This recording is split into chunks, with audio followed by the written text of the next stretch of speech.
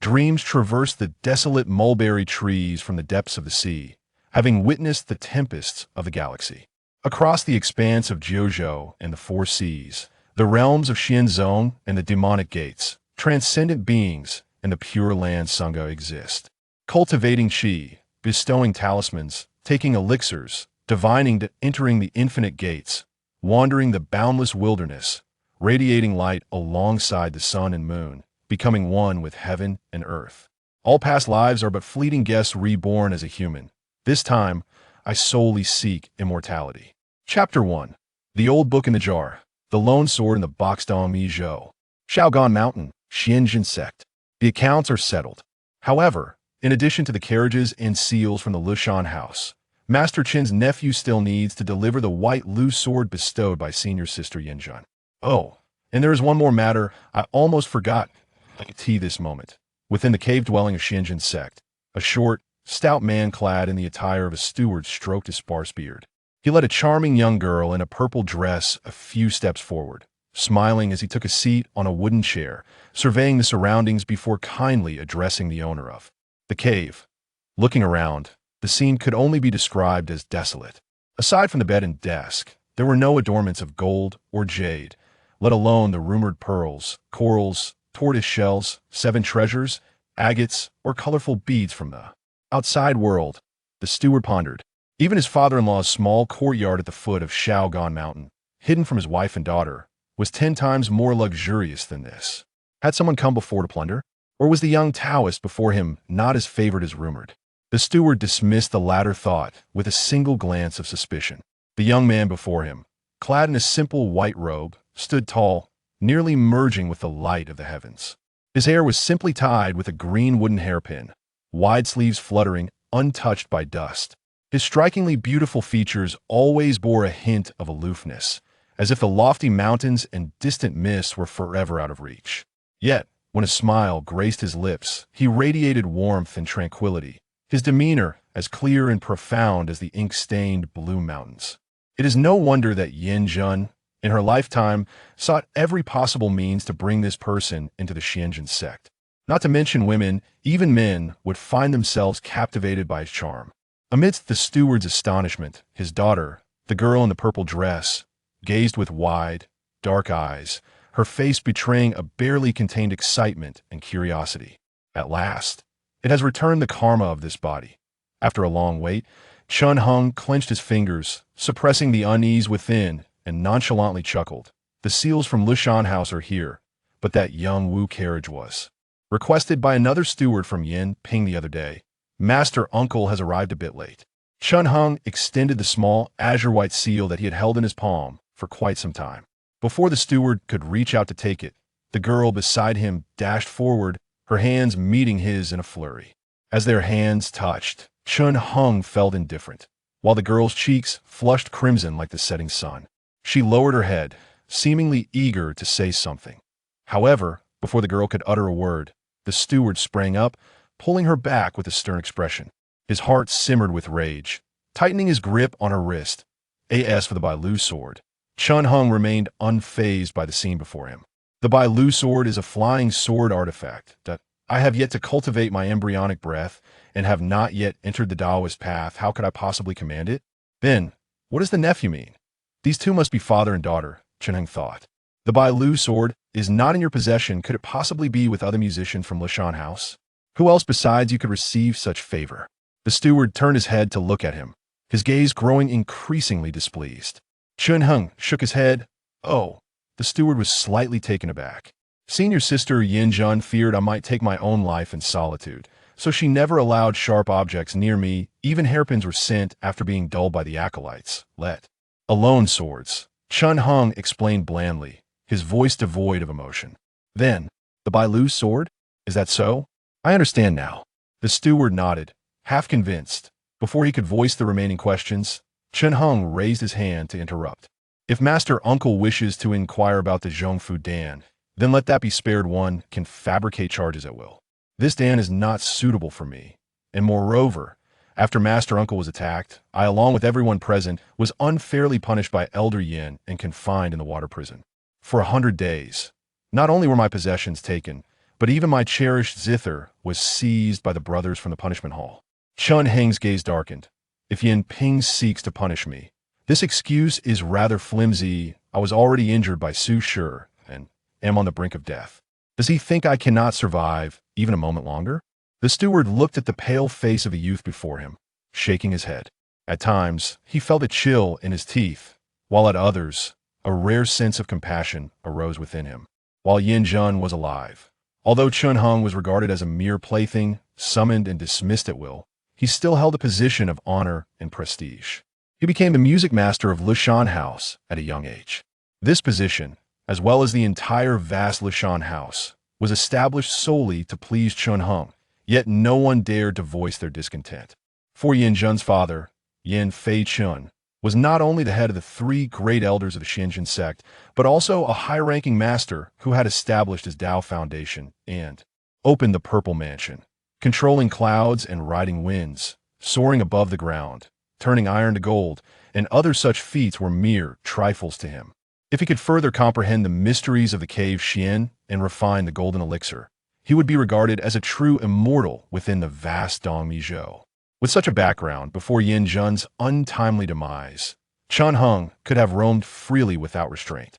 Given Yin Jun's affection for him, few within the expansive Shaogan Mountain Xinjiang sect could have obstructed him.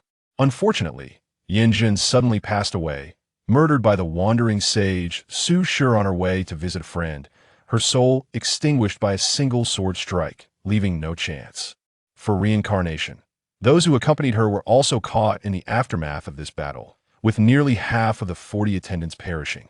Though Chun Hung miraculously survived, he was struck by Su Shi's true qi, suffering daily from the torment of cold poison that boiled his organs. Even so, afterward he was punished by Yin Fei Chun, confined in the water prison for 100 days, compounding his injuries. As of today, he could no longer even maintain his position within Lushan House. The seals and carriage must be handed over to the steward house for inventory and record-keeping. In this back and forth, even the most naive of souls would recognize that Chun Heng's present circumstances were far from what they once were. If Yin Jun were still alive, would the Taoists from the punishment hall dare to extort you? Who in the sect would strip you of your position in Lushan House? Now, they even seek to take your zither? Reflecting on the past, the steward sighed, having no desire to speak further. The matter of Zhongfu Dan was merely a baseless accusation concocted by Yin Ping against Chun Hung. Recalling Yin Ping's earlier requests without any gratitude, the steward had no intention of wading through such murky waters. Regarding your position, it is the sect's order from Master Uncle to collect the seals from you. Thus this offense is regrettable. After exchanging polite formalities with Chun Hung, the steward caught sight of his daughter's inexplicable bashfulness and shyness.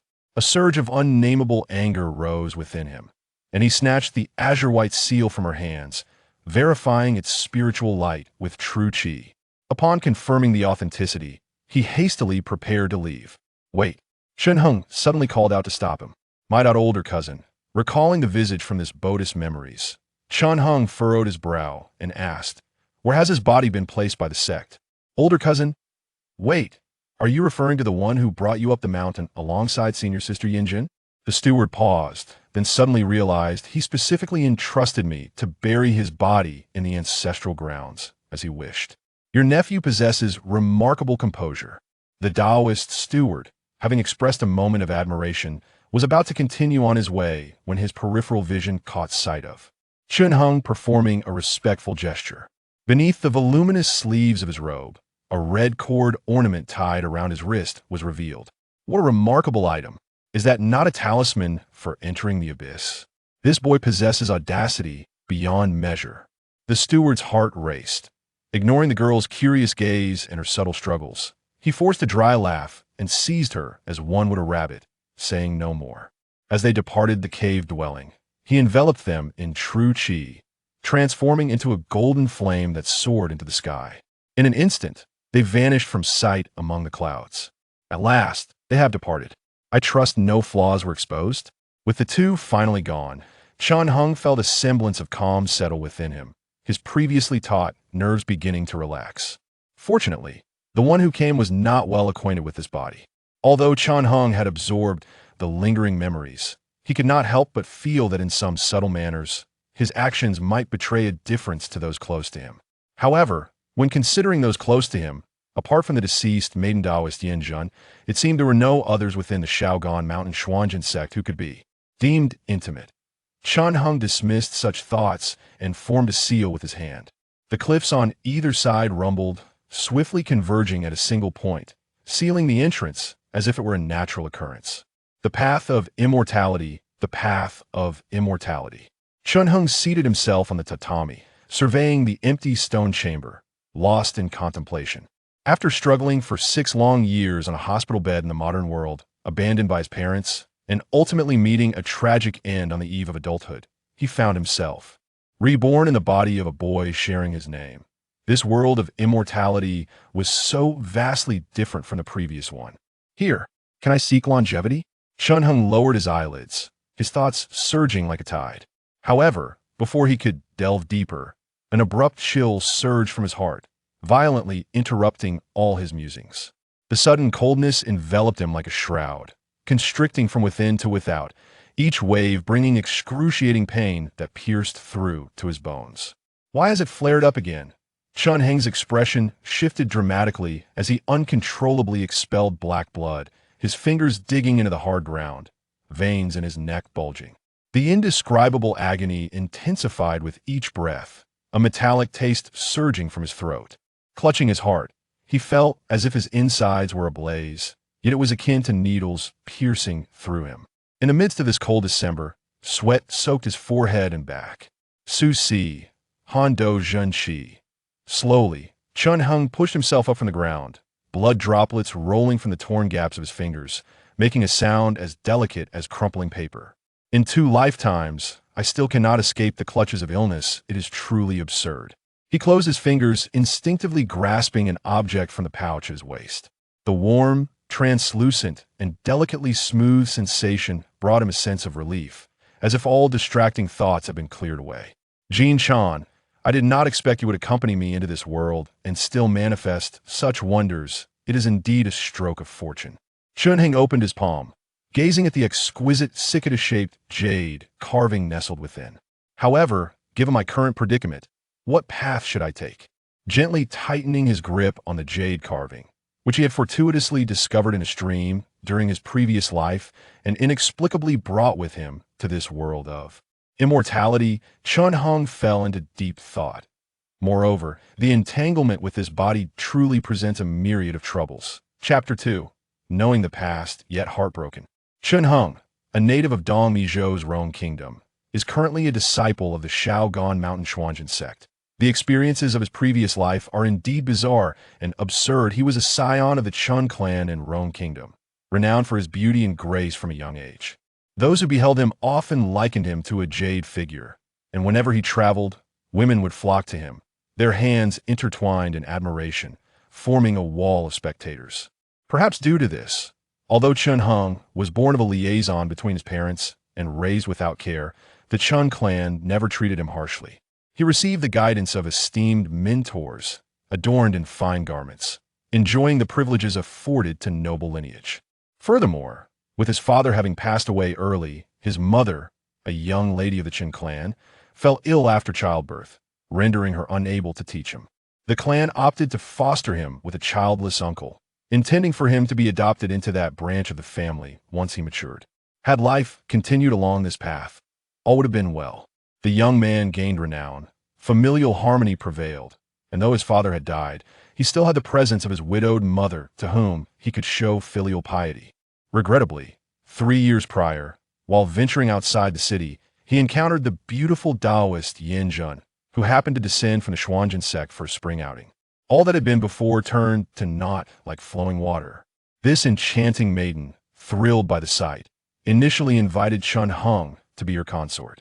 Upon rejection, she, in her fury and embarrassment, abandoned all pretense and resorted to coercive tactics.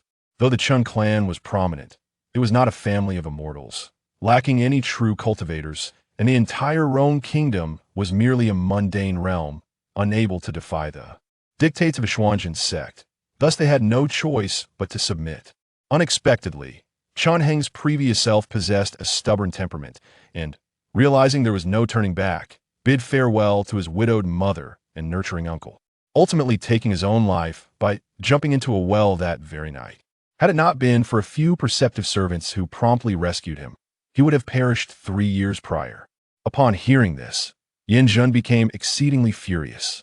Not only did she station 200 soldiers within the Chun clan to enforce strict surveillance, effectively sealing off the estate, but she also dispatched several Xuanzhen Sect disciples to attend to Chun Heng, curtailing his freedom. However, after Chun Heng's suicide attempt, Yin Jun's demeanor softened somewhat, though she continued to confine him. Awaiting his capitulation, she no longer exerted the same pressure as before. Amidst the prevailing anxiety, a member of the Chun clan, unable to bear the situation, sought an audience with Yin Jun, offering her a cunning plan. Chun Heng's previous self, dutifully devoted to his mother, had sought renowned physicians for years to treat her ailment, a futile endeavor with little benefit. Upon hearing this, Yin Jun laughed, and that very night, procured a medicinal pill from the Xuanzhen Sect, forcing Chun Heng's mother to consume it. In less than 3 days, his mother regained her health, her complexion radiant once more. In that moment, regardless of the resentment and bitterness within him, Chun Heng had no choice but to bid a tearful farewell to his grieving mother and ascend the mountain with Yin Jun. Subsequently, the Chun clan youth who had devised the plan, Chun Zhe, was rewarded by Yin Jun, fulfilling his wish to enter the sect and study the arts of qi cultivation for longevity under the tutelage of the sect's masters. Yet, unbeknownst to Chun Heng, just 3 months after he left home, his widowed mother suddenly passed away, her body emaciated, as if all vitality had drained from her. Although the precious elixirs for replenishing vitality were not scarce within the Xuanzhen Sect, to them, she was merely an ordinary woman. Perhaps in Yin Jun's eyes, it was utterly foolish to expend such elixirs to prolong the life of someone so mundane. The pill that his mother had consumed bore no true life-extending properties. It merely served to temporarily bolster her waning spirit, securing her existence for a brief time. While the consequences of this act were of no concern, eventually, this matter reached the Xuanzhen Sect, leaving Chun Heng's previous self utterly despondent and hopeless. From that moment onward, he was subjected to constant surveillance, deprived of sharp objects. Even the hairpin used to bind his hair had its points dulled before being allowed to be sent to him. Thus, for 3 more years, his previous self was kept like a caged bird. During this time, in a bid to elicit a smile from him, Yin Jun went to great lengths to please him, aware of his childhood talent for music, having sought out renowned masters. Consequently, she undertook extensive renovations in the sect, carving stone and opening mountains to construct palatial halls, naming it the Lushan House. Once completed, she summoned musicians from neighboring kingdoms to fill the halls, providing companionship for Chun Heng's previous self. Yet, despite Yin Jun's tireless efforts, his previous self's demeanor grew increasingly solitary and cold, his gaze chilling as a deep pool, causing those who met his eyes to feel an unshakable trepidation. Such were the days that followed. Until recently, the wandering cultivator Su, she had severed Yin Jun's life with a single stroke of his sword, bringing an end to the turmoil. On that fateful day, a thunderous sound of the sword reverberated, engulfing everything in a blinding light, rendering the senses momentarily useless. The skin felt as if it were about to split, and the eyes were pricked as if by needles. When the eyes finally opened again, the slender figure that had incited such hatred had already met a tragic end, her exquisite face still bearing an expression of disbelief, while the remnants of light in her gaze evoked an indescribable emotion.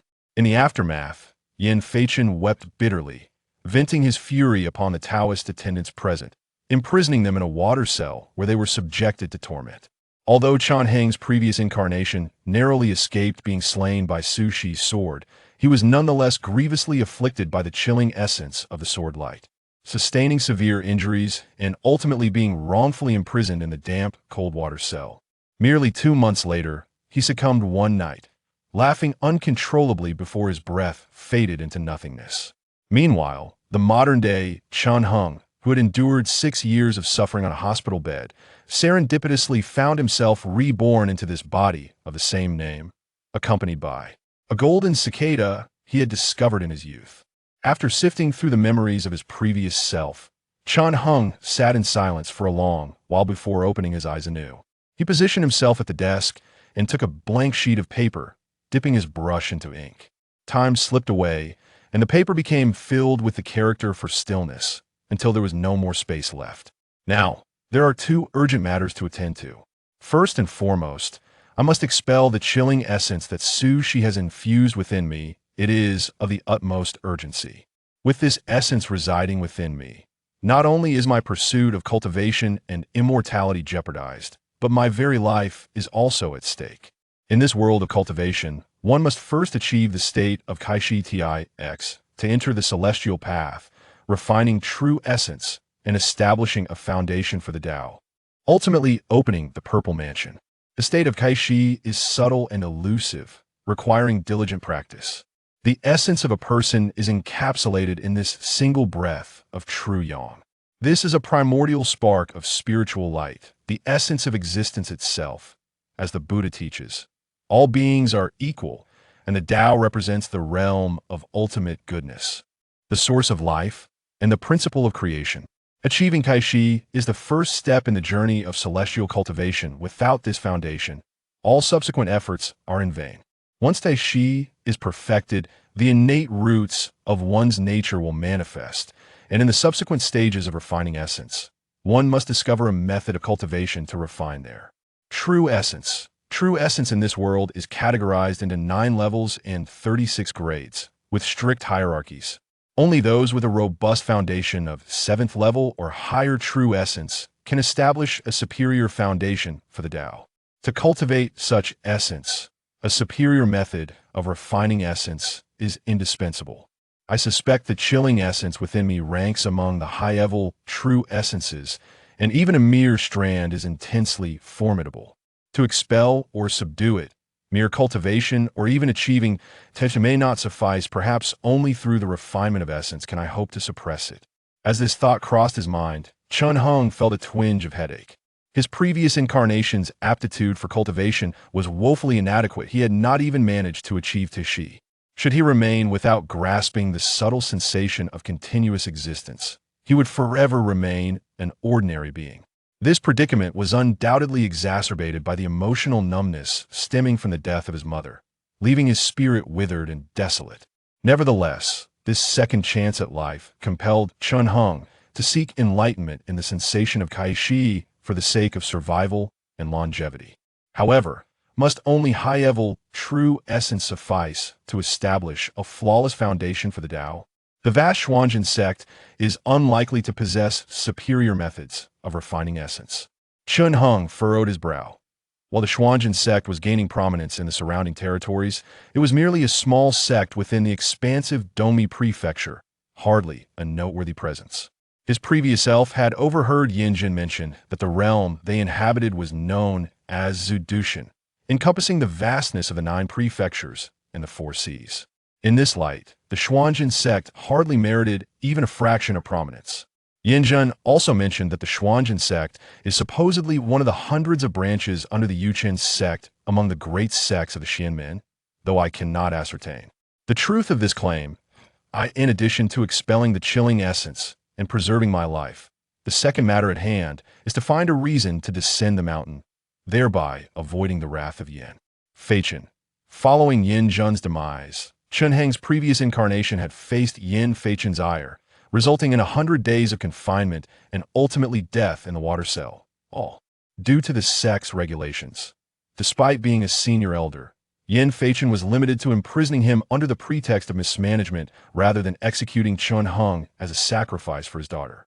However, while one might evade overt threats, hidden dangers remain insidious. Chun Hung, still trapped in his mortal state, would be foolish to remain within the sect and confront Yin Feichen, who held the advantage. Enduring 2 months in the water cell, his previous self ultimately succumbed. Chun Hung could hardly fathom how he had managed to grit his teeth and survive those remaining 40 days. When his confinement period ended and he staggered out into the sunlight, he was struck by an overwhelming sense of disbelief at being alive once more. Given the condition of this body, should he find himself in the water cell again, he would inevitably follow the same tragic fate as his predecessor.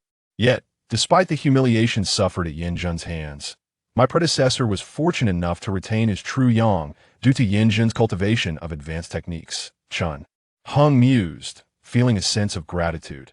This body was already of inferior quality. Had he lost his true yang as well, the path to ascension would become exponentially more arduous. At that moment, he felt a subtle shift in his expression and turned to the closed door of his abode. A hurried set of footsteps approached, followed by knocking and shouts. Who could be? Someone from the steward's office? Chun Hung rose, tearing the paper filled with the character for stillness into shreds and tossing them into the small red clay stove used for boiling water. Chun Shitty, it's me, Suji, Sushi Xiao. I heard you received the decree from the Dian as soon as you emerged from the water cell. Have you lost your mind? Don't listen to those fools in the execution hall. Open the door. You must open the door. The urgency in the voice escalated as the knocking grew more frantic. I know you haven't had a single day since coming to the mountain where you wish to live, but this isn't the way to seek death. Why insist on heading to Dian? Think carefully. Consider the living. Think of Aunt Wong from the dining hall. You used to enjoy her lotus seed porridge, right? If you die, you'll never taste it again. Inside the cave, Chun Hung glanced at the door, a barely perceptible lift at the corner of his brow. Chapter 3. The desolation of Chun Hung adjusted his collar and approached the door, opening it. Outside, a Taoist with a lute slung across his back let out a long sigh of relief upon seeing Chun Hung emerge, his previously anxious expression easing slightly. I heard that after you left the water prison, you received a decree to go to the Diyuan. Is that true? Indeed. How could that be? The lute-carrying Taoist, who introduced himself as Su Ji, became flustered and instinctively reached for the red cord visible on Chun Heng's wrist. However, he halted halfway, reminded of Chun Heng's cold and solitary demeanor in the past. His hand froze in an awkward position, neither advancing nor retreating. Well, I have troubled you, senior brother, to come and offer guidance. If you do not mind the simplicity, please come in for a discussion. Chun Hung smiled faintly, clasping his hands in greeting, his expression entirely unperturbed. Oh, very well, Su Ji replied, his earlier fright seemingly amplified. He cautiously glanced at Chun Hung, clearly doubting whether he was still dreaming. Noticing Chun Heng's calm demeanor, Su Ji shrank his neck and stealthily followed him inside. Once they were seated, and after Chun Hung initiated a few casual remarks, Su Ji's initial ghostly appearance began to fade, a smile surfacing on his face. After experiencing life and death, I did not expect my junior brother to undergo such changes. This is splendid, truly a cause for celebration. I have long wished to tell you that harboring such pent-up frustration is not only detrimental to one's health, but also hinders one's cultivation. Su Ji raised the teacup on the table. Seeing you in this state, I can finally rest easy. Chun Hung glanced at him.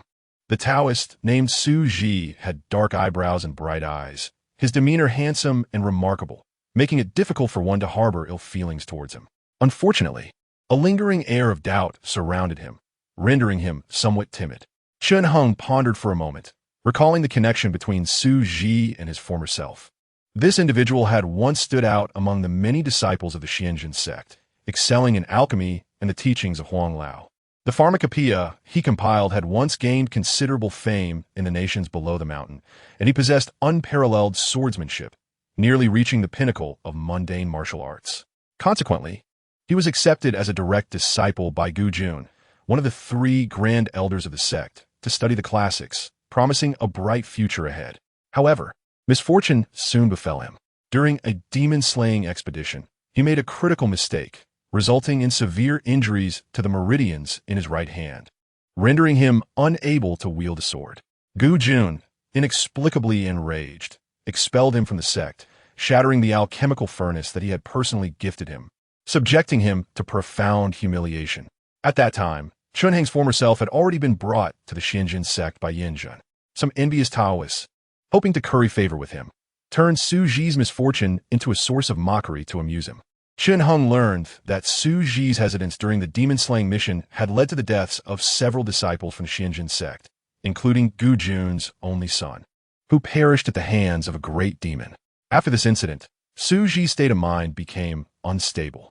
Not only did he fail to achieve anything in the cultivation of qi, but he also neglected his alchemical studies.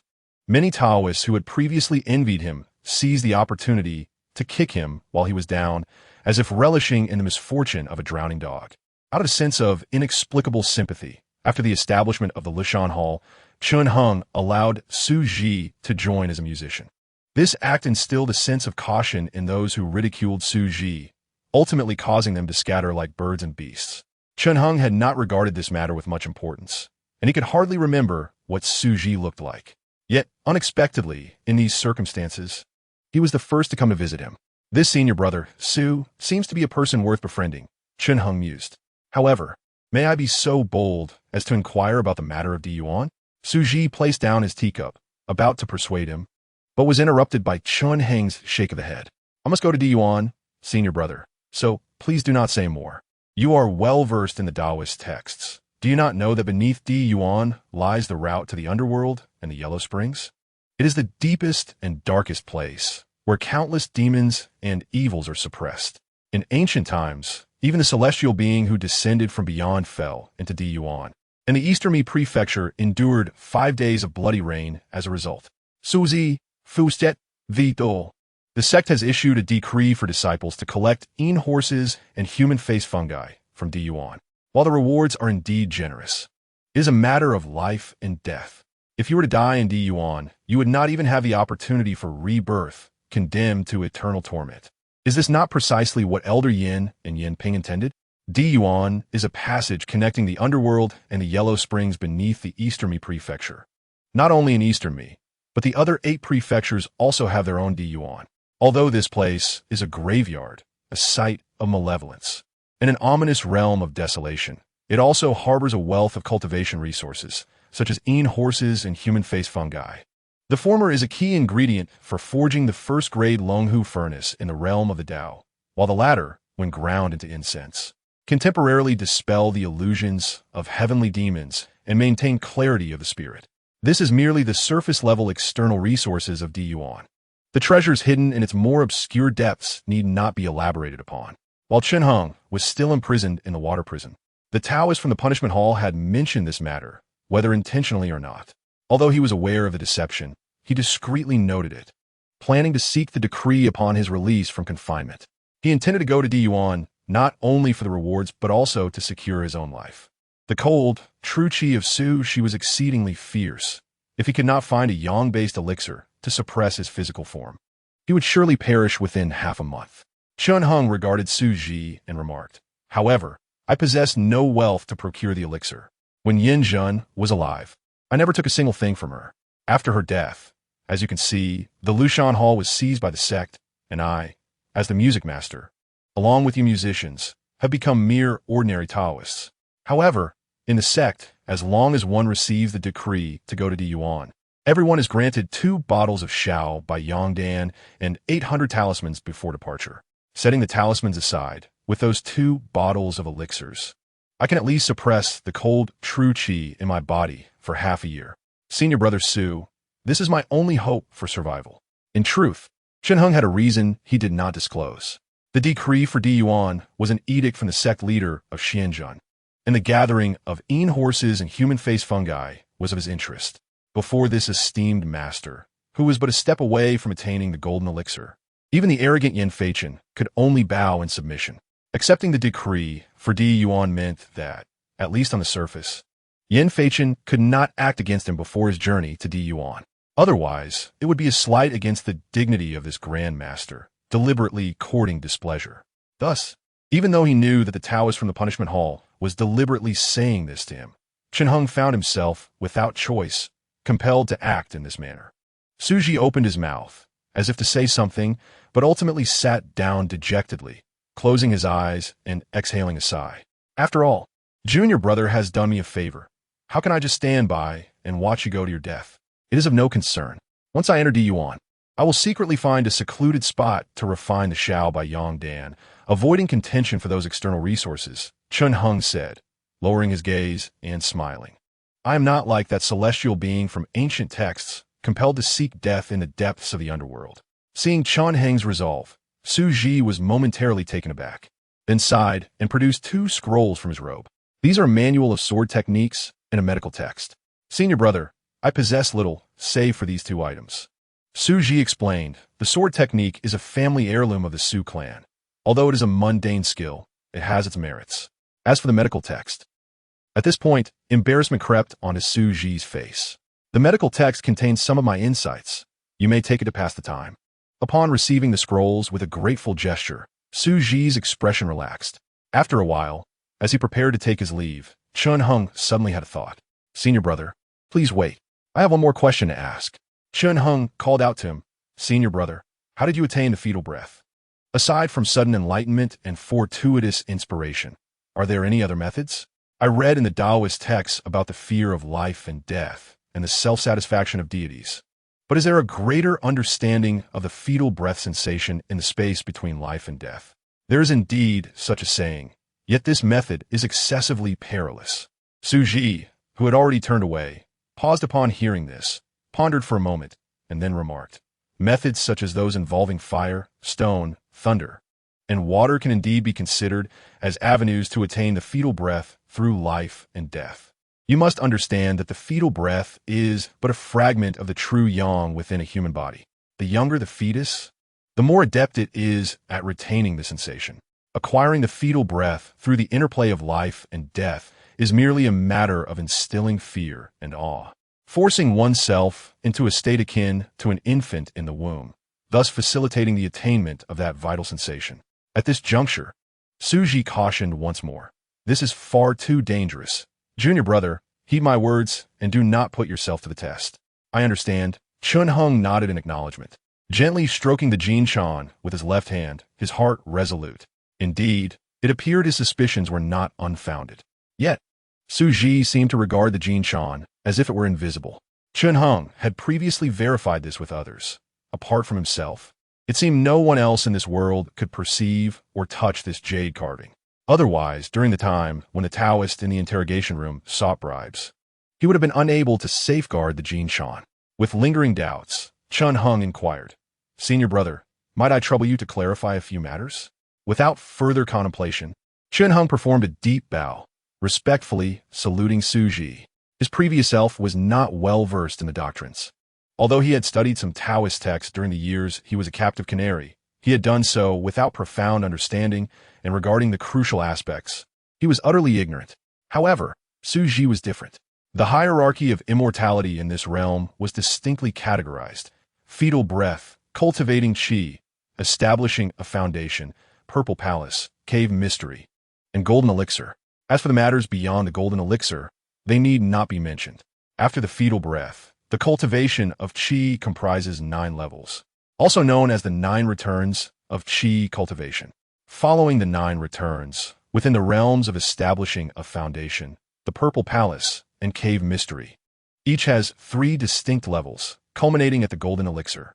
Despite having later succumbed to despair and neglecting the path of qi cultivation, Su Ji was, after all, a practitioner who had achieved fetal breath and reached the 6th level of qi cultivation. While Su Ji might not be able to answer some intricate questions, Chun Hung, with his current knowledge, would not be able to pose them anyway. If one were to seek enlightenment at present, there was no one more suited for Chun Hung than Su Ji. Please do speak plainly. Su Ji was taken aback. He had never witnessed Chun Hung exhibit such earnestness in the pursuit of knowledge. Today's astonishment had been ample. What does junior brother wish to ask? He regarded the youth, whose demeanor was as ethereal as a celestial being, and chose his words with caution. I am but a practitioner of the 6th level of qi. Some matters may elude my comprehension, so please do not take offense. How could I? I wish to inquire, senior brother, regarding the wildfowl and horns. In divination, they signify an omen of impending conflict. However, when applied to the human meridians, how should one interpret this? Chun Hang's heart surged with excitement, and he quickly sought guidance.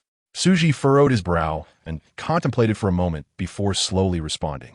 By the time the moon reached its zenith, Chun Hung escorted Su Ji from the cave dwelling. This session of inquiry had yielded substantial insights, besides the questions he had harbored since his time in the water prison. He had also subtly inquired about the qi cultivation methods of the Xianjin sect. He learned that the methods for refining high-level true qi were exceedingly rare throughout the vast Dongmi prefecture, often held exclusively by major sects and schools. Not to mention seeing them, even hearing about them, was a rarity. Yet, one must remember that matters lie within human determination. Who can predict what the future holds? Upon closing the door to his abode, Chun Hung exhaled deeply, feeling as though the fog before him had dissipated, revealing a boundless expanse. He could not help but clap and laugh heartily. Fear of life and death. The divine reveals it to me. How enlightening this is, with the Jin Chan in hand. Henceforth, the realm of fetal breath would present no obstacles to me. He lit a candle and seated himself once more at his desk, diligently inscribing his thoughts upon paper. 2 days later, a clear and melodious sound resonated throughout the entirety of Shaogan Mountain, rousing all practitioners of the Xianjin sect from their abodes. After such a long wait, it had finally arrived. Grasping the suddenly warm red cord around his wrist, Chun Hung smiled nonchalantly, lifting the hem of his robe as he stepped outside. Chapter 4. The master of Xianjin sect, Shaogan Mountain, is situated at the confluence of the three nations of Rong, Dansu, and Zheng, comprising 11 peaks, 9 major cliffs, and 20 waterfalls, and is recognized as one of the 400 famed mountains in the southern domain of Dongmi Prefecture. The breathtaking landscapes need no further elaboration. Since establishing the sect 30 years ago, the master of the Xianjin sect has set up various chambers: the interrogation room, merit room, service room, spirit feeding room, and elder room, to manage the affairs of the sect. From afar, many practitioners were seen guiding true qi from the heights, their vibrant flames intertwining, resembling a spectacle of fiery trees and silver flowers, truly a sight to behold. Would you be so kind as to escort me? Chun Hung addressed the graceful female practitioner beside him, enveloped in dazzling purple and azure true qi. Her sinuous form shimmered like a beautiful serpent, appearing almost ethereal, enhancing her charm. Though Chun Hung intended to wait for Su Ji to accompany him, he had barely taken a few steps when this female practitioner playfully whisked him away with her true qi, leaving him unable to extricate himself. Fortunately, she bore no ill intent. Given the circumstances, Chun Hung resigned himself to her whims. Your smile is truly enchanting, dear Junior, even when you do not smile. Your beauty is undeniable. It is no wonder Yin Jun has gone to such lengths for you. Today, Chun Hung donned a moon-white long robe. The mountain winds were biting, so he draped a black and gold crane cloak over it. Even among the hundreds of practitioners, he stood out like a crane among chickens, exuding an air of elegance that was extraordinary. The female practitioner gazed at his striking features, her throat slightly moving, her gaze intensifying. Do you know my name, dear Junior? Remember it well. I am Yuan Cho. Should you find yourself overwhelmed in the depths of the abyss, do not hesitate to call for me.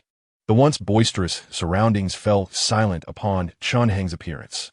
Observing this shift, even though Yuan Cho was reluctant to part ways, she firmly pressed a communication jade into Chun Heng's palm, offering a gentle smile before departing. A communication jade, Chun Hung thought as he accepted it. Suddenly, a chill coursed down his spine as if being stalked by a predatory beast. In the crowd, a man clad in a yellow robe with sharp eyebrows fixed his gaze on him, a palpable murderous intent radiating from him, his countenance twisted with rage. Yin Ping? Chun Hung cast a cold glance in his direction, a dismissive expression on his face. Yin Ping was incensed by this display of disdain, his true qi erupting like a furious tempest. Chun Hung, uninterested in further engagement, sought a windless spot, tightened his cloak, and remained motionless with closed eyes. After what felt like half a stick of incense, as nearly all of the Xianjin sect practitioners who had received talismans gathered, the skies suddenly erupted with a thunderous roar, and in mere breaths, a celestial palace of azure descended. Within the palace, the 3 elders, Yin Fei Chun, Gu Jun, and Chang Ji, took their seats, and at the innermost part of the palace, a strikingly handsome young man sat cross-legged.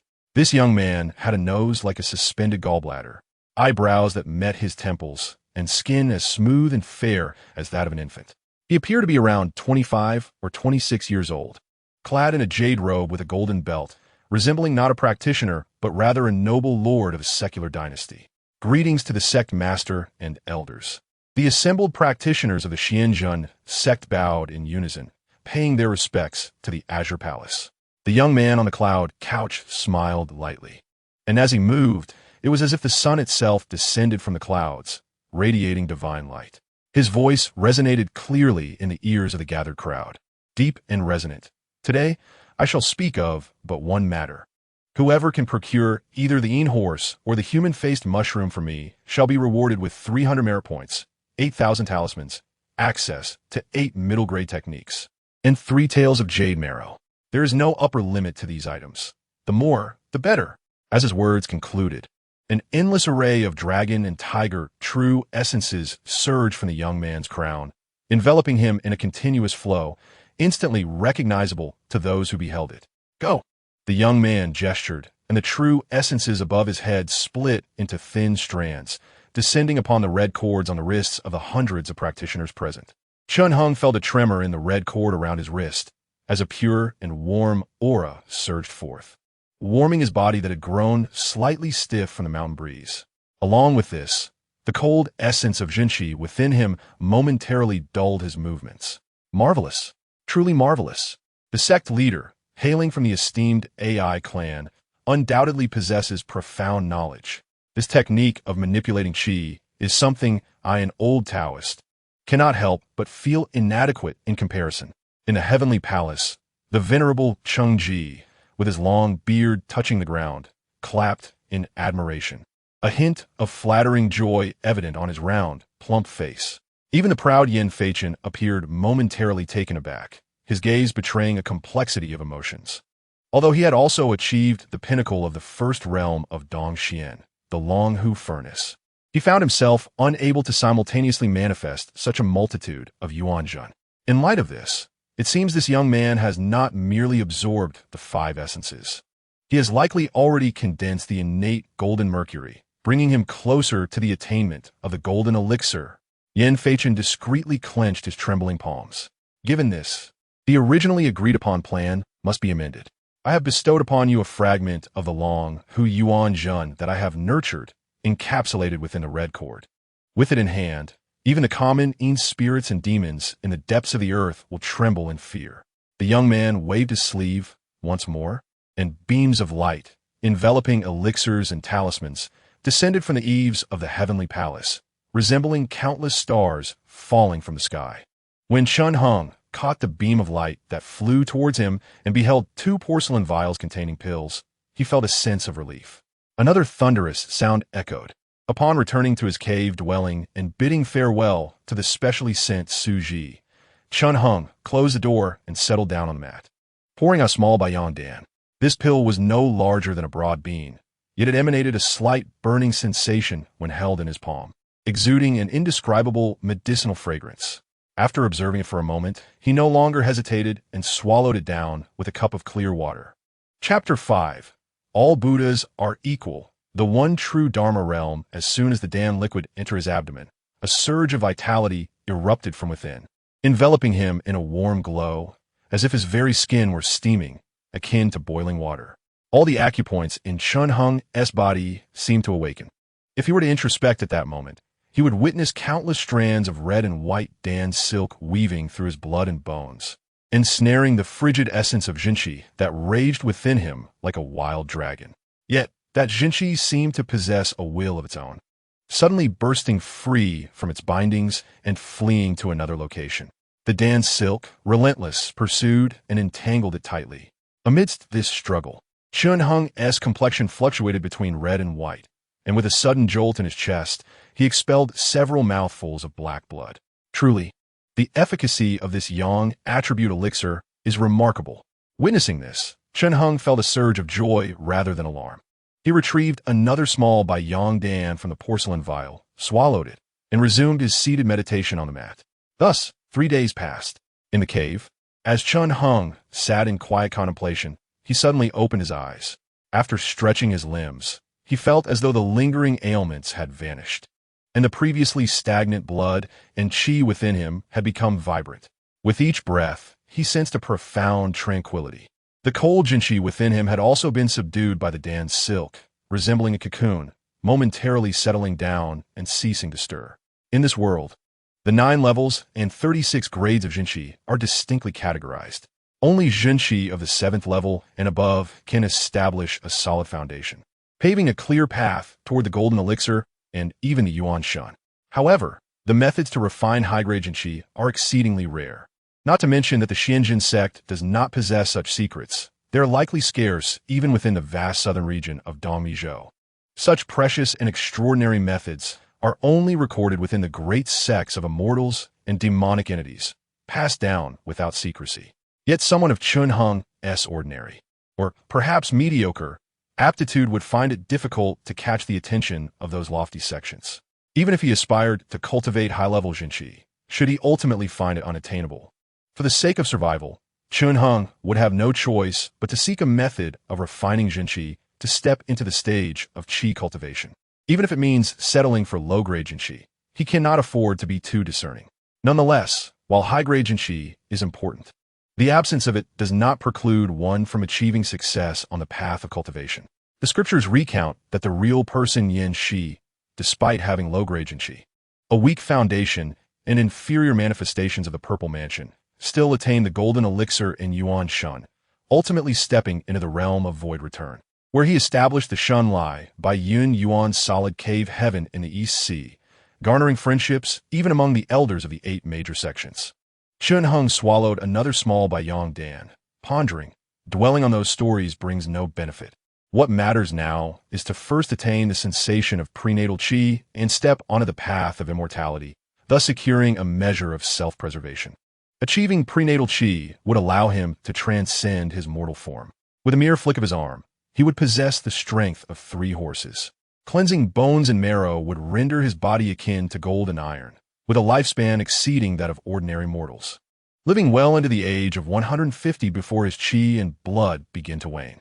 The realm of prenatal qi is revered in the martial world of mortals as the innate foundation, the ultimate limit of secular martial arts. Those who attain the innate state are hailed as grandmasters. Such individuals, clad in sturdy armor and wielding sharp blades, accompanied by a few spirited steeds and a troop of elite soldiers, will be highly valued by the court, receiving titles and lands without hesitation, wealth and honor within easy reach. However, this limit of secular martial arts is merely the first threshold of the immortal path. Those martial artists who toil for decades to refine their sinews and brew their organs, achieving the innate state, are truly rare, often left with injuries and ailments in their old age. How could this compare to the sudden enlightenment of the immortal path, which flows effortlessly? Secular martial arts? I wonder if there are other forms of martial arts. Chunhung ceased his musings, retrieved a newly purchased long sword from the cave wall, and firmly grasped the golden cicada. The jade carving in the shape of a cicada emitted a faint glow. This exquisite object was meticulously crafted, with its face, antennae, wings, and feet all rendered with exquisite detail, appearing lifelike, its wings shimmering with a golden hue, radiant and resplendent. On the cicada's abdomen, from minuscule characters inscribed the words "One True Dharma Realm," almost imperceptible, with a thought as his essence flowed out. Chunhung's complexion paled as he was instantly drawn into a wondrous space by the golden cicada. In this nebulous realm, there were no sun, moon, or stars above, nor grass, trees, or soil below. The directions were indiscernible, and the vastness of this place was unfathomable, with no boundaries in sight. It seemed that even through the endless cycles of birth and death, one could never reach its edges. While I had already comprehended the cicada's functions when grasping it in this world, witnessing it firsthand was still profoundly awe-inspiring. This place was desolate and boundless, enveloping one in a misty haze. Chunhung casually found a spot to sit cross-legged, laying the long sword he had been holding across his knees, and marveled. This universe is called the One True Dharma Realm and serves 2 purposes. Firstly, upon entering this realm, it simulates a heart reflection that mirrors oneself perfectly, replicating both the realm and the items one carries. The insights gained from practicing within this heart reflection are fully transmitted back to the true self upon exiting the realm. Moreover, remarkably, death within the heart reflection does not affect the true self in the external world, causing no harm to one's essence or depleting qi and blood. Under the rule of 10 days in the Dharma realm, equating to 1 day in the mortal realm. This means that Chunhung has gained 10 times the cultivation time compared to others, and it is on par with those vast cave heavens inhabited by celestial beings. Had it not been for the need to draw upon my essence to enter the One True Dharma realm, my body could not withstand such a loss. Why should I have waited until now? Chen Hung, filled with curiosity, surveyed his surroundings. If it were not for the nourishment provided by the Baiyang Dan and the binding of the cold Jinqi, he would never have dared to activate the one true Dharma realm. Just a few days ago, before consuming the Dan, he had held the golden cicada, attempting to enter the Dharma realm, but was repeatedly overwhelmed by a sense of great terror that warned him within his heart. Until today, after consuming the Dan, the lingering sense of terror has finally begun to fade, yet a profound weariness still persists. Moreover, the thoughts of others linger in my mind. Chen Hung subtly extended his hand, pointing 3 zhang ahead, and there materialized a figure of striking features, a swordsman with a sword slung over his back. A page of golden scripture hovered above the swordsman's head, which Chen Hung summoned into his embrace with a mere gesture. Chapter 6. Attaining the fetal breath MHSH Guing D, a name, XH. Techniques. The Minor Red Dragon Sword Classic, Great Completion, 10 steps, 1 kill. The Green Bag Medicinal Compendium, Great Completion. The Land God Movement Technique, Medium Completion. The Blood Slaughter Talisman, Beginner. The Crystal Flame Talisman, Beginner. The Water Separation Talisman, Beginner. The Ghost Capture Talisman, Beginner. The Bloodlust Talisman. Path. Cultivating Qi, 6th layer, 3 Qi, illuminating the spirit. It turns out that my senior brother's Blood Slaughter Talisman is not yet even at the initial stage of completion. No wonder so much blood was spilled that day. Chen Hung gazed at the characters inscribed on the golden page, contemplating silently. It is often said that the Tao is divided into 3 stages, while immortals have 5 ranks.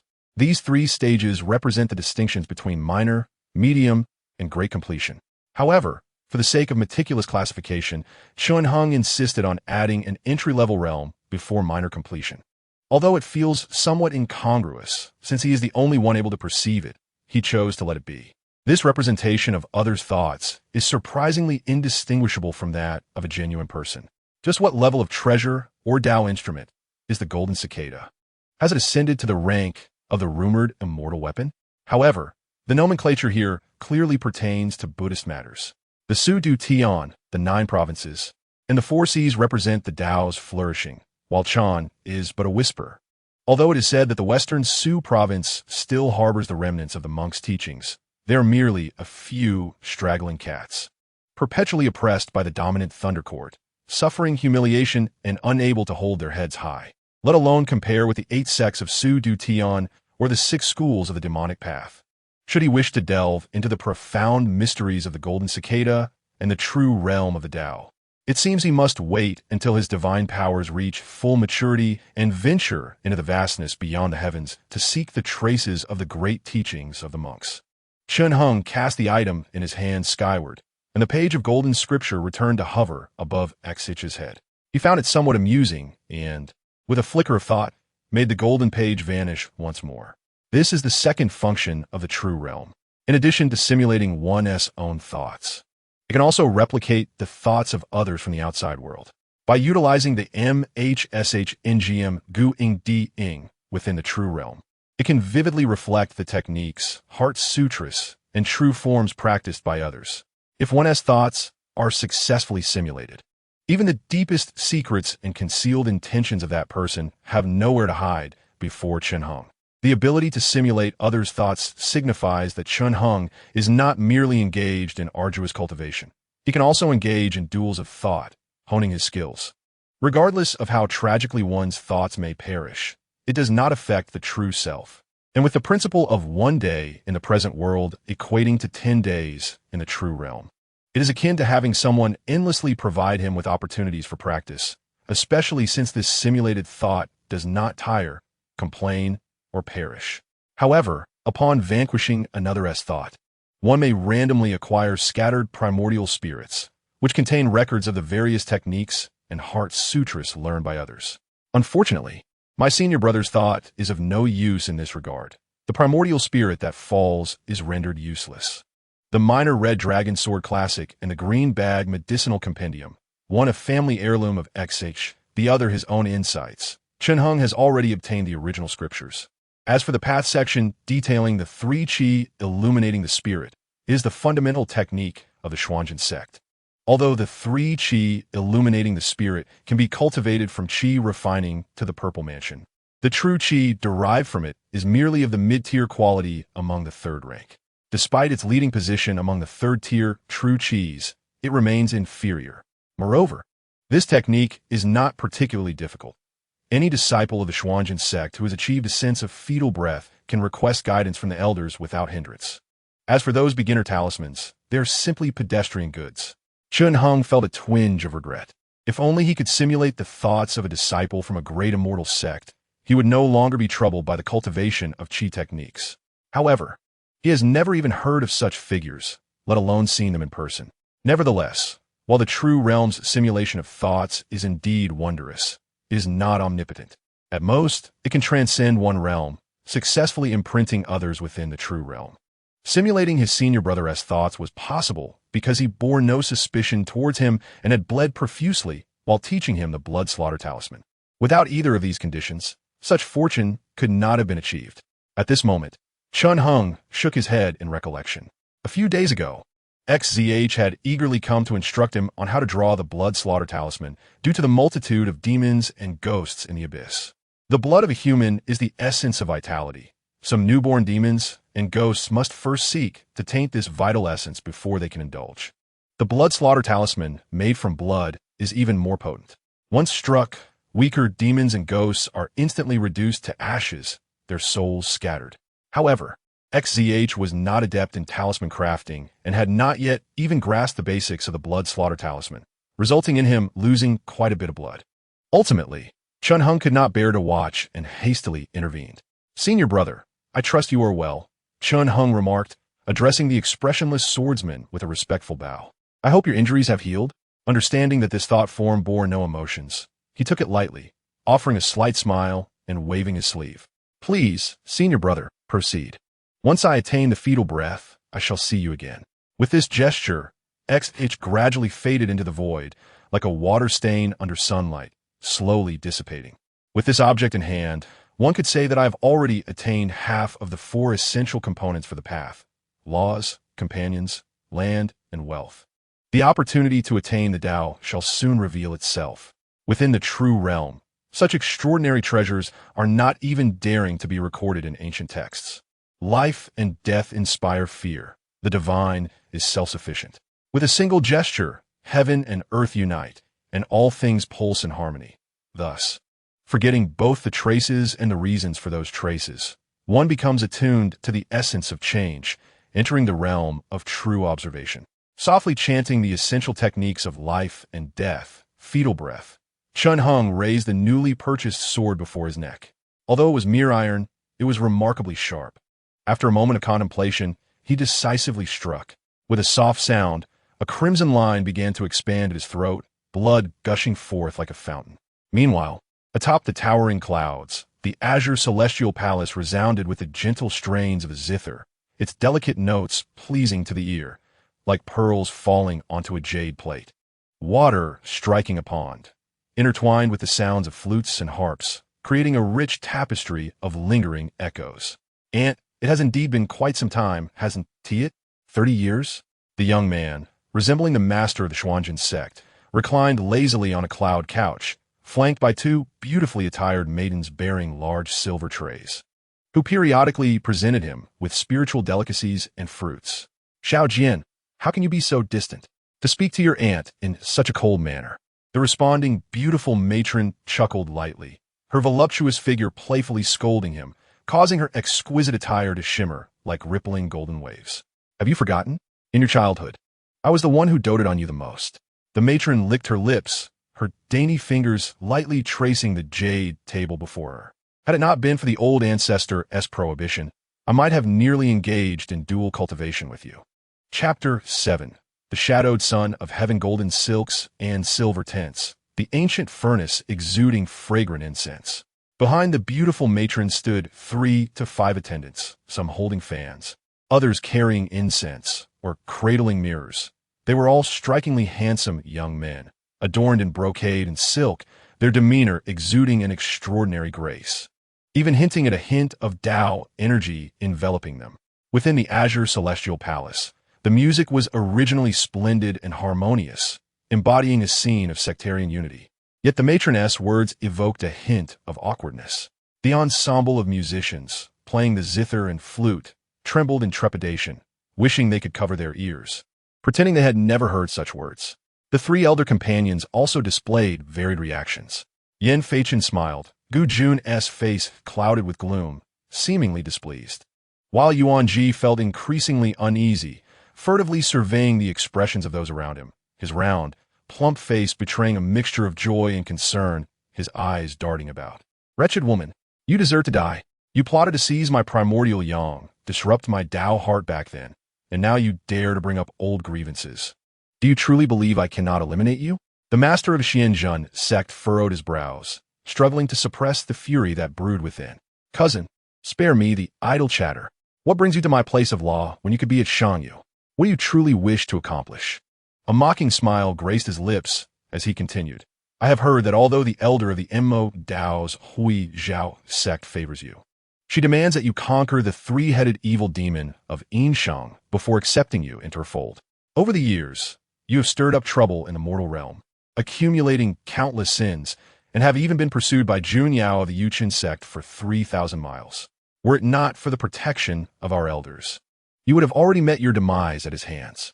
The master of Xianzhen regarded her with keen interest, inquiring with a laugh. However, it appears that you have also managed to cultivate an evil demon of your own. Haven to you? Yet before you could subdue it, it fled. How unfortunate. Xiao Jian. There's truly no need for such theatrics, the beautiful woman replied coldly. If we were to compare misfortune, who could rival you? Look at how the esteemed son of the AI clan, a grand figure of the Yuqin sect, has now fallen to such depths that he cannot even find refuge in a blessed land and must seek shelter in this dilapidated mountain. Had you advanced to true transmission back then? Silence. The master of Xianzhen erupted in anger, his gaze sharp as two beams of divine light. With a swift motion, he leaped into the air, aiming a strike at the beautiful woman. The divine light, swift as lightning, approached her, yet she remained unperturbed, as her numerous servants combined their strength to present a bronze mirror, reflecting the light skyward, thereby immobilizing the two beams. Aijun, do you truly believe that your rudimentary sword technique can harm me? Even without external aids, it cannot breach my Tao body. The woman dismissed with a shake of her head. What is this?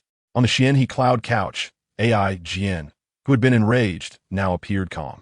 I'm not the original master of the Kuei gang mirror. I merely borrowed it.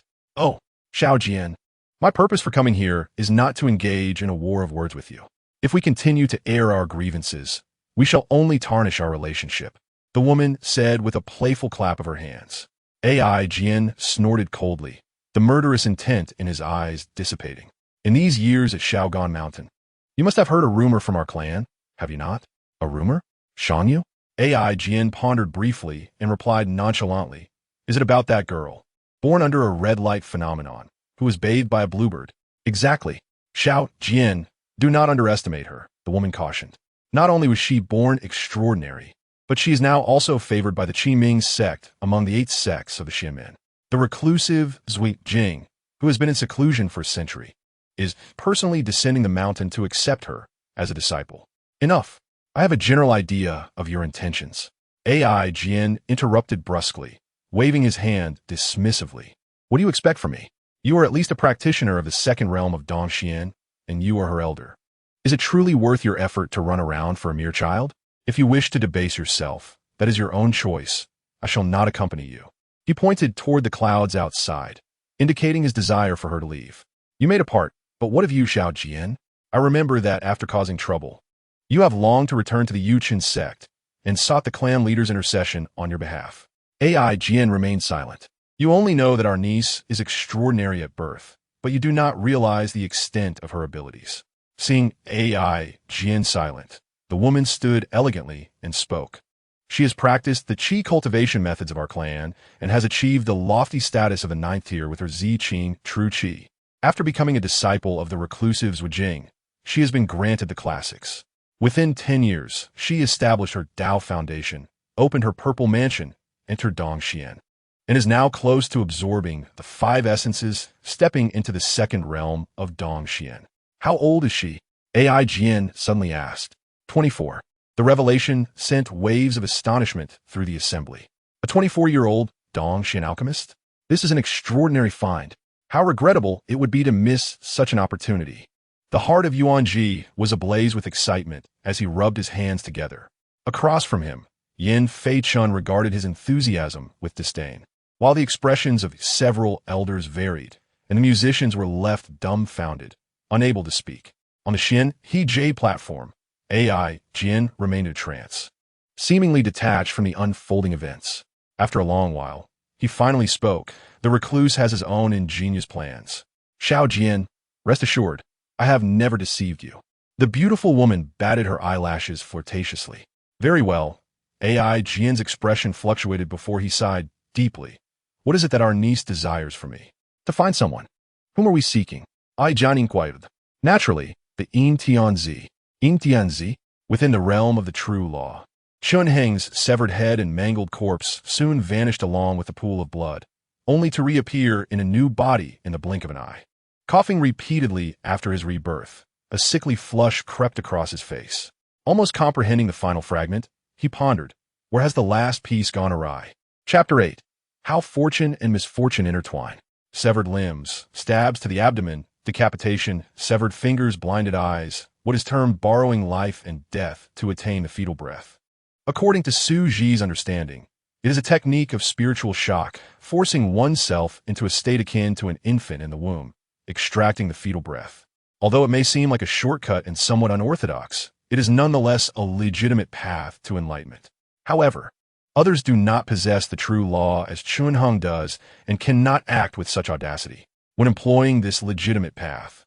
Most practitioners do so on high cliffs or in perilous pools, using the essence of the realm to hone their minds. Furthermore, they require the support of peers and mentors to safeguard them, preventing a misstep that could lead to disastrous consequences. This approach, while less convenient and harsh than Chun Heng's methods, nevertheless lacked some of the severity. Yet in the end, he had grown accustomed to it. With external matters resolved and no rebellious thoughts, he would sit calmly, introspecting the rise of his thoughts. If a single thought emerged, Chun Heng swept his sword. His left hand's 5 fingers fell in response.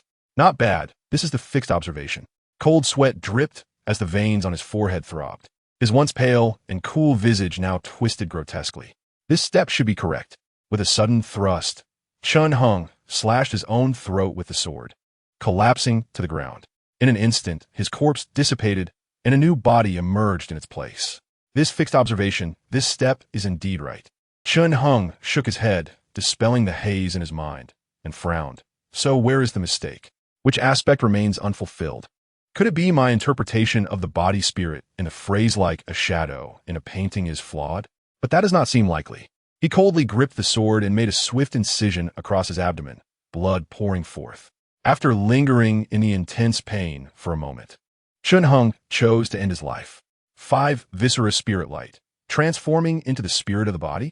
He raised the sword, breathe in through the nose and close it, counting to 120, severing without return. He raised the sword. No need for medicinal bait, maintaining the triad. He raised the sword, guarding the corpse against the ghost. He raised the sword. The spirit without idle thoughts, awakened frequently. He raised the sword. Once again, he was reborn. Chun Heng grasped the long sword resting upon his knees, his brow slightly furrowed, instinctively preparing to swing it, but his movements suddenly froze. No, it can't be like this. So that's it. So that's how it is. A flash of insight illuminated his mind, and he burst into laughter, feeling the burdens upon his chest lift. The final comprehension that had troubled him in achieving the fetal breath was now firmly grasped. So simple, like observing patterns on one's palm. Life and death, fearsome yet divine. It turns out the essence of this method lies in the opening phrase. I had been too forceful and intentional, forgetting the self within divine understanding, grasping its form, yet failing to grasp its essence. No wonder. Falling flowers and flowing water, the spirit completes the fetal essence. I had been too fixated on every step, fearing to go astray, which led me to the lower path, losing the true meaning of the Tao's natural course. Shang Dao Wu Wei, without seeking through observation, Xiada acts. Its utility is unceasing. Understanding white while guarding black. The divine clarity comes naturally. Chun Heng sighed, casting his long sword far away. I have overlooked this. The so-called subtle words and profound meanings are none other than this. At this moment, the true Dharma realm began to sway, giving rise to countless wondrous and resplendent lights, like dreams and shadows. Has the time arrived? Remarkably, he had lingered within the Dharma realm for 10 days. A force of attraction suddenly emerged, attempting to draw Chun Hung away, yet he did not resist, merely calming his mind and closing his eyes. When he opened his eyes once more, he found himself back in the external cave dwelling. Everything arranged just as it was when he departed, with no discrepancies. Chun Hung set down his long sword and strolled slowly within the cave, standing tall and graceful, exuding an indescribable charm. Dreams traverse from the sea's depths, traversing the turbulent winds of the Milky Way. He silently lowered his eyelids, forming his hand into a blade, lightly tapping his neck and smiling. Today, I behold heaven and earth. Every one of his 365 acupoints trembled in unison. In an instant, a warm and benevolent darkness enveloped him. That extraordinary sense of comfort made Chun Hung drowsy, akin to an infant nestled in a tranquil womb. Intienzi? Atop the towering clouds, Ai Jian in the azure sky palace first pondered, then a cold smile spread across her face. Is this not a term from the dual cultivation techniques within the chamber? What, is our niece now preparing to establish her own inner chamber, hiding a beauty within? I advise her to focus on her cultivation. One must know that cleverness in youth does not guarantee greatness in adulthood. You need not worry about her. Yu Chen's abandoned disciple, Xiao Jian, you must understand, since she is a true heir of the Qi Ming sect. Every move she makes carries profound significance. The beautiful woman dismissed the discussion, merely gesturing slightly, and the handsome men behind her obediently extended their faces for her to caress. However, I happen to know her intention in seeking Yin Tianzi. The beautiful woman stated, in her cultivation within the Qi Ming sect, it seems there is a method that requires drawing upon the fate of Yin Tianzi, which should also be the reason she entrusted me to seek him. What kind of divine power? Ai Jian pondered in a low voice, yet soon his expression changed drastically. After all, he was once a disciple of the Yu Chen sect and hailed from the Ai clan of Shangyu. He quickly formed a conjecture in his heart. Could it be that the Qi Ming sect intends to establish my niece as the Daozi? He spoke hoarsely. Must such ancient Dao techniques also be passed on to her? The beautiful woman laughed without responding. In this grand age of celestial cultivation, there exist no distinctions of gender or hierarchy. Everything is measured by the path one walks. Men may take concubines and wives, and women may likewise keep numerous lovers. However, if one forms a life-bonded Dao partner, and one party refuses, that is another matter altogether. Though I do not excel in divination, I can gather people for you in this realm. Naturally, the beautiful woman nodded. However, Yin Tianzi possesses a significant characteristic. All who are Yin Tianzi are undeniably stunning, possessing extraordinary talents.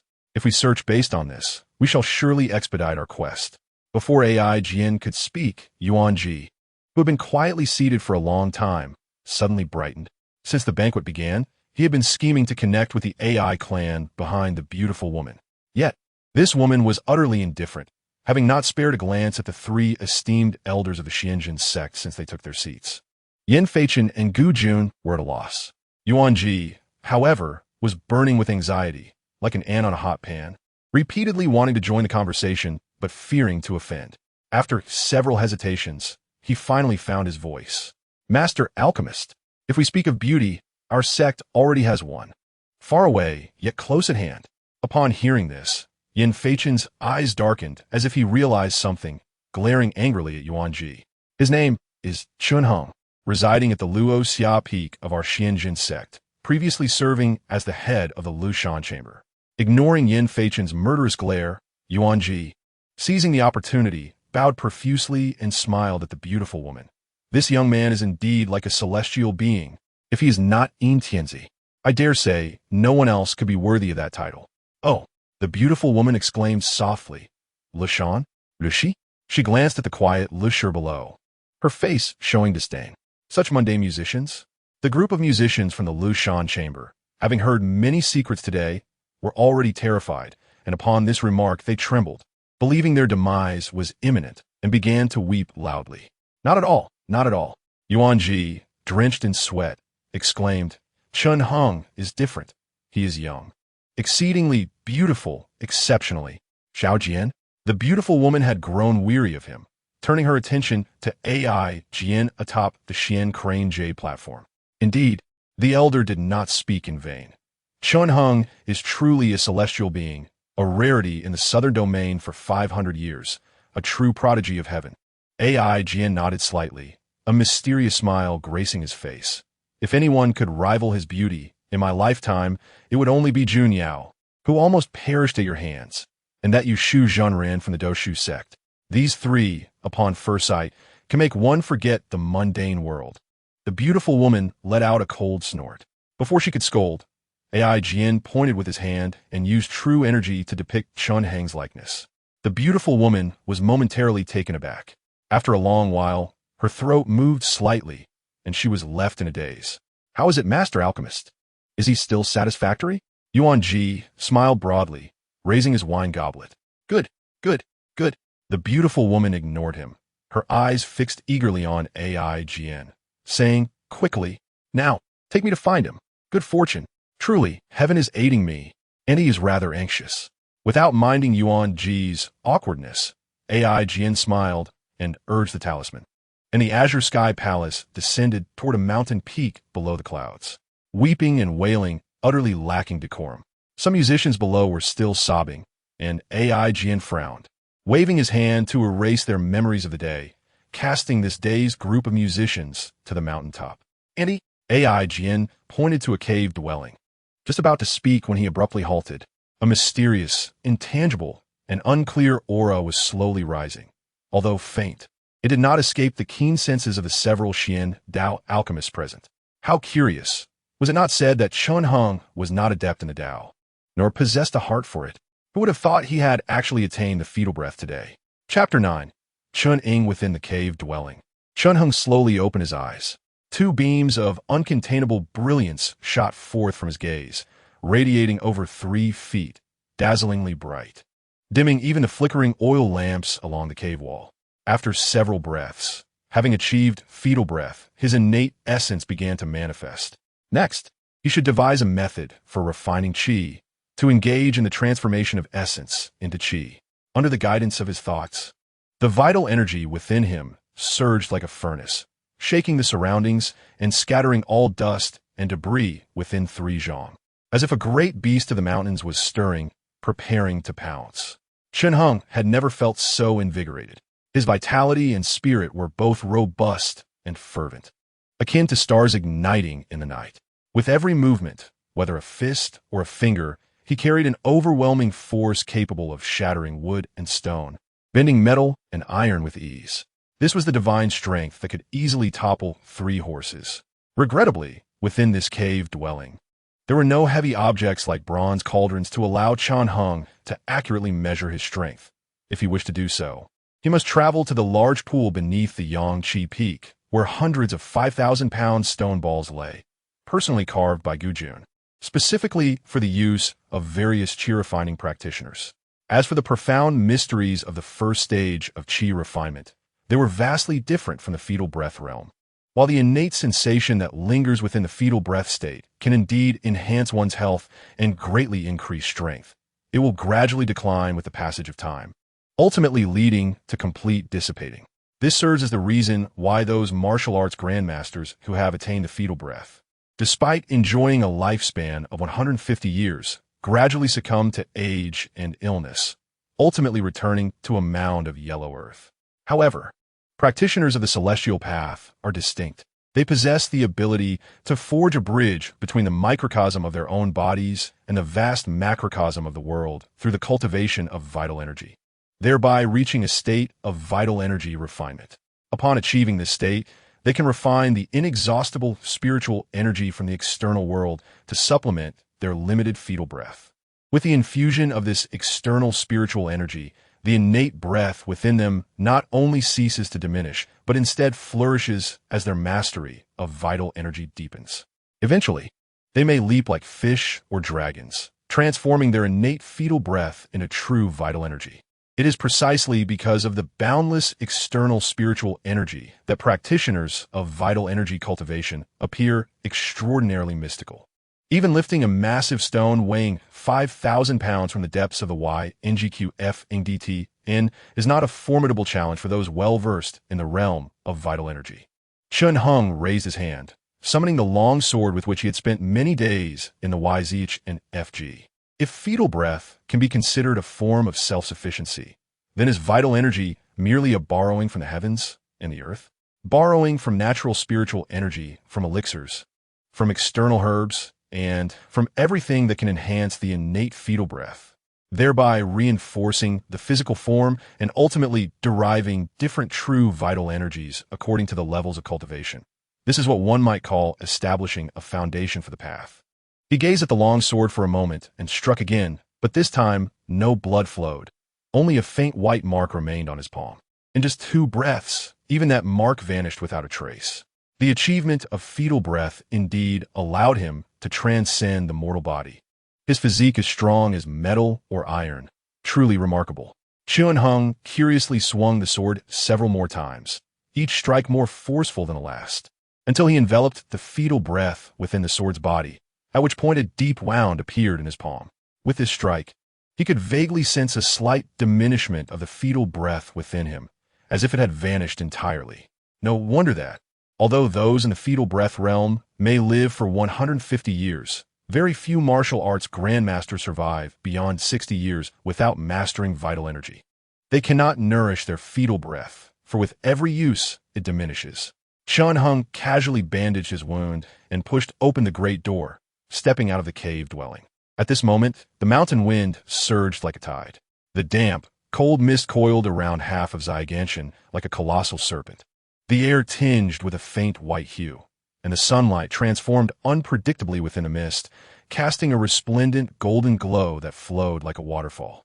The mountains and rivers appeared picturesque, rippling like the sea, reflecting on the wretchedness of his previous life and the struggles he faced upon arriving in this world. Chun Hung felt an overwhelming sense of exhilaration, wishing he could grasp the vast expanse of the heavens and earth within his palm. Although the world was now at peace, mountain bandits and water pirates were perpetually a scourge. Fortunately, having achieved fetal breath, he had gained a measure of self-protection. In the realm of mortals, unless a large army was mobilized to encircle and kill him, the circumstances under which he could be harmed were few and far between. Now that YNZHN had passed away, there should be no one in the Su NZHNPI who would cling to him like a madman, right? Chun Hung pondered. Suddenly, 2 blazing fireballs descended from the sky towards the cave dwelling. Before he could evade, the flames transformed into 2 handsome young men, standing firm in the void, treading upon true vital energy.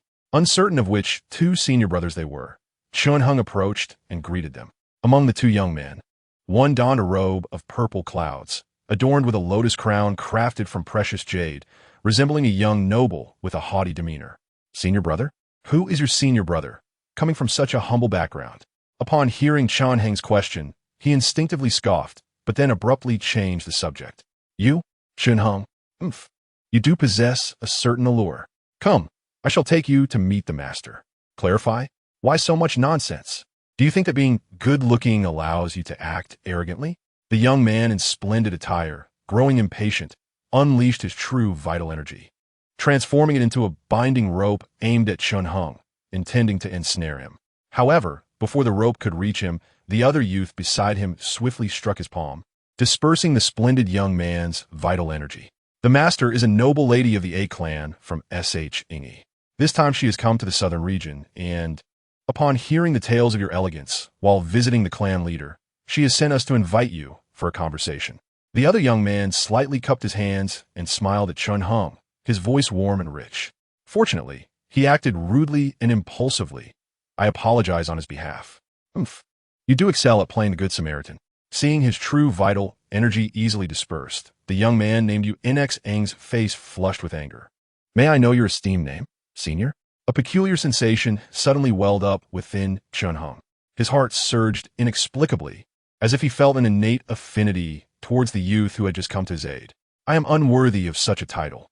As for my humble name, it is a disgrace to your ears. The youth chuckled. I also bear the surname Chun, with the given name Yang. Chapter 10. The dragonfly flits through heaven and earth, untroubled by the world. Chen Heng slightly raised his brow. Unlike the splendidly dressed Yu Nxing, Chen Huaying wore simple attire, clad in a plain white robe, with a blue hairpin securing his hair. However, his left cheek was partially obscured by a black jade mask, revealing only his eyes. He had no biological brothers. Could he be a member of the CHN clan? No. Even if he were, it could not provoke such a stirring in my blood. Just who is Chen Huaying? Young master, please. Chen Yundi Yishir the Saif. His half-visible face, though handsome, bore no resemblance to Chen Heng, making any claim of similarity absurd. It seemed I had no choice but to comply. Realizing it was futile to refuse, Chen Heng decided to cease his protests. Chen Huaying smiled apologetically, enveloping Chen Heng in his true vital energy, and they soared directly into the sky. Moving so swiftly, were they trying to curry favor with the master? What a scoundrel! Xing snorted coldly and hurriedly pursued them. As they approached a verdant, celestial palace in the clouds, the aura of true vital energy gradually descended, landing within one of the grand halls. Inside the hall, seating arrangements had already been established, and upon Chen Heng's entrance, the expressions of the attendees varied. IGN on the Su Nhyt, I wore a nonchalant expression, but the fingers he occasionally clenched beneath his sleeve betrayed his calm facade. The clan leader, YNFHN, GJN, and YNJ, along with all the esteemed high-level practitioners of the Su NZHNPI, were gathered here to discuss something with her. Chen Heng discreetly scanned the surroundings and greeted them in turn. YNFHN maintained his usual disdainful demeanor, showing no inclination to conceal it even in this setting. GJN gave a slight nod. However, YNJ appeared to be somewhat entranced. Not only did he warmly greet Chen Heng, but he also eagerly approached him, bowing and smiling at the stunning woman. Refining master, how is it? This disciple of ours possesses a fate aligned with the Een celestial sovereign. The enchanting woman, adorned in flowing garments, exuded a fragrance reminiscent of orchids and musk. She leaned on the jade table, cradling her exquisite face in her hands, seemingly indifferent to YNJ, her gaze fixated on Chen Heng, her eyes swirling with emotion. After awkwardly bowing to her, Chen Heng felt a sudden heaviness in his heart. He was all too familiar with such a gaze. When YNZHN was alive, she looked at him in precisely the same manner, almost entranced.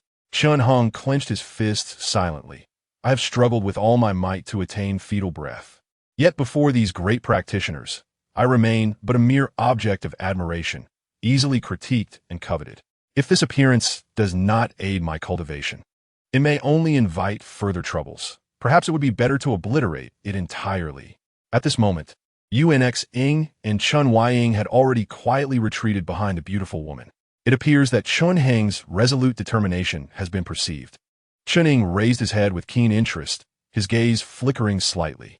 How intriguing, Chen Heng. No wonder my bloodline resonated moments ago. Beneath his obsidian mask, half of his face slowly formed a wicked smile that starkly contrasted with his previous demeanor. Such a ruthless disposition. If you are indeed the son of Yushu, then everything falls into place.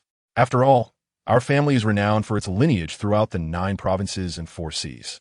In this grand hall, where only the clamor of Yuanji Shangren could be heard, Chen Heng's expression turned grave, his demeanor frozen. What a pity, young lord. Although you shine as brilliantly as the sun and moon, your fate is not that of the Een Tianzi. The beautiful woman shook her head.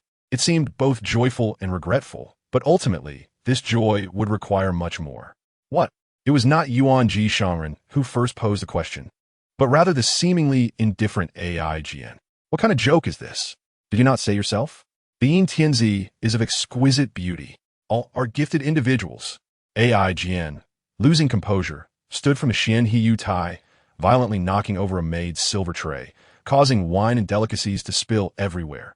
If someone of his caliber, who emerges once every 500 years from the southern region, is not considered the Een Tianzi, then who is? Junyao or Yu Shuzhenren? Can they surpass this child? Absurd, laughable, utterly ridiculous. Xiao Jian, calm yourself for a moment. The beautiful woman retrieved a conical magical artifact. Sighing, this is the artifact entrusted to me before I came to the southern region. If the Een Tianzi is within half a mile, this jade cone will naturally emit light, but now. AI Jian coldly glanced at the motionless jade cone. Abruptly, He flicked his sleeve and sat down, closing his eyes in indifference. This, Yuan Jishangren was at a loss, sweat pouring down. Alchemist, could there have been an error? Should we test it again? Let's try another test. Alas, young lord, although you have missed a great opportunity, it may not be entirely unfortunate. My niece has been cultivating since childhood, unaware of human joy and sorrow. How could she compare to my understanding of warmth and cold? The beautiful woman continued to ignore him, her gaze soft and affectionate as she looked at Chun Hung, full of allure. Would you like to be my guest, like these elder brothers? Rest assured, once you wear this Da Hung ring, I will take good care of you, and whatever you desire, I can provide. She produced a delicate bracelet, shaking it, her voice sweet. Do you wish to cultivate in the Shanyu AI family, or to join the Huzhao sect? As long as you agree, whether it is advanced Qi cultivation methods, or the fundamental scriptures that lead directly to the primordial spirit's return to emptiness, all will be yours. Before Chun Hung could respond, a voice suddenly echoed in his mind. Do not agree. Once you wear the Da Hung ring, your life and death will no longer be your own, and you will have no secrets before her. The voice in his mind was none other than Chun Ying's. Chun Hung dared not hesitate. Disregarding the implications of how Chun Ying could transmit thoughts freely before the assembly of Dongxian alchemists, and promptly recited Chun Ying's words verbatim. After finishing, he feigned panic and fell to the ground as instructed by Chun Ying. At this moment, although the beautiful woman appeared somewhat displeased, she inexplicably refrained from speaking further. Her strange demeanor caught Ai Jian's attention as well. Thankfully, Chun Hung let out a sigh of relief.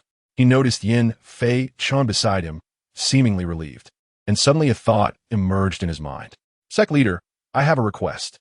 Ai Jian glanced at him impatiently, about to dismiss him, yet saw that although Chun Hung was bowing to him, his gaze was directed towards Yin Fei Chun. After a brief contemplation, he surmised what Chun Hung wished to request. Speak freely. Ai Jian suddenly became interested. What is your request? Chun Hung lowered his head. I humbly request the sect leader to allow me to descend the mountain and bury my clan brother's remains in the family tomb. Chapter 11. Descending the mountain 2 days later, in Ronggua, Wuchuanfu. A group of knights clad in black armor and riding black horses galloped along the official road, forming a central guard around a coffin. This troop of cavalry, with their banners in order and armor gleaming, exhibited no signs of fatigue even after galloping several dozen miles under the sun, clearly indicating they were well-trained, valiant warriors. I have long heard that the Dao soldiers newly cultivated by the Xiling Fong are extraordinary, and today's sight confirms it. Junior brother, observe their movements when they exert force. It resembles how a white toad conserves its energy, curling its head and belly. If an ordinary warrior were to move thus, they would be covered in bruises by now. Following this troop of Dao soldiers, 2 white horses trotted leisurely alongside. On one of the white horses sat 2 individuals. One donned a blue Dao robe and carried a sword on his back, currently animatedly explaining the Dao soldiers to his companion. The other held a 6-stone red lacquer bow in his left hand, gripping the reins with his right. Clad in a dark water cloud long robe with a leather belt cinching his waist, which accentuated his tall figure, revealing an air befitting a noble lineage. Chun Hung, holding a great bow, nodded slightly. He glanced at the Dao soldiers in the direction Su Ji pointed, his mind elsewhere. Junior brother, what troubles you? After finally descending the mountain, should you not be elated? Su Ji scratched his head, saying, Ever since you came down, you have appeared anxious. What is the matter? Are you worried that Elder Yin will seek trouble with you? Rest assured, your descent was personally approved by the sect leader. He wouldn't dare to openly oppose him. My worries extend beyond Yin Fei Chun. Chun Hung tightened his grip on the great bow and shook his head. When he left the Bai Qing Tiangong, he hastily gathered a few belongings and descended the mountain overnight, carrying his clan brother's remains. After 3 days of swift travel, they were now but half a day away from the Lanliang city where the Chun clan resides. Yet, Chun Heng's heart remained uneasy. So easily? When he first ascended the mountain, he had pleaded with Yin Zhen countless times, every word sincere, akin to a cuckoo weeping blood. Yet in the end, did he not die resentfully on Shaogan Mountain? Can people like her truly be swayed by words? Never mind. I am but a fish on the butcher's block. Overthinking is merely a futile exercise. There is no need for thanks between us. I had little to do on the mountain anyway. Su Ji laughed heartily. You have just begun to cultivate, and although you have shed your mortal form, you have yet to grasp the essence of combat and have not learned many spells for protection. I, as your senior brother, am at least a practitioner of the 6th level of chi cultivation. Though my right hand is hindered, I can easily deal with any petty demons. However, when it comes to the journey to the abyss next year, I will be of little help. Do not hold it against me. Suji self-deprecatingly remarked. You know I am timid and cowardly. It has always been my nature. I'm aware is not good. Yet I find it hard to change. I will likely achieve little in this life, but as long as I can live each day, read, and refine medicine, I find joy in that. As for places like the abyss, I truly lack the courage to venture there. You are too harsh on yourself. How could I dare to blame you? Chun Hung gently shook his head. However, there is something that has weighed on my mind for quite some time, yet I have never understood. Suji looked at him, hesitating, cautiously speaking. Please, brother, had it not been for his push, I would have been slain by Su Shan's sword aimed at Yin Jun. Moreover, who could have known that the elixir given by Yin Jun was a deathly poison? The memories of this body still linger with the image of my clan brother, bloodied and kneeling, weeping an apology before his death. Su Shan's sword cuts through all. Not only Yin Jun, but even those accompanying the former self would have been caught within the murderous intent of his sword chi. Had the former self not been pushed aside by his clan brother, but instead perished alongside Yin Jun, would I still have been reborn in the 9 provinces and 4 seas? The past cannot be pursued. Both my mother and he have already perished. I have spent 3 years on Shaogan Mountain. At this juncture, what use is it to harbor resentment? Chun Hung gazed distantly at the mountains, watching the mist dissipate silently under the sunlight. He saved my life, and I shall fulfill his last wish. That is all. Suji stared blankly at Chun Hung, a young man with a divine countenance, who rode expressionlessly, his face devoid of sorrow or joy. The past had already flowed away like the water's current. Even Chun Hung was no longer the same Chun Hung as before. In my junior's eyes, I discerned the essence of Tao. He suddenly spoke. That day, while practicing swordplay, Elder Gu Jun unexpectedly declared his intention to take me as his disciple, uttering such words. Elder Gu Jun, indeed a kind elder. Had he not arranged for the spirit soldiers to assist me, I would have been troubled about how to transport my brother's coffin. Suji forced a bitter smile. He has always been exceptionally good, a genuine Taoist. The two fell into a moment of silence, sensing the atmosphere becoming tense. Suji shifted his gaze to the grand bow in Chun Heng's left hand and inquired, Junior brother, you are also proficient in archery? This is my first time witnessing it. How could a gentleman not be well versed in the 6 arts? Chun Hung replied with a faint smile. At that moment, the forest to the left of the official road suddenly stirred, and a magnificent white deer sprang forth, its hooves flying as it ran. How fortuitous! This is the perfect opportunity for my elder brother to evaluate my skills. Chun Hung drew the bow, as graceful as a full moon, effortlessly pulling back the 6-stone bowstring. Relying on the archery techniques ingrained in his memory, he released an arrow like a shooting star. With a swift twang of the bowstring, the white deer collapsed violently. Its neck pierced through, blood gushing from the wound the size of a fist. The spirit soldiers guarding the coffin cheered in unison, and Suji expressed his admiration. It appears I have inadvertently struck someone else's quarry. Chun Hung reined his horse, but did not approach. He merely offered an apologetic salute before spurring his horse alongside Suji to leave. Ajia, the little deer we were chasing has been shot. Among the group of young men and women, a Navi girl with a short bow pouted. The one who shot the little deer is quite handsome. But why have I never heard of him in Rongwa? Ajia, do you know who he is? Isn't that Chun Hung from the Shinjin Sect? Why has he come down the mountain? Leading the group was a strikingly beautiful woman draped in a fox fur cloak, exuding a hint of heroism in her demeanor. Let us go. Perhaps he has come down to address the troubles of the Chun clan. She patted the girl's head, turned her horse's head, and pursued the direction Chun Hung had taken. At this moment, in Rongwa, Lanliang City, at the Chun clan's residence, in the Great Hall, a group of elder members of the Chun clan wore frowns, and no one spoke, the atmosphere thick with despair. She must not be surrendered. If we hand her over, what will become of the Chun family's reputation? The only viable option now is to retrieve the belongings of Chun Heng's father, Chun Kwang, the clan leader who once attained the 3rd rank in the imperial examinations and later resigned to return home, stood up. He coldly surveyed the assembled clan members, his grizzled beard quivering. Though his father lived as a recluse, Did he not possess some cultivation? His belongings should be sufficient to deal with Taoist Yangshan. Don't you think? Chapter 12. The relics Hua Shishui Xie, with its pavilions, winding bridges, warm towers, and vast green mountains surrounding the Azure Lake. Despite the Chun clan's residence being resplendent and exquisite, with servants and maids standing by to serve tea, the individuals in the great hall were too troubled to appreciate the surroundings, their brows furrowed, their expressions dark with anger and discomfort. The relics of a Hung's father? Absolutely not. It was already an act of inhumanity to allow him to be taken up the mountain by the Xianjin sect. How can we now take his father's belongings without asking to fend off our enemies? That would be unfilial.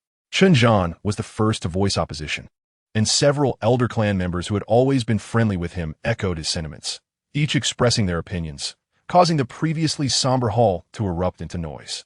Enough. Cease. Chun Kuang's forehead throbbed with veins as he shouted, his aged body erupting with a fierce vitality, silencing the uproar. Unfilial? Absurd. Does the clan not provide for him? For his sustenance and clothing? We are not asking him to sacrifice himself for the clan. We merely wish to borrow some of his father's relics. Chen Zhan, why do you persist in obstructing this? What is your true intention? Chun Kuang's sharp gaze coldly pierced Chen Zhan. In the past, the clan merely entrusted you with raising Chun Hung. He has not officially been adopted by you yet. Why do you seek to take the lead here? He then turned to the other elders. Since entering the Xianjin sect, Chen Hung has not sent a single letter in 3 years. For such an ungrateful person, why do you advocate for him here? Does he even consider himself a member of the Chan clan anymore? He must have long since grown weary of this surname. Indeed, we have acted poorly in the past. If he harbors resentment, it is only natural. An elder attempted to mediate. A young master of such stature reduced to becoming someone else's pawn. This is where the clan has wronged him. The clan has not wronged him. Without the clan's support, how could he have become a young master? Though the clan raised him, that debt was repaid long ago after he ascended the mountain, and there is still plenty left. Chen Zhan stepped forward. Do you dare to claim that after he ascended the mountain, you did not profit under the guise of the Xianjin sect? The properties in the western city and the fertile lands outside the city, were they not earned in your name by leveraging Hungna? Chun Kuang was momentarily speechless, turning his face away in shame and indignation. Who would have thought that Yin Zhen would die? The Chen clan's greatest support and foundation had suddenly collapsed. That day, fueled by drink, he had shamelessly humiliated Taoist Yangshan, reveling in seeing the Taoists' impotent fury. But the fickleness of fate is cruel. Not long after, when the news of Yin Zhen's death and Chun Hang's punishment reached Ronghua, the entire Chen clan was left in shock. Taoist Yangshan clapped in delight, drinking for an entire day and night, even taking the 8 maidens for himself. Following this, Taoist Yangshan demanded 10,000 taels of silver and 10 boxes of pearls and yellow jade from the Chen clan, and he forcibly ordered clan leader Chun Kuang to marry his youngest daughter, Chun Shi, to him as a concubine. Without the protection of the Xianjin sect, the Chen clan was utterly powerless against Taoist Yangshan and faced imminent peril. Ah, Elfia, come in. Facing the displeased elder members of the clan, Chun Kuang sighed heavily and waved his hand. With barely audible footsteps, a girl in a pink skirt entered the room. She was fair-skinned, delicate, and charming, her expression radiating a pitiful innocence that evoked instant affection. After being called in by her father, Chun Shi bowed tearfully to the assembled clan elders, standing timidly at the center of the hall. Brothers of the clan, Shir is after all my youngest daughter. How could I bear to part with her?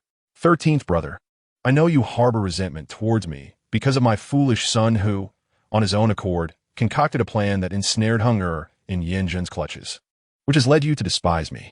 Chun Kuang's tears flowed freely. Chen Zhan's expression fluctuated between anger and calm. Yet before Chen Zhan could respond, a raucous laugh from an arrogant youth echoed throughout the vast Chen residence. The boy's voice was erratic, like a ghost. My father is set on this girl. Who dares to oppose? Perhaps after he wins, I might even get to enjoy some rich soup. This is bad. Chen Kuang's expression changed dramatically.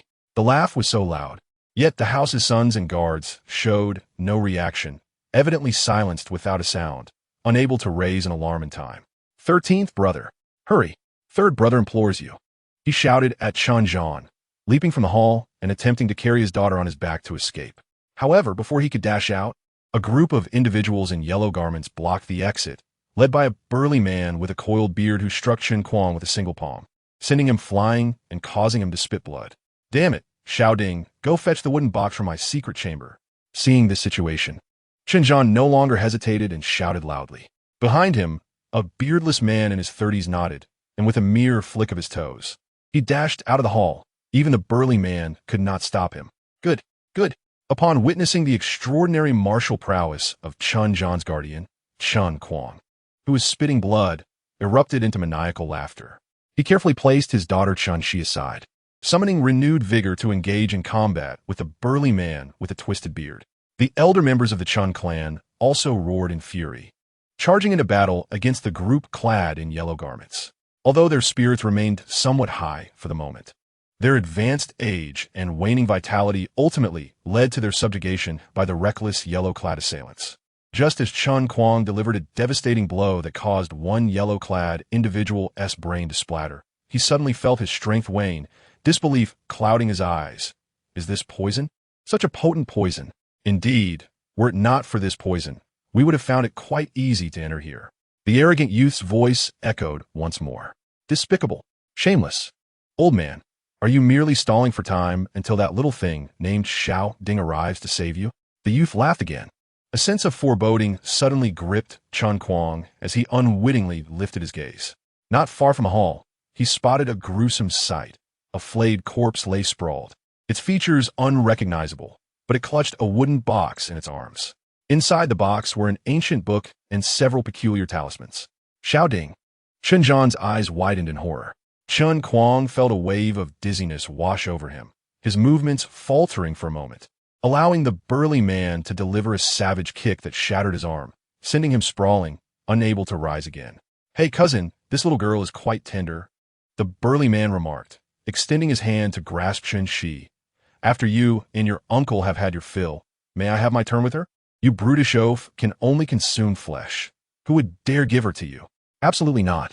The youth chuckled darkly, his voice drifting like a wisp of smoke, evading the frantic search of Chen Zhan, who could not locate his true form. "You wicked boy are increasingly detestable," muttered the burly man, glancing at the wooden box and talismans held by the corpse. "What are those? Will they please my uncle if I bring them to him? Leftover tricks from Chen Hong. Utterly useless." "Oh," the burly man replied, disappointment evident in his tone. At this moment, the battle had reached a grim conclusion, devolving into a one-sided massacre, with only a few elder members like Chen Zhan still struggling to resist. The burly man, bored and scanning his surroundings, caught a whiff of the fragrance emanating from the young girl, stirring his primal instincts. "Tricks left by my father?" Suddenly, a voice as smooth as jade resonated. Both factions engaged in the fray paused, their attention drawn to the distant gates where two white horses appeared, riders atop them. "Why have I never heard of any relics left by my father?" The burly man's expression shifted as if realization struck him. He raised his massive blade, preparing to throw it, but before he could complete the motion, an arrow shot through the air, piercing his skull. Blood erupted like the juice of a smashed melon, splattering Chen Shi, leaving her in stunned silence, unable even to cry. The arrows flew with precision, effortlessly taking down the fleeing yellow-clad man. Heads burst open, crimson and ivory splattering the ground, a foul stench permeating the air.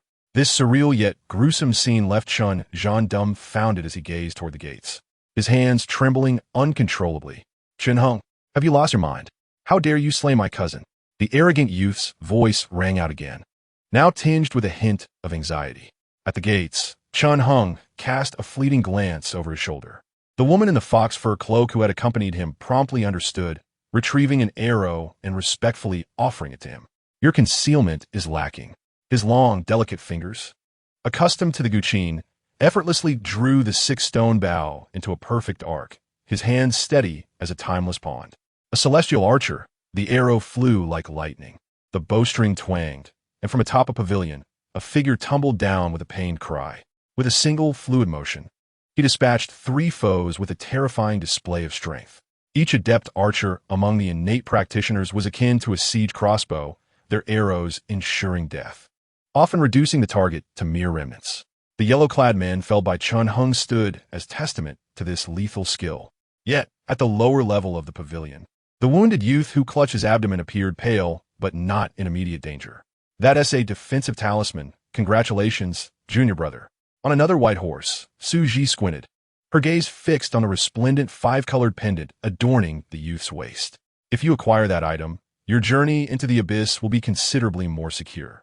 I sense his energy is unstable, likely newly attained. If you continue firing arrows to deplete his innate energy, you must not engage him in close combat. And within the span of half a tea time, he will be forced to surrender. The youth, who had been writhing on the ground in agony, suddenly froze. He had intended to feign weakness to lure Chun Hung closer, hoping to employ another talisman to flay him alive. But if he was to be kept at a distance with arrows flying, he surmised that even if he did not succumb to death by arrow, he would be exhausted to the brink of collapse. Chun Hung, are you insane? Your paramour Yin Jun is already dead.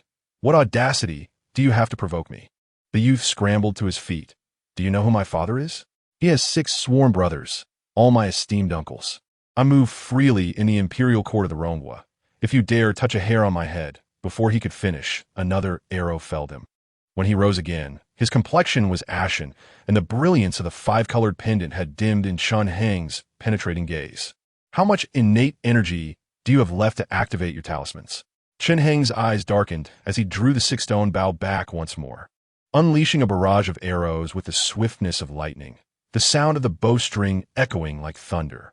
With a relentless volley, the youth's 5-colored pendant flickered and dimmed further, ultimately extinguishing in a cry of despair, silencing him. The final arrow pierced his left shoulder, and had it not been for the innate instinct warning him to evade at the last moment, he would have met his demise. The searing pain left the youth in tears, his eyes bloodshot. Yet as he lamented, another arrow thundered through, penetrating his left knee. The next arrow found its mark in his right shoulder. Chun Hung dismounted, seizing the quiver from the woman in the fox fur cloak, ignoring her blood-stained expression, and casually strapped the quiver to his waist.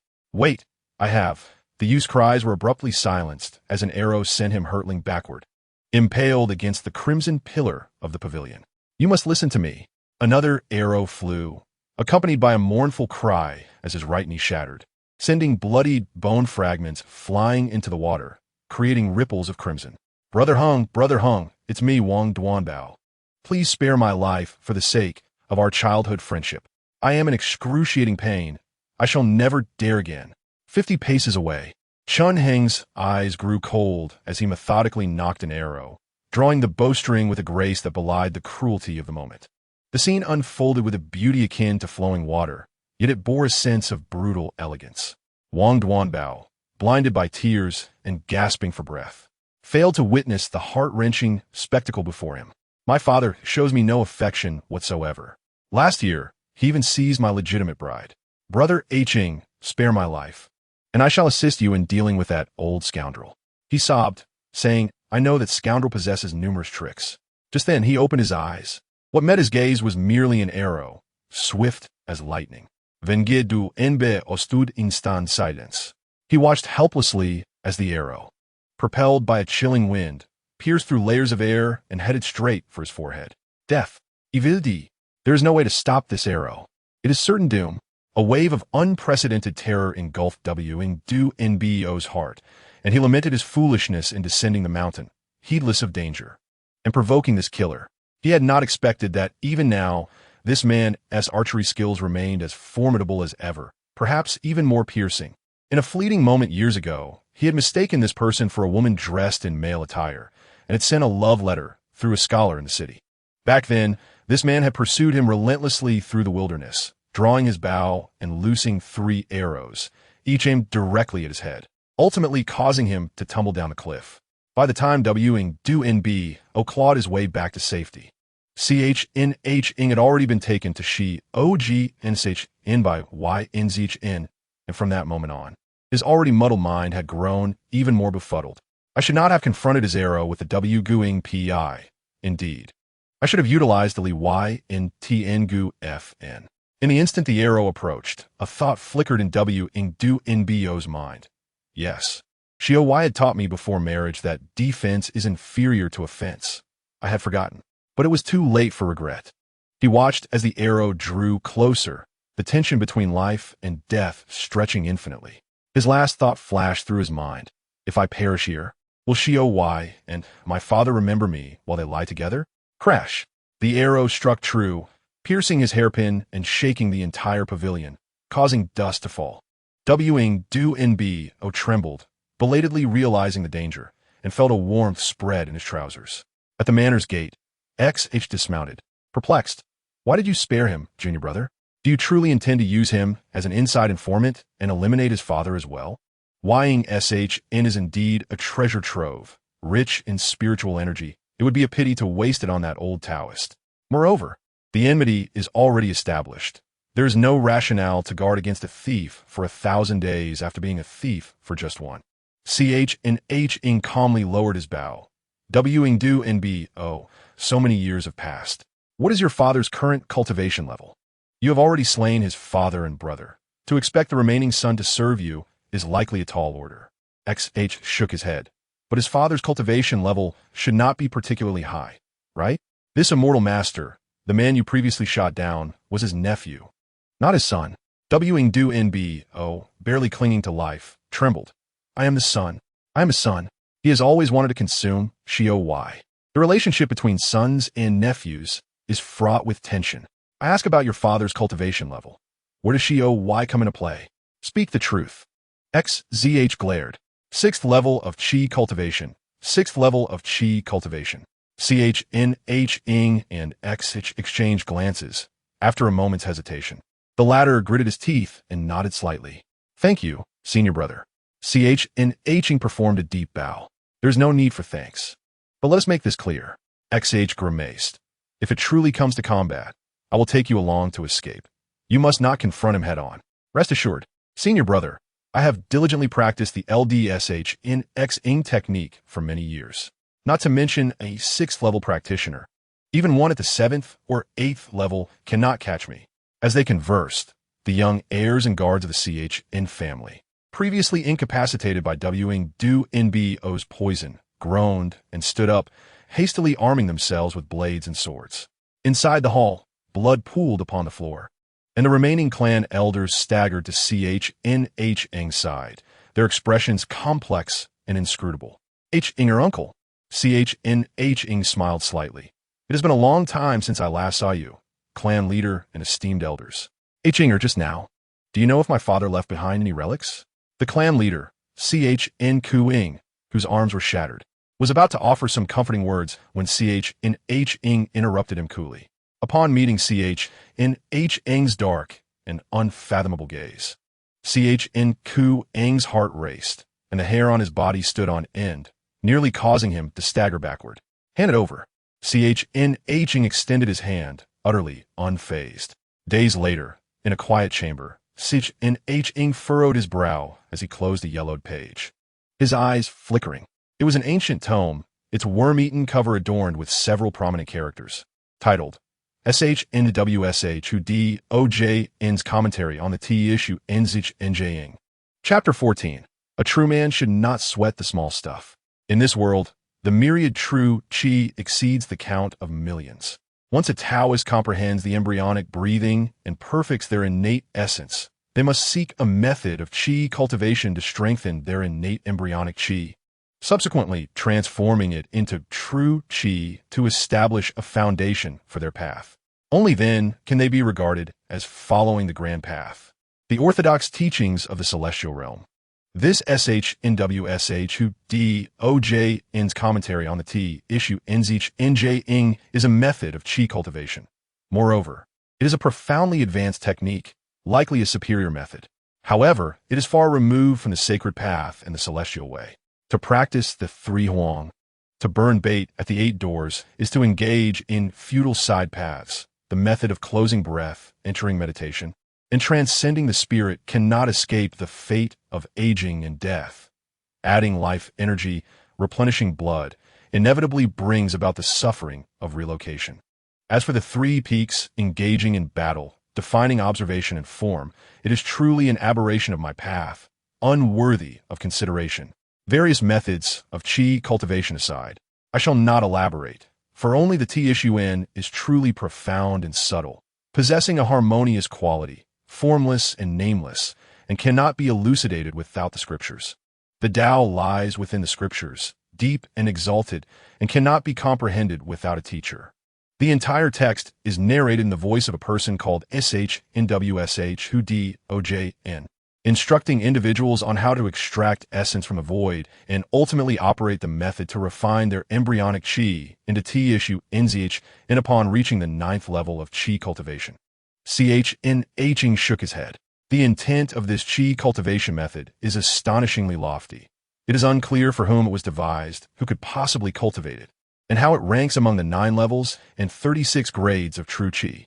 If the embryonic breathing state does not falter or lose itself in the void, securing its essence rooted within the body, then the subsequent cultivation path will likely encounter no barriers from ZF to Ding Su In. However, how could my father have possessed such a scripture, and what is his origin?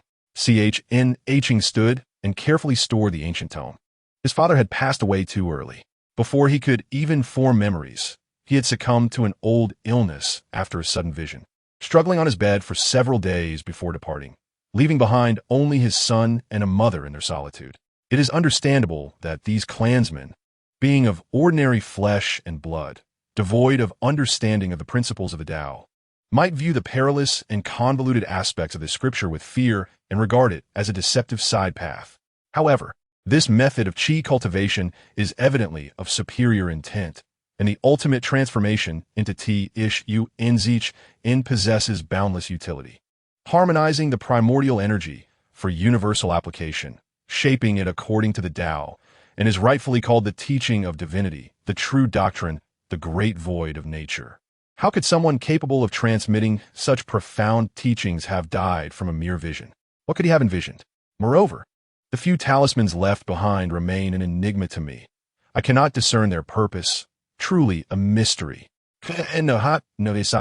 Resuming his seat at the desk and reopening the ancient book. Yet, before he could peruse even a few pages, several knocks echoed from outside. Enter. CHN tucked the tome away and spoke. Brother Hing. W-ing do NB cautiously stepped over the threshold. Upon seeing CHN seated at the desk, he was about to call out, but upon catching sight of those pale, indifferent eyes, he felt a chill run down his spine and quickly changed his words. Today it was my father's fault. It is the old scoundrel's wedding day, and time is of the essence. Should we not set forth for Ying SHN? CHN removed the grand bow and quiver hanging on the wall. Outside the quiet chamber, clan leader CHN Ku Ing and several members of the CHN clan had already gathered, while XCH had changed into the attire of servant, a short sword hanging at his waist. Senior brother, we still do not know the details of why Ing SHN's Taoist. I fear W-ing do NB may have more say. Let's first investigate his background before making a move to eliminate him. Chun Hung turned to his uncle Chun Zhan and remarked, the disciples in yellow from Yangshan who came to Lanliang City have all perished without a trace. I have heard that the Taoist from Yangshan is quite impatient in instructing his disciples. Thus he has requested you to find a few obedient household servants to impersonate them. Are they prepared? They are ready, indeed, Chun Zhan replied, nodding. They are all born into the family and hold weaknesses in my grasp, so they would never dare to divulge any secrets. Chun Hung nodded again, before hastily gesturing to a beautiful young girl clad in bridal attire who was pushed forward from behind Chun Zhan. Hunger, this journey is perilous. You must keep a watchful eye on Sheer and ensure she does not meet an untimely fate. The girl, already fair of face, appeared even more radiant in her wedding gown, like a blossom in full bloom. Yet, under the gaze of many, her legs trembled uncontrollably, and if not for Chun Zhan's quick reflexes in supporting her, she might have collapsed to the ground. How can you accomplish anything in such a state? How can I rely on you? Chun Hung cast a glance at her. Under this gaze, Chun Shi felt even more terrified. Her eyes reddened, and tears were on the verge of spilling.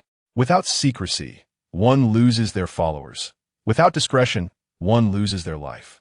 Numerous breaches of confidentiality lead to disaster. Not to mention the enmity that had already been established with the Yangshan Taoist. It was inevitable that he would come to strike against the drowning dog during this moment of weakness. Moreover, having managed Yangshan for so many years, the Taoist undoubtedly possessed considerable wealth, which would be quite enticing to someone as impoverished as himself. However, seeing Chun Shi in such distress, It was feared that she would succumb to panic even before reaching Yangshan. Should the Yangshan Taoist become suspicious and interrogate her, Chun Heng's plans could very well come undone. The abundant spiritual energy of Yangshan was something he must obtain, as it would greatly benefit his journey into the abyss, leaving no room for error. Furrowing his brow, Chun Heng declared, she need not go. Chun Zhan momentarily failed to comprehend this. Fetch a bridal gown that fits my stature, so that I may wear it in her stead. What? Su Ji, standing nearby, was taken aback. Junior brother, how can you disguise yourself as a woman? With a stoic expression, Chun Heng waved his hand and said, in half a day's time. The sound of singing and musical instruments filled the air. A jubilant procession ascended the mountain path, disrupting an old Taoist who was fervently toiling on a beautiful woman in a cave. Is it today? He nearly forgot. The Yangshan Taoist halted his actions, calculating with his fingers, and an overwhelming joy surged within him, not even pausing to appease the dissatisfied woman. He hastily donned a black robe and, stepping on dark clouds, soared into the sky to gaze down at the foot of the mountain. Upon seeing the young girl in the bridal sedan chair, who was in her prime, possessing the beauty of a national treasure, with skin like fine jade, his heart swelled with delight. On the cloud, the Yangshan Taoist began to dance with glee, exclaiming, a beauty, truly a stunning and unparalleled beauty. Ha ha ha. The Chun clan indeed produces exquisite looks. Heaven has eyes. Today is my lucky day. Chapter 15. The marriage Yangshan lies directly north of Longliang City. Rising no more than 100 feet, its peaks and scenery quite ordinary, far from comparable to Zyganshan, and even within this region, it is but a modest name.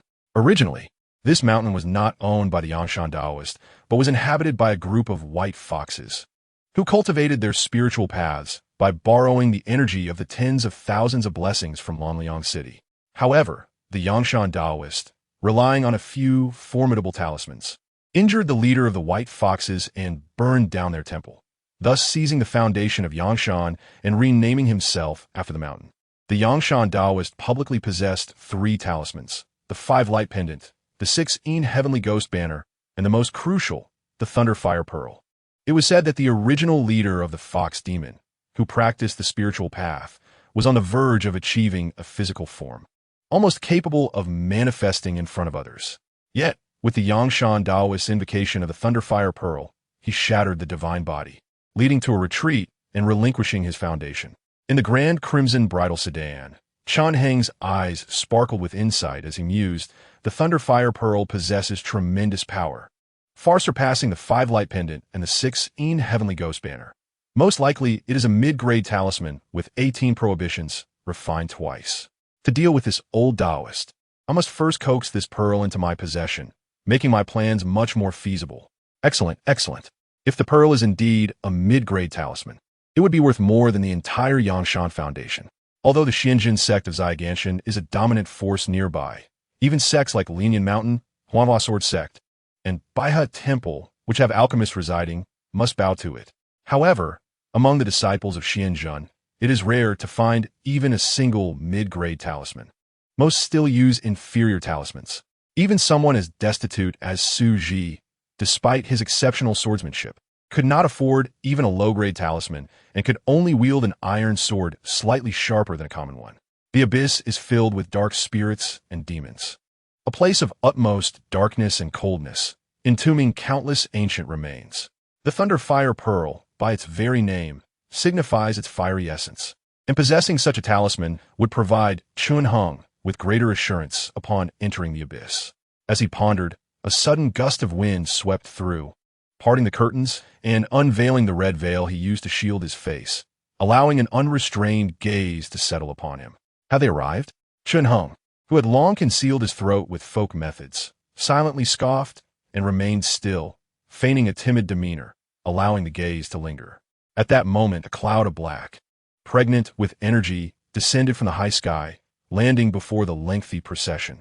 The Yangshan Taoist, with arms crossed, descended from the clouds, brimming with delight, and cheerfully inquired, "How is it? Does your father dote on you?" "Yes, he does," came the trembling reply from Wang Duanbao, who lowered his head slowly. "Ah, what happened to that wound on you?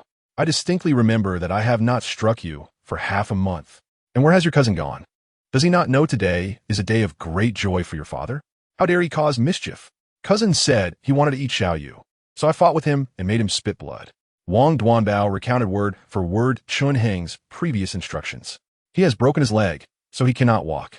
I left him at the Chun clan for those mortals to take care of him. You little wretch, utterly devoid of familial affection. How infuriating. The Yangshan Taoist, initially skeptical, was incensed by these words, casting aside his lingering unease. He leaped forward, striking Wang Duanbao to the ground with a single blow. Do you not know that my Wang family is built on filial piety? How dare you lay hands on your cousin, completely disregarding blood ties? Have you forgotten all the teachings of the sages I imparted to you? Have they all gone to waste? In his fury, the Yangshan Taoist delivered another kick to Wang Duanbao, causing his back to arch like a boiled shrimp. With only a girl present, if your cousin desires her. Then, he hesitated momentarily, recalling the unparalleled beauty within the sedan chair, and after a moment's deliberation, he gritted his teeth and declared, "Then let your cousin have her." What? Wang Duanbao, who had been clutching his stomach in agony, was now shocked into a stupor. "Father, are you going to kill Xiaoyu? Out with the old, in with the new. Xiaoyu is your old wife, and the one in the sedan is your new bride. The new one is far more pleasing to the eye." The Yangshan Taoist dismissed it casually. "But Xiaoyu is my wife. I beg you to find someone else for him. Do I need your instruction to handle my affairs? You ungrateful brat." The Yangshan Taoist's expression darkened. Wang Duanbao, unexpectedly emboldened, stood firm and glared back at him. "Good rebel." The Yangshan Taoist growled, and his robe fluttered without wind as the small stones beneath his feet began to shatter, creating a cacophony of noise. Amidst the tense atmosphere, a melodious voice, reminiscent of a yellow aureole emerging from the valley, unexpectedly echoed from the grand crimson sedan chair. "Are we not leaving? Will this not affect the marriage?" The Taoist of Yangshan, nearly enraptured by this enchanting sound, felt his towering rage doused as if by a sudden splash of cold water. Was the beauty so eager to consummate the marriage? Very well. However, coming from a family of scholars, allow me to prepare a banquet before we reunite. The Taoist of Yangshan first cast a mischievous smile at Chun Heng, then turned to Wang Duanbao with a fierce gaze. "Today is a joyous occasion. I shall remember this beating for now and settle it later." With that, he harnessed his innate energy and gracefully ascended to the skies upon a cloud. Meanwhile, the procession at the foot of the mountain resumed, with drums and music filling the air, celebrating the occasion. "My lord, I have come to a realization." Observing the silence from within the grand crimson sedan chair, Chun Heng had not spoken further after previously coming to his aid. Wang Duanbao gritted his teeth and leaned closer to the sedan, whispering, "If you help me eliminate that old fool, I am willing to share 60% of the treasures from Yangshan with you." Inside the soft sedan, silence reigned. After a long while, a faint voice drifted into his ears, calm yet indifferent. "Let us discuss this later." That night, Yangshan was adorned with lights and decorations. From the foot of the mountain to the grand hall at its peak, shimmering like a cascade of liquid mercury. At the banquet, the Taoist of Yangshan, having been incessantly urged to drink by Chun Heng, was already somewhat intoxicated. With a grand sweep of his sleeve, he shakily retrieved a large red and white pearl from his waist pouch. "Come, beauty, this is the grand pearl you wish to see. The Lei Huo Pai Li Yuanju." The Taoist of Yangshan cheerfully handed it over. "Feel it. Is it not warm, Xiaoyu? Do not obstruct my view of the beauty. Quickly, go aside with Duanbao." Beside Chun Heng, a pale and slender woman bowed respectfully before numbly leaving the table, her steps unsteady like a child just learning to walk. Indeed, it was a precious pearl. Once the woman had distanced herself, Chun Heng leisurely extended his hand to receive it. Yet what was it? The Taoist of Yangshan was puzzled. "What a pity! A pearl cast into darkness," Chun Heng chuckled. With that laugh, a servant clad in humble attire, Su Ji, suddenly overturned the banquet table, drawing his sword and lunging at the Taoist of Yangshan. With a thunderous clash, a sword like lightning.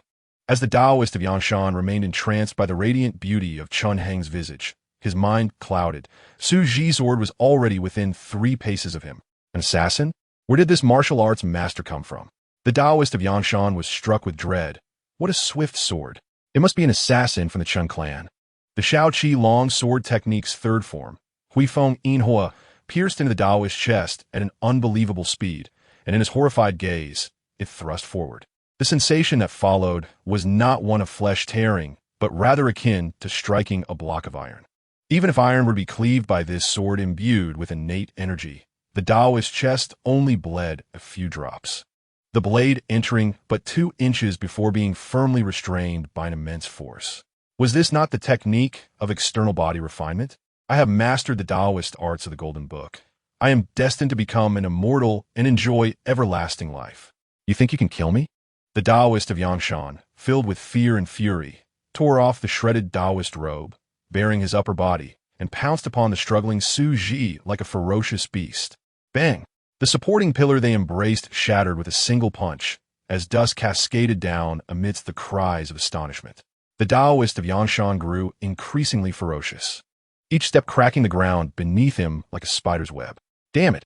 If only my right hand could wield a sword, grant me another inferior talisman. Such strength was akin to a colossal demon descending upon the earth. Su Ji, evading to the left and right under his pursuit, barely managed to defend himself with the agility of the land god's movement technique. Puff! Another sword thrust out, erratic as a child poking at a cicada. Though it appeared flawed, it was inescapable. The Taoist of Yangshan, unable to dodge, could only watch as the sword fell toward his neck, barely stopping it after nearly severing half of his throat. A silence enveloped the scene. Su Ji, momentarily taken aback by his own success, suddenly burst into laughter. I thought your physical form was unyielding. It seems you are merely a fa-ade, nothing more. Killing you shall suffice. The Taoist of Yangshan, humiliated and enraged, spread his fingers wide like a fan, summoning a fierce wind to strike down. Su Ji's figure flickered, narrowly avoiding the Taoist's palm.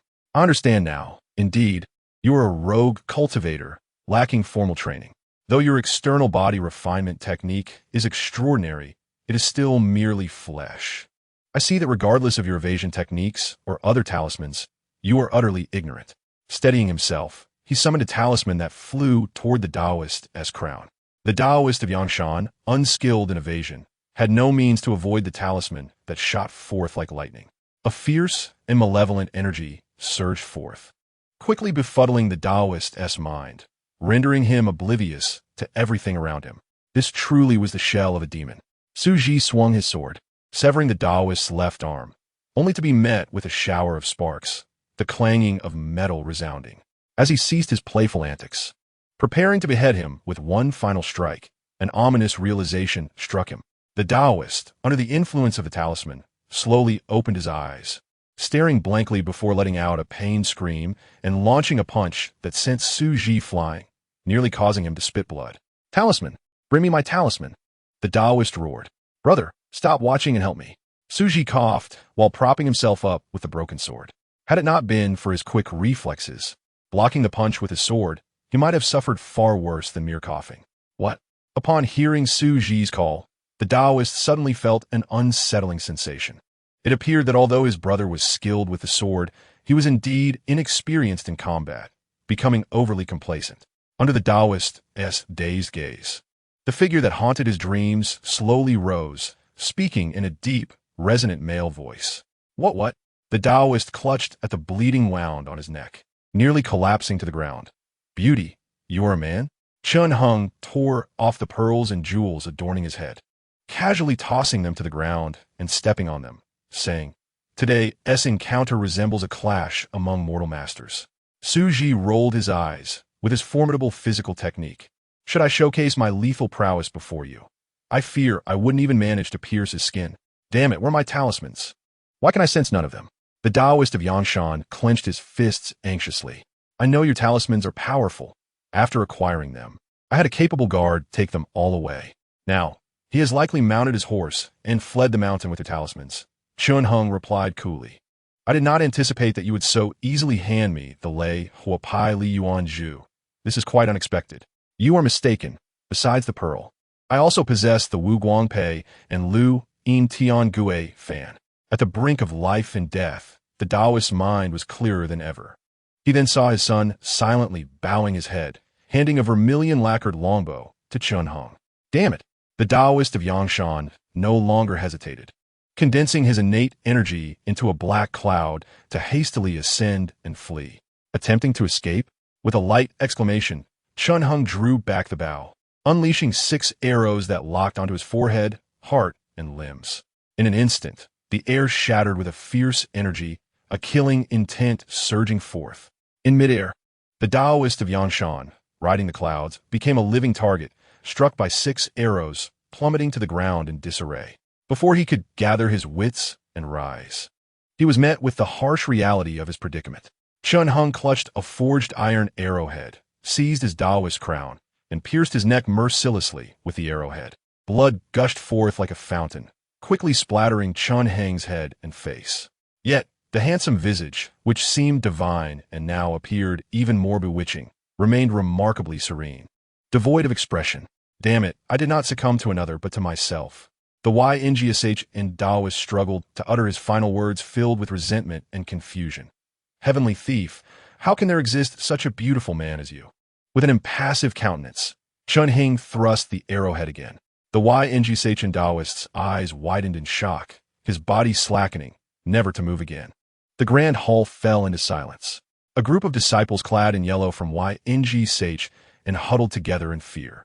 The elite of YNGSH had long been slain in Shen's residence. The remaining disciples, whether recent initiates or those harboring grievances against the YNGSH in Taoist, did not dare to step forward to assist.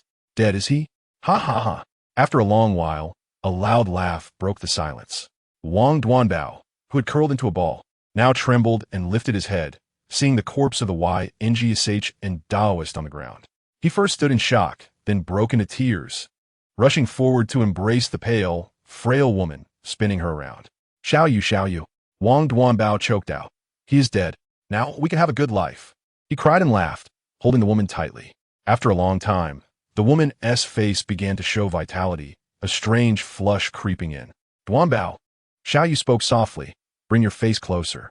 Wang Duanbao, bewildered yet elated, complied eagerly. Suddenly, Xiao Yu's expression changed. Chun Hung frowned, remaining silent. In the next moment, the woman named Xiao Yu opened her mouth and viciously bit down on Wang Duanbao's eyeball, tearing it out with force. Half of the eyeball and eyelid were ripped away. Wang Duanbao howled in pain, instinctively tightening his arms as if to strangle her, but he ultimately halted, trembling uncontrollably. Xiao Yu, what are you doing? Why are you tormenting me? Wang Duanbao whimpered like a puppy. I have never bullied you. What is wrong? What is wrong? You witnessed your father defile me. I cannot fight him. I was afraid. Wang Duanbao covered his face, weeping bitterly. I would rather have died with you back then than to live until now. Xiao Yu laughed through her tears. You deserve to die. Your father deserves to die. I deserve to die too. She pounded her fist against Wang Duanbao's head, only to recoil in pain, causing blood to flow. In the chaos, benches, fingers, stones, and even Su Ji, caught unawares, lost her broken sword to Xiao Yu. After a brief interval, only a blurred, disfigured corpse remained on the ground, blood everywhere. Xiao Yu slowly lifted her head, and the surrounding YNGSH and disciples shied away from her gaze as if she were a malevolent specter. She gently raised the corners of her lips, attempting to approach the distant youth armed with a bow. Suddenly, a sharp sound echoed as a feathered arrow struck the ground just inches from her toes, nearly piercing her foot. Stay back. If you dare to step closer, I shall kill you. Chun Heng's voice was calm. I know where the treasures of YNGSH's old swine are. Xiao Yu chuckled dismissively. Young master, allow me to lead you to them. Chapter 17. Refining the Yuan Pearl, 100,000 taels of silver, 8 boxes of yellow jade, 2 boxes of land deeds, and 24 3-foot coral branches, among other treasures, including a 7-foot-tall coral resembling white jade, its branches full and elegant. In a hidden repository behind the hall, Chun Hung needed no key. With a single punch, he shattered the door, revealing the accumulated wealth of the YNGSH and Taoist. The YNGSH and disciples trailing him gasped in awe, unable to restrain themselves from whispering among each other. Just the silver alone amounted to 100,000 taels, with numerous large chests stacked high, taller than a person. In this world, a moo of prime rice field would fetch only 30 taels at best during good years, and even less during famine. Perhaps 10 or 8 taels, or even less, could suffice to buy an acre. Those who came to YNGSH to learn were nominally disciples, but were in truth no different from laborers or servants. having been sold by their families due to hunger, bound by contracts of servitude. Upon seeing such wealth, which they had never dared to dream of, the disciples felt their hearts race, thinking they must be dreaming. "My Lord, now that you have taken over YNGSHN, what will become of us?" Suddenly, a bold voice called out, "My Lord, keep a few of us by your side to serve. I am proficient in all manner of tasks, from cooking to horse care. Let me remain to serve you." His shout ignited a wave of agreement among the other YNGSHN disciples, who began to pledge their loyalty. The young master is a member of the Chun clan, a noble family. If servants are needed, there are plenty of legitimate sons to serve him. What are you scoundrels? A servant from the Chun clan who had carried sedan chairs up the mountain rebuked. "Get lost, you eyesores." The two factions engaged in a chaotic exchange, the scene devolving into disarray. "Enough!" Chun Heng's voice rang out, silencing the tumult. "There is no need for such noise. I do not require anyone to serve me." "My lord, that simply will not do," a Chun clan steward exclaimed urgently. "YNGSHN has its share of land, and there are bound to be wild beasts roaming about. It would be wise to leave a few vigilant servants behind, even for daily meals. It is convenient to have someone to rely on, which innate practitioner fears wild beasts. As for meals, dried meat and fruit can easily suffice." The steward persisted, but Chun Heng merely cast a glance, and the steward felt as though plunged into ice, shivering involuntarily. "Cheap food? What did I consume on Shaogan Mountain?" Chun Heng dismissed further discussion. "I understand your intentions. Rest assured, I reward merit appropriately, and the wealth left by the YNGSHN Taoist will include your share. Does any elder brother have any desires? Please take whatever you fancy. Today, your presence is indispensable." He turned to Su Ji, saying, "This mundane gold and silver are not sufficient recompense for you.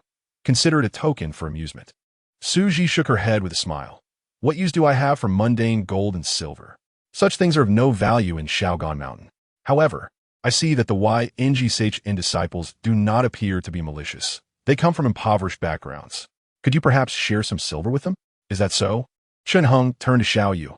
"What is their character?" After a long pause, Xiao Yu seemed to awaken from a dream.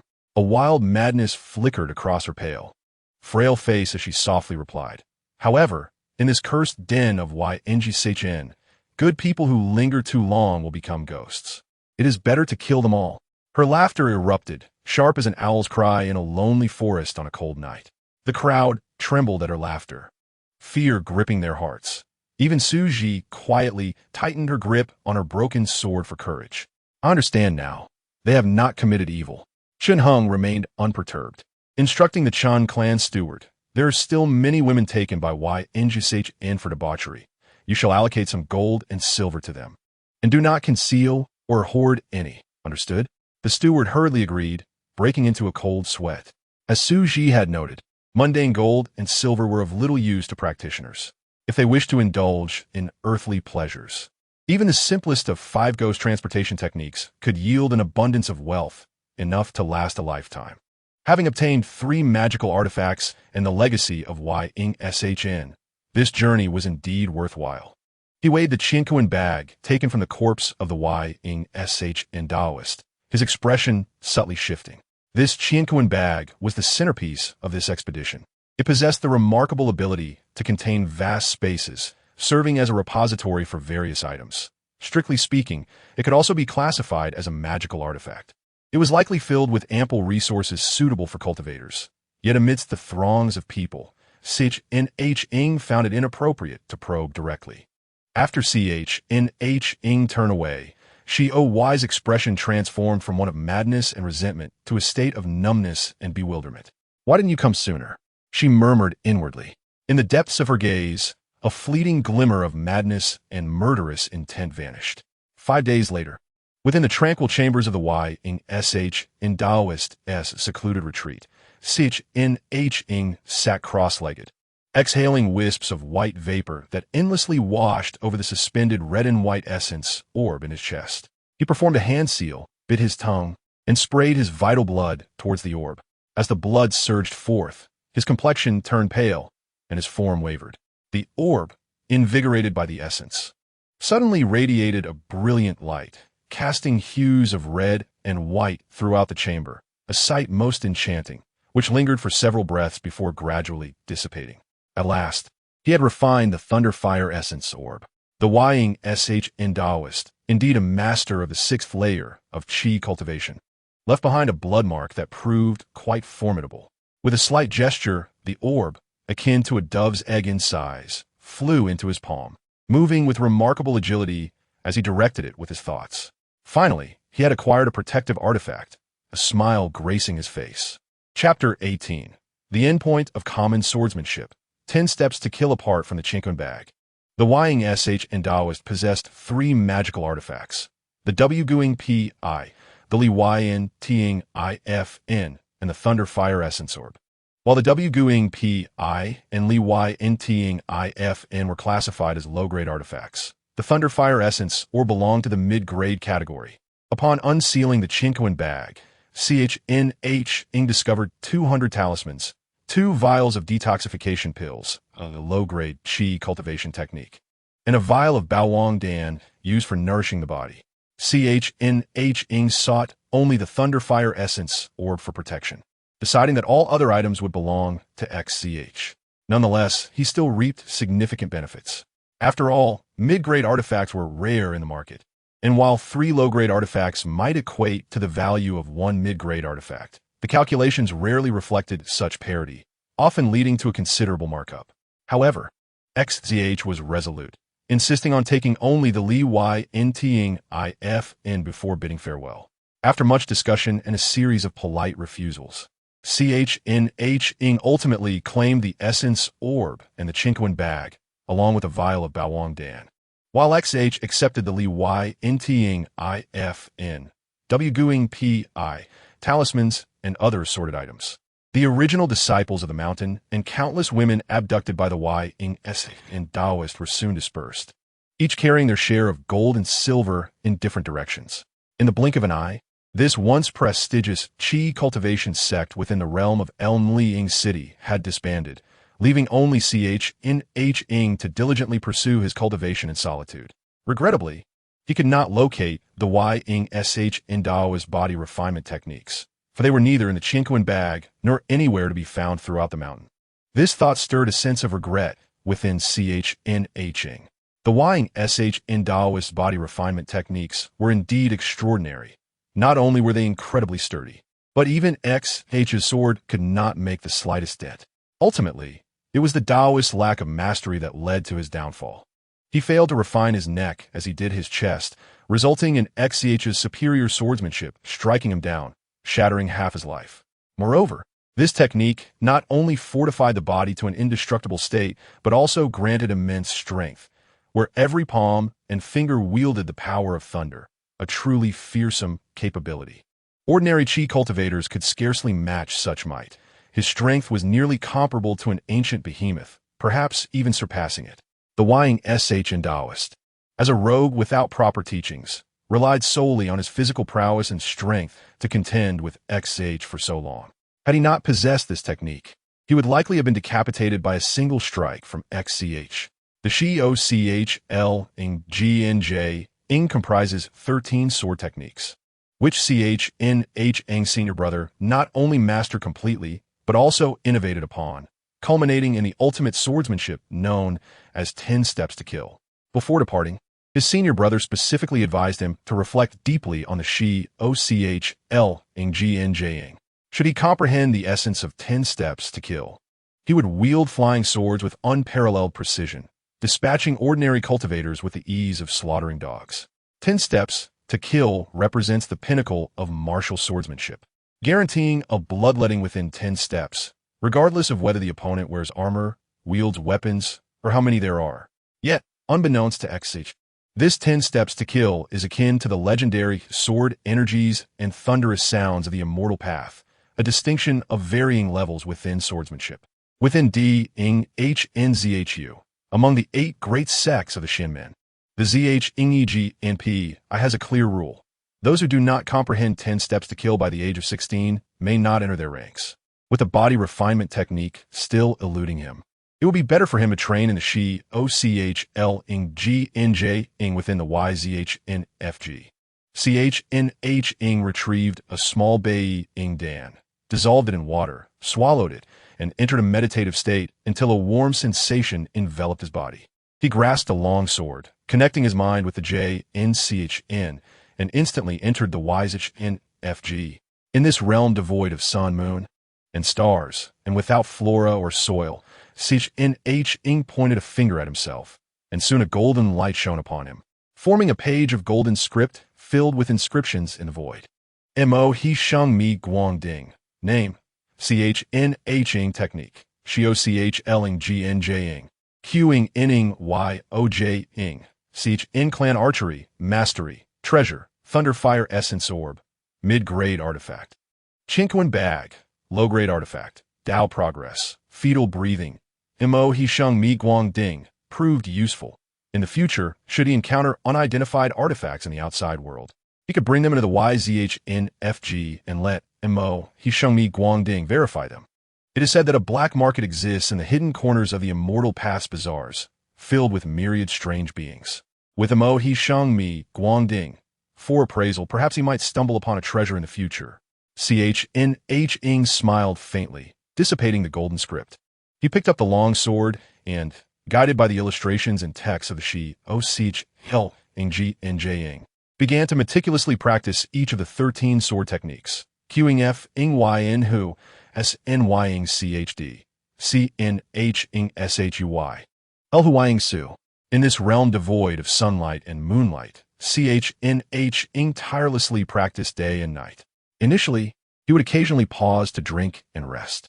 However, as time progressed, whenever he felt hunger or fatigue, he would simply draw the sword across his own throat, resetting his mental state. This new mental state would restore all conditions, rendering him free from hunger, fatigue, or the physical strains of sword practice.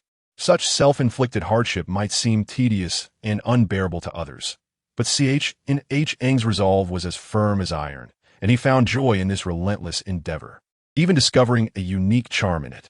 Thus, he devoted his entire being to this pursuit until one day, for months later, CHNH Eng's wrist suddenly trembled slightly. In that moment, the sword tip transformed into 7 points of cold light, launching forth like 7 flying nails, ultimately converging together. The 7 stars shine upon the sun.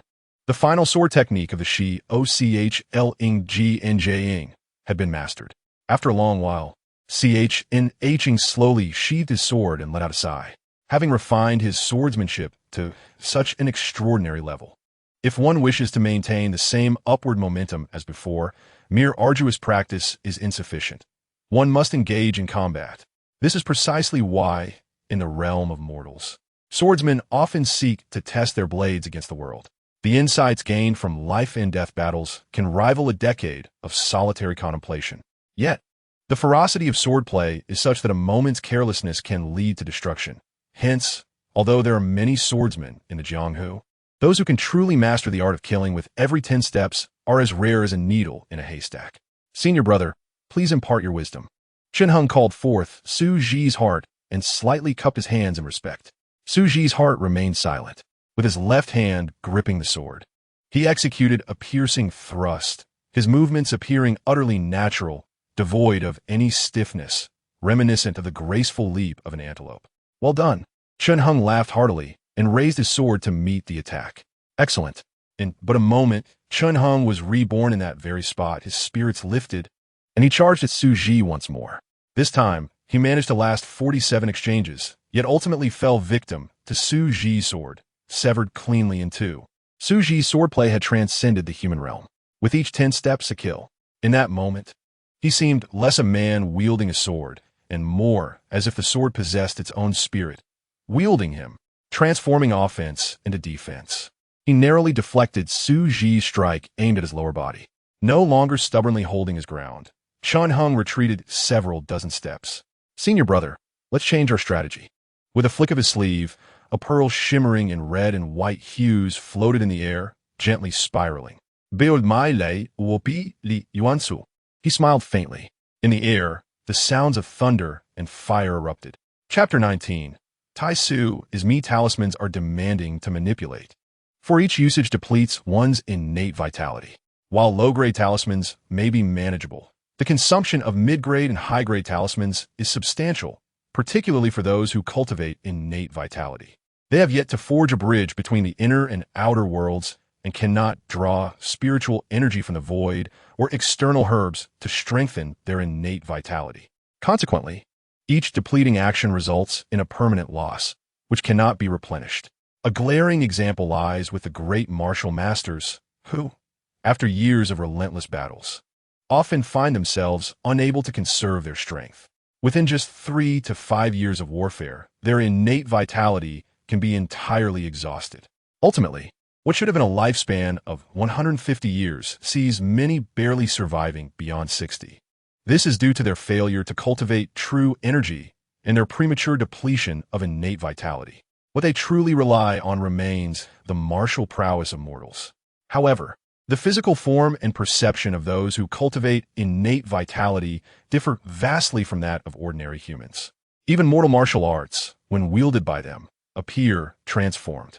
Yet, within the realm of Izhan, Chun Heng need not worry about the consequences of exhausting his innate vitality.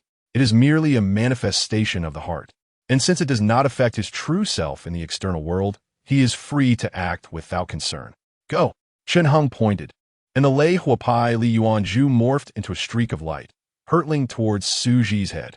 As it moved, a fragment of Chun Heng's innate vitality was consumed. With a leap, Su Ji swiftly retreated several yards, but the pearl relentlessly pursued him. He was compelled to channel all his innate vitality into his iron sword and hurled it with all his might. With a thunderous crack, the iron sword shattered, leaving Su Ji's side bloodied and mangled. Yet, this manifestation of his heart did not cease. Instead, it grasped the broken sword hilt from the flames and lunged once more at Chun Heng. Think you can close the distance so easily? Chun Heng's wrist flicked, and the pearl shot out again, aiming for Su Ji's back. This time, the pearl unleashed countless bolts of red and white lightning mid-flight, a fearsome display of power. Su Ji, who had nearly breached Chun Heng's 5-yard perimeter, was forced to evade, unwilling to confront the onslaught. After dodging 12 bolts of lightning, Su Ji was finally caught. A bolt capable of melting gold and slicing iron surged forth, striking directly at his heart, with a resounding crash, akin to a massive stone crashing to the ground. Clouds of dust erupted, flames and lightning scattering in all directions. As the dust settled and the scene became clear, Chun Heng was slightly taken aback. Su Ji appeared rather tragic, half of his body drenched in blood, his azure robe tattered and scorched by the flames and lightning. However, upon closer inspection, those injuries were remnants from earlier. The lightning that had struck his heart had not inflicted any real harm. Above Su Ji's head, a thin barrier of innate vitality, formed from his own essence, was visibly fluctuating, having absorbed the lethal bolt. The innate vitality of a true energy cultivator can manifest in such a manner to withstand a strike from a mid-grade talisman.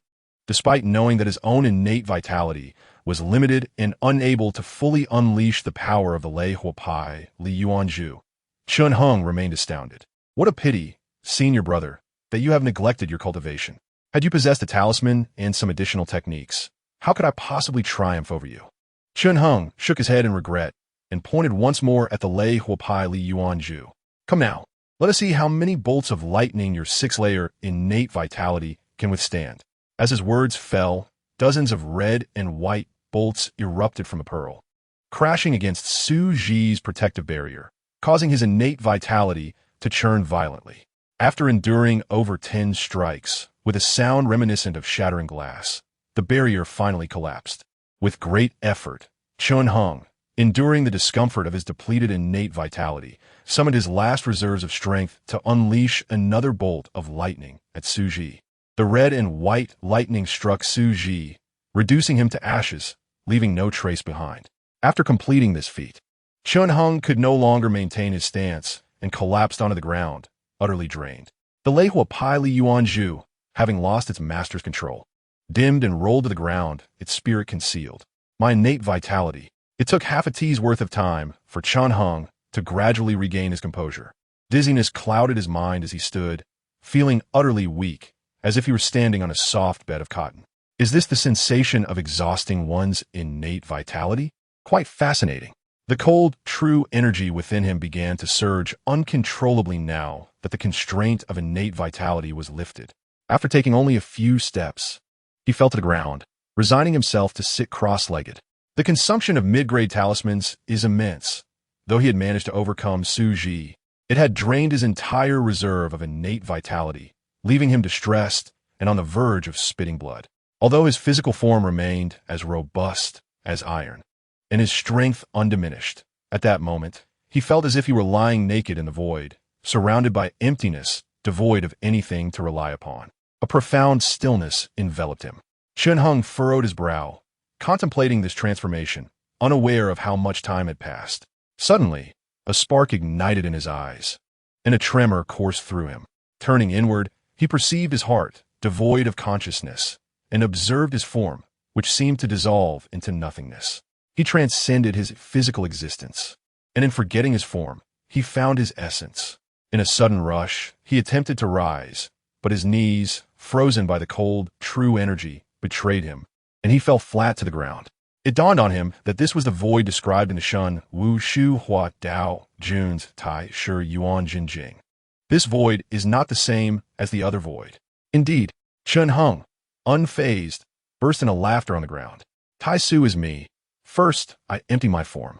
Once the form is empty, the true void must be thus. I have comprehended.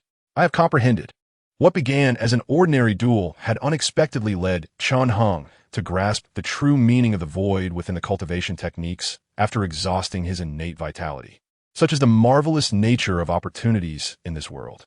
Upon comprehending the essence of the two characters representing emptiness, he found himself on the brink of unraveling the profound teachings of the Shinwu Shua Daojuan's Tai Shi Yuan Jin Jing, with the attainment of the first level of qi cultivation within his grasp.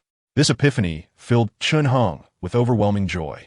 After a few hearty laughs, he endeavored to temper his surging emotions and return to a meditative state, delving deeply into contemplation once more. The anomalous stirring of the Hondo Zhen Qi jolted him awake yet again. Gazing down at his legs, Chun Hung noticed the muscles had begun to turn a shade of blue.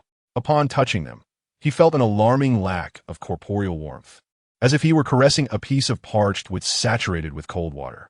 This predicament was indeed troublesome. Without hesitation, Chun Hung severed his own head with a sword. When he was reborn, he refrained from further discussion and immediately summoned Su Ji, unleashing a relentless barrage of thunder fire from the Lei Huapai Li Yuanju upon him.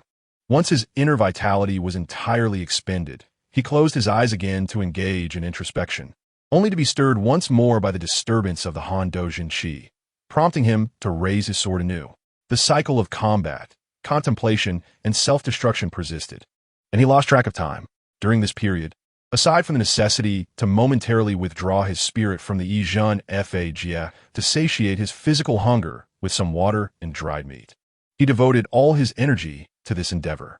His cultivation naturally flourished, not only mastering the use of the Lei Huapai Li Yuanju with remarkable finesse, devoid of any clumsiness, but also thoroughly comprehending the entirety of the Shinwu Shua Daojuan's Tai Shi Yuan Jin Jing. He was but one step away from entering the realm of qi cultivation, a step that presented no significant barriers.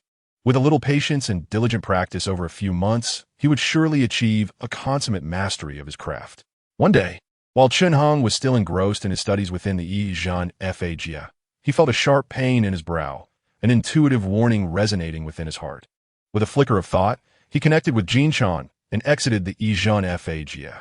How could his physical form in the outside world be sending a warning? Chapter 20.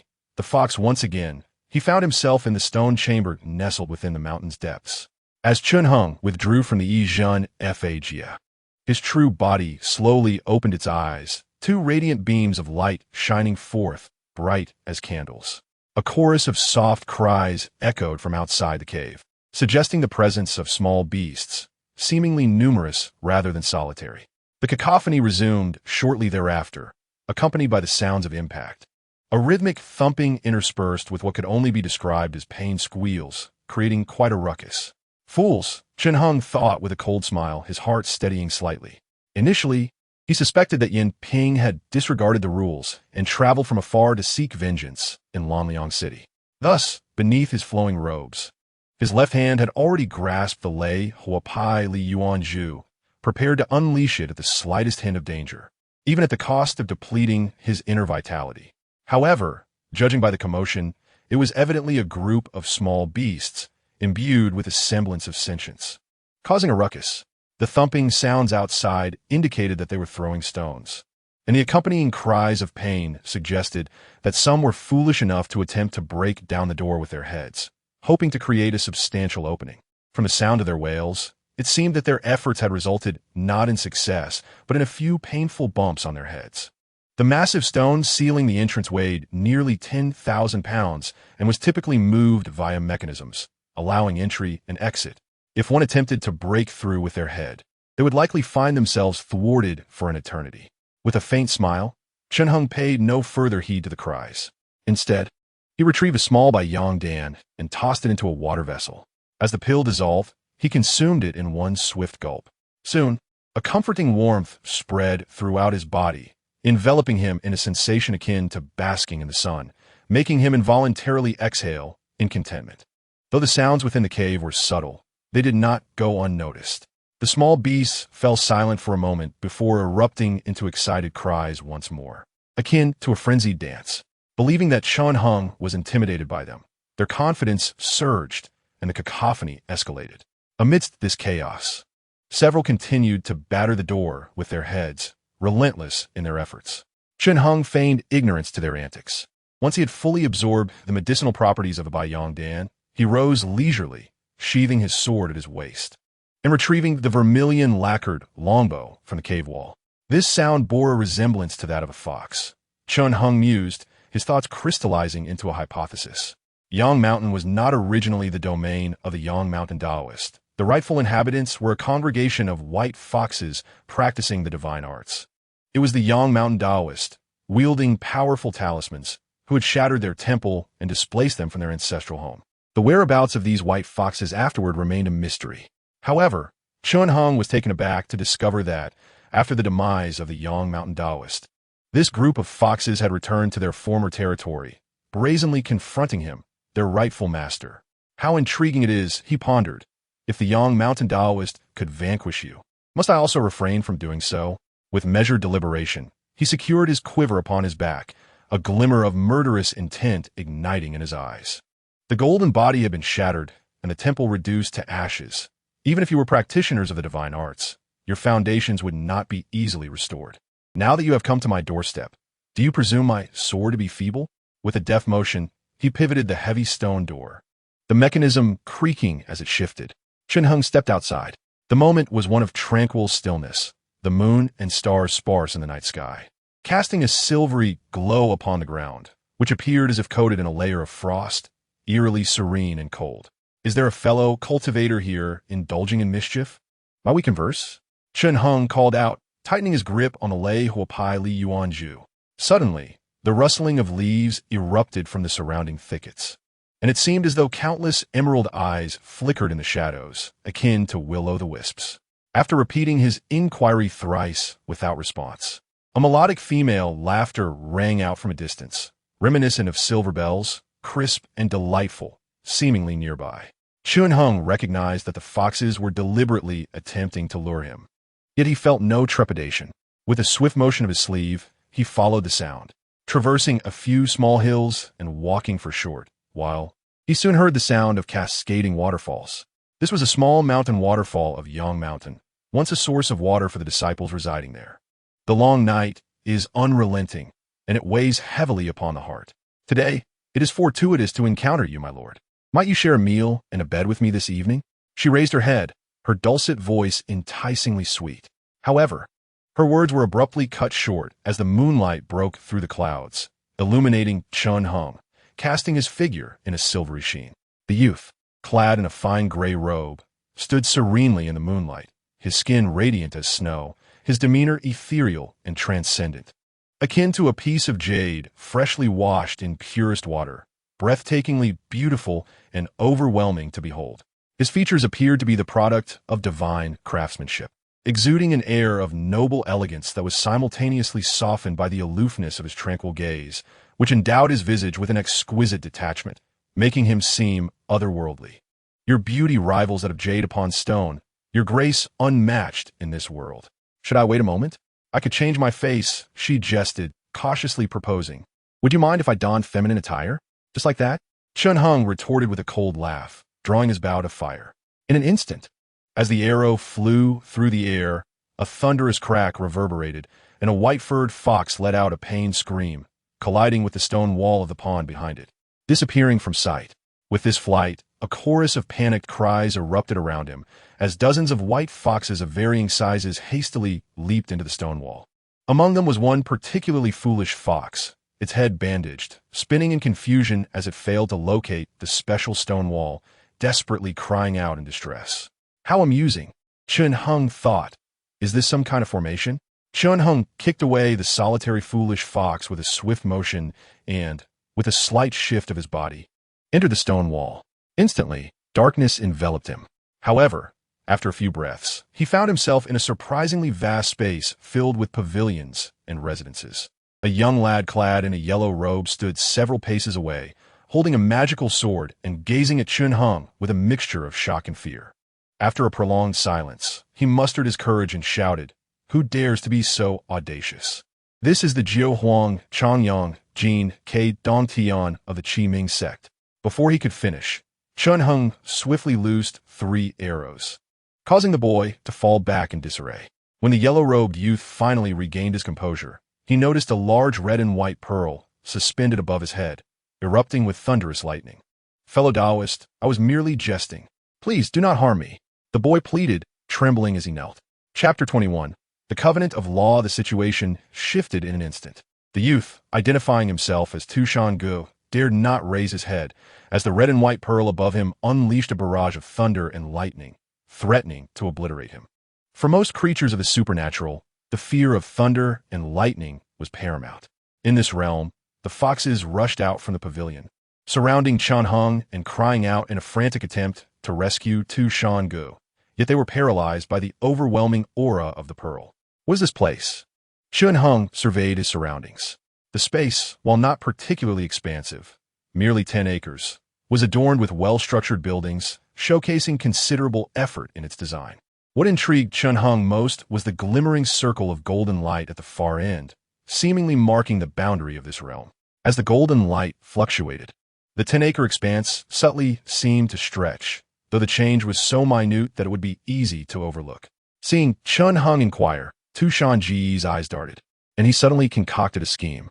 "I am merely a simple fox," he began, but Chun Hung, uninterested in his ruse, lowered the pearl slightly, eliciting a cry of terror from Tushan Gu. "What is this place, truly?" Chun Hung pressed. "The Jiao Huang Changyang Jin Ke Dong Tian." Tushan Yi replied, his voice trembling. Chun Hung remained silent, gazing at him with an intensity that made the fox uneasy, his limbs quivering. "Fellow Taoist," Tushan Gu stammered, attempting to placate Chun Hung. "Fellow Taoist, you pursue the path of the gods, while I seek the path of immortality. How can we be of the same path?" Chun Hung interrupted, dismissively waving his sleeve. "Though I am but a rustic, I understand that a cave heaven is meant to shield against the 3 disasters of wind, fire, and thunder. Once these tribulations pass, achieving immortality is not far off." "Are you suggesting that a cave heaven lies hidden in such a desolate place as Yangshan, and that it originates from the Qi Ming Sect, one of the 8 great sects of the mystical world? Both the paths of immortality and divinity are part of the great Tao. We partake in the same Tao, thus we could be considered fellow Taoists." Tushan Gu replied with a nervous chuckle, attempting to deflect the conversation. However, he was soon left speechless, chilled by Chun Hang's next words. "If you continue to obfuscate, I shall slay you first, then half of this fox den, compelling the remainder to reveal the truth. Should they refuse to comply, I will slay one after another until none are left. I refuse to believe they all share your stubbornness. Are you not an immortal cultivator? Why do you act like a demon from a dark sect?" Tushan Gu cried out in despair. Yuan Shizhenren once stated that the mystical and the demonic are merely reflections of yin and yang. You are wasting your beauty with such a vile heart.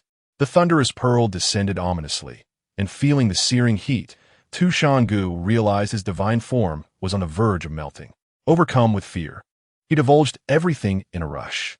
This is a divine domain that I opened using my divine power. It is the place where I received the wishes of incense offerings. And my clan and I rely on it to dwell in Yangshan. A divine domain? So this is a divine domain. Chun Hung mused, then inquired further. It seems you're the white fox who contended with the Yangshan Taoist. After your defeat, you brought this den of foxes to dwell here. Yet, the divine domain is still within Yangshan. Has the Yangshan Taoist never perceived it? Not to mention him, you have not discovered it either. Tu Shangu instinctively retorted. However, upon seeing the pearl hovering above, he quickly retracted his statement and explained the path of divinity is different from that of immortality. While it may be a minor path in Sudu Tian, it is a legitimate practice in other realms, with its own unique functions. This divine domain is exceedingly secretive. Although I am but a minor god, any cultivator wielding talismans could easily slay me. Yet, no mere chi cultivator can possess the power of this internal creation. Even the chi cultivators from the 8 great sects could not achieve such feats. The Yangshan Taoist is a rogue cultivator, lacking proper teachings, knowing only one method. Does he truly believe he can uncover my divine domain? Such folly. Once he falls asleep, Yangshan will be mine again. I will eat when I wish, roam freely, and live joyfully. Oh, Chun Hung responded with a knowing smile. If your divine domain is as formidable as you claim, how did I manage to enter? Does it lack any restrictions? Have I encountered a great demon? Tu Shangu roared in frustration. I sent my weaklings to deal with you, and they nearly perished from fear. They entered the divine domain and forgot to close the restrictions, allowing you to intrude. How could it come to this? Among the foxes, a white fox with an arrow lodged in its backside turned its head away in shame, covering its ears with its paws and curling into a ball. Tu Shanyi, clearly agitated, conceded. With your meager abilities, how could you have the audacity? Chun Hung expressed his confusion. If my golden body were still intact, Tu Shangu protested. Then his spirit sank. Our fox clan possesses innate divine abilities, capable of absorbing yang energy upon contact. Tu Shan Zhuang is the most skilled in transformation among us, particularly adept at becoming beautiful women. I believed you, being young, would naturally be infatuated and less cunning than the Yangshan Taoist, so I sent him to seduce you. Who would have thought he could not even approach you? A fox skilled in illusion and transformation found itself thoroughly outmatched in appearance. How can I rationalize this? Who can I turn to for justification? Tu Shangu lamented, tears welling up. The Yangshan Taoist, is he truly so cunning? It seems you have been thoroughly frightened. Chun Hung replied, shaking his head. He extended a hand, causing the thunderous pearl to ignite in flames and descend. Tu Shangu writhed in agony, his form flickering as if ready to disintegrate. Do you wish to live? After a brief pause, Chun Hung spoke softly. I wish to live. I plead for your mercy. Fellow Taoist. Tu Shangu rolled on the ground, cautious not to stray too far, fearing the pearl would strike down. Sign a covenant of law and become my spirit companion, and I shall spare your life. What? Tu Shangu scoffed. I am bound to a master. My master is a disciple of the Qi Ming sect. I will not serve 2 masters. Before he could finish, the flames intensified once more. In a state of excruciating torment, could no longer endure the pain and was compelled to plead for mercy, producing a contract that bound him. Was he not destined to become a lifelong servant? Holding the contract, his heart bled at the harsh stipulations. It was conceivable that even after his demise, he might still be obliged to serve the descendants of this individual. How infuriating! Had he truly become a guardian spirit of the clan? You are mistaken. Firstly, my aspirations lie in the pursuit of the Grand Tao, leaving no room for personal attachments. And secondly, you may not necessarily outlive me. Before he could further indulge in his dismal thoughts, a faint voice resonated within his heart, startling him into submission. Observing this, Chun Hung nodded. Upon signing the contract, an enigmatic connection was established between him and the latter's life, actions, and fate were now at the mercy of Chun Hung. With but a thought, he could manipulate him as he pleased. Is it customary in this esteemed place not to offer tea to a guest? Chun Hung inquired with a slight smile, surveying the surroundings. The other white foxes, intimidated, dared not meet his gaze and hastily lowered their heads. Such flattering words. It seemed the time for him to begin plundering my hard-earned wealth had come. The anguish in his heart deepened.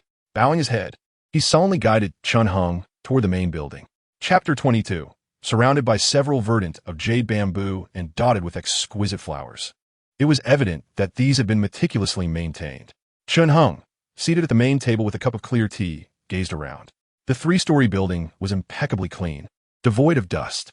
Although the interior lacked opulent decorations, the ink paintings of green bamboo lent a touch of elegance and intrigue. The white foxes outside the main building no longer dared to make a fuss. They huddled together, peeking at Chun Hung with wide eyes, and upon catching his glance, they scurried away in fear of dire consequences. "Your kin are quite lively," Chun Hung remarked, observing who was slumped in a darkwood chair, appearing utterly drained. "Indeed, I was quite lively before encountering you," responded glumly. "My lord, your cruelty knows no bounds. The contract we just signed is akin to a death pact, or rather, it is worse than one. I am truly shackled to your vessel. Fortunes are unpredictable. Who knows? After my ascension, you may very well rise to greatness alongside me." Chun Hung casually reassured him. "Indeed," exclaimed, suddenly invigorated. "Forgive my curiosity, my lord, to which sect do you belong?" "The 8 great sects of the Xianmen are far too lofty. I do not dare to hope for such. The 6 sects of the demon path are also beyond my reach. Given your resolute demeanor and your origins from the southern region of Domi Prefecture, could you possibly hail from the malevolent Shirshir Mountain of the Demon Sect, or the Huashing Mansion, or perhaps the Rinqing Temple? These are all formidable sects, second only to the 8 major ones." "I am a practitioner of the righteous path," Chun Hung replied, shaking his head. "Ah, how could I forget that even among practitioners of the righteous path, there are countless ruthless individuals, each with hearts as cold as iron. Especially those sword cultivators who seem utterly deranged." With a glimmer of hope, pressed on, "Might my lord be from the Luofu sect, Shinhua Cliff the pure Yang Sword sect, or the Wuguang sect?" Unbeknownst to him, quietly adjusted his expectations downward. Surely, someone who dares to kill and refine qi at such a tender age must have an extraordinary background. "I am currently studying the Tao at the Xiaganshan Xianjin sect," Chun Hung replied nonchalantly. "What? The Xiaganshan near Lianliang City is indeed the stronghold of the Xianjin sect. You must be aware of this." "Yes, I am aware. That sect is led by a master of the cultivation level, is it not?" Felt as though the ground beneath him had vanished. Almost collapsing, but managing to muster the strength to ask one final question. "Though the sect may be inconsequential, what of your lineage? Surely it must be that of a celestial family? Beneath the 8 great sects of the Shudu, heavenly Xianmen, and the 6 demon sects, there are 12 Xianmen noble families, deeply rooted and immensely powerful, undoubtedly of noble celestial descent. Even if one were a neglected, illegitimate child within such a noble family, one would never find oneself reduced to the status of a mere practitioner in the Xianjin sect, which is merely a dilapidated stronghold of refiners." Lowered his expectations to that of an ordinary celestial family. Yet even this left him uneasy. "My family is the Chun clan of Ronghua," Chun Hung revealed with a smile. Panic surged through as he smote his palm and fell backward, exclaiming inwardly, "This path of cultivation, the companions of law, land, and wealth, this individual seems devoid of all. Without lineage, without a prestigious sect, how could one cultivate? Must one risk their life in pursuit? Lacking resources, lacking superior texts, lacking mentors and supportive friends, lacking a blessed land or cave. Among the myriad of roaming practitioners throughout the 9 provinces and 4 seas, how many have emerged? Only a single YNX Xanarin, and those contemporaries of his either perished midway or have long since turned to dust." He recalled that perhaps there were aging family members within the Chun clan of Ronghua who had once offered incense to him. With this thought, felt the coldness of the world pressing upon him, leaving him devoid of hope. "Enough," Chun Hung said with indifference. "You have been a local mountain deity for some time. Might I take a look at your private collection?" "My lord, you are too courteous. In this predicament, what is mine is yours choked." Realizing that this individual could have taken what he wanted by force, yet he still chose to ask politely. How excessively courteous. At S command, the group of white foxes outside the main building sprang into action, bringing forth piles of items until the guest room was completely filled. With the contract binding him, S thoughts were laid bare. Chun Hung harbored no concerns about concealment. Before long, as he perused the items with S explanations accompanying him, Chun Hung swiftly found what he needed. Tao techniques, remarkably, were among these items, a stroke of fortune indeed. Chun Hung cradled 3 books in his hands, his face lighting up with joy. The mundane gold, silver, and ink paintings were of little consequence. Beyond some talismans, he had astonishingly discovered 3 Tao techniques among the collected items, a truly joyous discovery. It is worth noting that within the Xianjin sect, Tao techniques are not freely imparted. One either relies on a mentor's teachings or earns merit for the sect through significant contributions, which are then recorded in the merit chamber, allowing one to exchange merit for knowledge in the elder's chamber. The 3 Tao techniques included Qi Armor Technique, Blood Armor Technique, and Extreme Light Great Escape. The Qi Armor Technique and Blood Armor Technique are both lower-tier defensive techniques and overlap in their functions. Mastering one suffices. However, with a genuine in my possession and ample time, I could endeavor to practice both. As for the Extreme Light Great Escape, Chun Hung mused inwardly, my lord. These 3 Tao techniques were left behind by the previous master. After her demise in battle, we spirit pets were cast out from the chiming sect, lacking any backing. I was fortunate to safely arrive at YNGSHN and survive until now, but many other spirit pets were not so lucky. I have heard that numerous ones perished along the way, intercepted by the previous master's foes, their souls used to light lanterns. A truly pitiable fate. Seeing the Tao techniques in Chun Hung's hands was momentarily taken aback, sighing while the previous master was alive. She long sought to enter the Jiuhuang, Chanyang Golden Threshold Cave for cultivation. Alas, she was unable to fulfill that wish until her death. Is this the reason you have consistently referred to this place as the Jiuhuang, Chanyang Golden Threshold Cave? Forgive me for laughing. Indeed, it was only after the previous master's death that I comprehended the true merit of the chiming sect and the harshness of life.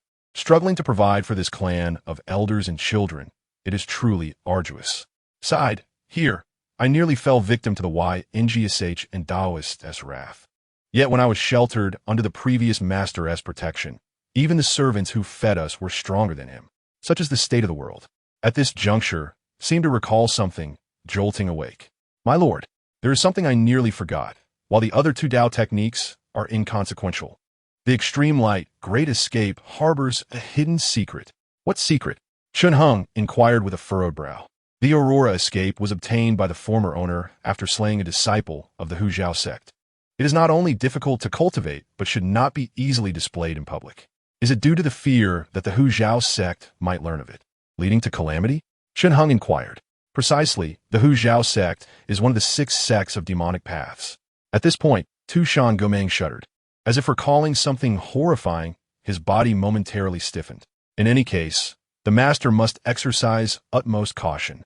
After a long pause, he forced a bitter smile and reiterated, utmost caution. At the same time, in a small village outside Lanliang City, Xiao Yu emerged from a thatched hut, holding a bloodied pair of scissors, her expression devoid of emotion. A thick stench of blood wafted from behind her hut, where a short, stout farmer lay dead on the bed, his eyes bulging like those of a dead fish, his abdomen slit open, revealing dark red entrails. Clearly, he was beyond saving. You were a good person, providing me with food. But why did you secretly gaze at my calves?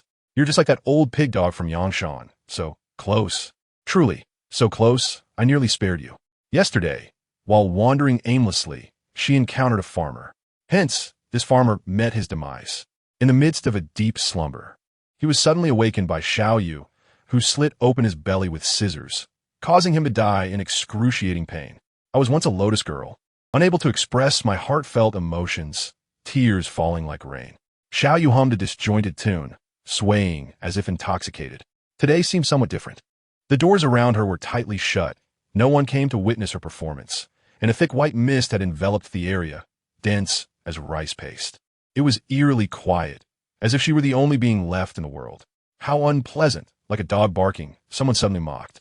Xiao Yu glared fiercely towards the village well, where stood an elderly man with drooping eyebrows, arms crossed, scrutinizing her with a gaze akin to that of a fisherman inspecting a dead fish.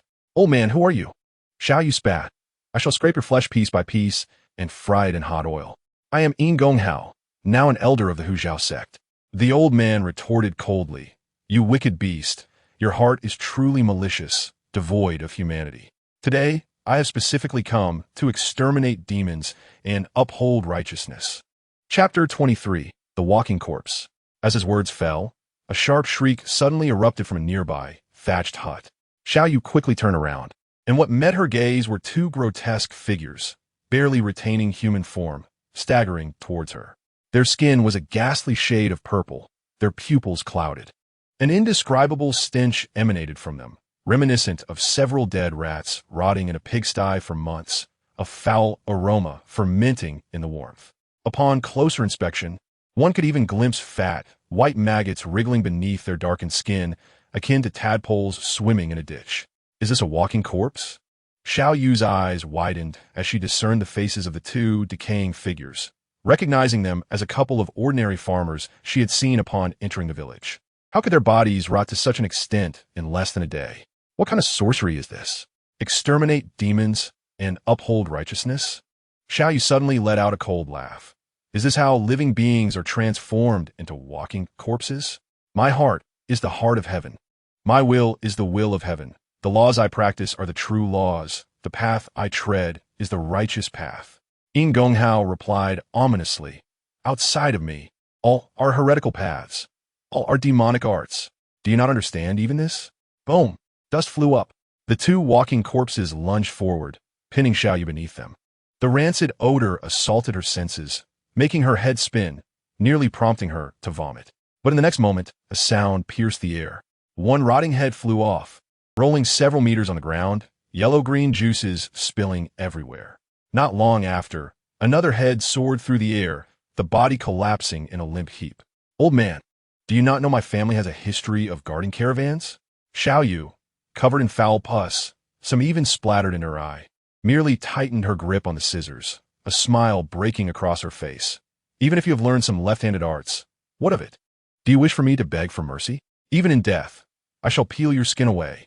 In this current era, where no innate grandmasters emerge in the martial world, she could still be considered a formidable force. Yin Gonghao responded with indifference. Xiao Yu grinned fiercely, grasped his collar, and yanked him down, plunging the scissors into his chest and abdomen. It met no resistance. With a single thrust, it penetrated his body. Blood flowed down the scissors to her wrist, then dripped onto her feet. How could it be so easy? A thought flickered in Xiao Yu's mind. Those capable of wielding Dao techniques must at least possess the prenatal breath. Yet the flesh of one with prenatal breath should be as strong as iron. But there was no time for contemplation. Old man, Xiao Yu, her face smeared with blood, then bit down on Yin Gonghao's neck. And upon feeling the sensation of tearing through his throat, she released her grip, pushing his corpse into the well. So, it turns out cultivators are so easy to kill? Ha ha ha ha ha. Yet, around her, the mist thick as rice paste still lingered, seemingly growing denser. After taking a few steps, she suddenly shuddered, disbelief washing over her.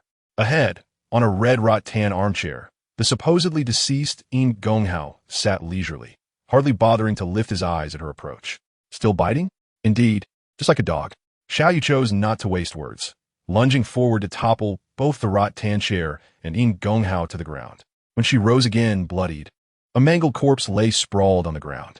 She glared down at the remains, spitting vehemently upon it. Raising her head, she was not surprised to find yet another Yin Gonghao, the elderly man with drooping eyebrows finally lifting his eyelids, casting her a nonchalant glance. His figure was tall and thin, standing like an ancient iron stone atop a peak, emanating a chilling aura of malevolence. Xiao Yu felt a surge of murderous intent rise within her, an urge to annihilate all living beings across the realms, to tear them to shreds. What? Cannot withstand it? The best parts are yet to come. Yin Gonghao nodded slightly, his expression a mixture of approval and regret. He made no move, and, at that moment, countless screams erupted around them.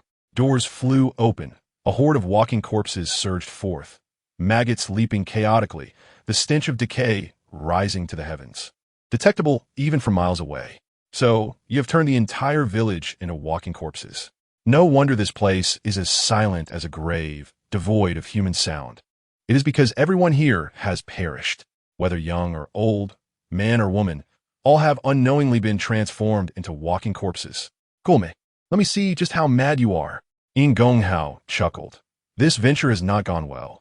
I have yet to find a satisfactory disciple. That Tian Buki's aptitude is too poor, his temperament unpleasant. Though your aptitude is not much better, Yet who could resist my fondness for your mad dog demeanor? The remainder of his words were lost on Xiao Yu.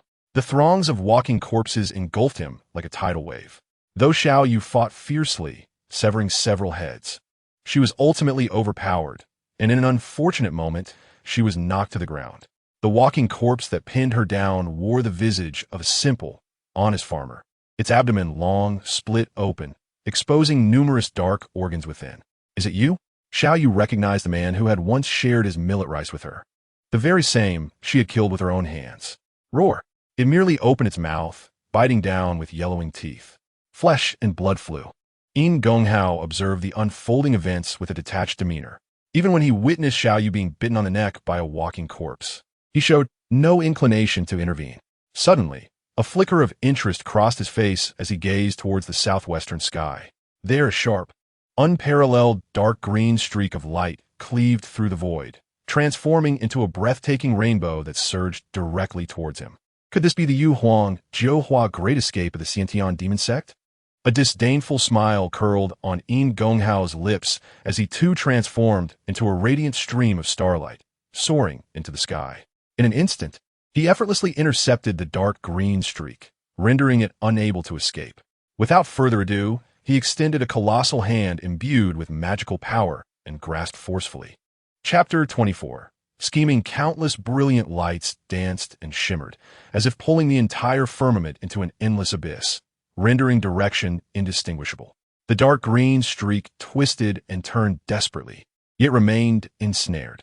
A massive hand, 20 zhang in size, composed entirely of magical energy, lunged forward with lightning speed, leaving no room for evasion. Realizing escape was futile, the dark green streak reluctantly retracted its brilliance and slammed against the approaching hand. A thunderous crash resonated, akin to several mountains collapsing simultaneously. The dark green streak quivered, on the verge of disintegration, while the magical hand remained unscathed, stretching its fingers once more to seize it.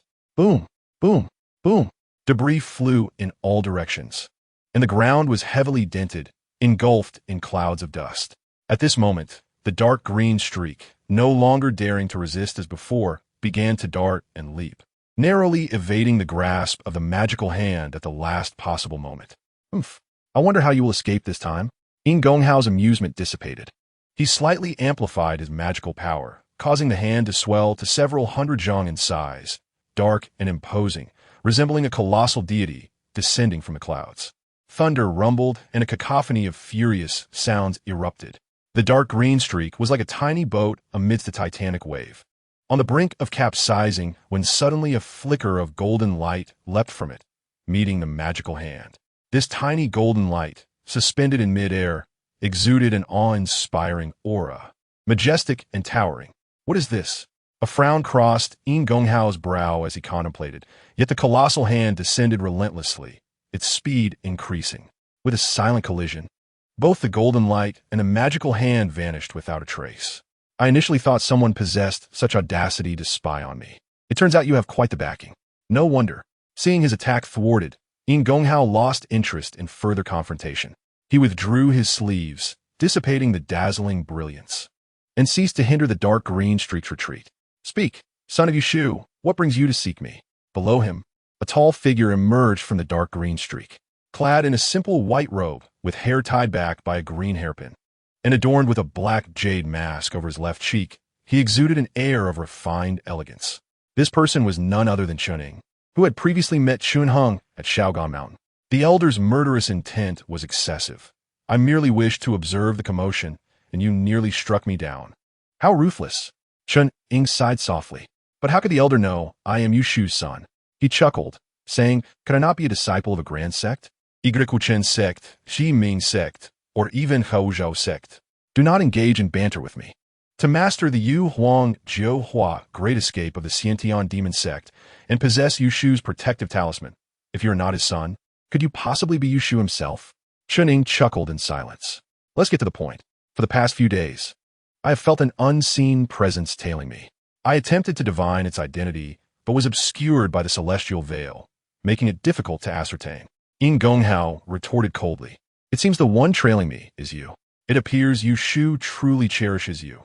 providing not only a protective talisman, but also a treasure to conceal celestial secrets. I almost feel compelled to kill for such riches. The elder possesses great power. For someone in my humble cultivation, I have struggled for days without catching up. How embarrassing. Oh, then how did you know I would settle here today? Today? Indeed, it was unexpected. Chuning seemed amused, saying, I intended to visit a brother today, but unexpectedly encountered the elder on the way. Is that not a stroke of luck? Your brother? Is he also Yushu's son? In Gonghao's eyes brightened. Indeed, I intended to offer him some advice, to be cautious of Yushu, lest he end up like other brothers who, despite momentary glory, ultimately lead mundane lives, achieving nothing but fleeting illusions. However, since I have encountered the elder, I have matters to attend to and can no longer concern myself with him. I can only wish him well. You, a true disciple of the Xiantian demon sect, seek me, an elder of the Huzhao sect, for what purpose? Di Yuan. Chen Ying laughed lightly, saying, the corpse dispersing immortal. In Gonghao's expression shifted dramatically, and he attempted to withdraw, only to be grasped by Chen Ying's sleeve. Rest assured, I am not so insane as to covet that immortal, but does he not have disciples? Chen Ying lowered his voice and transmitted a message through his divine sense. In Gonghao's countenance fluctuated between red and white. Finally, under Chen Ying's enigmatic gaze, he steeled his resolve and gritted his teeth in agreement. In Gonghao's tone suddenly became considerably more courteous. A request I cannot refuse. Chen Ying laughed heartily. In Gonghao raised his hand, summoning an octagonal, exquisite white jade tower, and together with Chen Ying, they stepped inside. Yet, as the white jade tower shattered the void, he recalled Xiao Yu and divided a portion of pure energy, sending it downwards. Please. The white jade tower vanished in an instant, having traversed countless miles of mountains and rivers. As the pure energy descended, it transformed into an identical image of In Gonghao, radiating the same demonic aura. Truly wasteful. He frowned in dissatisfaction. Below them lay a scene of utter devastation. Xiao Yu's body was nearly torn apart, her abdomen ruptured, yet she still struggled to cling to life. This woman, her bloodied and mangled arms bared, desperately clutched a walking corpse. Ignoring the overpowering stench, she bit down fiercely on the creature's neck, refusing to relent. Such tenacity is admirable. In Gonghao waved his hand, unleashing a surge of magical power that obliterated the walking corpses below, reducing them to mere pulp. He pointed at Xiao Yu, and as a strand of primordial truth infused her, her liver and skin regenerated instantaneously. Within mere breaths, she glowed with vitality, not only healing her wounds, but appearing even more robust. I beseech you, esteemed master, grant me the path of immortality. Without a moment's hesitation, Xiao Yu fell to her knees. Even in her madness, she recognized the elder before her possessed great powers. The master shall not be named. You have not eradicated this group of walking corpses. Until your trial is complete, you cannot enter my service. In Gonghao shook his head, stating, however, I can grant you another chance. Thank you, esteemed immortal. Thank you, esteemed immortal. Xiao Yu bowed deeply, her forehead bruised from repeated prostrations. Seeing this, In Gonghao smiled with satisfaction, inquiring, do you have someone you are most grateful for? The visage of Chun Hung surfaced in her mind. She hesitated to respond. Yet In Gonghao's gaze left no room for concealment. Yes, his name is Chun Hung. Xiao Yu lowered her head. Very well, then go and kill him. Are you willing? I am willing. Xiao Yu's nails dug deeply into her palm, and after a moment of contemplation, she suddenly laughed, saying, as long as I can follow the esteemed immortal to learn the way, even if it means torturing him, I am more than willing. Good. In Gonghao nodded, stating, I will teach you the path for 1 month. If you can kill him, you may join my ranks. If not, I shall break your limbs and transform you into a beast, ensuring your suffering is beyond compare. I understand. I shall comply with the immortal's commands. Excellent. Excellent. Upon hearing these words, In Gonghao's expression finally revealed a hint of genuine delight as he said, Good child, tell me your true name.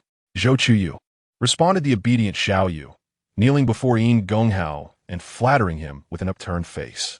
I am humbly known as Zhou Chuyu. Initially, In Gonghao frowned, but then he burst into hearty laughter, his mirth echoing through the mountains and scattering the clouds high above, shattering them momentarily. Meanwhile, in Ying Shn, Chun Hung, who was situated within the realm of Jean Fa, remained unaware of the events unfolding outside. He sat in meditation when, suddenly, he moved, forming a hand seal, and layers of energy began to swirl around him. It's done. Chunheng opened his eyes, his face alight with joy. Chapter 25. Tu Shan Ningning. Qi Armor Technique, as the name suggests. The Qi Armor Technique transforms the primordial breath into a protective armor, a method of self-defense. By focusing the mind on breathing, letting the breath flow smoothly in and out, one can still the body and quiet the mind, achieving tranquility both externally and internally.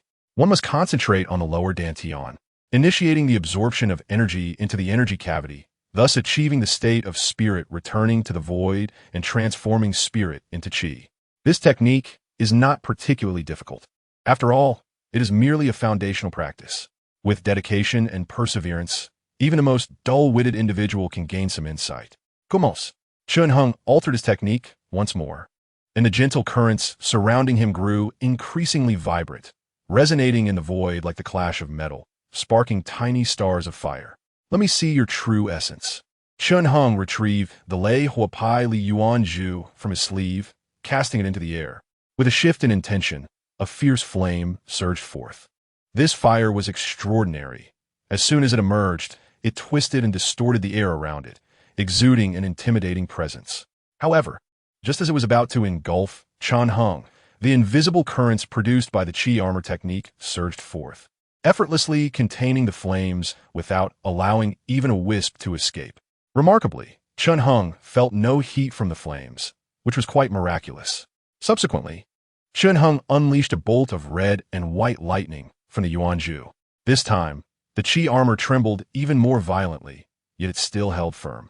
The abilities of the Lei Huapai Li Yuanzhu included expelling fire and summoning thunder. However, its true lethal move lay in intertwining fire and lightning, enveloping them within the pearl and launching them forth as one. Crafted from refined silver and secret sand, this mid-grade talisman was exceptionally sturdy, and with the aid of fire and lightning, once unleashed, it could obliterate even a city wall. The Luyin Tian Gui Fan and Wu Guang Pei were insignificant in comparison.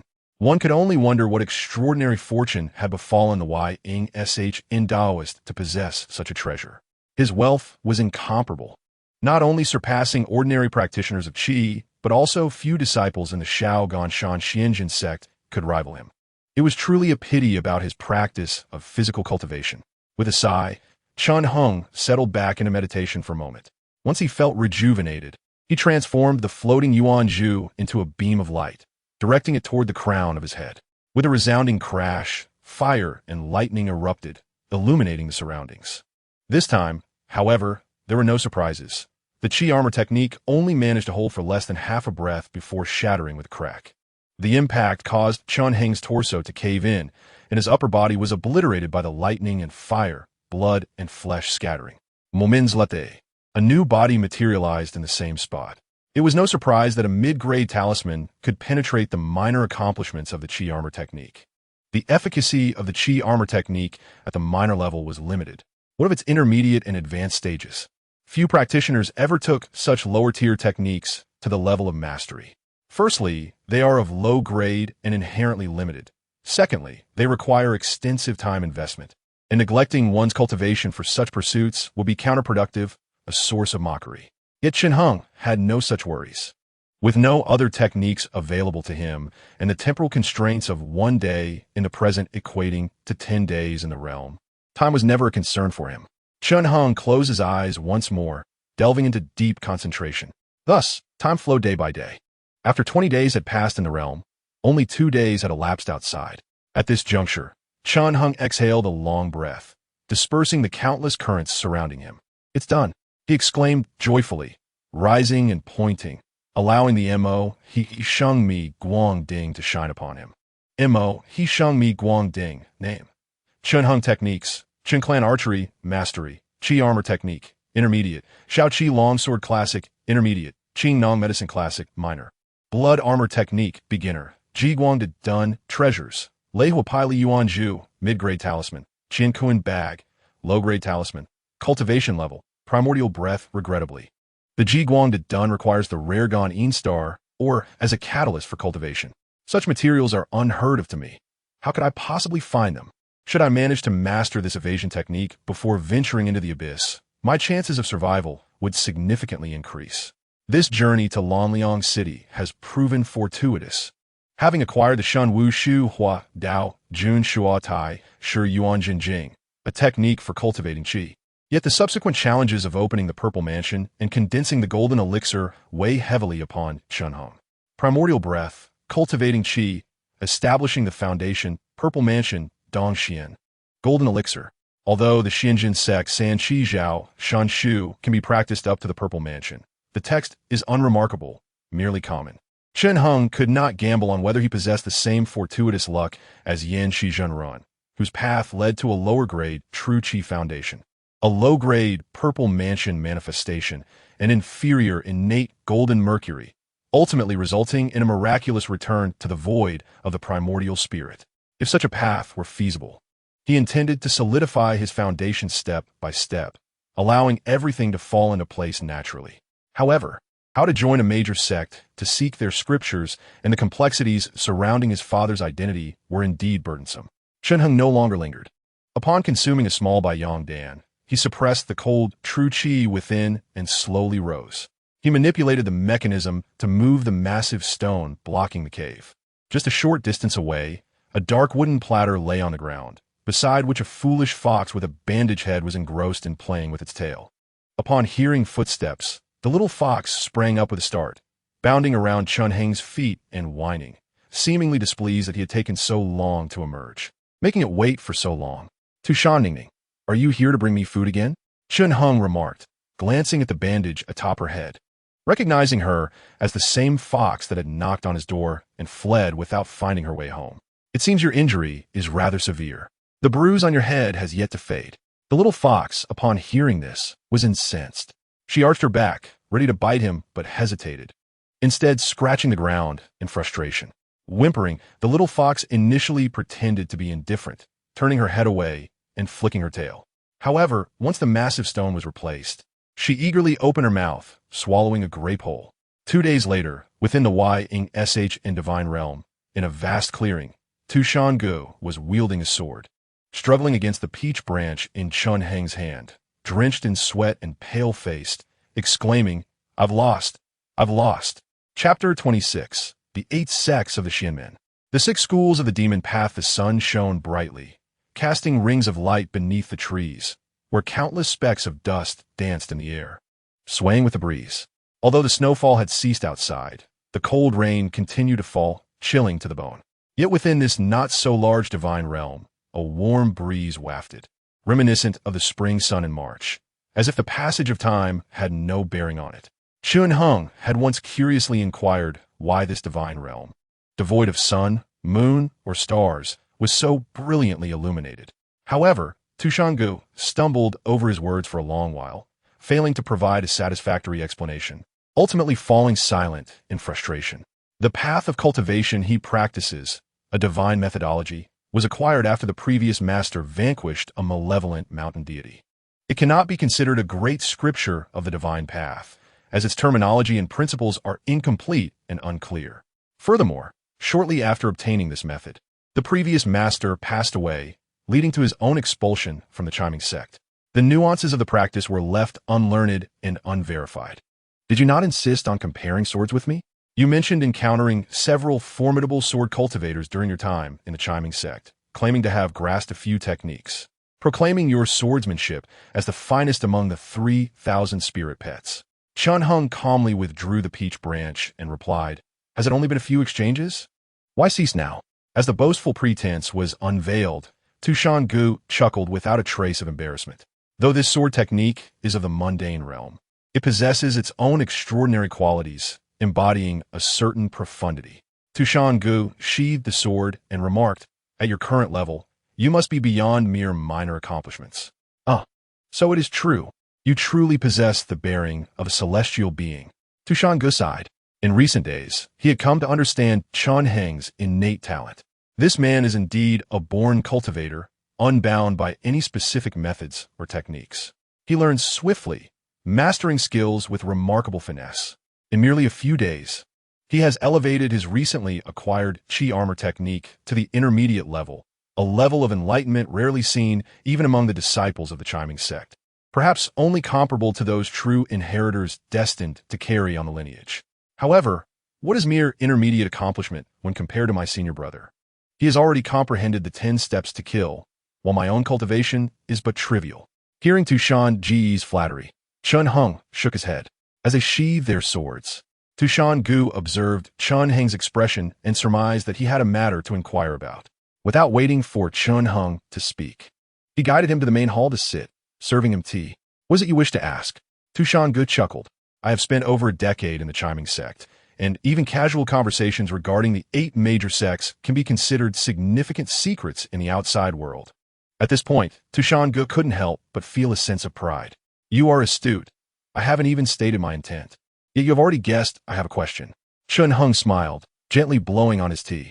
It was rare that he ventured out of the Asian realm for cultivation. But he had come to Tushan Gu's divine territory for a reason. "Indeed, I have a pressing matter to discuss. You know that the Xuanjin sect is a minor sect, lacking foundational scriptures and blessed lands. Since you have spent some time in the Chiming sect, you must have gained some knowledge."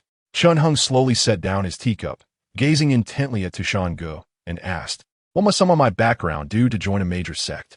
Tushan Gu was taken aback, his expression of pride suddenly freezing. After a long pause, he awkwardly cleared his throat and scratched his head. "This is quite rare. The disciples of the 8 major sects and 6 demonic sects are typically nurtured from a young age, stemming from pure lineages. Occasionally, an elder may wander to gather disciples, but such occurrences are few and far between, requiring a stroke of fate." At this moment, Tushan Gu felt a twinge of embarrassment looking at Chun Hung, and he mumbled, "If this is your inquiry, I fear I have no substantial advice. The 8 major sects include Yuchan Sect, Chiming Sect, Doshu Sect, Taifu Palace, Zhongyi Sword Sect, Beiji Courtyard, Yingjing Sect, and Jiuzhen Cult. The 6 demonic sects comprise Huizhao Sect, Xinyu Sect, Shuhe Sect, Xiantian Demon Sect, Wenyang Sect, and Xuanjin Cave. These factions are the true masters of Su Du Tian, with countless minor sects across the 9 continents relying on them for survival. Moreover, these powers extend beyond Su Du Tian, existing in other celestial realms, truly embodying the titans of the celestial way. Thus, the recruitment by these prestigious powers is extremely rigorous, requiring not only early cultivation but also assessments of root bones, temperament, primordial spirit, talent, and determination, none of which can be overlooked. Domi Prefecture is home to the gates of Yuchan Sect, Huizhao Sect, and Chiming Sect. The 2 orthodox sects and 1 demonic sect define the current cultivation landscape of this region. However, in this vast Domi, aside from these 3 supreme celestial giants, there exist 9 other second-tier sects and hundreds of smaller ones akin to the Xuanjin sect.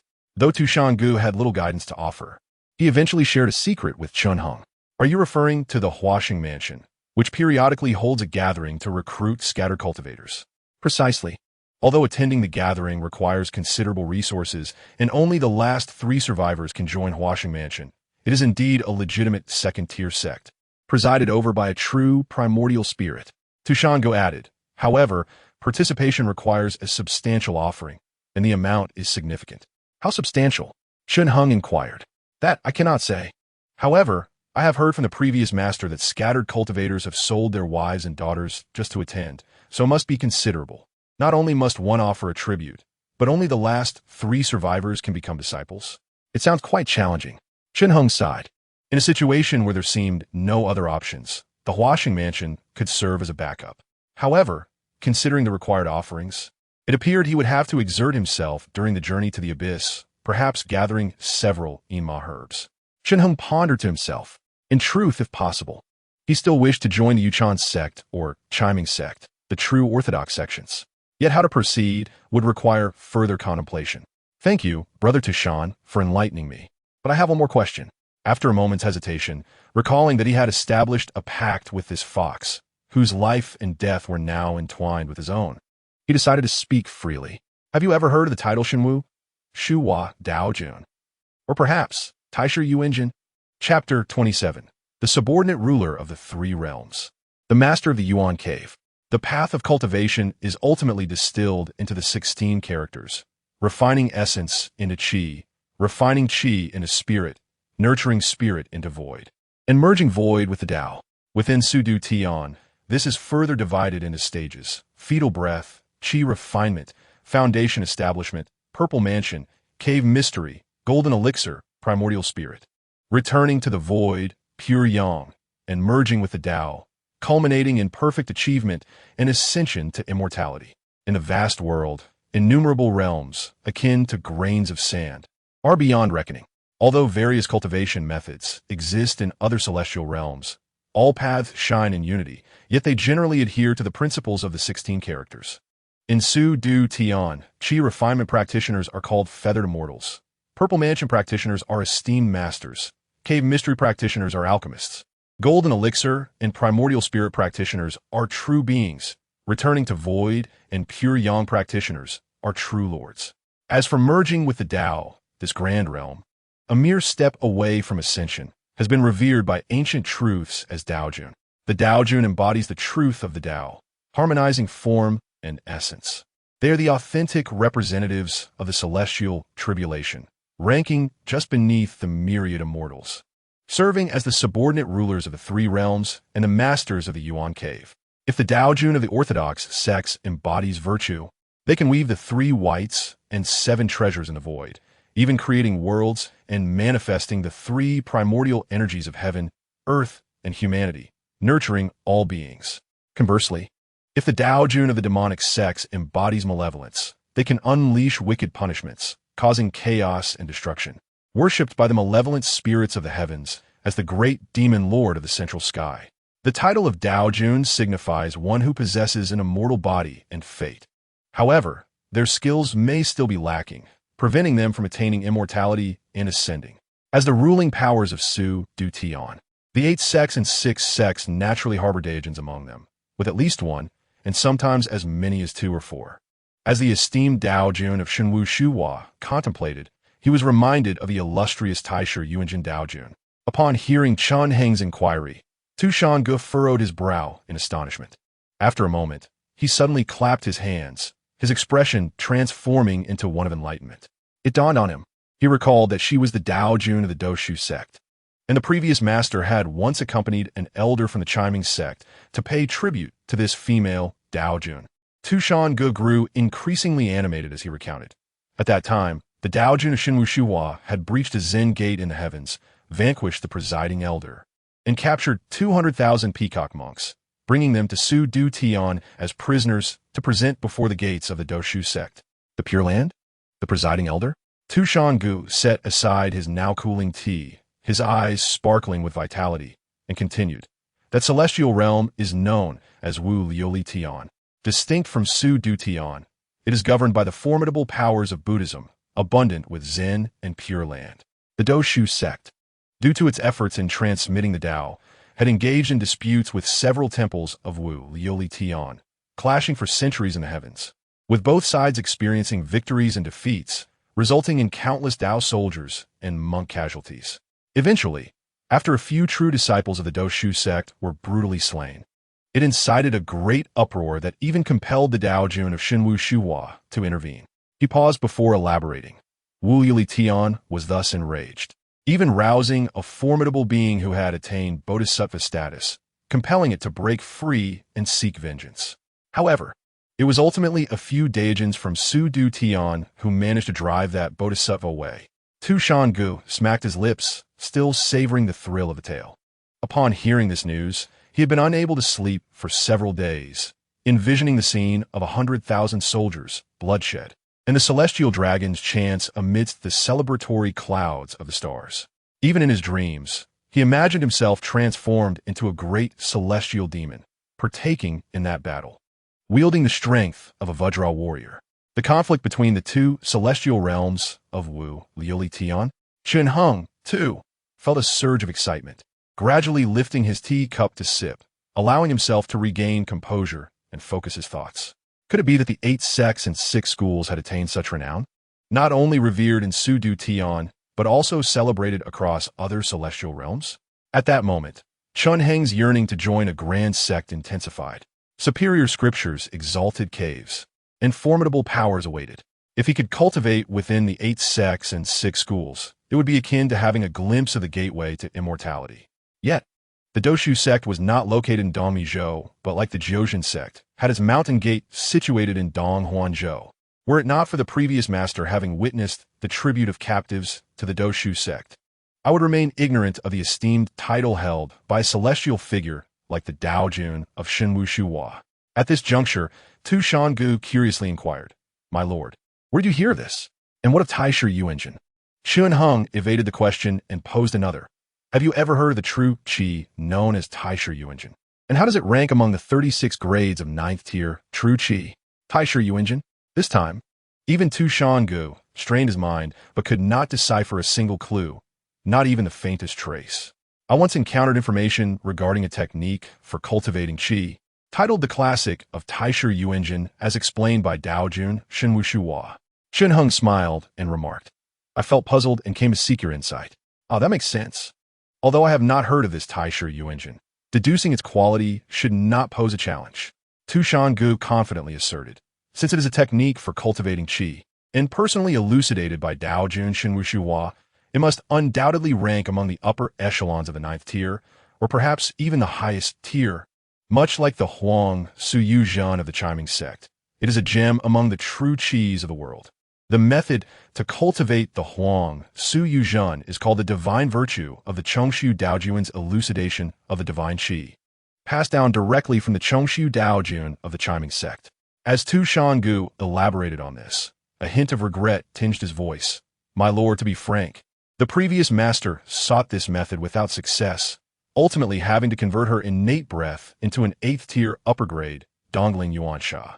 I often ponder, had she succeeded in cultivating the Huang Suyu Zhan, she might have triumphed in the battle of Dao and avoided her demise. Although many years have passed, reminiscing about the past still elicits a sense of melancholy and deep sighs. The past cannot be reclaimed.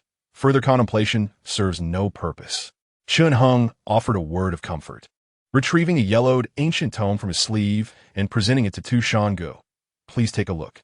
Tu Shangu took it with bewilderment, but before he could turn a few pages, his complexion turned pale. What a sinister and malevolent technique. Sweat began to bead on his forehead as he exclaimed, "My lord, this method is truly terrifying. It is exceedingly harmful to the heavens." Tu Shanji's voice was laced with fear and astonishment, his expression stiff and pale, clearly shaken.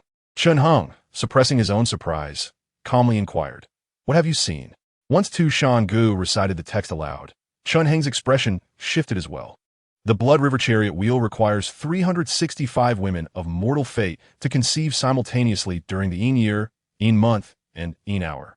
They must be nourished with a concoction of brine, talcum, mercury, and red horse, administered daily post-conception. Upon the birth of the infant, a sharp blade is used to sever the womb and extract the child. The resentment carried by such stillborns from their mothers aligns perfectly with the essence of gold, to be meticulously refined over 49 days until the blood river chariot wheel is completed. This wheel is particularly adept at corrupting the human body. Once struck, the victim's exterior will turn a sickly purple, disintegrating into a putrid pool of blood. Furthermore, it can negate the spiritual light of talismans. Even mid-grade talismans will suffer a depletion of their essence upon contact, while low-grade talismans will reveal signs of collapse upon impact. Only high-grade talismans stand a chance against its vile corruption. This can be unequivocally termed a true demonic treasure, exceedingly malevolent. The so-called treasure is devoid of restrictions, nor can it be enhanced through refinement. Although its crafting is challenging and subject to various limitations, its power is typically astounding. How could this be? Upon hearing Tu Shangu recite the text, Xun Heng found it utterly absurd. Wasn't he presenting the classic of Taishu Yuanjin as explained by Daojun Shenwushuhua? Are you certain you have not misread? Absolutely. The characters are laid out before us, my lord. How could I possibly be mistaken? Tu Shangu scratched his head in confusion, firmly asserting his certainty. At a loss, Tu Shangu rose from his chair. "Call your kin over. Let them see this." After a moment of silence, Xun Heng suddenly spoke. Tu Shangu, perplexed, complied. Soon, a line of foxes formed, each taking turns to peruse the classic of Taishu Yuanjin as explained by Daojun Shenwushuhua, but the outcome remained consistent. In their eyes, They beheld only the ritual of crafting the blood river chariot wheel, not a technique for cultivating chi, not an esoteric true chi, but a genuine demonic method of forging. The foxes were horrified by the sanguinary text, each yelping in terror and dashing about in chaos. Among them, the fox known as Tu Shan Zhuang, who had previously enchanted Chun Heng before being shot in the rear, was particularly terrified. He had witnessed Chun Heng's murderous intent firsthand and understood how merciless he could be. Tu Shan Zhuang feared that Chun Heng intended to annihilate them all and forge them into a blood river chariot wheel, his body trembling uncontrollably as he howled, preparing to cling to Chun Heng's leg in despair. Fortunately, Tu Shan Gu was quick-witted and swiftly grabbed the scruff of the bewildered fox, tossing him aside to restore order. How could this happen? Chun Heng sat silently in his chair, his emotions roiling within him. Clearly, it was a technique for cultivating chi. Yet was it due to this body? Indeed, it must be so. This technique was a relic of the previous master's father. I had heard Uncle Qinjian mention it before. Before his death, he specifically instructed that the previous master should remember to open the wooden box as they grew older. Within the box, aside from a few peculiar talismans, lay this very technique for cultivating chi. Chun Heng gently closed his eyes and fell into contemplation. Is it truly due to our shared bloodline that I have fortuitously glimpsed the truth? This notion, while strained, does offer some semblance of clarity. The members of the Qin clan have long held the wooden box containing the tome in disdain, deeming it a vessel of malevolent forces rather than a legitimate path. Initially, Chun Heng believed that their suspicions stemmed from the perils inherent in the practice of chi cultivation, leading to such misconceptions. It was only because he had been reborn into this body that he fortuitously uncovered the true heirloom left by his previous father's hand. His father had passed away prematurely, allegedly due to a mishap during a meditative practice that had disturbed his spirit and aggravated old wounds, resulting in an untimely demise. If he possessed such extraordinary abilities and left behind this practice of chi cultivation, what revelations had he stumbled upon? It is worth noting that the Shan Wu Shu Hua Dao Jun Shua Tai Shi Yuan Jin Jing is personally annotated by the Dao Jun, holding a status equivalent to the Chong Su Jida Dao Jun Shi Shen Qi Yi Jie of the Qiming sect. The latter, even among disciples of the Qiming sect, is rarely comprehended in its entirety. Just like the former owner of Tu Shan Ge, due to a lack of opportunity to glimpse the Huang, Su Yuzhen was ultimately compelled to shift his focus to the 8th tier of the superior Dong Ling Yuan Sha. The outcome resembles the adage of the blind leading the blind. One man's misfortune may yet be another's blessing. Chun Heng sighed softly. At that moment, a sudden, soft, furry sensation brushed against his palm. He glanced down to find Tu Shan Ning Ning nuzzling against him. Upon noticing his gaze, the little fox wagged her tail and let out a worried whimper. "Thank you. I am quite all right," Chun Heng replied, a gentle smile gracing his handsome features as he absent-mindedly stroked her. His fingers, pale and slender with exquisite bone structure, brought comfort to Tu Shan Ning Ning, who lifted her chin in contentment. Yet, just as she reveled in the moment, his hand lightly stroked her tail. "Ing-ing." The little fox immediately became indignant, a mix of embarrassment and anger causing her to arch her back in protest. "Thank you, Brother Tu Shan, for enlightening me today." Suppressing a myriad of thoughts, Chun Heng performed a respectful bow, prompting Tu Shan Gu to rise hastily and escort him to the door. "By the way, what are the characters on the cover of that tome?" Chun Heng inquired before departing. "Ah, it reads, Blood River Chariot Treasure Wheel Complete Collection," Tu Shan Gu replied. "I understand now. Thank you." Days passed in the blink of an eye, and soon 5 more daylight cycles had elapsed. One day, shortly thereafter, a sharp sound sliced through the air, a piercing shriek that echoed loudly. Faintly, one could discern a few sounds of laughter and conversation. Chapter 29. The golden seal of the earthly threshold, a streak of crimson light traversed the skies, weaving through the layers of clouds above Yang Mountain, trailing along. Brilliant tale. Upon closer inspection, it became evident that the crimson light was a flying vessel, a magical artifact known as the Mo Yun Fei Zhou, within which a youth, no more than 13 or 14 years of age, was laughing boisterously, his words laced with arrogance. "Uncle Seven's Yang Mountain is quite the playground, Lao Deng. You have never accompanied me here before, and thus remain unaware of its wonders, which is why you look so bewildered." The boy's eyes sparkled with vitality, his skin radiant and full, clearly indicating he was an extraordinary individual, having attained the primal breath and entered the realm of innate practitioners. However, his speech bore an unsettling lewdness, and combined with his tender age, it lent an air of discomfort. Among all my uncles, the most esteemed is undoubtedly this Uncle 7. Now that you have also attained the primal breath, consider yourself one of us. I shall confide in you. When I was still a fledgling, it was Uncle 7 who introduced me to the pleasures of the flesh. The youth chuckled as he wrapped an arm around a middle-aged man in his 40s, whose appearance was rather ordinary. You cannot fathom the allure of little you from Uncle 7's household. During these months of confinement, I have yearned for her terribly. The charm she exudes in the boudoir surpasses even that of the newlywed wife of Lord Sunday. Although the plump matron possesses her own allure, she pales in comparison to little you. As he spoke, the surrounding attendants laughed in agreement, except for Lao Deng, whose expression grew subtly displeased. Lao Deng, known as Deng Zhongji, was the boy's personal attendant, and their bond was far deeper than that of an ordinary master and servant.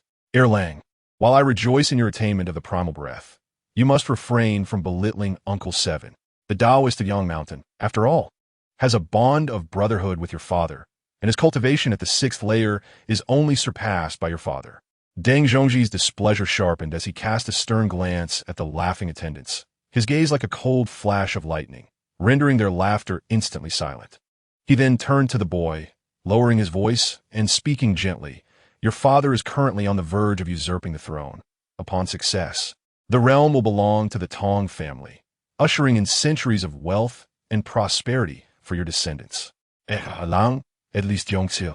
is even more crucial not to offend the Taoist of Yang Mountain, lest you provoke his ire. The major affairs of the Tong family still require his assistance, and any added support would be invaluable. Deng Zhongji's counsel caused the boy's face to flush with embarrassment, realizing he had lost face before his peers, which only fueled his rebellious spirit. If it weren't for my father saving his life, would the Taoist of Yang Mountain not have been slain by several rogue cultivators long ago? As he spoke, Deng Zhongji's expression shifted dramatically, and he hastily covered the boy's mouth. Deng Zhongji enjoyed the deep trust of the Tong family patriarch. This general, who was nearly on the brink of usurpation, regarded him as a brother and divulged secrets without reservation. The Taoist of Yang Mountain was also among the fortunate ones. This matter originated when the patriarch of the Tong family fortuitously rescued the Taoist of Yang Mountain while traversing a small secret realm. Initially, he had no intention of performing an act of kindness. Rather, he aimed to have the Taoist serve as a scapegoat should unforeseen circumstances arise, thus securing a slim chance of survival for himself. However, the two proceeded with caution and ultimately succeeded in reaching their destination without error. Yet, the opportunity at the end of this secret realm was not treasure, precious artifacts, or ancient texts, but merely a page of golden scripture.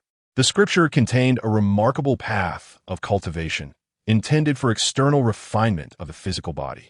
At the time, the Tong family patriarch and the Taoist of Yang Mountain hastily noted down the words inscribed on the golden page, only for it to suddenly emit a brilliant light and vanish into the void, leaving no trace behind. The patriarch initially harbored murderous intentions, but upon witnessing this extraordinary spectacle, he had no choice but to suppress his intent and instead treated the Taoist with kindness, forging a brotherly bond. As the patriarch had 5 brothers, the Taoist, being wise, refrained from ordering them by age and humbly positioned himself as the 7th.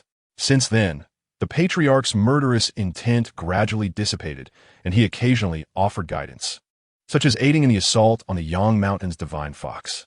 However, the secrets of that golden scripture remained elusive. The patriarch had once recounted the scripture to Deng Zhongji and his brothers, but the words spoken were disjointed and nonsensical. Even when transcribed onto paper, the text, though clear to the patriarch, appeared as unintelligible scribbles to others, rendering it indecipherable. After several such attempts, the patriarch grew disheartened, fostering both awe and trepidation towards the previously unheard-of Tao court. Erlang, Deng Zhongji's gaze turned serious. Do not speak further. At this reprimand, the boy recognized his misstep, swallowing his words awkwardly. It seems we cannot retain these attendants any longer. Deng Zhongji discreetly scanned the surroundings, silently resolving to take action. Yet soon, doubt crept into his mind. Although it was his first visit to Yang Mountain, He had heard tales of the Taoists' notorious debauchery, yet the current atmosphere felt eerily silent, as if the entire mountain had succumbed to stillness.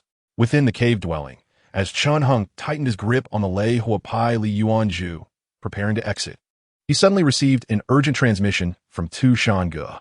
"Can you handle him?" Upon grasping Tu Shange's words, Chun Hung furrowed his brow. "Master, allow me to temporarily use an illusion to placate him. We must not act rashly." The father of the young man is the esteemed General Tong Gaolu of the Rome Kingdom, a pillar of the nation, whose cultivation of qi surpasses even that of Daoran Yangshan. One must tread carefully through the connection of the legal contract. Tu Shange and Chun Hung could communicate directly via their hearts. The fox anxiously exclaimed, "My lord, one must not take his life." After waiting for a while, and noticing that Chun Hung had yet to transmit any thoughts, Tu Shange finally breathed a sigh of relief. He then summoned the most skilled shapeshifter, Tu Shan Zhuang, and whispered a few words to him, before the two foxes nervously stepped out of the divine realm. What a grand spectacle! Despite being prepared, Tu Shange was still startled when he beheld the flying vessel suspended in midair. The vessel, a brilliant crimson hue, radiated an intense brightness akin to blood. When the Mo Yun flying boat loomed overhead, it resembled a vast red cloud descending, casting a faint reddish glow upon the mountaintop. Tu Shange silently scoffed, reflecting, how dare one wield such a magical artifact at merely the fetal breath stage? How much fetal breath do you have to squander? Are you not aspiring to cultivate qi, or have you already mastered the first stage of qi cultivation? At that moment, he noticed someone approaching to greet him. The young man no longer flaunted his superiority. As he lowered the Mo Yun flying boat, he descended gracefully.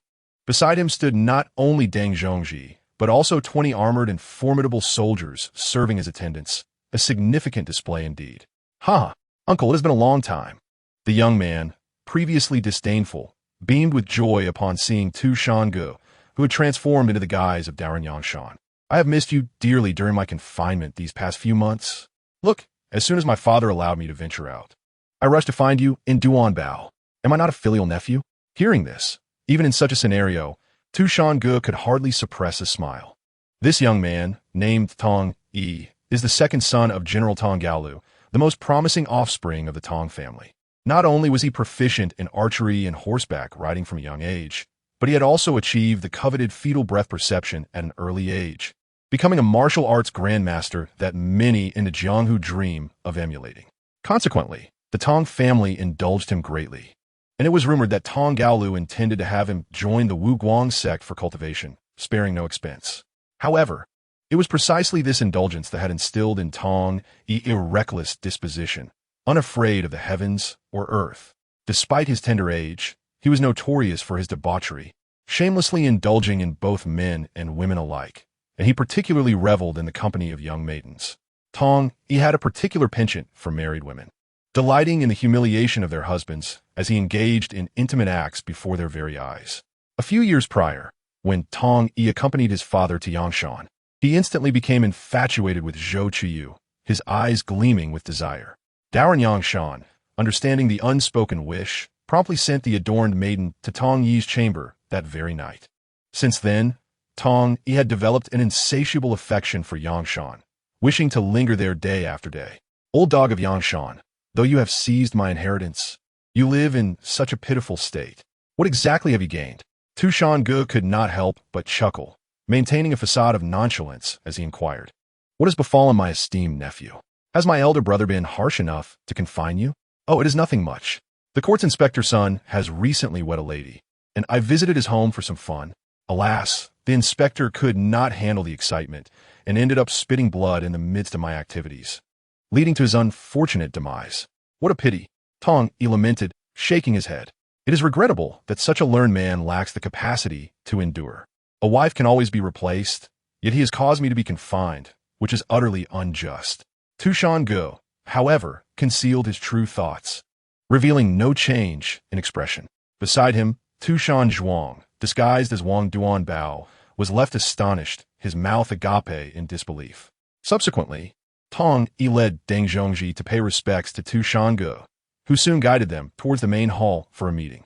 Meanwhile, as Tu Shange engaged in conversation with Deng Zhongji, Tong Yi plotted and intentionally paused a few steps, waiting for Tu Shan Zhuang to catch up. Zuan Bao, are you happy to see me? Tong Yi asked cheerfully. The Tu Shan Zhuang, still assuming the form of Wang Duan Bao, appeared utterly bewildered. I have a favor to ask of you. Tong Yi continued. Please let me Xiao Yu for a while. I promise to return her once I've had my fill.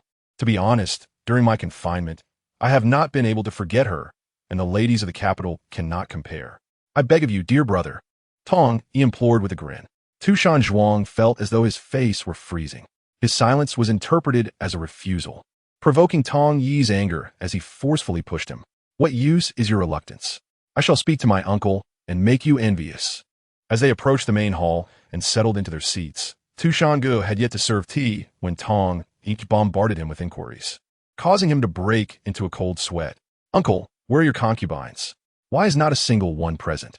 Feigning calm, Tu Shangu responded, Is that so? Tong Yi's face turned suspicious. He frowned for a moment, then glanced around, commenting, This hall does not appear well kept. It seems it has not been tended to in quite some time. What is the reason for this? Tu Shangu silently lamented. Ever since Daoren Yangshan's demise, the buildings had fallen into disrepair, save for the secret cave within the mountain, which Chun Hung still utilized. Although driven by a desire for vengeance, Tu Shangu had once tidied up these halls briefly after establishing the legal contract with Chun Hung, having stayed there for a few days. After all, the external world was frigid and harsh, incomparable to the eternal spring within the divine realm. I have been diligently practicing in the cave's quiet chamber lately, and have rarely ventured out, Tu Shangu stammered. At that moment, Deng Zhongji discreetly placed his hand on his sword hilt, his gaze flickering. Yet Tong Yi remained oblivious, feeling greatly disappointed, and pressed on. What Xiao Yu? Do you not know she is my favorite? Why has she not come to see me? Xiao Yu. Tu Shangu was truly at a loss. Among the white foxes, only he and Tu Shan Zhuang possessed the ability to shapeshift. The others, like Tu Shan Ningning, were clumsy and could hardly manage even the most basic of transformations. At this juncture, how could he possibly procure Xiao Yu for Tong Yi? As Tu Shangu grew increasingly flustered, a light laugh suddenly broke the tension, and a figure entered the room. Tong Yi turned to the sound and beheld a young Taoist, gently smiling as he approached. His demeanor was radiant and ethereal, akin to a celestial being, exuding a charm that even the most distinguished courtier could scarcely rival. What a beautiful man! Tong Yi's eyes lit up, instantly forgetting about Xiao Yu as he hastily stepped forward, brimming with excitement. May I inquire? You are welcome, young master, Chun Hung interjected, not bothering to respond fully. He slightly cupped his hands in greeting, and from within his sleeve, a bolt of thunderous lightning shot forth. Tong Yi cried out, hastily drawing a talisman for protection. Yet he was still struck, losing an arm as he fell back in agony. Chapter 31. The power of the talisman. All of this transpired in the blink of an eye, leaving all present momentarily stunned. Elong. Deng Zhongji's eyes widened in horror as he smashed the nearby tea table into splinters. That was too fast, even with his wariness. He had not anticipated that in the brief moment of salute, Tong Yi's left arm would be severed cleanly away. Kill them. Deng Zhongji leaped forth, drawing his sword mid-air to strike at Chun Hung, while the 20 armored soldiers simultaneously shouted, pressing forward with fervor. Not all. Chun Hung merely pointed, and the thunderous lightning once again surged forth, sending Deng Zhongji hurtling backward, crashing into the wall with such force that it left a deep impression in the bricks. Had it not been for Deng Zhongji's battle-hardened instincts, he would have been struck without any defense. The moment that lightning strikes, he would undoubtedly be reduced to shattered bones. Is this a talisman? Or perhaps a mid-grade talisman? Deng Zhongji was stunned and disoriented from the explosion, his chest numb, and he couldn't tell whether his heart had stopped beating. When he finally regained his senses and spotted the red and white Yuan Zhu hovering above Chun Heng's head, he was seized with terror. He recognized that orb. It was the Thunderfire Yuan Zhu of the Yangshan Taoist. It appeared that Yangshan Taoist had already perished, and he was merely in a state of fetal breath. There was no need to fear. Draw forth your talisman and confront him. As his thoughts raced, he disregarded the pain and shouted fiercely once more, spinning like a top, intending to engage Chun Hung in combat to buy Tong Yi some time to breathe. However, before he could close the distance, a blade of wind flew towards him, forcing him to roll on the ground to evade it awkwardly. My lord, Allow me to hold this man off for you. Tushan Ji's face was pale, and with a flick of his hands, he conjured blades of wind, his expression bearing a tragic resolve as he charged forward. At that moment, those fierce soldiers also pressed in within 3 zhang. Chen Heng was unfazed. With a wave of his hand, the Yuan Zhu released a ring of fire that swiftly engulfed them, reducing them to a puddle of bones and blood, including their armor, which turned to charred iron. Finally, Tong Yi managed to suppress the pain and rise from the ground. He scanned his severed arm and the corpses of the fierce soldiers, realizing that the situation was dire. Steeling himself, he unleashed a streak of azure light aimed at Chen Heng's eyes. The azure glow moved with astonishing speed. But just as it approached Chen Heng, it was abruptly halted by a layer of air pressure, as if striking metal. With a thunderous roar, lightning erupted, swallowing Tong Yi within its chaos. Yet, he was not annihilated. A faint jade light enveloped him, absorbing the damage. In that moment, he desperately urged his fetal breath, sending forth the azure glow once more. However, the more he fought, the more alarmed he became. The man before him had undoubtedly endured countless battles, accumulating an immense wealth of combat experience. It was as if he had been learning to fight since birth. The azure talisman he commanded often didn't even reach proximity before being struck down by a precise bolt of lightning, the timing impeccable, leaving Tong Yi in deep distress. Moreover, he understood that even if the azure talisman did approach, it would be difficult to breach Chen Heng's chi armor in a short time. Thus, after several attempts, Tong Yi focused solely on activating his defensive talisman, determined to protect his body. With a series of red and white lightning strikes, Tong Yi's expression grew increasingly wan, and blood began to trickle from the corner of his mouth. Just as he saw another bolt of lightning approaching, a hoarse roar escaped his throat as he prepared to adjust his fetal breath, but his expression suddenly froze, revealing profound dread. This is bad. His fetal breath was depleted. The first level of fetal breath is not like cultivating chi. The fetal breath within one's body is limited. Every bit used diminishes what remains. Tong Yi had deliberately flaunted his newly acquired Mo Yunfei Zhou, ostentatiously stopping it mid-air above Yangshan, which consumed a considerable amount of his fetal breath. At that moment, he had assumed he was on the verge of cultivating chi and even had a chance to join the Wuguang Sect, so he dismissed this expenditure of fetal breath as trivial. However, at this life-and-death juncture, that very fetal breath became the key to victory or defeat. As the faint jade light around Tong Yi dimmed, a further strike of thunder shattered it, sending him hurtling like a rag doll. By the time Tong Yi struggled to rise, a long sword was already poised at his neck. Your second master has already surrendered. Do you still wish to fight? Chen Heng's voice was cold as he turned his gaze to Deng Zhongji, who had just delivered a fatal blow to Tu Shange. This man, seasoned by countless battles, had refined his martial arts to an extraordinary level. Although Tu Shange could summon various celestial powers with his divine strength, his divine form was ultimately shattered, rendering his might insignificant. Deng Zhongji had single-handedly defeated Tu Shange using only mundane martial prowess. Had Tu Shange not been a divine being capable of resurrecting in the outside world, he would have been utterly defeated. This fox was unlikely to even delay matters. Meanwhile, Tu Shange, having reconstructed his form with divine energy, wore an unpleased expression as he silently approached Chen Heng, retreating behind him. You display great courage. If this boy is willing to part with a talisman for you, the outcome of today's encounter may still be uncertain. Chen Heng smiled while holding his sword. Having accompanied the Grand General Zhuge in numerous campaigns, vanquishing bandits and quelling rebellions, I have endured countless injuries to acquire my current level of fetal breath. I did not expect to find myself here today at your hands. Deng Zhongji glanced at the charred corpses of the soldiers, clasped his fists, and said, Since you possess the Thunderfire Yuan Zhu, it seems the Yangshan Taoist has perished. Chen Heng nodded. The Tong family has little connection with the Yangshan Taoist. This incident is truly a misunderstanding. To demonstrate his sincerity, Deng Zhongji tossed his long knife far away, embedding it in the stone steps outside the hall. He raised his hands, taking a few steps forward to signal that he bore no ill intent. Your second master is reckless. By severing his arm, you have already punished him. I can arrange for all of his talismans to be bestowed upon you as his ransom. How does that sound? Deng Zhongji's eyes narrowed, his words carrying an implicit threat, Once the Mo Yunfei Zhou is activated, the mundane soldiers would struggle to keep pace, allowing you ample opportunity to escape Ronggua. Remember, your second master is a prized steed of the Tong family. If he meets with disaster, the Grand General Zhuguo will go mad, and the entire Ronggua will be turned upside down. Before Chen Heng could respond, Tong erupted, disregarding the sword still at his neck, shouting, "You think you can give my talisman to him? In your dreams. Not a chance." Chapter 32. Cultivating Qi. Second Master. Now is not the time for temper tantrums. Hearing Tong Yi's outburst, Deng Zhongji's expression darkened with barely concealed anger. He longed to slap him to silence him for life. What tantrum? When have I ever thrown a tantrum?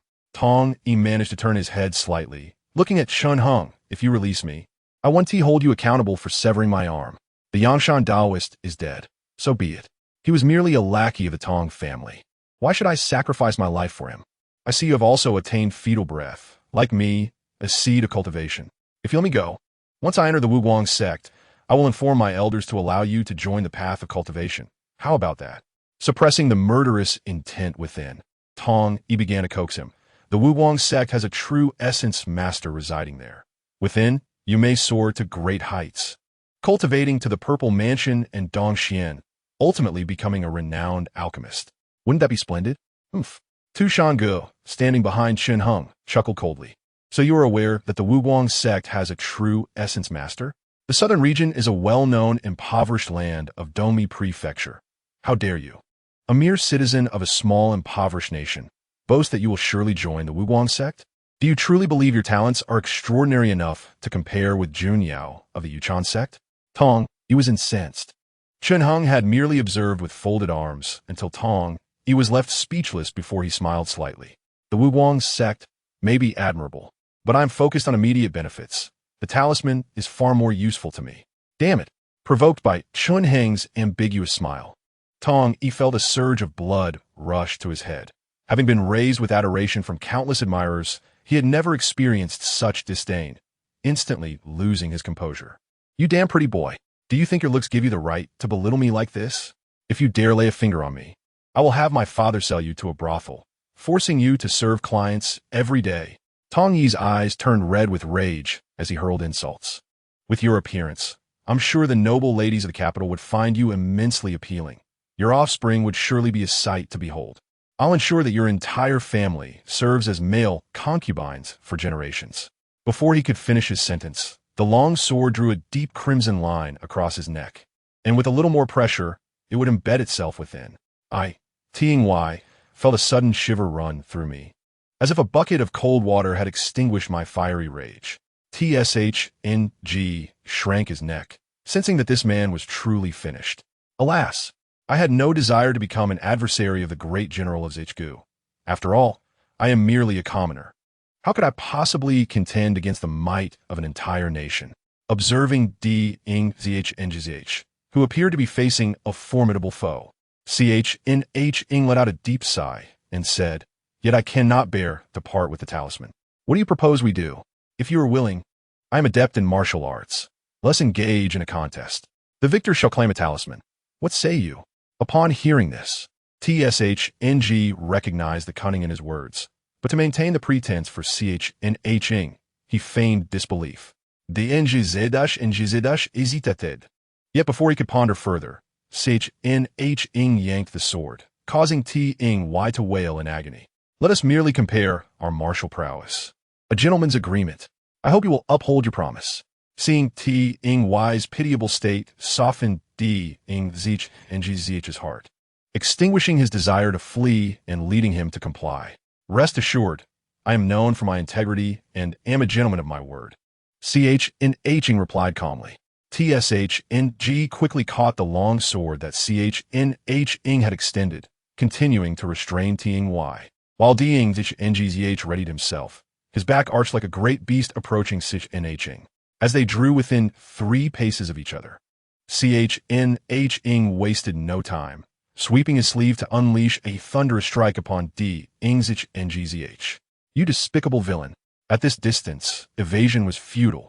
Ngzh, filled with fear and astonishment, expelled all his internal breath through his mouth and nose, desperately attempting to solidify it before him. Yet, he could not withstand the 3 bolts of thunder. His breath shattered, and he collapsed to the ground, charred and bloodied, his life ebbing away. You deceive me.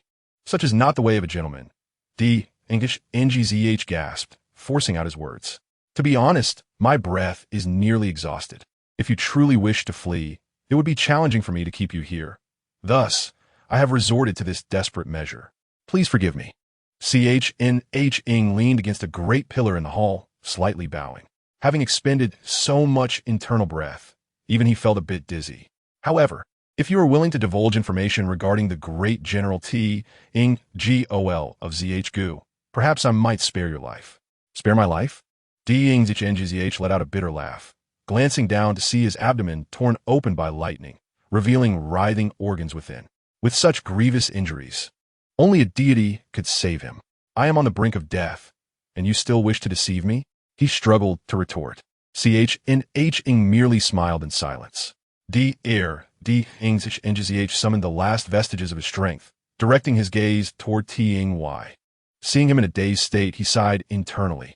The man who struck decisively, indifferent to appearances, was evidently a ruthless character. Such a person would not spare the great general of ZH-Gu after eliminating him.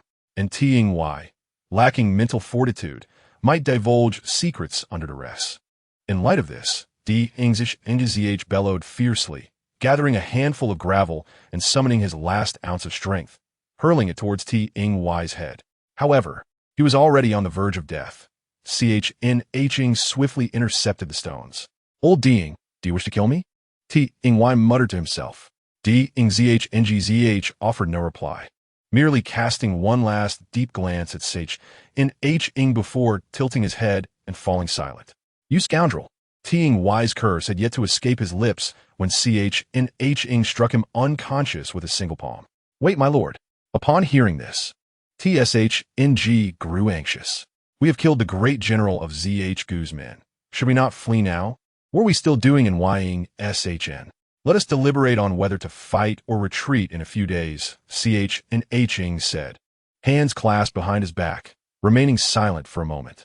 I shall make a decision after I break through to the realm of Li NQ. What? 5 days later, outside the cave dwelling where CHNH Ing was in seclusion, TSHNG paced anxiously, repeatedly trampling the yellowed, withered grass that had emerged from the melted snow. Suddenly, a brilliant light burst forth from within the cave, rising gradually, resembling a myriad of starry sparks converging in a radiant display. It is done. TSHNG clapped his hands, joy illuminating his face. Chapter 33. An ominous sign. The light, initially a clear and bright yellow, gradually transformed into a fiery red, illuminating a 3-pace radius with vibrant clarity. So hot, so hot. TSHNG leaped back a few steps, still feeling insufficiently distant, retreating to 3 paces away before halting. What is this commotion? Why is it so scorching? He wiped the sweat from his brow, astonished. When enveloped by the crimson glow, he felt as if he were trapped in the sweltering heat of June. The air around him thick with scalding warmth, igniting a sense of distress within him. No. TSHNG soon realized something was amiss, his heart racing in alarm. Despite the unbearable heat, the frost at the cave's stone door remained undissolved. Am I losing my mind? After hesitating for a moment, he cautiously stepped into the red light, but within moments he jumped back out, as if his tail had caught fire. And this was just the beginning. Before TSHNG's astonished eyes, the red light gradually shifted to a brilliant white, transforming the 3-pace radius into an eerie, chilling scene that numbed the bones. It felt alternately hot and cold, radiant and dim, a manifestation of various states of existence. TSHNG was utterly entranced, completely absorbed. He had never witnessed such a phenomenon during someone else's breakthrough to Li NQ. Even the previous master who achieved the 8th tier high-grade D, Ing L, Ing U NSH, and established a foundation only attracted the malevolent energies of the surroundings, causing half the autumn leaves on the mountain to fall. Yet compared to this seemingly void-like spectacle, that was truly a trivial affair. My lord, what rank of Li NQ technique is this?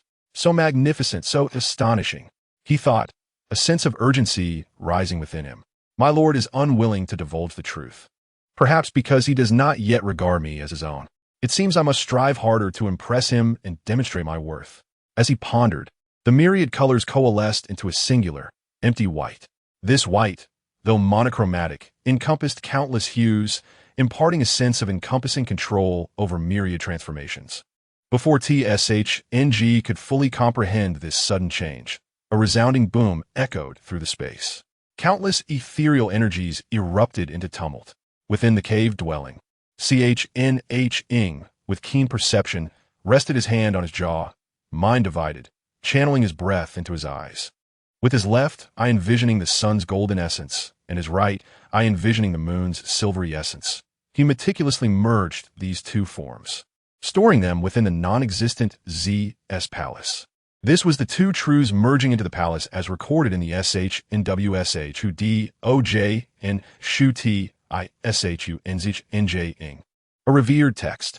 Following the intricate steps of Li NQ, CHNH-ing carefully combined the two visualizations into the imaginary ZS palace, cautious at each step, lest he falter and the forms of the sun and moon become misaligned, rendering his efforts futile. This was a mentally taxing endeavor. CHNH-ing had labored for a considerable time, rehearsing countless iterations within the realm of the True One, and had nearly mastered it, just barely avoiding mistakes. Once the ZS palace was filled with the essences of the sun and moon, CHNH-ing felt a jolt at the back of his head. As if struck by a jade hammer, his consciousness momentarily clouded, rendering him unable to perceive his surroundings. An indescribable darkness engulfed him, gradually nurturing a profound sense of terror and annihilation, threatening to drive one to madness.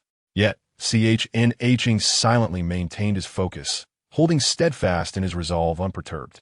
The darkness endured for an indeterminate duration, whether it was a fleeting moment or stretched across years. Even though Chun Hung had experienced this within the realm of true Dharma on multiple occasions, it remained a trial to endure. However, suddenly, light burst forth before him, as if a mighty axe had cleaved through the nebulous chaos of the universe. Celestial melodies lingered in the air, and enchanting fragrances wafted around him. Countless golden flowers cascaded from the void, while numerous golden-armored deities rode dragons and phoenixes, accompanied by exquisite, celestial maidens whose beauty was unparalleled, reaching out to lead him into a heavenly palace. Yet at that moment, a feeble and flickering energy pulse awakened beneath Chun Heng's navel, small and indistinct, akin to a candle flame that could be extinguished by the slightest breeze. While the divine phenomena were captivating, they were mere illusions that could not sway his resolve. Chun Heng smiled faintly, knowing these were merely distractions on the path of enlightenment. Should he be lured by such visions, his focus would wane, and that fragile energy pulse would shatter, thwarting his efforts in refining qi. Thus, he disregarded the divine beings and celestial maidens, concentrating solely on nurturing that nascent energy pulse, channeling it through his body's acupoints. Each time the pulse coursed through, the acupoints quivered, producing thunderous sounds, gradually illuminating with divine radiance. As he continued this process, when more than half of his acupoints had been cleansed, his body radiated a brilliant light, resembling a being of myriad colors. Upon completing the cleansing of all his acupoints, he became a figure aglow, enveloped in divine brilliance, manifesting in a harmonious array of colors. The previously feeble and flickering energy pulse transformed, becoming robust and enduring. The bridge to the heavens had emerged, and he had successfully refined his qi. After savoring this transformation, Chun Heng sighed softly, recalling the intricacies of the qi refining technique. With a shift in his thoughts, he shattered that enduring energy pulse within his body. Boom! Countless streams of energy flooded into his bones and blood, dimming the radiance on his surface, as if cocooned within a grand chrysalis. This sensation was one of utmost tranquility, akin to basking in warm waters on a winter's day. In a daze, Chun Heng found himself oblivious to his surroundings and purpose, instinctively continuing to wield the techniques below. Time passed without his awareness until his body emitted a resonant sound akin to gold and jade. After several moments, another tremor resonated through him.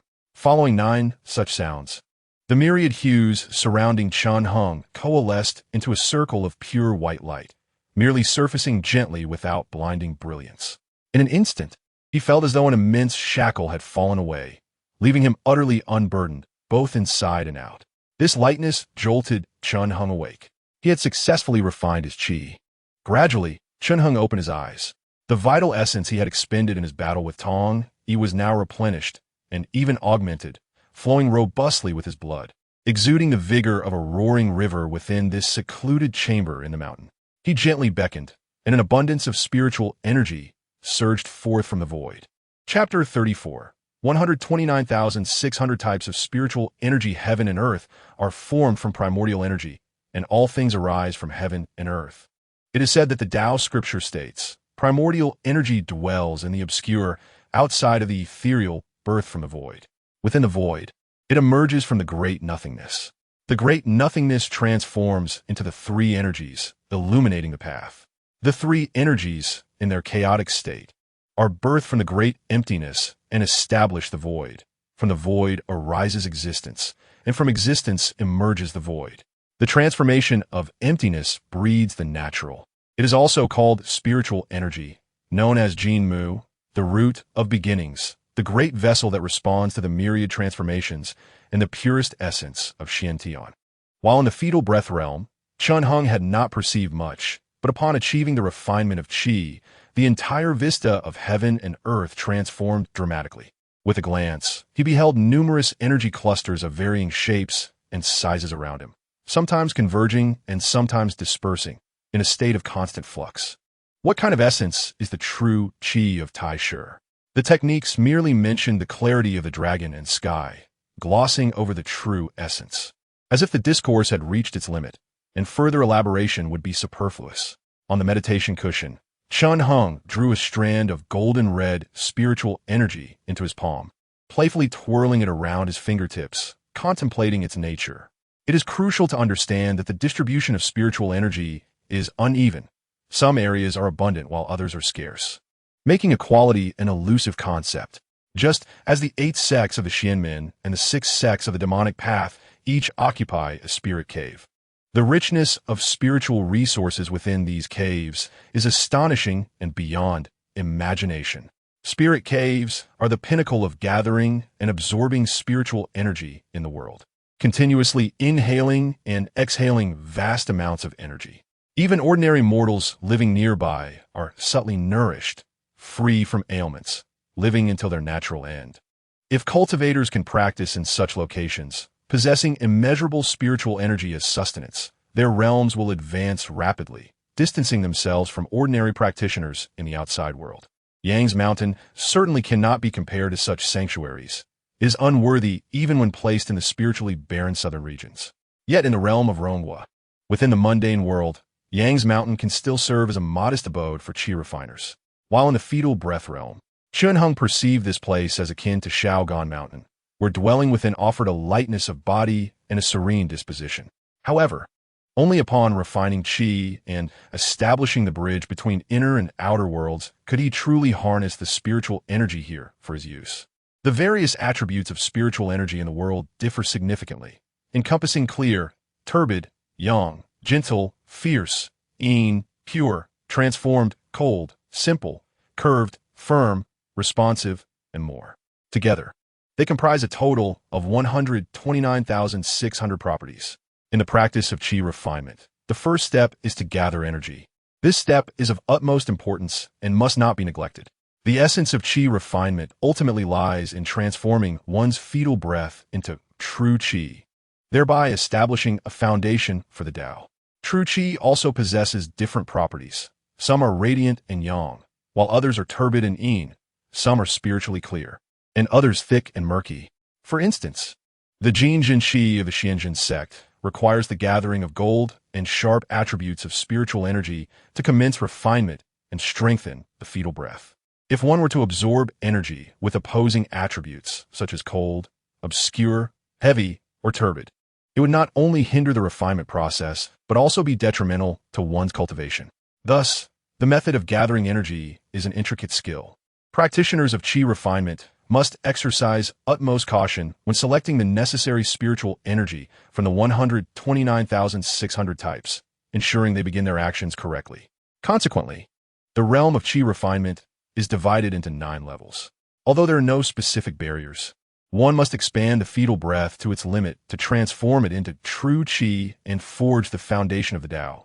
Yet, despite this apparent simplicity, few can progress rapidly in this realm, akin to a fish in water.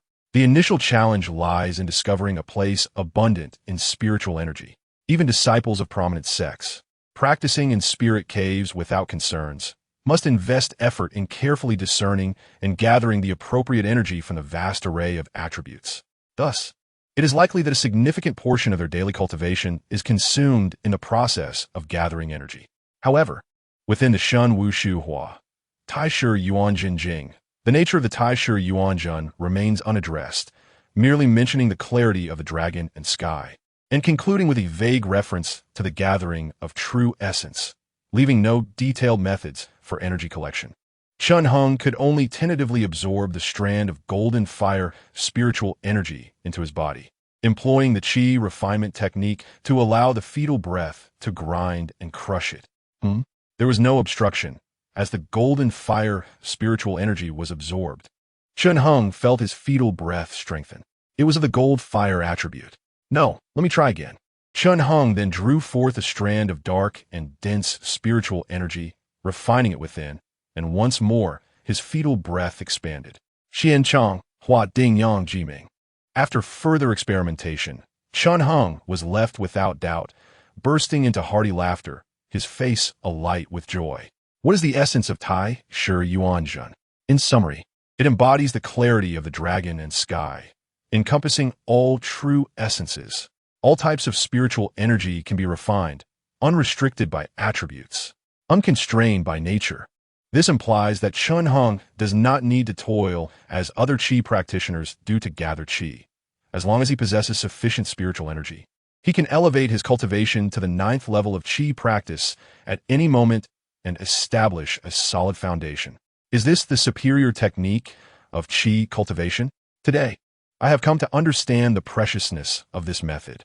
With 129,600 varieties of spiritual energy at my disposal, what concerns do I have about achieving the Great Way? Chun Hung sighed, opened his heart, and no longer restrained himself, immediately drawing all the spiritual energy from heaven and earth towards himself. Thus, from the break of dawn to the zenith of the moon, and from the sun hanging high to the stars filling the sky, Chun Hung immersed himself completely in this process, until he suddenly sensed a slight stagnation in the method. And upon directing his awareness outward, he realized that the limited spiritual energy within this mountain had been exhausted. Indeed, Yang Mountain is merely mundane soil, after all, limited in nature. It is uncertain whether he will have the opportunity to enter the spiritual cave for cultivation in this lifetime. Chun Hung felt a tinge of regret. He took out a Chinquan pouch from his sleeve, poured out the talismans and coins within, grasped one in his hand, and began to refine it. The talismans are also forged from spiritual energy, and their attributes are among the gentlest, suitable for nearly all practitioners. Utilizing talismans for cultivation is indeed extravagant. But with imminent entry into the abyss and formidable adversaries ahead, Chun Hung could no longer afford to be overly concerned.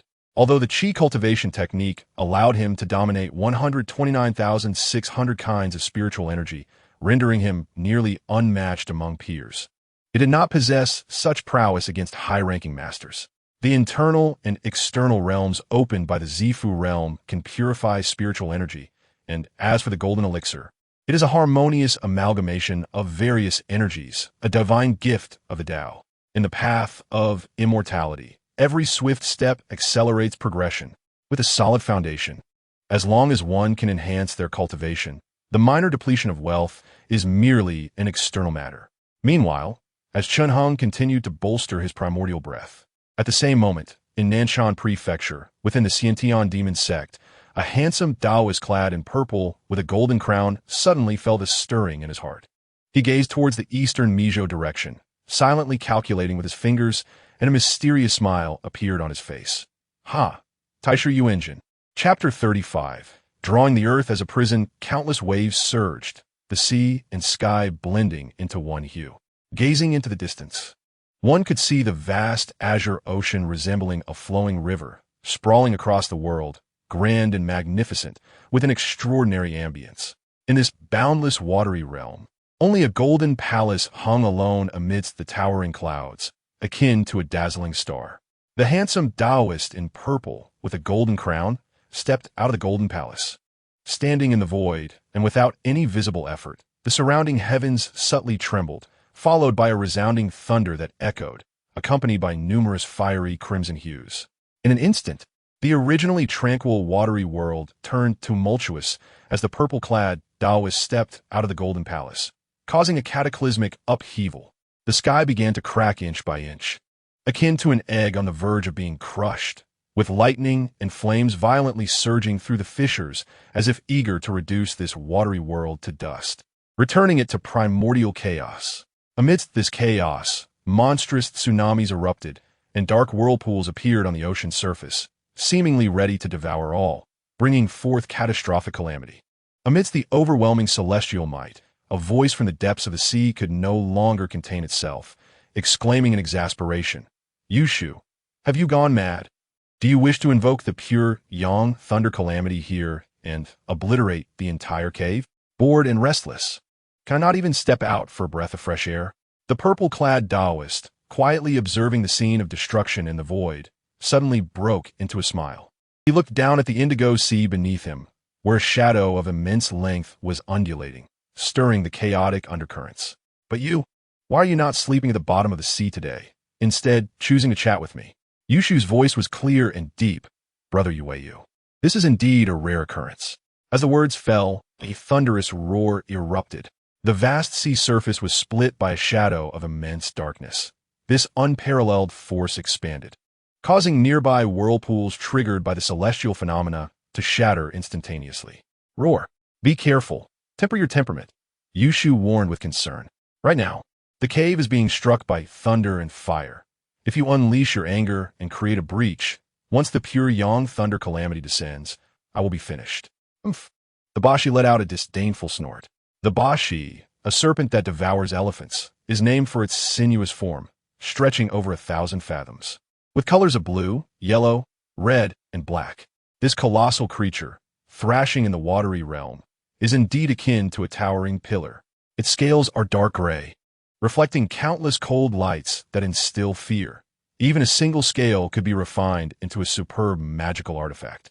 In truth, creatures of such primordial origin, born to embody the dualities of chaos and purity, possess every bone and drop of blood as rare treasures, exceedingly precious. During the era when the Tao court commanded the cosmic starry skies, such primordial behemoths, from birth, entered the Tao registry, destined to become divine generals aiding the three realms of the profound. The Bashi known as Yueyu, at this moment, had eyes filled with malice and restlessness. It was still gnawing on a pitch-black Koan fish, blood cascading like a crimson waterfall from the dying creature. It was evident that it was disturbed during its meal, hence its wrath. "This is the Koan fish that fairy she specially brought from the western sea for me. It was kept in the cave to amuse me." "Why did you eat it?" Yushu sighed, his elegant and handsome face revealing a hint of helplessness. "Moreover, even if you ate it, it is merely a disturbance during your meal. Why must you be so angry? My friend is truly hard to appease." "Huh." Yueyu coldly snorted and swallowed the giant Koan fish whole, then transformed back into a young man clad in gray, with an enchanting yet sinister appearance. Yueyu approached Yushu and impatiently pushed him. "The heavenly tribulation specifically targets shameless pretty boys like you. Why bother opposing the heavens? Quickly leave. Hurry. Did you not notice?" After a moment, Yushu casually spoke. "This time, the pure yang thunder calamity will be somewhat quieter." "Huh?" Yueyu was taken aback. "Indeed, it is peculiar. This time's commotion is indeed lesser than before, albeit slightly, but it is indeed less. This is indeed a rarity." Yueyu, intrigued, hooked his arm around Yushu's shoulder and leaned in close, smiling. "Last time, you had to cast a spell, not only stepping out of the Golden Palace, but also leaving the cave. That pure yang thunder calamity was truly ferocious. Even the Xiantian demon Sect S. Xianming, 5 manifestations Tao Lord, was alarmed.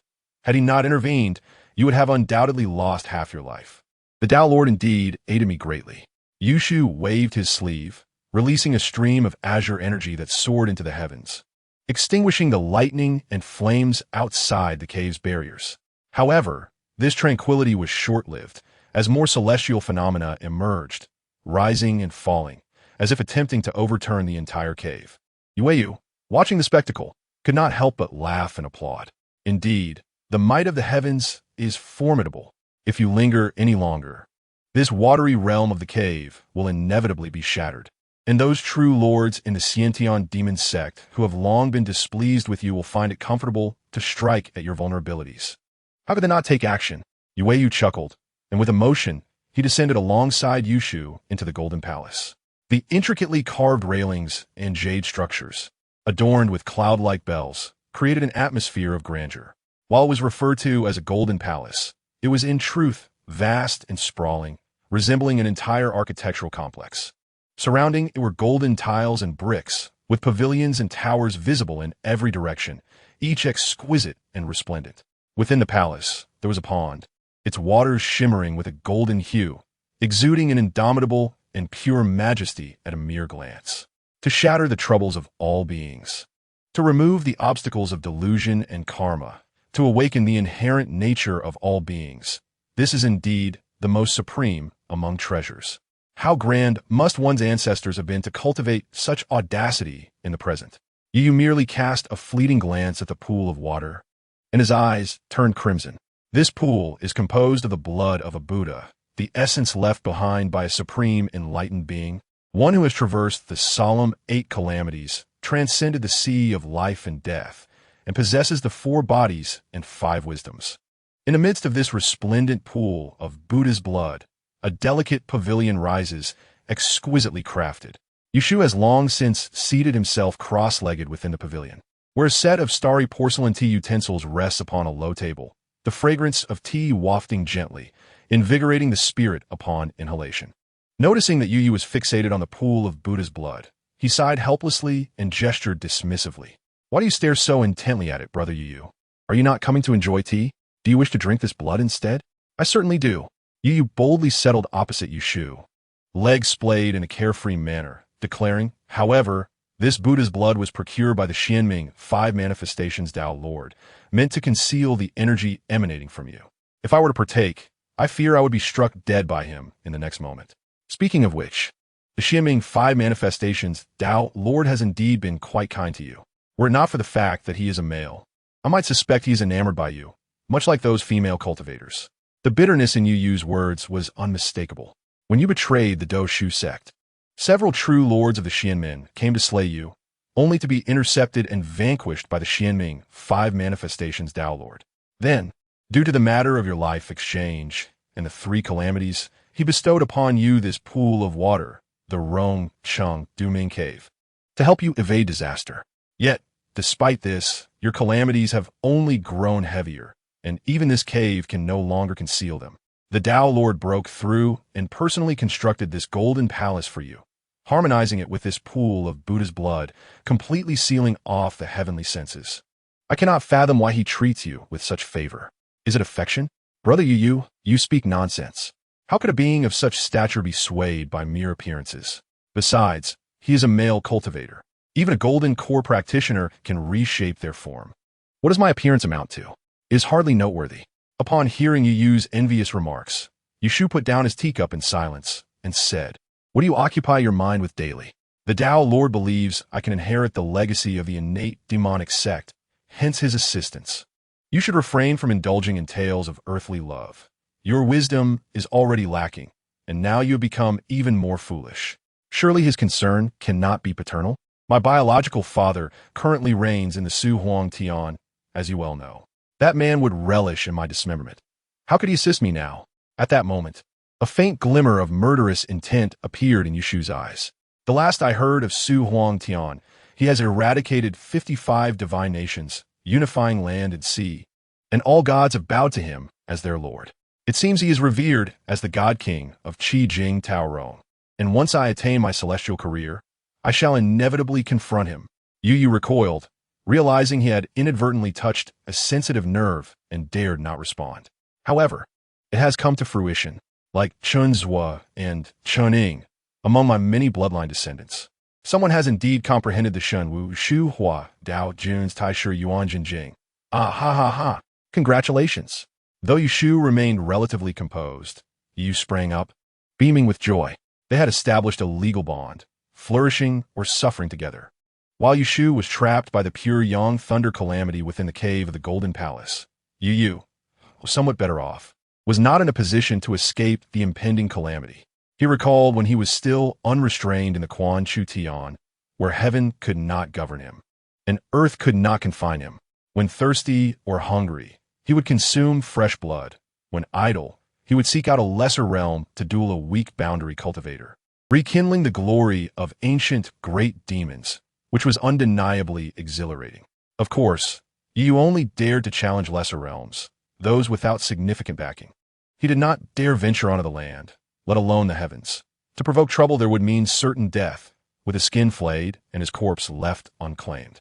Yet since being captured by the Shan Wushu Hua Dao Jun and forming a legal bond with Yushu, Yu felt he had not enjoyed a moment of peace, enduring 9 beatings every 3 days. After betraying the Doshu sect, he had been hunted from Dong Huanzhou to Nanchanzhou, and finally found refuge in the innate demonic sect, only to be forced to hide within the cave due to Yushu's afflictions. Upon hearing that Yushu had a descendant who comprehended Tai Shi Yuanzhan, Yu sensed that Yushu's passage through the 3 calamities was near, and his own opportunity for escape was drawing closer, prompting him to dance with excitement. Dear friend, do not be overly elated.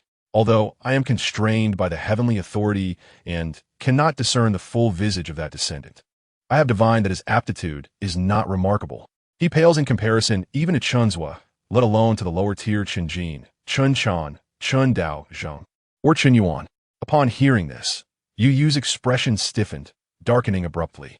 Yushu paid little mind to Yu's near-drenched countenance, allowing a drop of blood to fall from his fingertip, suspended in the air. He should be in the southern region of Dongmizhou. Beyond that, it is difficult for me to predict. Take this drop of blood with you. It will surely resonate when you approach. His aptitude truly cannot compare even to Qinshan. Receiving the drop of blood, Yu remained unconvinced and inquired further. Not only does he not surpass Qinshan, but he likely falls short of Chun Xianwu as well. Isn't Chun Xianwu that fool who can only charm women with his face, much like you? Yushu remained unfazed, the smile on his face still subtle. You are indeed tiresome.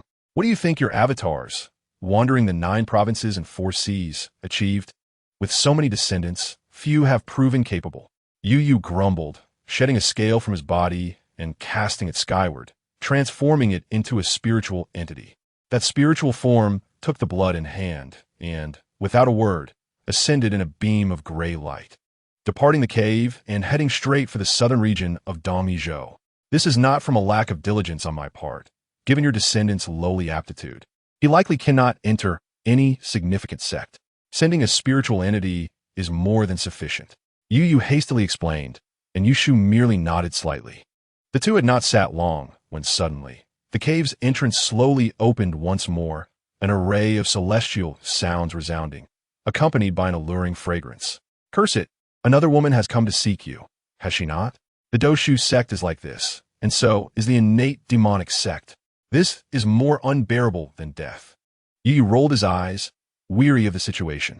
At this moment, at the entrance of the water-filled Rong Chung Duming cave, 300 fire dragon warriors cleared the path, flanked by radiant celestial maidens ringing bells and wielding fans, serving a magnificent cloud palanquin. The palanquin bore 4 dragon horns and jeweled ornaments, woven with starry silk, and within, a woman could be faintly seen, her figure graceful and breathtakingly beautiful. Brother Yushu, I just heard the commotion of the pure yang thunder calamity. Are you well? The woman in the palanquin inquired softly. Sister Su, I am quite well. Yushu replied with a slight smile, rising gracefully. Yu rolled his eyes again. He could no longer bear to stay, transforming into light and diving into the sea, sinking to the ocean floor to rest. Meanwhile, in the southern region of Dongmizhou, within the tranquil chambers of Yang Mountain, Chun Hung gradually concluded his cultivation. The last talisman in his hand dissipating into nothingness, turning to dust in the void. Having reached the limits of his ascension, devoid of talismans and spiritual energy, he felt the arduousness of the path to cultivation and found himself unexpectedly grateful for the remnant of cold dough Zhen Qi still residing within him. He lifted his hand to press lightly, and with a soft click, the great stone at the entrance slowly shifted. Outside, after waiting for considerable time, Tushan rushed in upon seeing this. Looking up, he beheld an exceptionally handsome young Taoist, with features flawless and smiling at him. His aura was ethereal, seemingly close at hand, yet in the reflection of inspiration, it felt as though he had transcended this realm, metamorphosing into a celestial being. Congratulations to the esteemed one for achieving the great Tao. Tushan fell to the ground in reverence. The mere practice of qi pales in comparison to the great Tao. Please rise, my friend, Chun Hung urged him. Tushan steadied himself and remarked, I have extracted certain information from that youth's mouth, which may pose some trouble. Chun Hung paused for a moment, then spoke with calm and serene tones, akin to the clear, melodious sound of a polished guqin, bringing an inexplicable tranquility to Tushan heart. Do go on. Chapter 36. A Mischance at Immortality. Tong Gao Lu, originally named Tong Dai, was the illegitimate son of Tong Junjian, a left minister in the Kingdom of Rome. Although he could not inherit the family estate, he lived a life free from want. However, this fortune was short-lived. Soon, Tong Junjian was imprisoned and executed for a multitude of crimes, including corruption and treason. Consequently, the Tong family was stripped of its wealth, and its members were exiled to the borders to fight the Dansu people. In an instant, the Tong family fell from grace within the capital. Yet, merely 13 years later, with the Dansu kingdom's renewed assault, Tong Gao Lu, once a lowly stable boy, unexpectedly rose to prominence. This event catapulted him into fame across several nations. Subsequently, he gathered remnants of the army under the banner of a martial arts grandmaster, engaging in fierce battles for 2 years until the Dansu forces were forced to a standstill at the border, unable to advance. From that point onward, Tong Gao Lu became increasingly unrestrained. Gradually, he ascended to the heart of power, establishing his own governance, and by now, nearly half of Rome's influential figures were his allies, with both old friends and disciples forming factions to pursue their interests. He wielded control over both military and civil affairs, to the extent that even the emperor could not restrain him. It was evident that he was on the verge of usurpation. Once merely a lowly horseman at the border, subjected to daily beatings by his master, he would not have lived long had circumstances not changed. Yet I heard from Tong that Tong Gao Lu, out of compassion, fed a decrepit beggar who had fainted under the sun, a bowl of murky water, thereby altering his fate. In the tranquil chamber of the mountains, Tushan sighed deeply, his face clouded with worry. It seems that beggar was a hidden master. One wonders what miraculous elixir he provided Tong Gao Lu that transformed a mere stable boy into a being of substantial achievement. Chun Hung lightly tapped the table with his fingers and remarked, This resembles a tale from the mortal realm. It appears those great cultivators are more whimsical than I had imagined. It is not particularly special, Tushan replied, his expression somewhat peculiar, after the old beggar awoke. He clung to Tong Gao Lu, insisting on compensation for the injury he claimed to have sustained, threatening to take him to court. At that time, although Tong Gao Lu was merely a stable boy, he had a fiery temper and engaged in a public brawl with the beggar. However, he was not only outmatched in strength, but also received a spit in the face and slaps on both cheeks. Chun Hung paused, his fingers still. Tushan glanced at Chun Hung and continued. Having read numerous tales, he realized he had stumbled upon an opportunity for immortality. In his joy, he first vented his frustrations on his oppressive master, beating him to a pulp, then violated the women of his household, before embarking on a citywide search for the old beggar to request his teachings. Yet, the old beggar, perceiving his fickleness, initially intended to take him as a disciple, but ultimately refused. Unable to withstand Tong Gao Lu's persistent pleading, he reluctantly gave him a few pieces of silver, advising him to buy some cooked chickens and tender geese at the market as a token of apprenticeship. At this point, Chun Hung had not yet spoken. Tushan, despite his previous gloom, could no longer suppress a laugh when Tong Gao Lu received the silver. He went to the market and noticed a beautiful woman in a brothel beckoning to him. This woman was driven by lust, and having been suppressed for years. How could the stable boy resist?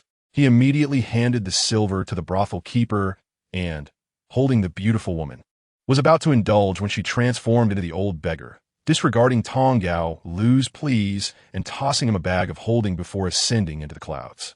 If I am not mistaken, Chun Hung interjected, That old beggar must belong to the Wuguang sect, correct?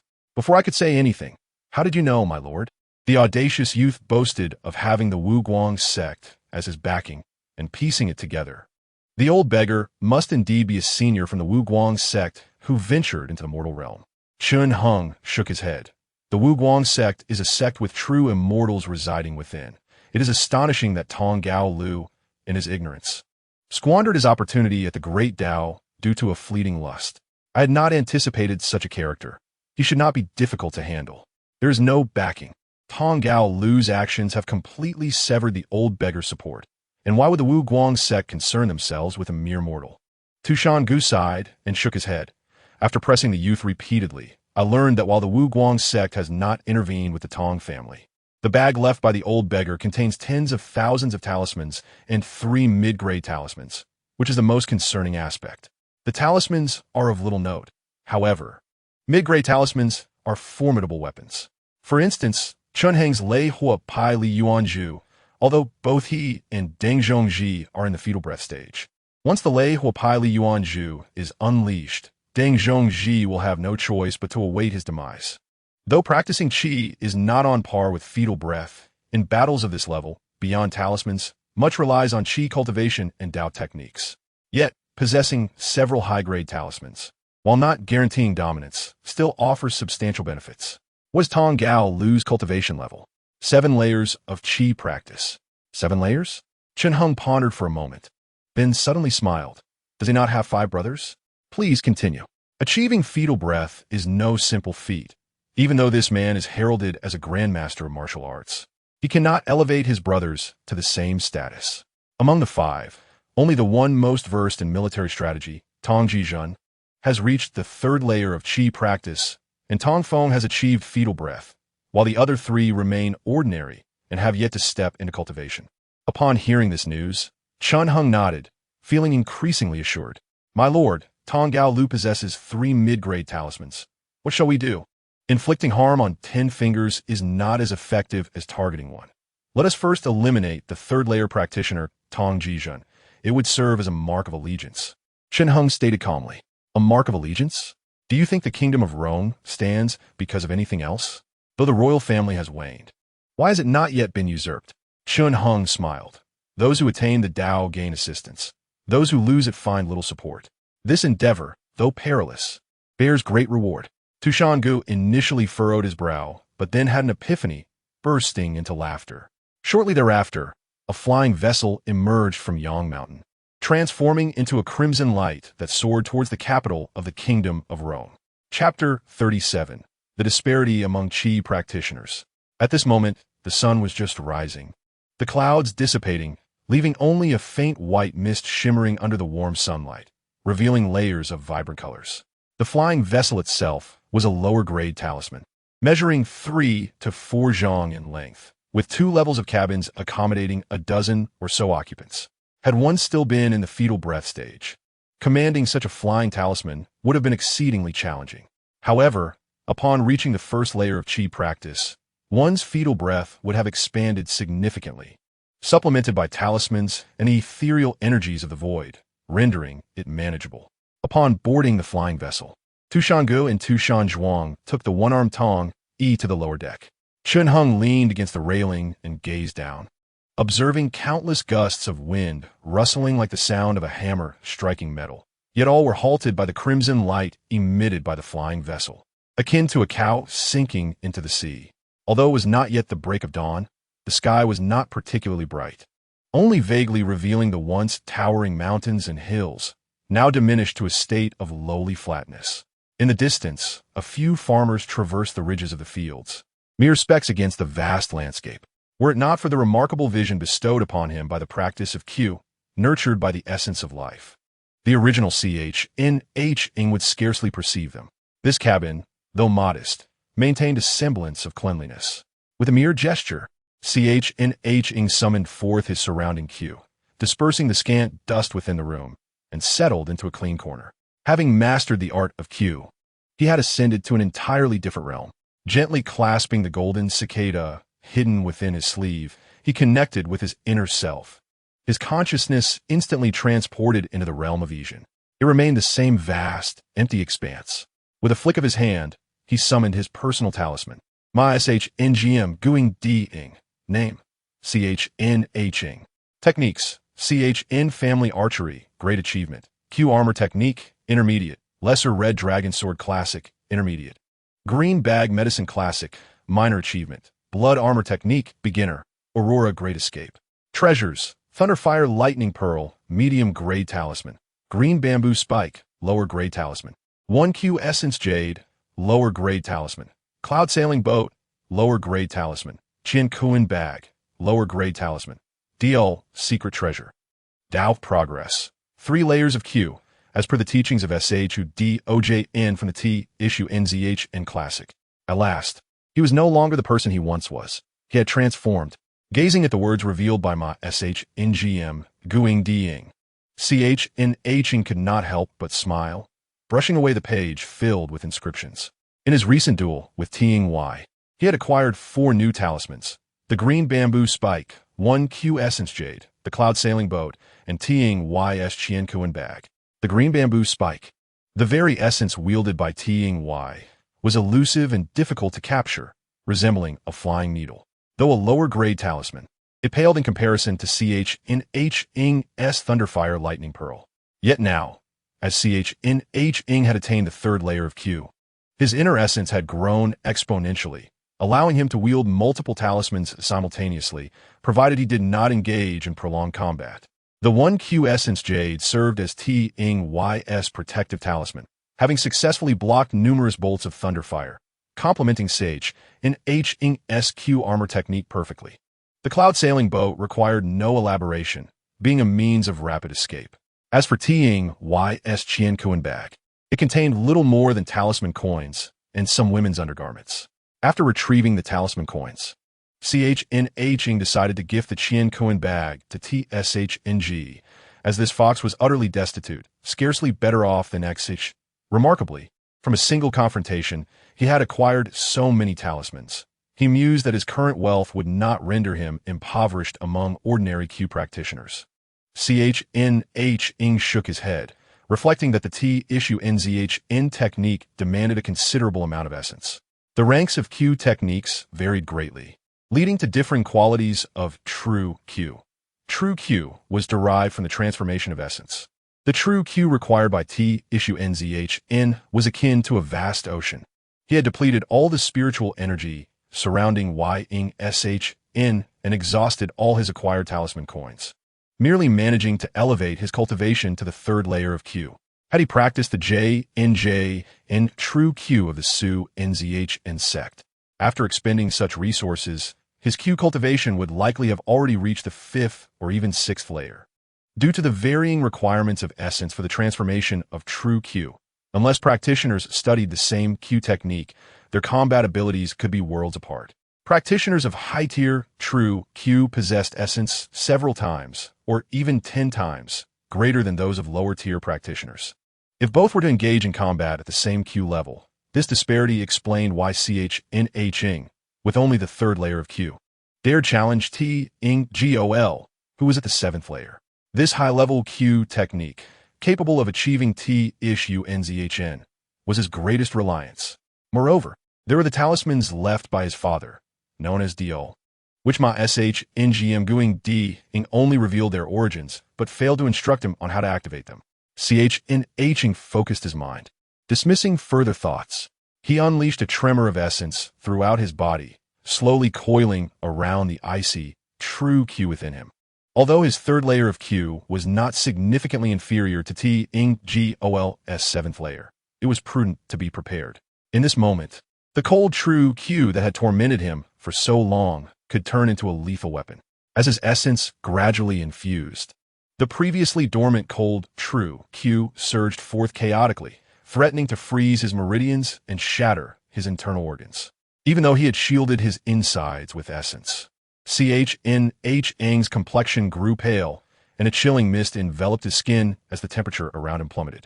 Meanwhile, hundreds of miles away in a valley, ZHUCHY respectfully knelt before YNGNGHO, her eyes flickering with emotion.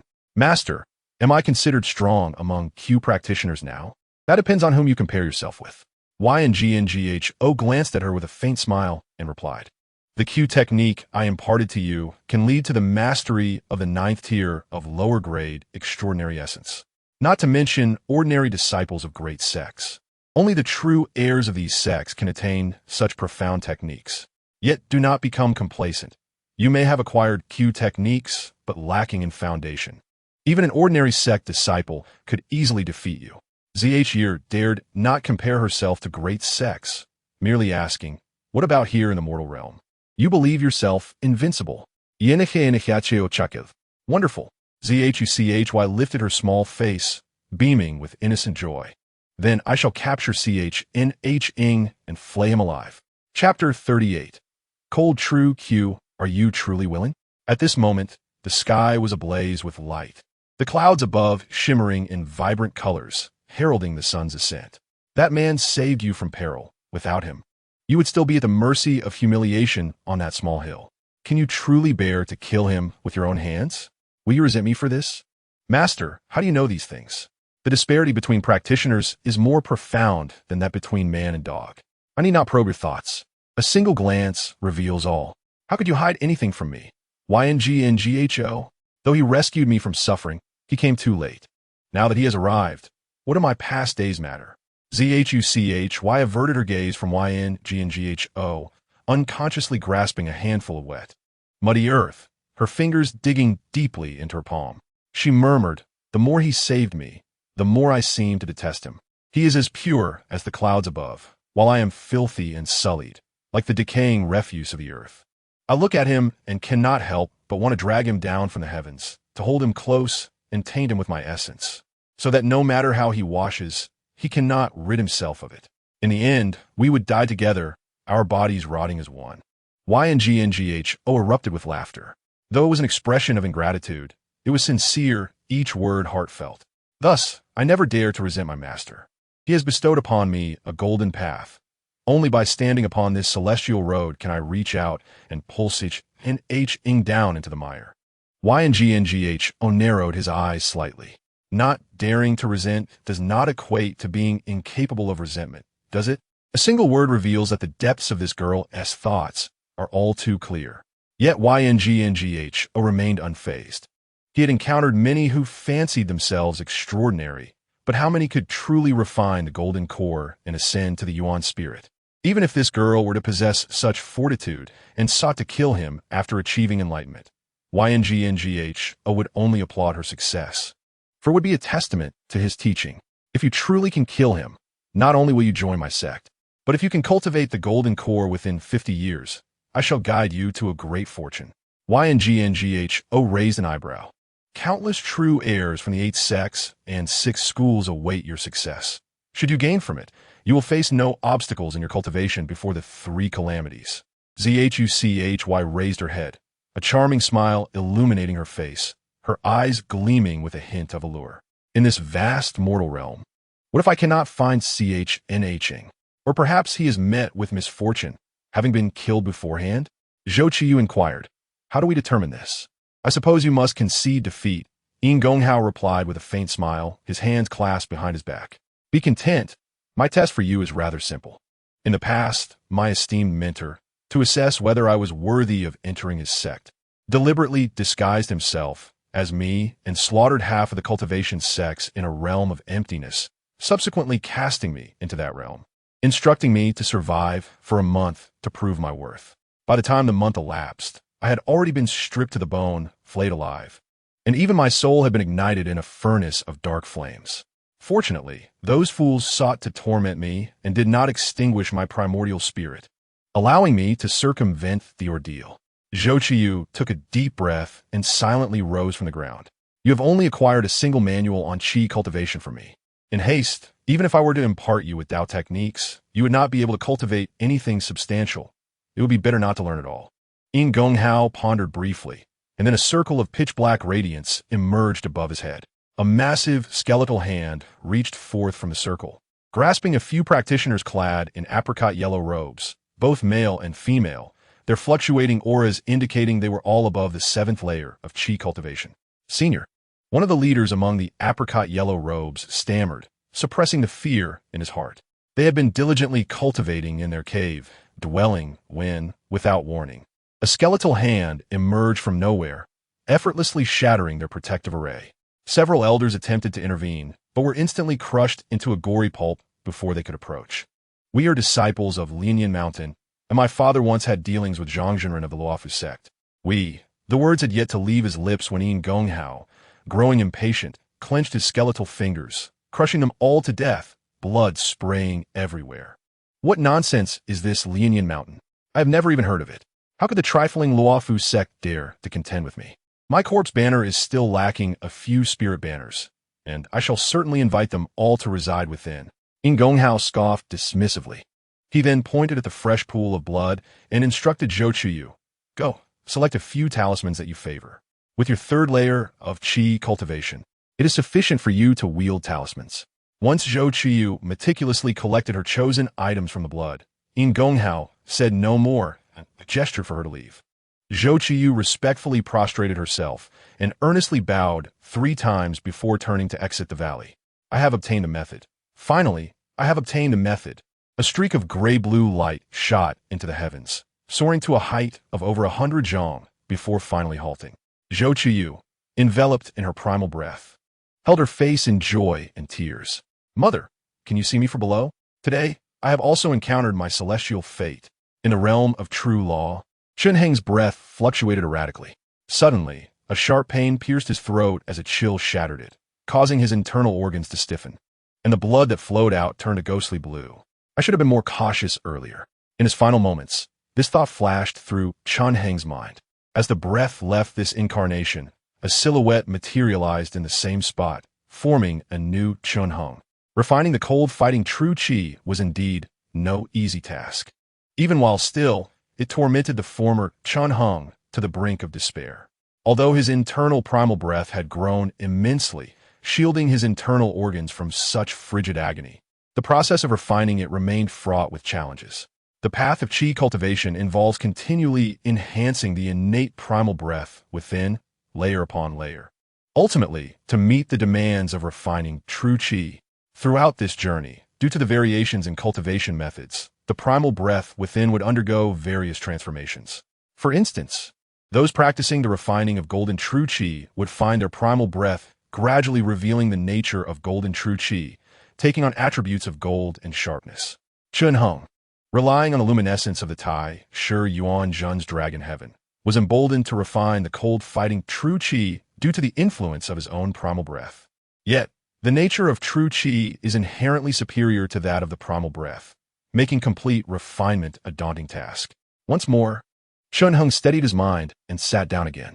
He ceased to condense his primal breath into a singular barrier, opting instead to strategically deploy it as one would in battle, where the void becomes the real and the real becomes the void, hiding forces in ambush.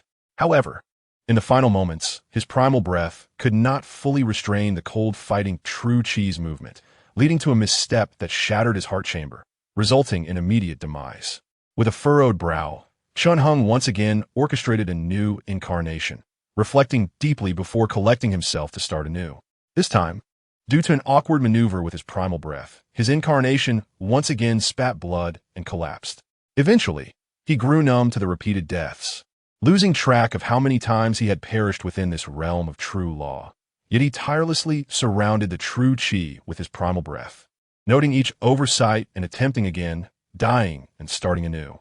It was fortunate that his will was extraordinarily resilient. Otherwise, a common person would likely have succumbed to madness amid such relentless torment. Each instance of bloodshed and pain within this realm was palpably real, resulting in dozens or hundreds of deaths in a single day, which could be deemed a unique form of torture.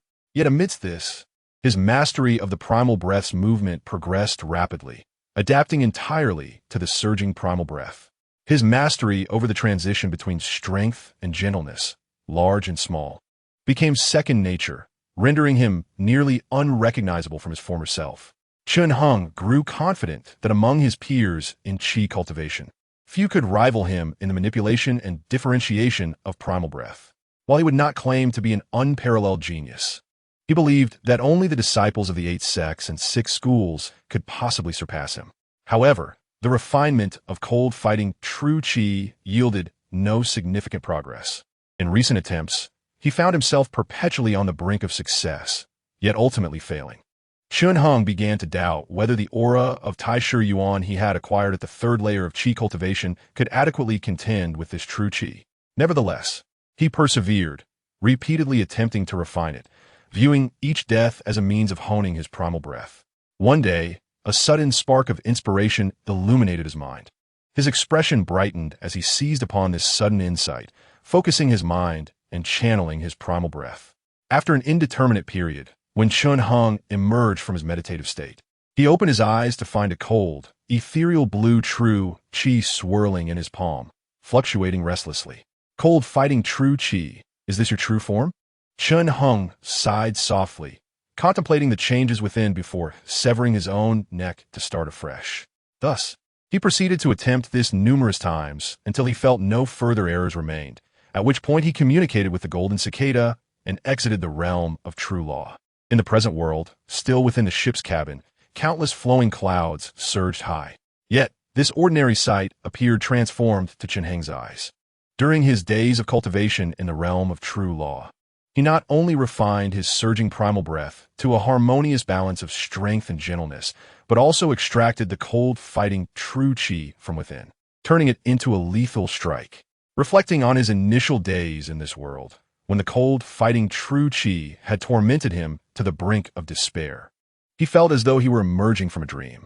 At that moment, a beam of golden light streamed through the window, illuminating his profile, which appeared even more striking against the clear daylight, vibrant and resplendent. The beginning and end are eternal, and how can one persist without the essence of life? Grass does not wither under the spring breeze, nor does wood lament falling in autumn. Chun Hung remained silent for a moment, then smiled broadly, reciting, I shall embrace the vastness, side by side with the heavens and the abyss. With that, a gust of wind stirred his sleeve, causing his white robe to billow without a breeze. Half a day later, as the Mo Yun flying vessel approached the capital of the Rome Kingdom, Tu Shangu emerged from the lower deck to report, opening the cabin door to witness a scene of astonishment. Inside the cabin, a delicate layer of frost had formed on the ground, crackling underfoot with every step. In the center of the ship's hold, Chun Hung was enveloped in a subtle yet potent true qi, swirling around him like a vibrant serpent. It seemed to possess a will of its own, threatening to soar into the heavens, if ever unrestrained, never to be seen again. Hearing the sound of the door being pushed open, Chun Hung cast a sidelong glance, nodding slightly to Tu Shangu. Master, what is this? Handu Xian Qi. It merely resides within me, motionless, yet it has almost tormented me to the brink of death. I must resort to the Shao by Yongdan to keep it at bay. Now, by a stroke of luck, I have devoured it, akin to a snake swallowing an elephant. Tell me, if I were to unleash its full power, would even Tong Gao Lu, despite his 7th layer of qi cultivation, be able to withstand such an explosion for even a moment? Tu Shanji's expression shifted with surprise, before bursting into hearty laughter. Bring Tong Yi here. I wish to make use of him, Chun Hung stated calmly. Before long, Tu Shan Zhuang appeared, leading Tong Yi into the upper cabin. After several days apart, the once arrogant youth bore an unmistakably diminished demeanor, and upon seeing Chun Hung, he trembled involuntarily. What do you want from me? Tong Yi's voice was laced with fear. Please, take a seat, Chun Hung replied, offering only a slight bow. At these words, Tong Yi's heart sank. When he first encountered this man, he had uttered the same phrase, only to have his arm severed by a bolt of lightning unleashed from Chun Heng's sleeve. My father, Tong Gao, as if to confirm his worst fears. Before Tong Yi could complete his outburst, a surge of azure true qi shot from Chun Heng's sleeve, striking him directly, with no chance to evade. The moment the azure true qi made contact, it seeped into his meridians. Tong Yi was both terrified and bewildered, his vision darkening as he fainted. This fellow is surprisingly heavy, Tu Shangu remarked disdainfully, stepping back to avoid being crushed underfoot. Is the master planning to eliminate Tong Jijin and then ally with the royal family of Ronghua to eradicate Tong Gao Lu? Chun Hung nodded in affirmation. During your recent seclusion, I managed to extract a tale from Tong Yi regarding Tong Jijin that may prove useful to you. You are quite adept at interrogation. Tu Shangu replied with a smirk. There is an old saying, those who understand the times are the true heroes. I possess an array of instruments for persuasion. I am not concerned about prying open his lips. With a sly grin, Tu Shangu crept closer to Chun Heng, whispering a few words that made even Chun Heng's brow furrow slightly. Are you certain? Chun Heng inquired once Tu Shangu finished. Absolutely, without a doubt. Tong Jijin actually has a fondness for Long Yang. Chun Heng turned his gaze toward Tu Shan Zhuang, who felt an instinctive urge to slip away. You are skilled in the art of transformation, are you not? Though phrased as a question, Chun Heng's tone was resolute. Tu Shan Zhuang, not far away, erupted in laughter. You should join him. Having two people together provides mutual support. Before he could finish his amusement, Chun Heng's gaze turned serious. Do not raise any alarms. We must keep Tong Gao Lu unaware. Tu Shan Ji's expression darkened. In Ronghua, Yuan Jing, a resplendent red palanquin, came to a halt at the entrance of courtyard. With the assistance of several attendants, a man clad in sheer fabric and adorned with exquisite makeup emerged, his curiosity piqued. His name was Ji Yu, the foremost courtesan of Chunhua Lu, a renowned establishment in Yuanjing. Given Ji Yu's current stature, it was indeed a rarity for him to personally attend to clients. However, he had been lavishly rewarded by a certain individual, prompting him to arrive without hesitation. But upon entering the courtyard, Ji Yu sensed something amiss. The spacious mansion was sparsely populated, with only 2 servants present, and the ground appeared hastily cleaned, as if merely brushed over without thorough attention. Yet, that was not the most alarming aspect. The gazes of the 2 servants were profoundly complex, filled with disdain, confusion, and a vacuousness that even Ji Yu could not decipher, a look of earnest imitation and study. Ji Yu felt an overwhelming urge to flee, summoning the attendants outside and hastily preparing to depart. Yet, the thought of the heavy box filled with gold and silver stifled his instincts, bolstering his resolve. As he lost himself in these thoughts, the 2 servants led him to a small courtyard, one of whom was particularly burly and harbored a distinctly malicious demeanor, subtly attempting to trip him. Who knows what tricks my lord has in store today? I am well versed in a myriad of talents, skilled in the art of seduction, and proficient in all forms of performance, Ji Yu mused, only to be rendered speechless upon catching sight of the figure standing in the courtyard. This man was undoubtedly an otherworldly presence, his ebony hair held in place by a wooden hairpin, clad in garments as pure as snow, emanating a cold luminescence under the moonlight. His natural elegance and aloof demeanor conveyed an air of distance, as if the weight of early spring's cold dew lingered, and a mere glance from him could pierce through all pretense. Before such a figure, even the most self-proclaimed beauties would feel dwarfed, consumed by a sense of inadequacy. Wait, Ji Yu's mind raced. Is this the client for today? No. Who is truly courting whom? What windfall? With a chuckle, Ji Yu straightened his attire, preparing to smile and speak, only to be knocked unconscious by a sudden force. All right, you all can discuss amongst yourselves. Who shall impersonate him? Chapter 40. The looming threat in the south and the land of wonders, the ancient capital of Sanchao. Before the establishment of Ronghua, 2 other nations had previously made their capitals here. It is said that Ronghua's founding emperor had received support from merchants during his uprising, leading to a long-standing leniency toward commerce. Even though Yuanjing served as the capital, there were no curfews. The night market operated until the early hours, bustling with activity. The flower market was vibrant, adorned with lights and decorations.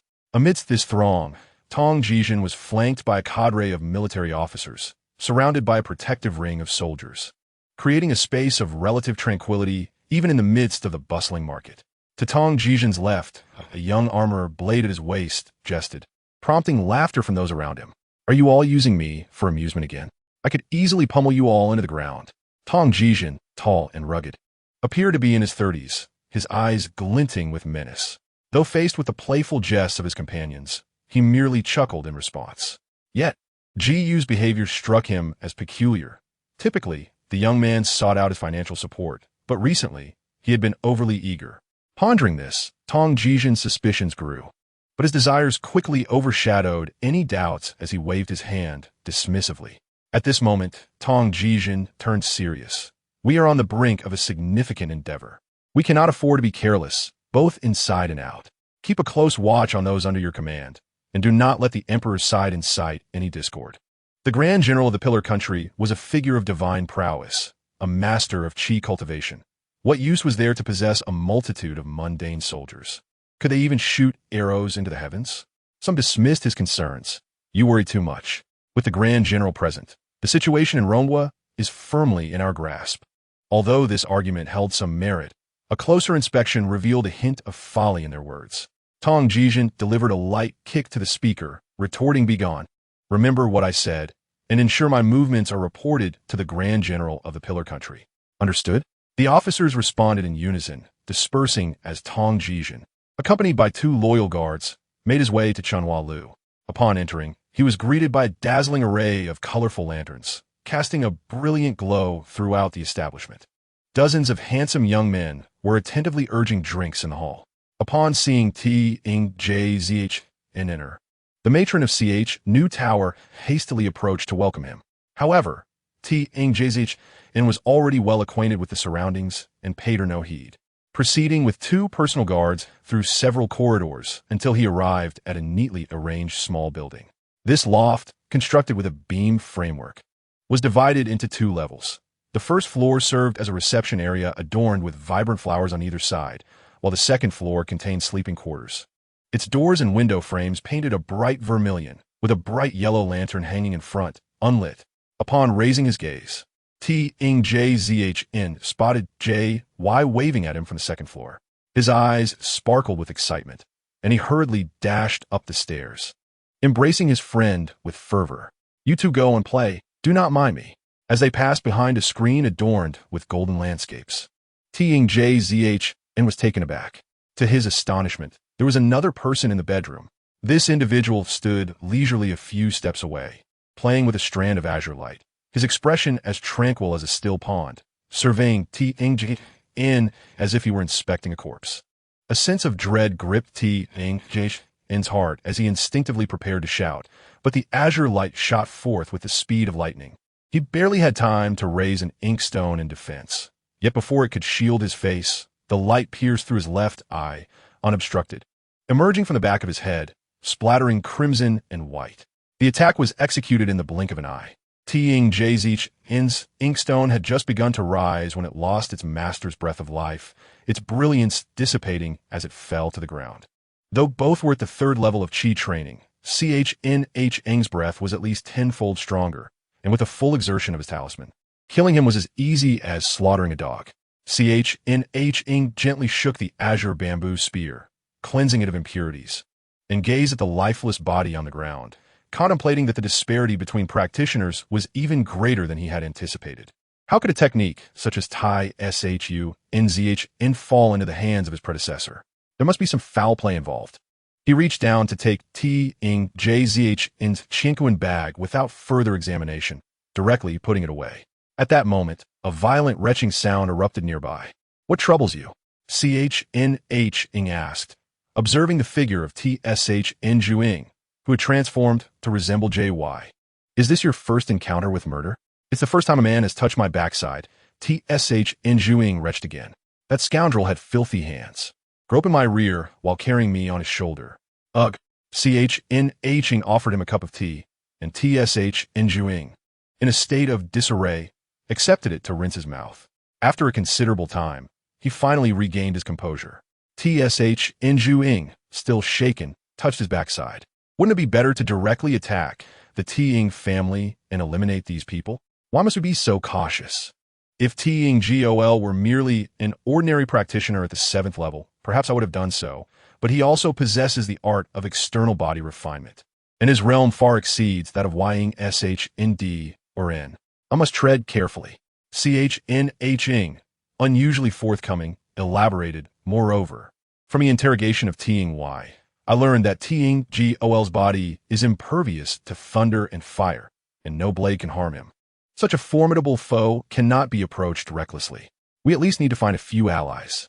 T-S-H-N-Juing looked stunned, though he did not fully understand. His expression grew grave. "T-S-H-N-D-O-U, you will strip T-Ing-J-Z-H-N of his garments and impersonate him.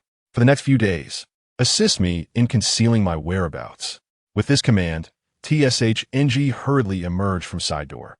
Upon seeing T. Ing Jzh's tragic visage with his eyes obliterated, he was initially startled, but upon noticing Tsh in Zhuang's retching, he could not help but laugh. My lord, what if the royal family dares not unite? Tsh in G mockingly patted Tsh in Zhuang's shoulder and inquired, what shall we do then? The likes of you are unworthy of counsel. It is destined for him to face ruin. I shall first venture into the palace. Ch in H Ing said no more, merely taking out a mask to cover his face. Wrapping himself in the breath of life, he transformed into an intangible light, soaring into the sky, formless and invisible. In less than the span of half a tea's brewing time, Ch in H Ing beheld the vast expanse of the palace below. He casually selected a grand hall adorned with azure tiles and descended through the air. Ignoring the presence of others, he walked into the palace, where he was met with an atmosphere of opulence, the walls adorned with countless radiant lamps and candles, their brilliance outshining even the daylight. After passing through several chambers, he soon heard the sounds of flowing water and the laughter of women from a warm room, accompanied by faint wafts of fragrant mist. Realizing he had trespassed, he turned to leave. However, as he did, he encountered a young Pallas maid with 2 flat buns in her hair, dressed in a light yellow gauze dress, joyously running towards him with a flower basket, calling out, Your Majesty, look. Her voice grew softer until it trailed off. The young maid stood frozen, staring blankly at a figure dressed in plain white, standing silently a few paces away.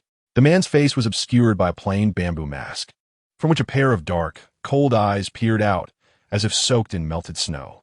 Seeing her frozen state, the man raised a finger to his lips, signaling silence.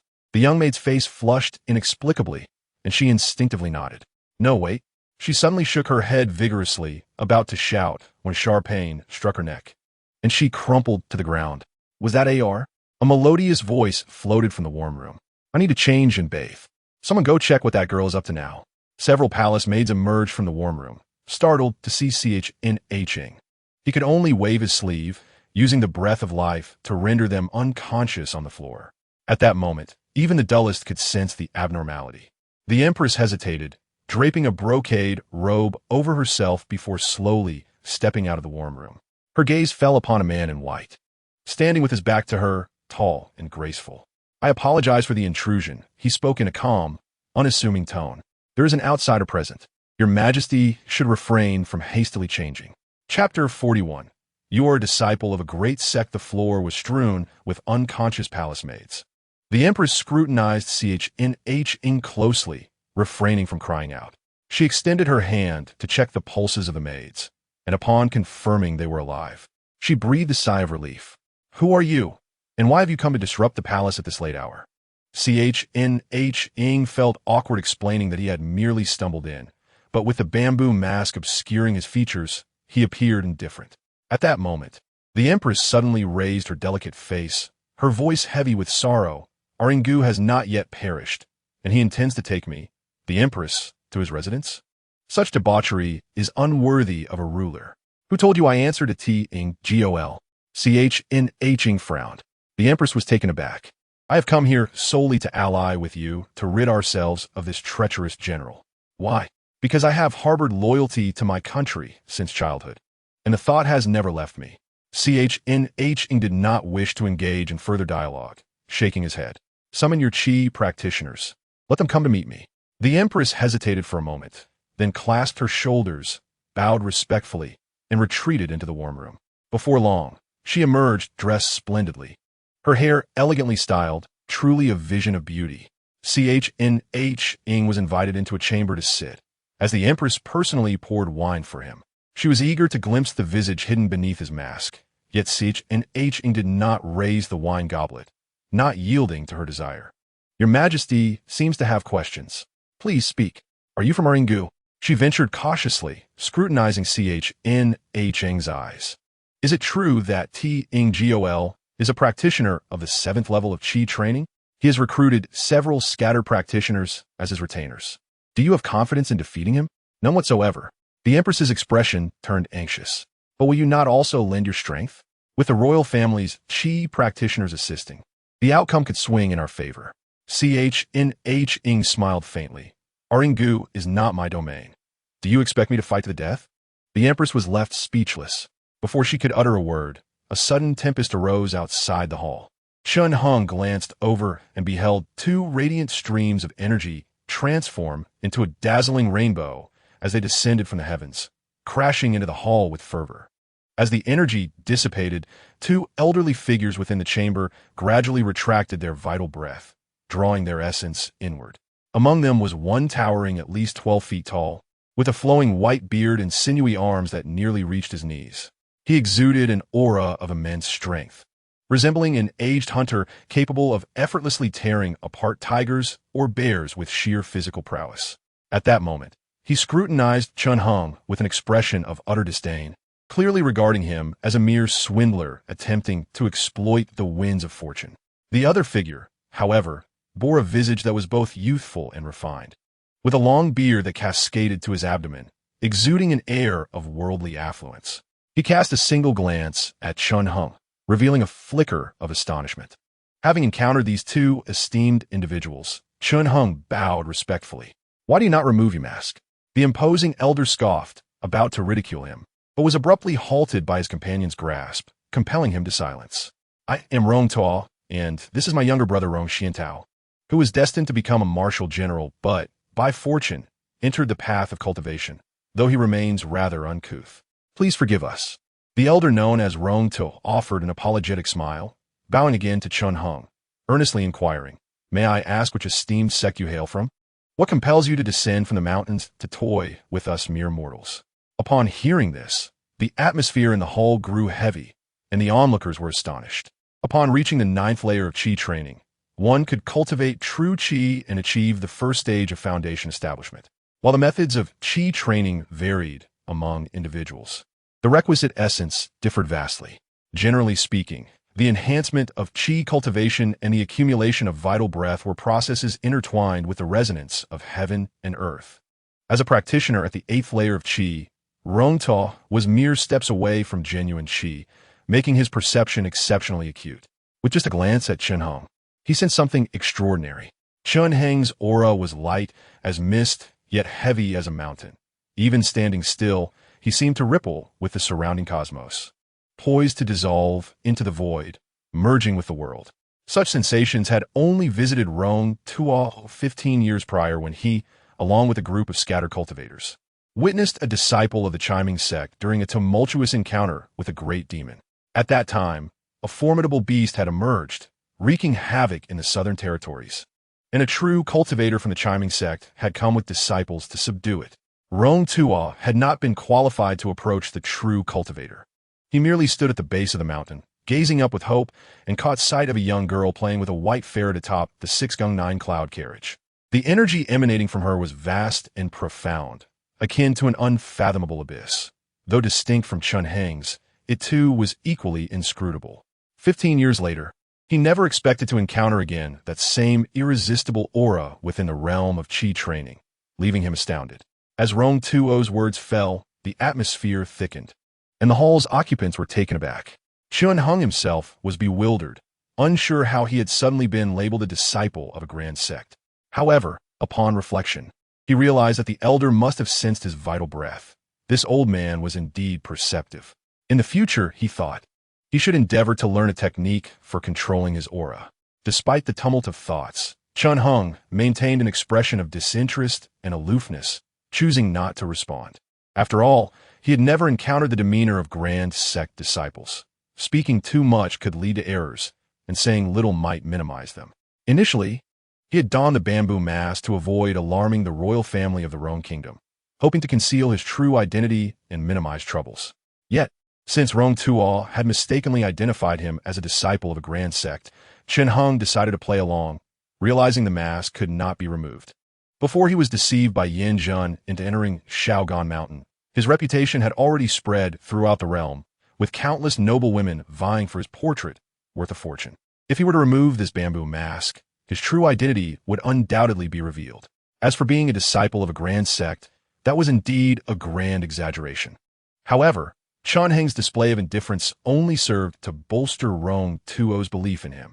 The disciples of lofty sects often carried an air of arrogance. Yet here was a mere scattered cultivator who had addressed Chun Hung as a fellow cultivator.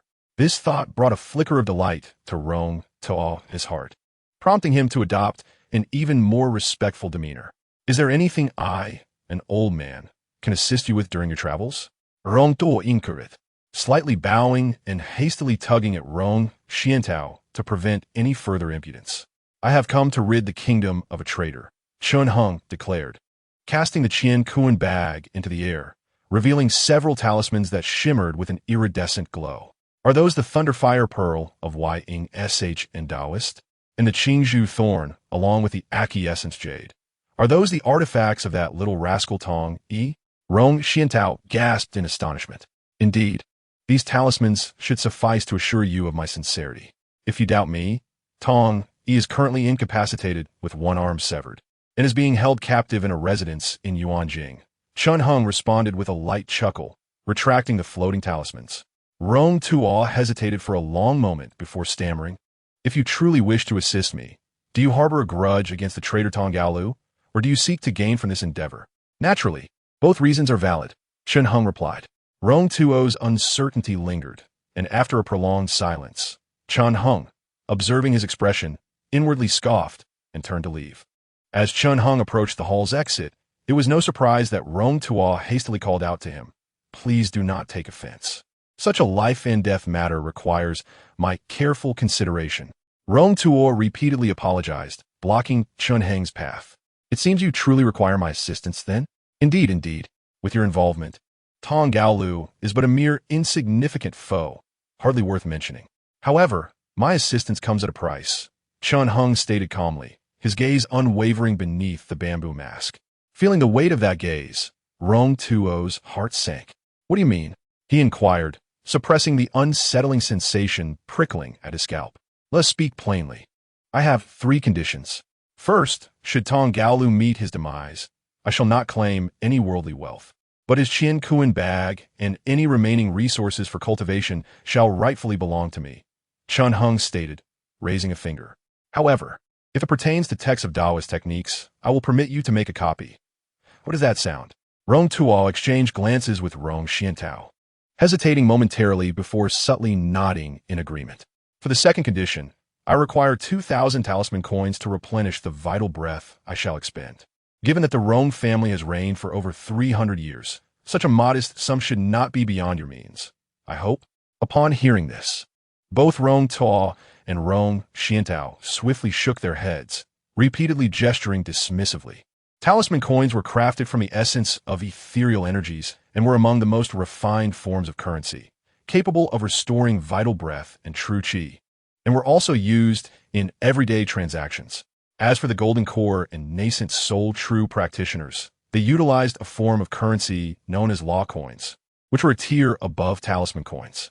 2,000 talisman coins represented a considerable sum for practitioners of ordinary qi training. Chun Heng's remuneration for his labor in the abyss merely amounted to 800 talisman coins and 2 vials of small Baiyang pills, all sourced from the personal treasury of the master of the Xuanjin Sect. For common scattered cultivator families, 2,000 talisman coins constituted a substantial amount. You overestimate the Rong family, Rong Tuo exclaimed, embarrassed. The southern region is a land of poverty, lacking in spiritual resources, and our kingdom is but a minor realm. How could we afford such an expense? Could we possibly reduce that amount? Rong Tuo asked, somewhat sheepishly. Let's set aside the second condition for now. We can discuss it further later. Might you share your third condition? In the 3rd chapter, Chun Heng's gaze flickered like the shimmering surface of a lake under warm sunlight, leaving one uncertain whether it was still or moving. He spoke, in this mortal realm, the spiritual essence is tainted and scattered, making it difficult to gather. Might I borrow your Yu Bao Mu Qi for a moment? Though his tone was unassuming, it struck like a thunderclap, causing Rong Tuo and Rong Xiantao to change countenance and retreat a few steps. Such a request was utterly impossible. Rong Tuo replied firmly, his voice resolute. That Yu Bao Mu Qi is the foundation of the Rong clan's existence. I beseech you to reconsider. Observing their reaction, Chun Hung was not surprised. He merely chuckled softly. The world's spiritual energy comprises a staggering 129,600 varieties, coalescing into a singular essence, each differing in quantity, with the Ling Ku serving as the pinnacle of this realm.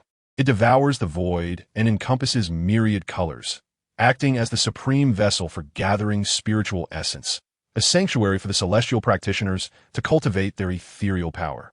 Beneath the Ling Ku lies the spiritual veins, categorized into 10 grades: Jia, Yi, Bing, Ding, Wu, Ji, Geng, Ixin, Ren, and Gui, which correspond to the 10 heavenly stems. At the base of these spiritual veins lies the Yu Bao Mu Qi. Although this place is also a gathering of spiritual energy, it is not a natural formation, but a man-made creation. Crafted from jade essence, agate, black and purple jade, cloud silk, and essence milk, it is nurtured by fire for 3 years. Once the yin is concealed and the yang reborn, with careful cultivation and the infusion of fresh energy while expelling the old, it is only upon the white light piercing through 3 zhang that a master alchemist is invited to bestow its light, rendering it a true Yu Bao Mu Qi. The Ling Ku, the 10-tiered spiritual veins, and the Yu Bao Mu Qi, though the latter ranks the lowest and is an artificial construct, it still possesses the ability to absorb spiritual energy. It can amalgamate the surrounding spiritual essence into one pool, continuously exhaling and inhaling energy for practitioners to refine their ethereal power. However, it pales in comparison to the Rin-level spiritual veins. Even the most inferior Gu-level veins surpass it. Countless wandering practitioners throughout the 9 provinces and 4 seas, unable to access spiritual veins, strive to construct their own Yu Bao Mu Qi as a foundation for their lineage. The Rong clan's Yu Bao Mu Qi was established by the founding ancestor and has been inherited for over 3 centuries, nurturing countless practitioners of ethereal power. I merely require 7 or 8 days for my cultivation, thus I shall not impose further, Chen Heng stated nonchalantly. In these few days, aside from the time spent gathering energy, how many hours can I truly cultivate? This remark caused even the previously resolute Rong Tua to hesitate, while Rong Xiantao appeared subtly swayed. Could there be merit to his reasoning? It is crucial to note that practitioners of ethereal power find the most cumbersome part of their training is selecting from the 129,600 types of spiritual energy.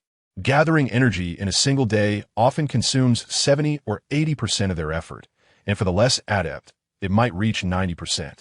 After a day of arduous sitting, they might only refine a few wisps of nascent energy, rendering the effort futile. Yet, 7 or 8 days. This made Rong To even more uncertain. He furrowed his brow in contemplation. As he remained undecided, a fierce gust howled outside the hall, and a streak of light descended, illuminating the room in a fiery glow akin to a starry blaze. In that crimson light stood a valiant youth, adorned in splendid robes and a jeweled crown, with a sword at his waist, exuding an extraordinary demeanor. He first regarded Chen Heng, a hint of suspicion flickering across his brow. Yet being astute, he skillfully concealed it, offering a courteous bow to Chen Heng. Esteemed friend, behold, this is indeed the pride of the Rong clan. The appearance of this youth caused Rong Tua to breathe a sigh of relief as he quickly grasped the young man's hand, diverting the conversation to introduce him to Chen Heng.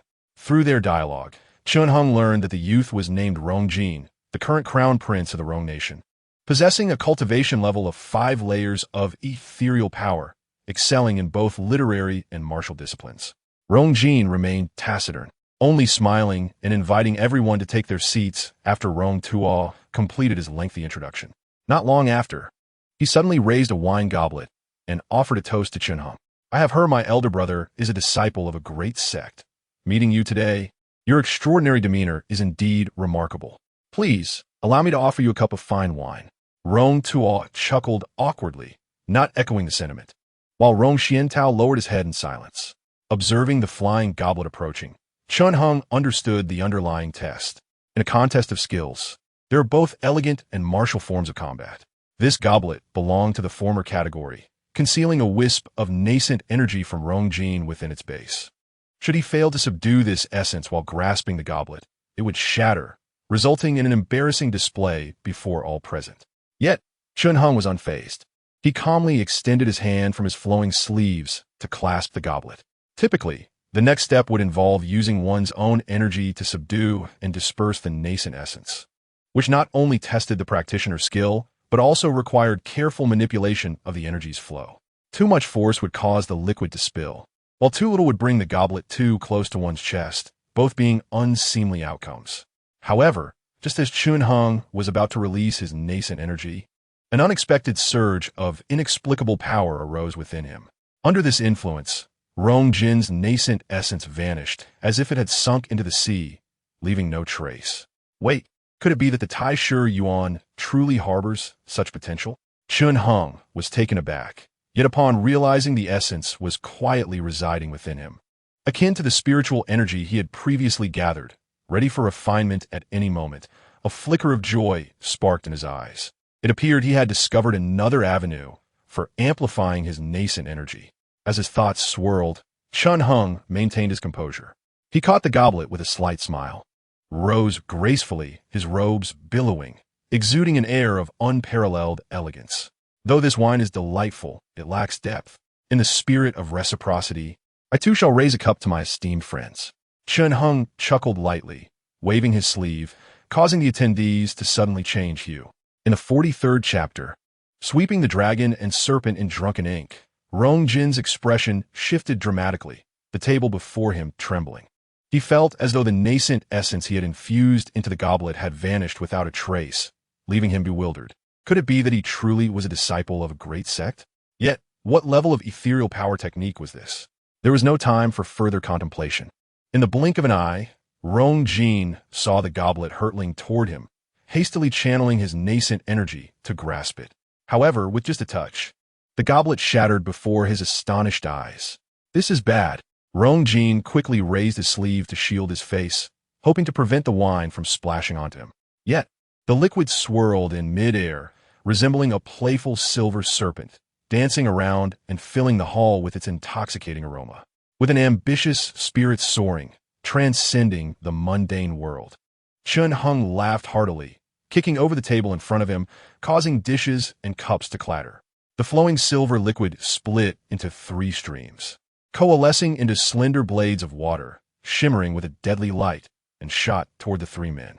Rong Jin and the others were taken aback, channeling their nascent energy to counter the attack, but before they could even approach, the slender blades had already soared far beyond their reach.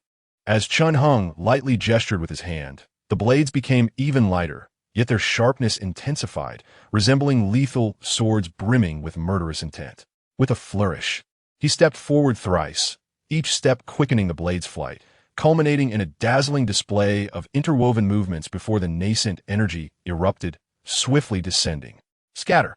At this moment, Rong Jin was beyond concern for being a disciple of a great sect or a national general. The overwhelming aura of menace weighed heavily upon him, as if a great stone burdened his heart.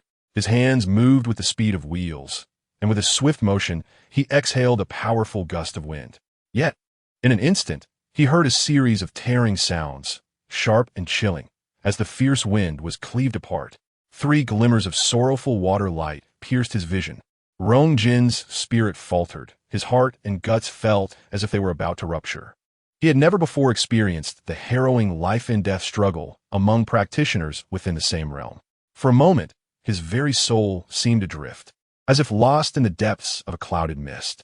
Upon focusing his gaze, he beheld 3 finely crafted swords, suspended just inches away, exuding an intoxicating aroma that was both alluring and indescribably rich.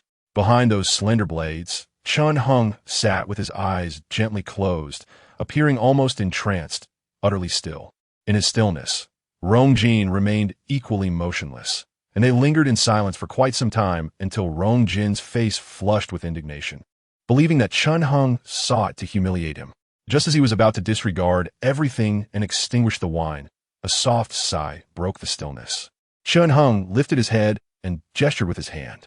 Mo Tsong Bai, sweep away the drunken ink of dragons and snakes, soar and dance in the air. At the sound of his words, the 3 finely crafted swords, which had been formed from the wine, immediately fell powerless to the ground, splashing wine upon Rong Jin's legs. Yet in that moment, he bore a countenance of utmost reverence, disregarding the stains upon himself. Rong Tuo and Rong Xiantao exchanged silent glances, both astounded and speechless. To wield such mastery with mere breath, to effortlessly sever Rong Jin's wind-calling technique in a single breath. What remarkable power! What unparalleled sharpness! What caliber of cultivation had he practiced? If this individual were not a disciple of a prestigious sect, then who could rightfully claim such a title? Amidst the swirling emotions of the onlookers, Chun Hung silently shook his head, unable to suppress a sense of regret. In that fleeting moment, it seemed he was but a thin veil away from a killing blow, a mere poke away from transcending to a new realm of swordsmanship. Yet it was precisely this thin veil that separated him. After the sudden flash of inspiration faded, it felt as though a vast chasm loomed before him, rendering him unable to reach its dim and murky depths. How? Chun Hung collected his thoughts and cast a subdued look forward, his expression devoid of pride or arrogance. Does this cup of wine still appeal to you? The hall fell into an eerie silence, everyone rendered speechless. After a long pause, only Rong Jin could be heard, clapping his hands in admiration, kneeling on the ground, exclaiming, "Esteemed teacher, you could sway nations." Following this event, there was no further contention. The two parties swiftly reached an agreement, signing a contract for 1,000 talismans, 5 days of training at the Yu Bao Mu Chi, and the cultivation resources on Tonggao Lu, solidifying their oath.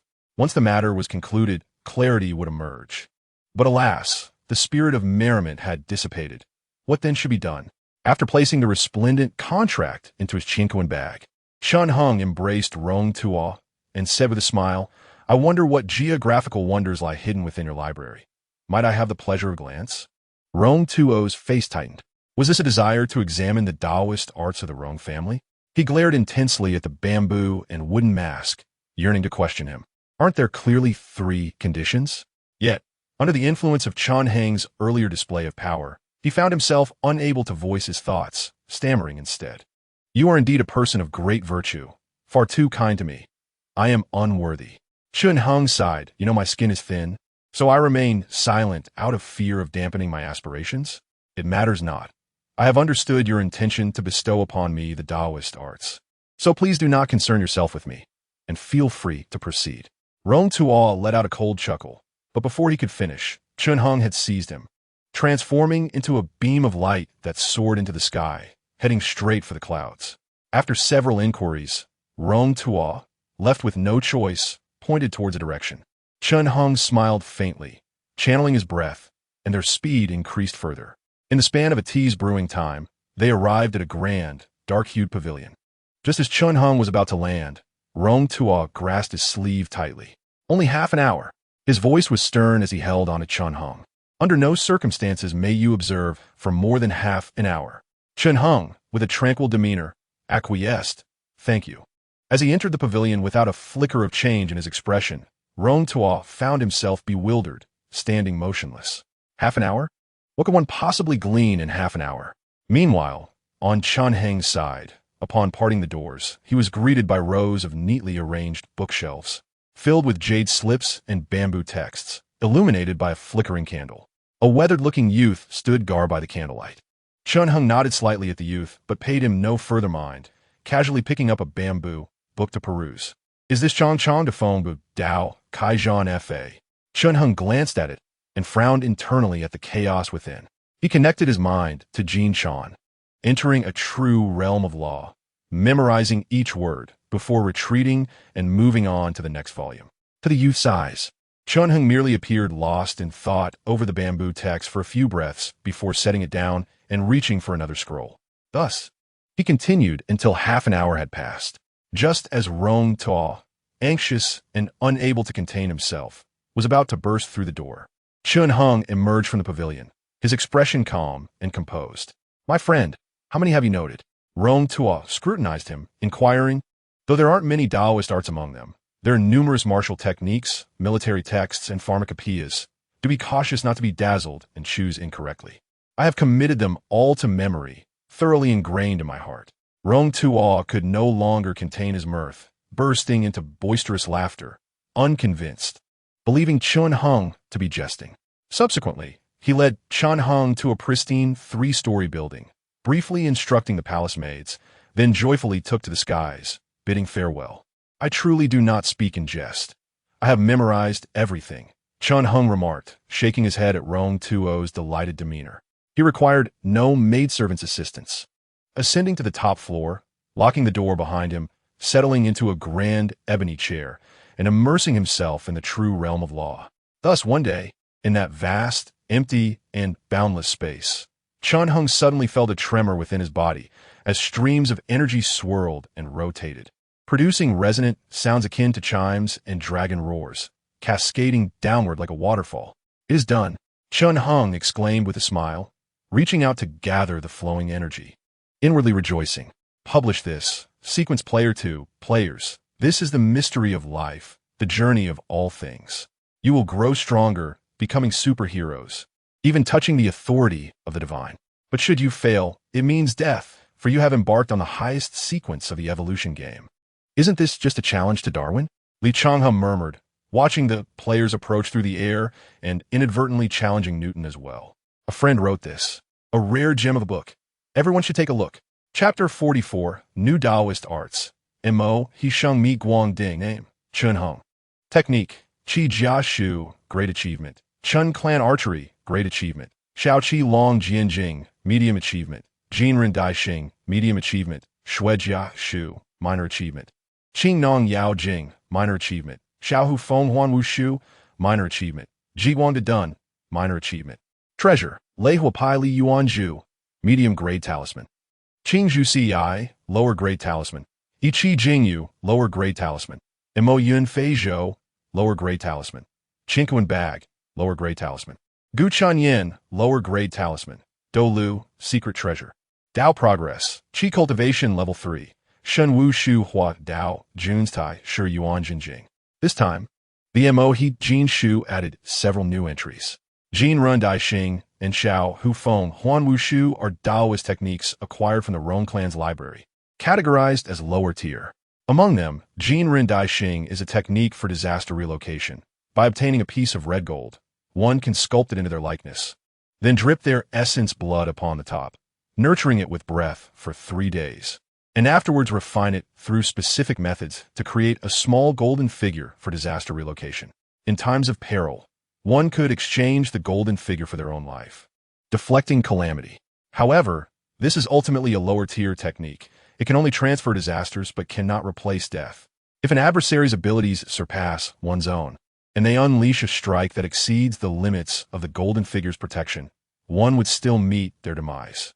Furthermore, only one golden figure can exist at a time, connected to the mind and spirit. A new one can only be forged once the old one is destroyed.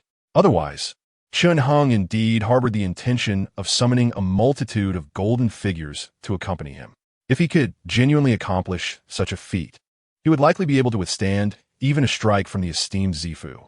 Another minor skill he possessed, aptly named Xiaohu, Fenghuan Wushu, was a technique previously demonstrated to him by Rong Jin, which, as its name suggests, could summon wind and mist. Though this lesser technique held some merit, Rong Jin's practice of refining qi was of an exceedingly low grade, resulting in a meager number of fetal breaths and attributes. Consequently, Chun Hung's singular refinement of fetal breath upon the liquid easily dispelled the technique, nearly costing him his life. The golden figure manifestation and Xiaohu Fenghuan Wushu were the entirety of Chun Hung's gains from the Rong family's library. Despite the vast collection of tomes within the library, including titles such as Chongqiang Dafa, which encompassed dozens of similar methods, these were merely mundane techniques of carnal union, not true Taoist arts. Coupled with a few military treatises, pharmacopoeias, manuscripts from predecessors, and ink paintings, it appeared to be a treasure trove. Yet in truth, only the golden figure manifestation and Xiaohu Fenghuan Wushu were of any use to Chun Hung. The remainder merely served to broaden his horizons and provide peripheral insights.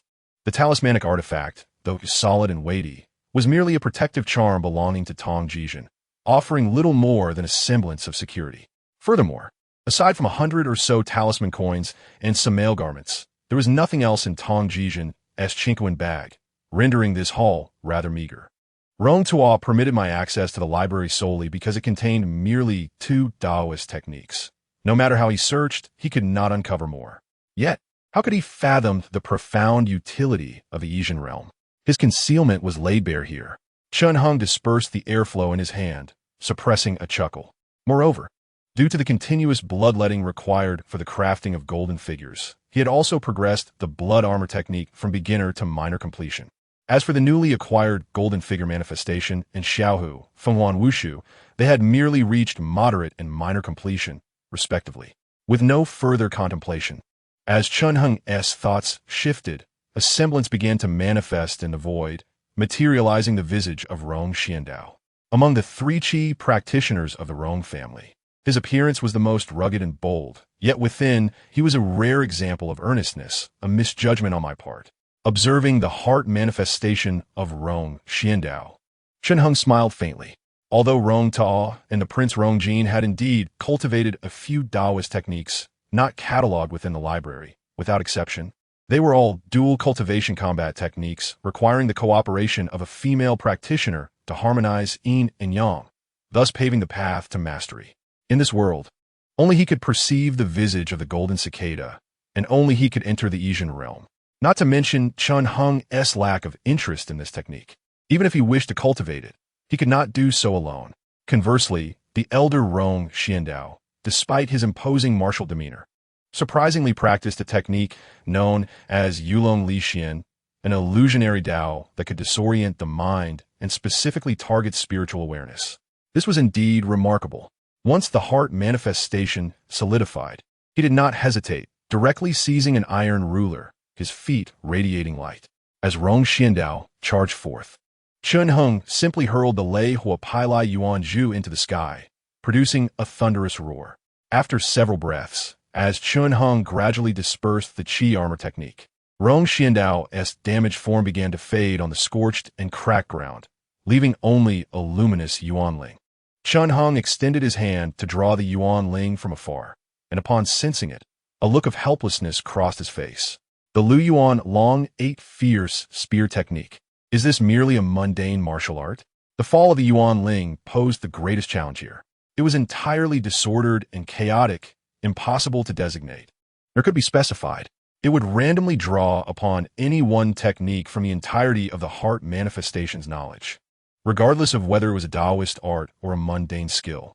Once more, Chunheng summoned the heart manifestation of Rong Xiandao. This time, he summoned the Qingzhu Ci, transforming it into a blazing emerald light, solely offensive, and after several exchanges, the Qingzhu Ci pierced through Rong Xiandao as Xiaohu Fenghuan Wushu. With a sudden thrust, it broke through his brow, unleashing a spray of crimson light. Xiaohu Fenghuan Wushu? This one is secured. Grasping the Yuan Ling once more and sensing it briefly, Chunheng shook his head. Tiyun Zong, Xiao Rui Qin Na, Meihua Bufa, and Pajun Shibaji. Chunheng ceased to concern himself with counting how many times he had vanquished Rong Xiandao. This individual was a quintessential example of martial entry into the Tao, having fortuitously attained fetal breath before advancing to Qi cultivation. His lifetime of learning was indeed eclectic, encompassing not only martial skills from the rivers and lakes, but also various techniques related to military strategy, troop management, and city defense. With a hand of condensed fetal breath descending, even with talismanic protection, Rong Xiandao's back bent painfully, his form sinking by a third. After dozens of strikes, the Xiantai Shao Dun finally cracked with a resounding snap, extinguishing its spiritual light. Bereft of the talisman's protection, a mere sweep of the fetal breath hand left Rong Xiandao's flesh and blood in a state of utter ruin. Collecting the scattered Yuan Ling, he immersed his mind within it. Chunheng, who had previously exhibited a nonchalant demeanor, suddenly became serious. A faint smile graced his lips. Yulong Lixian, I have finally obtained it. He pressed the Yuan Ling against himself, and a torrent of words surged into his consciousness, morphing into a compendium of Taoist principles. After a while, he steadied his mind and began to ponder the intricacies of the technique step by step. Time passed swiftly. In the span of a day, Chunheng suddenly felt a calling and exited the Asian realm. Indeed, shortly thereafter, a gentle knocking echoed from outside, accompanied by Rongjin's voice. Sir, the appointed hour has arrived. Chapter 45. Conspiracy. Chunheng rose and strode forward, pulling the latch to open the door. Upon seeing him emerge, Rongjin hurriedly lowered his head, displaying a respectful countenance. After several days apart, he no longer bore the subtle arrogance from before, his demeanor significantly more humble. Much like Rong Tao, who, upon glimpsing the fox maiden within the Lugung Jiuyun carriage from afar, lost all ambition, and never left the Rome kingdom again. Just days prior, the scene of Chun Hung transforming wine into a sword had shattered Rong Jin's resolve, leading him to unconsciously adopt a subservient attitude in Chun Hung's presence. The day after tomorrow, the 15th, marks the commencement of the Grand Court Assembly. My royal uncle has requested that I invite you to Fengxian Palace for a discussion regarding the expedition against the traitor Tong Gaolu. Will Tong Gaolu still attend the court? Chun Hung inquired. You may not be aware, but this scoundrel is quite adept at concealing himself, presenting an impeccable facade to the outside world. Everyone still believes he is dutifully adhering to his roles as a minister. Speaking of Tong Gaolu, Rong Jin could not help but grit his teeth. Had I known of his treachery, I should have dealt with him harshly back at Yindang Pass. We should have killed him outright. How could we face today as calamity? A mere stable hand daring to usurp the heavens? Fellow Taoist Rong Tua has achieved the 8th layer of Qi cultivation, and fellow Taoist Rong Xiandao the 6th layer, alongside your royal family's numerous offerings. Yet you still cannot contend with Tong Gaolu, who is merely at the 7th layer of Qi. It appears this individual is indeed extraordinary. Chun Hung shook his head. Do not underestimate this stable hand. A moment of carelessness in combat could cost one their life. Rong Jin's face flushed crimson, and he turned away, feeling somewhat embarrassed, shifting the topic. Sir, you have not eaten for several days. I heard from the palace, maids, that you have not touched a morsel. We Qi practitioners may subsist on energy, but the mundane food is sweet and delightful. Enjoying it is a pleasure. Why not partake? While the Qi cultivation realm allows one to draw upon the spiritual essence from the void, not only to enhance fetal breath, but also to serve as sustenance and quench thirst. However, Chun Hung, still feeling insufficient in his cultivation time within the Asian realm, had no inclination to indulge in fine wines and delicacies. Observing Chun Hung's indifferent attitude, Rong Jin's eyes twinkled as he suddenly chuckled a few times, seemingly struck by a delightful thought. Since you do not relish earthly desires, what of beauty? Lowered his voice and said, in the esteemed court of the Aring Kingdom, there are countless stunning beauties, each possessing their unique charm. It is not mere self-praise. Even if DNS and ZH Ingu were to join forces, they cannot compare to my family. What say you? If you desire, I can have a painter capture their likenesses. Should you find a few to your liking, you may take them with you. Aring Jin earnestly added, if these ordinary women could inherit your bloodline, it would surely bring them great fortune. This sentiment is shared not only by me, but also by my royal ancestors. Do you regard people as mere cattle, mere commodities for trade? Ching reflected on his own past experiences and felt a rare impatience arise within him. He cast a cold glance at Aring Jin and stated, I have vowed in this life to seek the path of transcendence. Should I fail, I would rather die with honor. The fleeting pleasures of the flesh cannot sway my resolve. Aring Jin's expression stiffened, his eyes widened in shock, and he became flustered. He had anticipated that Sage Ing would at least offer some polite refusal, yet he was taken aback by this person's unyielding stance, as firm as iron. Aring Jin hastily bowed in apology, speaking humbly, while Sage Ing merely nodded indifferently. The two then descended the stairs and entered a carriage drawn by 4 magnificent white horses. Ing had intended to utilize his escape light to fly directly, but out of courtesy to his host, he chose to refrain from insisting. Once inside the carriage, they were surrounded by silk carpets and brocade, exuding opulence. In the corner, a copper incense burner with beastly ears emitted a fragrant aroma, rich and pure. After both Ing and Aring Jin took their seats, the coachman cracked his whip, prompting the carriage to begin its journey. Along the way, Ing became somewhat curious about the origins of the Aring Kingdom. In an effort to please him, Aring Jin shared every detail he could. After Aring Jin elaborated, Ing was indeed surprised. The founding ancestor of the Aring Kingdom had originally been a disciple of a small sect in the southern region. After the sect was destroyed and its leaders perished, he was left with no choice but to conceal his identity and settle in this land. At that time, this territory still belonged to the Liang Kingdom. However, the ancestor of the Aring Kingdom was a cultivator at the 3rd level of foundation establishment, merely a step away from opening his spiritual abode. Who could stand in the way of his quest for greatness? Yet, not long after the establishment of the Aring kingdom. The ancestor succumbed to his previous injuries and passed away quietly one night. Fortunately, his descendants persevered and broke through to achieve true energy, albeit only at the first level of foundation establishment, yet it was enough to stabilize the situation.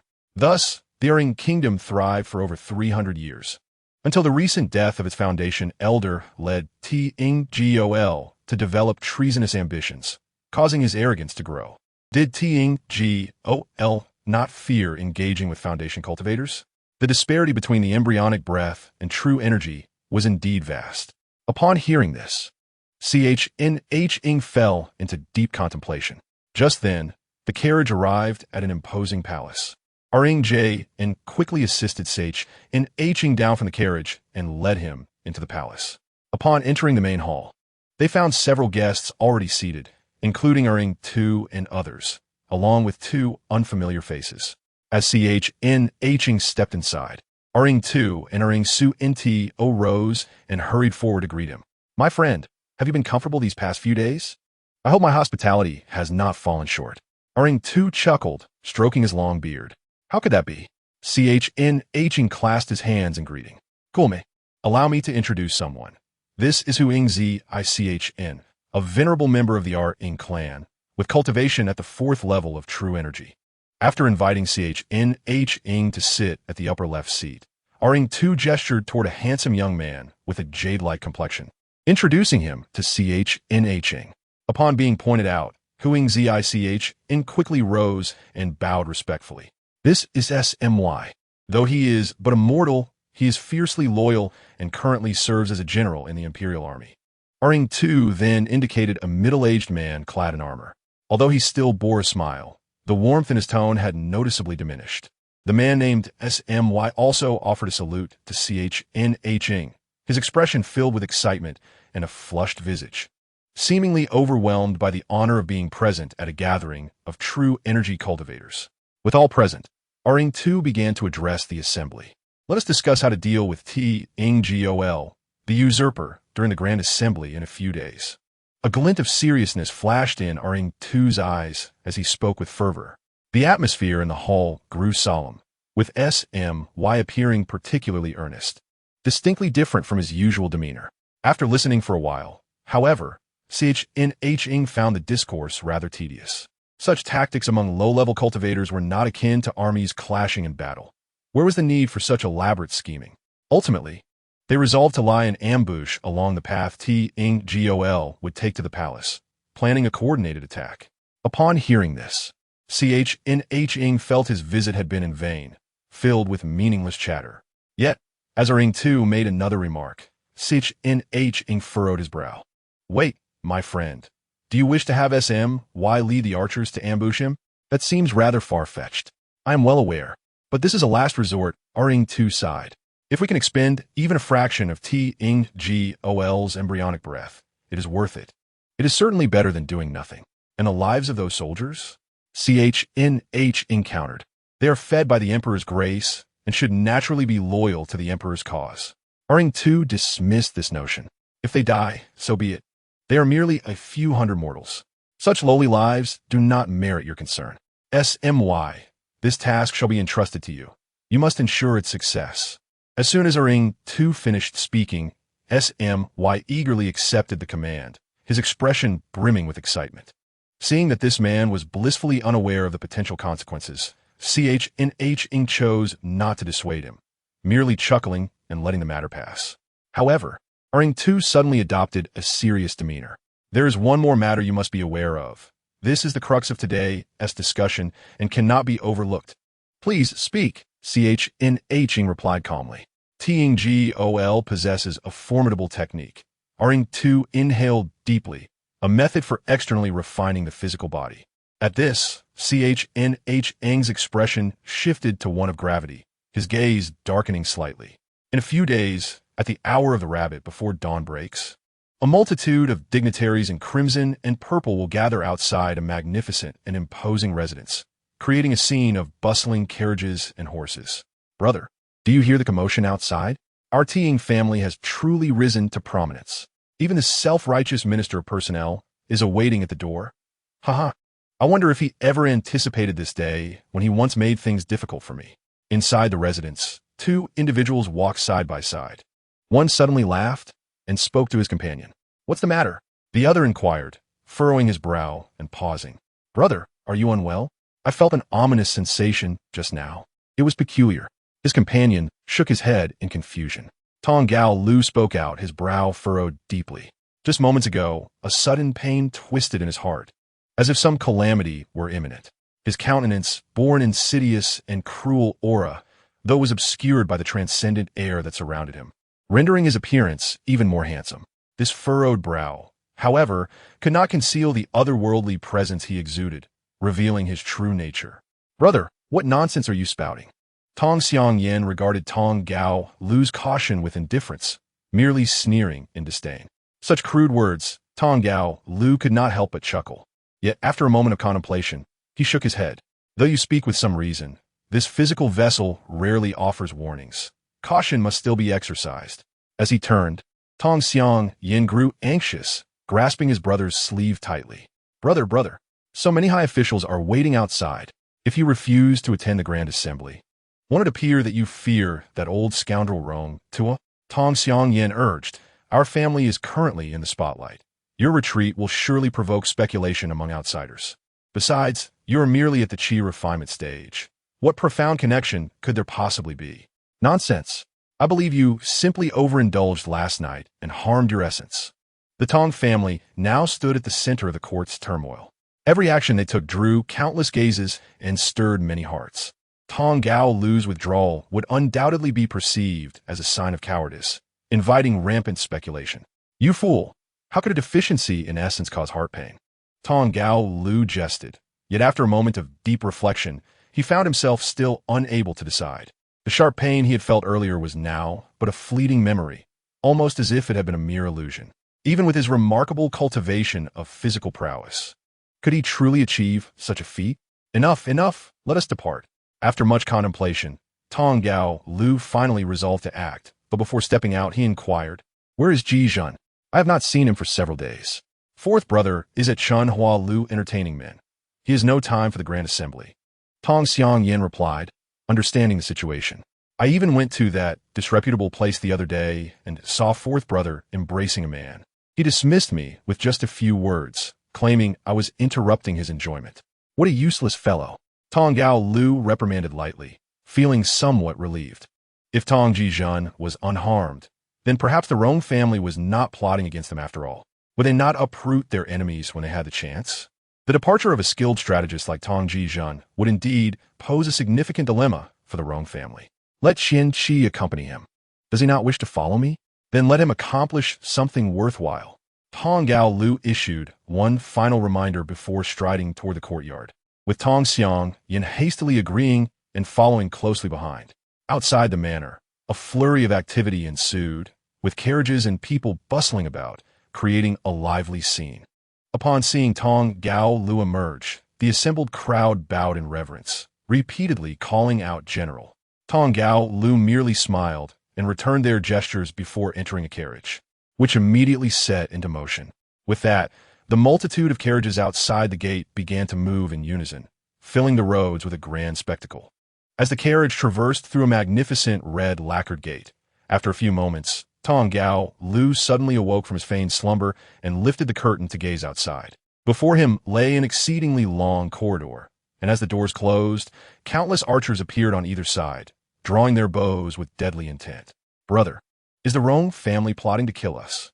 Realizing they were enclosed with only their own people, Tong Xiangyan, despite his usual dullness, sensed that something was amiss. These insignificant ants can be crushed with a mere flick of the wrist. What is there to fear? Tong Gao Lu sneered, refusing to shield himself as a barrage of arrows rained down. He focused his vital energy into a single strike, and with a swift gesture, dozens of archers' heads fell to the ground. As the onslaught from the left ceased, he smirked again, channeling his energy to the right. This time, however, his attack was met with a resonant clang, blocked entirely. "Retreat. Remaining here is but a futile sacrifice," Chun Hung interjected, swiftly intercepting the attack and addressing the remaining archers. "Who are you?" Tong Gao Lu coldly scrutinized Chun Hung, his heart filled with uncertainty. Just a nameless individual, here to invite you to your demise. Chen Heng replied with a slight smile. At that moment, 4 figures shot into the air, comprising 3 from the Rong family and the offering Huang Zaichun. Upon spotting Tong Gao Lu, Rong Tuo could no longer contain his murderous intent. He extracted a gray-blue iron chain from his sleeves and aimed it at Tong Gao Lu's allies below. The chain extended rapidly, transforming into a length of several dozen feet in an instant. Those high-ranking officials, mere mortals, stood no chance against such force, and in moments, they and their carriages were obliterated into a gruesome mass. Tong Gao Lu, however, paid their cries no heed, only flicking his fingers to deflect the chain as it approached Tong Xiangyan. "Brother, why do you not save them?" Tong Xiangyan, drenched in sweat, rushed over, nearly struck down by the iron chain. "This situation has become troublesome. I wonder how the Rong family managed to summon such a person." Tong Gao Lu did not respond, his gaze fixed intently on Chen Heng. "I fear I shall be unable to protect you soon. You must flee and seek Ji Zhan at Chunhua Lu." "What?" Tong Xiangyan was struck with panic, realizing the gravity of their predicament. Gritting his teeth, he turned to flee. "Qian Qi, you were once an offering of the Rong family. How can you turn traitor now?" Seeing Tong Gao Lu's followers slaughtered, Rong Tuo felt a strange satisfaction swell within him, dismissing Tong Xiangyan as he laughed heartily. "If you withdraw now, I shall let bygones be bygones. Otherwise, you shall all perish here." As these words echoed, a small middle-aged man nearby turned pale with fear. Chapter 47. Who is the Yellow Sparrow? The Rong family had initially employed 5 qi refinement offerings, a costly endeavor. However, upon realizing Tong Gao Lu harbored treasonous intentions, Rong Tuo acted swiftly, ordering the 5 offerings to surround and eliminate him during a hunting trip.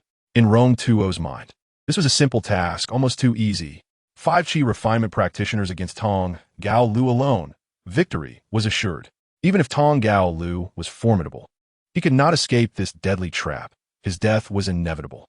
Yet, Rong Tuo was unprepared for the outcome of that confrontation, as Tong Gao Lu had slain 3 of the 5, leaving only Huang Zaichun and Qian Qi to barely escape with their lives.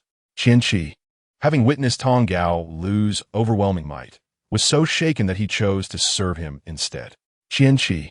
Rong Tuo's fierce shout startled the small middle-aged man, leaving him momentarily at a loss, awkwardly glancing at Tong Gao Lu, his eyes flickering. "General Ai, you treacherous scoundrel. To spare you would only invite future harm." Tong Gao Lu sighed as his hands glimmered with light, brandishing a pair of purple-gold warhammers. He swung them toward the horrified Qian Qi. The air resonated with a dull thud as Qian Qi hastily wielded a small red flag, conjuring a myriad of crimson clouds for protection. Yet, the hammer's might was overwhelming, shattering the protective barrier and sending Qian Qi flying several feet, blood spewing from his mouth and nose. "What?" The 3 from the Rong family turned pale.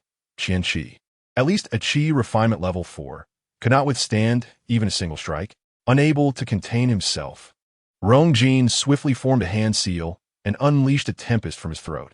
In the face of this assault, Tong Gao Lu opened his mouth to unleash a thunderous roar, shaking the very air and drowning out all attacks in a cacophony of sound.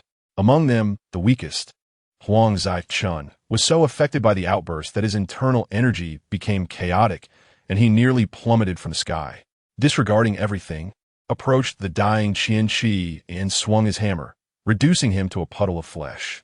In this fleeting moment, a practitioner of qi had perished, and among the attackers, apart from Chen Heng, there were still 4 others, yet fear gripped them all, and none dared to make the first move. "Didn't you wish to take my life? Dao friend? Why do you merely watch?" Without wiping the blood from his face, Tong Gao Lu turned his gaze towards Chen Heng and remarked, "Are you perhaps afraid?" "Not at all. I merely wish to see how the great general's physical Dao techniques fare." "How so?" Tong Gao Lu sneered. "Very well, they are rightfully mine." Chen Heng smiled, gripping an object from his sleeve and casting it into the sky, instantly unleashing a thunderous roar. At this sight, Tong Gao Lu was taken aback for the first time. "The Thunderfire Pillar. Is this not the talisman of a Yangshan Taoist? Has ear fallen into your hands?" With a gentle wave of his hand, Chen Heng summoned countless bolts of lightning, while the Qingzhou spike transformed into a streak of azure light, aimed directly at Tong Gao Lu's eyes. Clang! Tong Gaolu raised the purple-gold hammer to shield himself from the oncoming thunder, narrowly blocking it. Yet inwardly, he marveled at the power of this mid-grade talisman wielded by Chun Hung, far exceeding its might in the hands of the Yangshan Taoist. Fortunately, his physical body was robust. Otherwise, anyone else would have been rendered completely numb. He understood that his greatest reliance was not his cultivation or any mid-grade talisman, but rather his indestructible physique. Thus, he refrained from entangling with Chun Hung and summoned his escape light, intending to close the distance and strike him down. However, Chun Hung was already aware of his intentions and would not allow him to approach, evading at a distance, engaging in a dance of battle. The relentless thunder and lightning pressed down on Tong Gaolu, bombarding him fiercely, while the Qingzhou spike occasionally pierced through, igniting sparks upon his flesh, but failing to breach it. Indeed, Tong Gaolu's body was remarkably resilient. Neither the Thunderfire Pillar nor the Qingzhou spike could deliver a fatal blow, merely leaving him in a state of disarray. Do you still wish to remain an observer? Tong Gaolu raised a golden hammer and threw it into the sky, akin to a sorrowful golden rainbow that made the air resonate with a mournful sound. Chun Hung dared not take this blow directly, activating a precious jade to barely withstand it for a moment. Seizing this interval, he transformed into light and fled, sending a message to Rong Tuo. Dao friend, as you know, I possess a talisman left by my ancestor, but it requires proximity of half a zhang to unleash its power, and it takes several breaths to prepare. Witnessing Chun Hung evade the blow, Tong Gaolu, now exceedingly agitated, bellowed and lifted another golden hammer to throw at Rong Ta. Apart from a Qinquan bag of the Wuwang sect, he was but a destitute loose cultivator, having not mastered any Dao techniques. Yet now, Tong Gaolu's strength was enough to shake mountains and topple cities, rendering both Chun Hung and Rong Tuo unable to underestimate him, making it impossible to withstand his might. As the golden hammer descended upon him, Rong Tuo let out a strange cry and conjured a fierce wind. But the minor wind manipulation technique was evidently insufficient to contend with the force imbued within the hammer, shattering upon contact. In a moment of desperation, Rong Tuo had no choice but to throw a small golden figure from his arms. As the small figure exploded in the air, Rong Tuo seized the opportunity to escape, narrowly avoiding death. I understand now. It seems there is no other way. Chun Hung formed a seal, retracting the Thunderfire Pillar and Qingzhou spike, mentally communicating with Tu Shanggu, and activated his escape light. Tong Gaolu, do you not wish for your son to live? Chun Hung called out coldly. As he stowed away the talismans, Tong Gaolu finally gained a moment to breathe.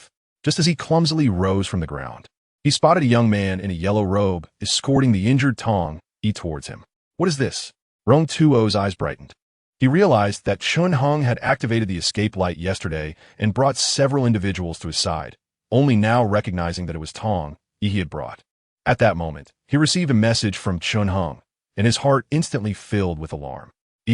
Tong Gaolu gazed at his pitiful son, his fury intensifying. If you wish for his life, you must sever your own arm. Chun Hung indicated towards Tong, speaking indifferently. Tong Gaolu's complexion turned pale. After a moment of silence, he suddenly let out a cold laugh. If I were to sever my arm, how could both my son and I live afterwards? Your innate breath is formidable. I cannot contend with you, and can only be suppressed by your talismans. But can you break my shell? Tong Gaolu's gaze turned increasingly frigid. Kill him if you must. After all, he is just a descendant. I can always have another. Father. Tong, he had initially lit up upon seeing Tong Gaolu. But this statement left him stunned, his face reflecting resentment and bitterness. You old beast, you wretched thief. Do you wish to watch me die? What are you but a despicable slave? Tong cursed vehemently, his foul language causing even Rong Tuo to stare in disbelief, breaking into laughter. This scoundrel. Tong Gaolu felt an overwhelming frustration, wishing he could tear Tong Yi's mouth apart. If you refuse to sever your arm, so be it. At that moment, Chun Hung suddenly seized Tong Yi by the collar, flinging him towards Tong Gaolu, saying, I am a kind-hearted man. I cannot bear to witness the parting of loved ones. So let this family reunite. Hearing this, Tong Gaolu felt a surge of joy, not considering Chun Hang's ulterior motives, as he quickly opened his arms to embrace him. Regardless of the situation, Tong Yi was his son. Had it not been for this person's extraordinary talent, Tong Gaolu himself might have been driven to kill Tong Yi. Yet, the instant Tong Gaolu held him, a sudden, chilling force surged violently, penetrating his body. His internal organs felt as though they were freezing, the cold energy rampaging within him, turning his world upside down. Even with Tong Galu's remarkable physique, he was momentarily immobilized, caught in place. Rong Tao, already informed by Chun Hung, no longer hesitated. Producing a crimson talisman and, suppressing his fear, approached within half a zhang of Tong Galu, activating it with his innate breath. The talisman slowly floated up, intertwining threads of crimson light, taking several breaths before gradually condensing into a blood-red flying shuttle. Why is it still not ready? Huang Zaichen, hovering in the sky, could not help but tremble with anxiety, driven solely by courage and loyalty to dare approach. However, when it came to actual combat, he and Rong Jin, Rong Xiandao, were merely spectators, unable to contribute meaningfully. Damn it, why is it still not ready? Beside Tong Gaolu, Rong Tuo was equally frantic. At this distance, should Tong Gaolu regain his senses, a single slap could reduce him to a puddle of mud. As everyone held their breath in anticipation, the blood-red flying shuttle finally fully materialized, emitting a melodious sound, just as Tong Gaolu's eyelids began to twitch violently. Move! Kill! Kill! Rong Tuo's heart raced, shouting frantically. The flying shuttle soared upward, transforming into a rainbow, and with an agonizing sound, it finally pierced through Tong Gaolu's skull, dissipating slowly. Tong Gaolu, barely escaping the grip of the cold, true chi, let out a heart-rending scream, clutching his head and howling to the heavens. The sound waves tore the ground apart, and Rong Tuo felt a heaviness in his chest, witnessing the frenzied Tong Gaolu, and dared not linger, fleeing in panic. Not dead yet? Pretty remarquable technique, Chun Hung exclaimed, raising the solid sinking inkstone obtained from Tong Ji and dropping it onto Tong Gaolu's head, commanding it to explode. The force of this explosion, achieved at the cost of the talisman's self-destruction, was rivaled only by the previous strike of the blood-red flying shuttle. With the sacrifice of the blood essence talisman, Chun Hung trembled, his complexion paling instantly. Indeed, a body akin to a celestial demon. Chun Hung managed to approach Tong Gaolu's corpse, retrieving it, while Rong Tuo observed, his eyes suddenly flickering. Then I shall take my leave. Do not forget the terms you promised me, Dao friend. Chun Hung cupped his hands in salute, and from his sleeves, several strands of cold azure, true chi surged forth, dancing like dragons and snakes, a truly mesmerizing sight. He still possesses true chi? The indecisive Rong Tuo, upon witnessing this scene, completely extinguished any lingering thoughts and hastily clasped his hands together, bidding farewell to Chun Hung as he departed. Chun Hung offered no further words, enveloping the Tushan Gu with his breath and transforming into a radiant beam of white light that soared into the heavens. After the passage of a brief moment, the white light descended near a secluded mountain creek, and in the terrified gaze of Tushan Gu, Chun Heng's breath faltered, and he spat out several mouthfuls of blood. My lord, what has happened to you? He exclaimed, hastily supporting Chun Hung. In battling Tong Gaolu, I have exhausted my breath. I detonated a talisman earlier, which has inflicted grave injuries upon me. Chun Hung coughed up another mouthful of blood and continued. I feared that Rong Tuo might grow greedy, so I forcefully gathered my breath and managed to intimidate him. But my lord, do you not still possess Hondo, Jinshi? Questioned Tu Shange. That was merely a diversion, long since depleted. How could I possibly have any remaining Hondo Jinshi? Chun Hung replied with a bitter smile. After speaking, he took out a talisman coin and began to draw in spiritual energy. Tu Shanye Nudid vigorously. And just as he intended to use his divine power to obscure their surroundings, the grass and trees suddenly rustled, followed by a woman's voice. Are you injured? At last, the moment has arrived. Amidst the wild forest, a fierce crimson light surged forth, charging with ferocity. Tu Shangu attempted to intervene, but it was too late. He could only watch in horror as the crimson light aimed for Chun Heng's head, his eyes nearly bursting with rage. With a resounding thud, an array of resonant currents surged forth, coalescing like gold and iron, effortlessly halting the imminent crimson strike. My lord, Tu Shangu stood frozen. Before him, Chun Hung was enveloped in a layer of semi-transparent armor, rising gracefully from the ground. His aura was dense and robust, a stark contrast to his previous feeble state, as if he had never been injured. You are too hasty.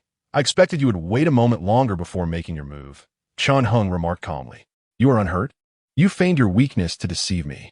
The woman's voice was filled with doubt. Wait, when did you realize my presence? Did you believe you were concealed well? Had it not been for my concern regarding your flying talisman, I would have eliminated you long ago. Chun Heng's gaze darkened. Zhou Chuyu, is that your name? This place, with its mountains and waters, serves perfectly as your burial site. Chapter 48. Radiant beauty. The bushes rustled, and Tu Shan Gu warily peered ahead, seeing a tall and alluring woman stepping out from a thicket. Clad in bold, revealing attire, her crimson robe gleamed like blood, reminiscent of a captivating specter dwelling deep within the mountains. You are. Tu Shan Gu scrutinized her for a moment before his expression darkened. You are Xiaoyu? Zhou Chuyu? What on earth is wrong with your mind? He yelled, his voice filled with rage. I know not where you acquired such power, but has your heart been devoured by a dog? You wish to kill my lord? Without him, you would still be groveling beneath the old dog of Yang Mountain. Silence. Zhou Chuyu shot him a sidelong glance, drawing forth a brilliantly colored Lu Shao ruler, which she cast forth directly at Tu Shanji's forehead. Tu Shan Gu pushed with both hands, manifesting rippling waves of divine power. But he could only delay the attack for a fleeting moment before the Lu Shao ruler surged forward, poised to strike his head. Witnessing this, Chun Hung pointed a finger, and with a thunderous clash, the breath and the Lu Shao ruler collided, sending the talisman spiraling away. What quality of breath is this? Zhou Chuyu questioned, bewildered. Since receiving the teachings from Yin Gong Hao, she had prided herself on her profound and stable breath, pure and unmatched. Even ordinary practitioners would find it difficult to withstand her. The techniques she had mastered could achieve the 9th tier of inferior quality, surpassing all others. The challenge lay in whether her breath could reach the middle or upper tier of the 9th. You have already utilized so many talismans, yet you still possess breath within you? Zhou Chuyu retreated a few paces. How did you perceive my presence? The essence of her breath, the Qiang mother essence, was ethereal and elusive, capable of blending in and out of existence. Although she had yet to attain true qi, her breath had absorbed some of its nature, making it easy to conceal her presence and obscure her aura. However, Chun Heng's mastery of the Taishu Yuanjun was even more profound, allowing him to harness a staggering array of spiritual energies. No matter how exceptional the Qiang mother essence, it could not escape the domain of the primordial spiritual energy. From the moment Zhou Chuyu attempted to spy on him, Chun Hung had sensed her aura. He merely feigned ignorance, wary of her flying talisman that could cause harm if not dealt with properly. Today, he had intentionally feigned weakness, and Zhou Chuyu had taken a bait, abandoning her distance to attack. Though his thoughts were tumultuous, Chun Hung maintained a calm smile, disregarding her. You still wear that moonlit cloak, detached from the world, as though you are not of this realm. Zhou Chuyu gazed at Chun Hung, her expression softening, as if she wished to caress his face with her eyes. As the first light of dawn broke, the man by the creek, clad in pristine white, stood unadorned.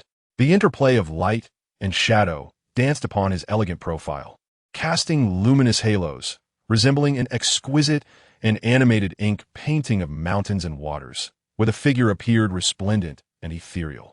Zhou Chuyu remained silent for an extended period. Yet suddenly, she chuckled softly, her gaze intricate. You saved me, yet I must kill you. Do you not wish to inquire why? You conspire against me, and thus I must eliminate you. It is as simple as that. No need for further words. Chun Hung replied tersely. He did not linger further on conversation. With a gesture, he summoned a powerful gust of wind, sending withered leaves soaring into the sky, causing the creek to reverse its flow. The scene became a chaotic swirl of debris, prompting Zhou Chuyu to produce a golden lamp, which she suspended above her head, releasing brilliant light to shield herself within a radius of 3 meters. The gale persisted for dozens of breaths, and when it finally abated, thick fog enveloped the area, obscuring visibility. Without the illumination of the golden lamp, one could scarcely see a few steps ahead. Is this sorcery? Zhou Chuyu waved her hand, enhancing the brilliance of the golden lamp. She scoffed. You just endured a battle of magic. How much breath can you possibly have left? I advise you to surrender early, and perhaps I shall spare your life. In an instant, a soft voice emerged from the mist. Though my breath is dwindling, it is sufficient to end your life. Here. Zhou Chuyu's eyes gleamed as she launched the Lu Shao ruler. A brilliant flash erupted, and several trees were obliterated, yet there was no resistance nor any sign of bloodshed. With a hum, a streak of azure light shot forth, striking Zhou Qiyu's golden lamp, causing it to wobble. As she attempted to retrieve the Lu Xiao ruler, a thunderous bolt of lightning, transformed from intercepted her in midair. Left with no choice, Zhou Qiyu drew forth a large white brush to block the attack of the Qingzhu thorn. Meanwhile, the golden lamp above her dimmed considerably, its light flickering, on the verge of extinguishment. Thus, they battled for an extended moment, and Zhou Qiyu grew increasingly alarmed. Since mastering the practice passed down from Ying Gong Hao, she had resolved to utilize her abundant breath to overwhelm her opponents, intending to push through relentlessly. Yet, Chunheng's breath surpassed her own in both richness and mastery in combat. The Qingzhu thorn darted through the air like an intricate net, breaking through her defenses multiple times, threatening her vital points. Had it not been for the golden lamp illuminating her, she would have already succumbed. As Zhou Qiyu began to falter, deep within the mist, Chunheng too felt a frown forming. He practiced the Taishu Yuan Zhen, and while Zhou Qiyu's technique was of an exceptional rank, enriching his breath to a vast extent, it was not without limits. It could not be endlessly drawn upon.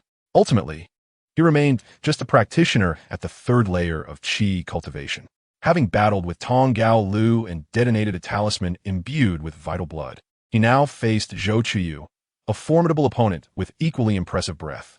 At this juncture, he felt an almost palpable sense of exhaustion creeping in. There was no time to prolong the confrontation. He could only take risks and seek a swift resolution. As Chunheng's thoughts shifted, the previously relentless assault of the Yuan Zhu and Qing Zhu suddenly eased.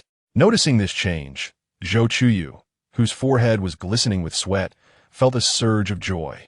She forcefully channeled her internal breath into the Lu Xia Qi, and the immaculate jade ruler emitted a resounding blast, sending the thunder-fire Yuan Zhu flying far away, rolling dozens of zhang away.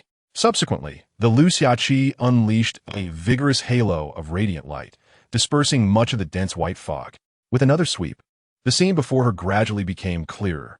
Forcing her talisman to break Chunheng's minor wind and mist-summoning technique was no small drain on Zhou Qiyu's energy. She took a moment to catch her breath, and then summoned her spirit, only to see Chunheng attempting to flee beneath a large tree. "Young master, you have lost," she declared, sealing off Chunheng's escape route with her brush before pursuing him closely. As they neared each other, Chunheng abruptly halted, transforming into a streak of white light and darting forward. His escape technique propelled to its utmost limit, arriving directly before Zhou Qiyu in an instant. Surprised, Zhou Qiyu's hands did not falter. With a force akin to roaring waves, the Lu Xia Qi came crashing down. Chunheng summoned a Qi Jingyu, transforming it into a faint glow that barely held the strike at bay, momentarily suspending it in midair. However, in the blink of an eye, that circle of light was crushed, and the Lu Xia Qi continued its relentless descent. The clash between the Lu Xia Qi and the perfected Qi armor technique resounded like thunder splitting mountains, leaving one dizzy. Seeing Chunheng disregard everything to approach, Zhou Qiyu, unsure of his intent, hastily activated her escape light, retreating while once again infusing her breath into the Lu Xia Qi, amplifying its power. A loud bang resonated. After a few moments of intense struggle, Zhou Qiyu's desperate efforts caused the Qi armor to crack and splinter like shattered porcelain, ultimately leaving behind a thin layer barely holding on. At that moment, Chunheng did not retreat. His expression remained calm. With a sharp crack, that thin layer of Qi armor was finally worn away, and the Lu Xia Qi descended unimpeded, directly obliterating Chunheng's head, sending dust and debris flying. Yet, the scene Zhou Qiyu had envisioned, one of blood and flesh flying, did not materialize. Instead, all that remained was a shattered small golden figure lying quietly in a deep pit. How could this be? Zhou Qiyu turned her gaze, only to see Chunheng standing leisurely not far away, a smile gracing his face. In that moment of eye contact, an overwhelming fear engulfed Zhou Qiyu.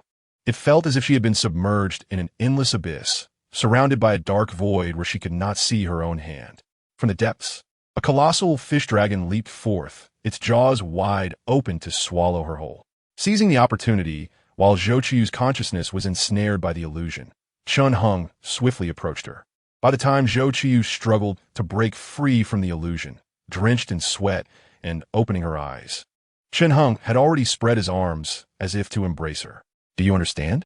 Only at this distance can I safely infuse the true qi into your body. Chen Heng grasped her shoulders, his tone calm. In fact, I still have a small portion of the Han Do true qi left. Before Zhou Qiyu could express her fear, Chen Heng exhaled a chilling azure true qi that extinguished her golden lantern at the crown of her head, temporarily freezing the flow of her internal breath. Behind Chen Heng, the Lu Xia qi that had been soaring towards him fell to the ground, losing its master's control, its spirit extinguished. Master! From a distance, Tu Shangu called out. Dazed, Chen Heng paid him no mind. He retrieved the Thunderfire Yuanzhu and shattered Zhou Chuyu's skull. Blood and gore splattered everywhere. Although her internal breath was formidable, her physical form could not withstand the might of the Thunderfire Yuanzhu, leading to her swift demise. In this confrontation, Chen Heng's earlier struggle with the Qi Jingyu and the Qi armor had been a close call, yet he had ultimately triumphed without hesitation. Did you truly kill her? Tu Shangu rubbed his face in disbelief. During the earlier skirmish, Chen Heng had been forced to rely on a golden figure for protection. Otherwise, the Lu Xia Qi would have claimed his life directly. Despite his confidence in Chen Heng, Tu Shangu felt the balance of power was precarious. However, in the blink of an eye, Chen Heng had frozen Zhou Qiyu's internal breath with Hondo true qi and, without hesitation, dealt the fatal blow. That was not my intention, I merely thought. Tu Shangu hesitated, glancing at the headless corpse on the ground. I believe the master should have captured her to inquire about her motives for such actions. He scratched his head, uncertain. She was clearly saved by you, yet turned against you. Surely there is more to this story? What need is there for such discourse? When she struck, it was evident that only one could survive here. Furthermore, Chen Heng staggered slightly, spitting out blood, his energy waning. I may not even have been able to capture her alive. He chuckled bitterly. In the distance, Tu Shangu observed this scene, not moving to assist but instead channeling his divine power, vigilantly scanning their surroundings, his expression solemn. Help me up, stop looking around. At these words, Tu Shangu hesitated before stepping forward to support Chen Heng beneath a large tree, remaining ever watchful, aware of the fox's suspicions.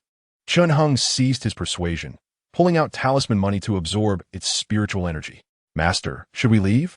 Upon seeing Chen Heng rise, Tu Shangu hurriedly handed him Zhou Qiyu's Qinquan bag and talismans, urging, the treasures in Tong's residence await us, although the Rong clan lacks the audacity to seize them. It is better to acquire them sooner rather than later. Chen Heng nodded. The Yuanzhu unleashed a flash of thunder fire, enveloping Zhou Qiyu's corpse. The flames surged with intensity, and before long, the headless body was reduced to ash, scattered by the wind into the mountain stream. Chen Heng did not deny this. Instead, his expression grew more serious. I indeed have such concerns, but after being consumed by the blazing thunder fire, even spirits cannot take form. Chen Heng, reassured after scanning the area with his spiritual perception and finding no lingering energy, wrapped his internal breath around himself, transforming into a white light that soared into the sky. Shortly after his departure, Yin Gonghao slowly emerged from the void, gazing at the white escape light with a hint of temptation in his eyes, but seemingly held back by something, sighing and shaking his head.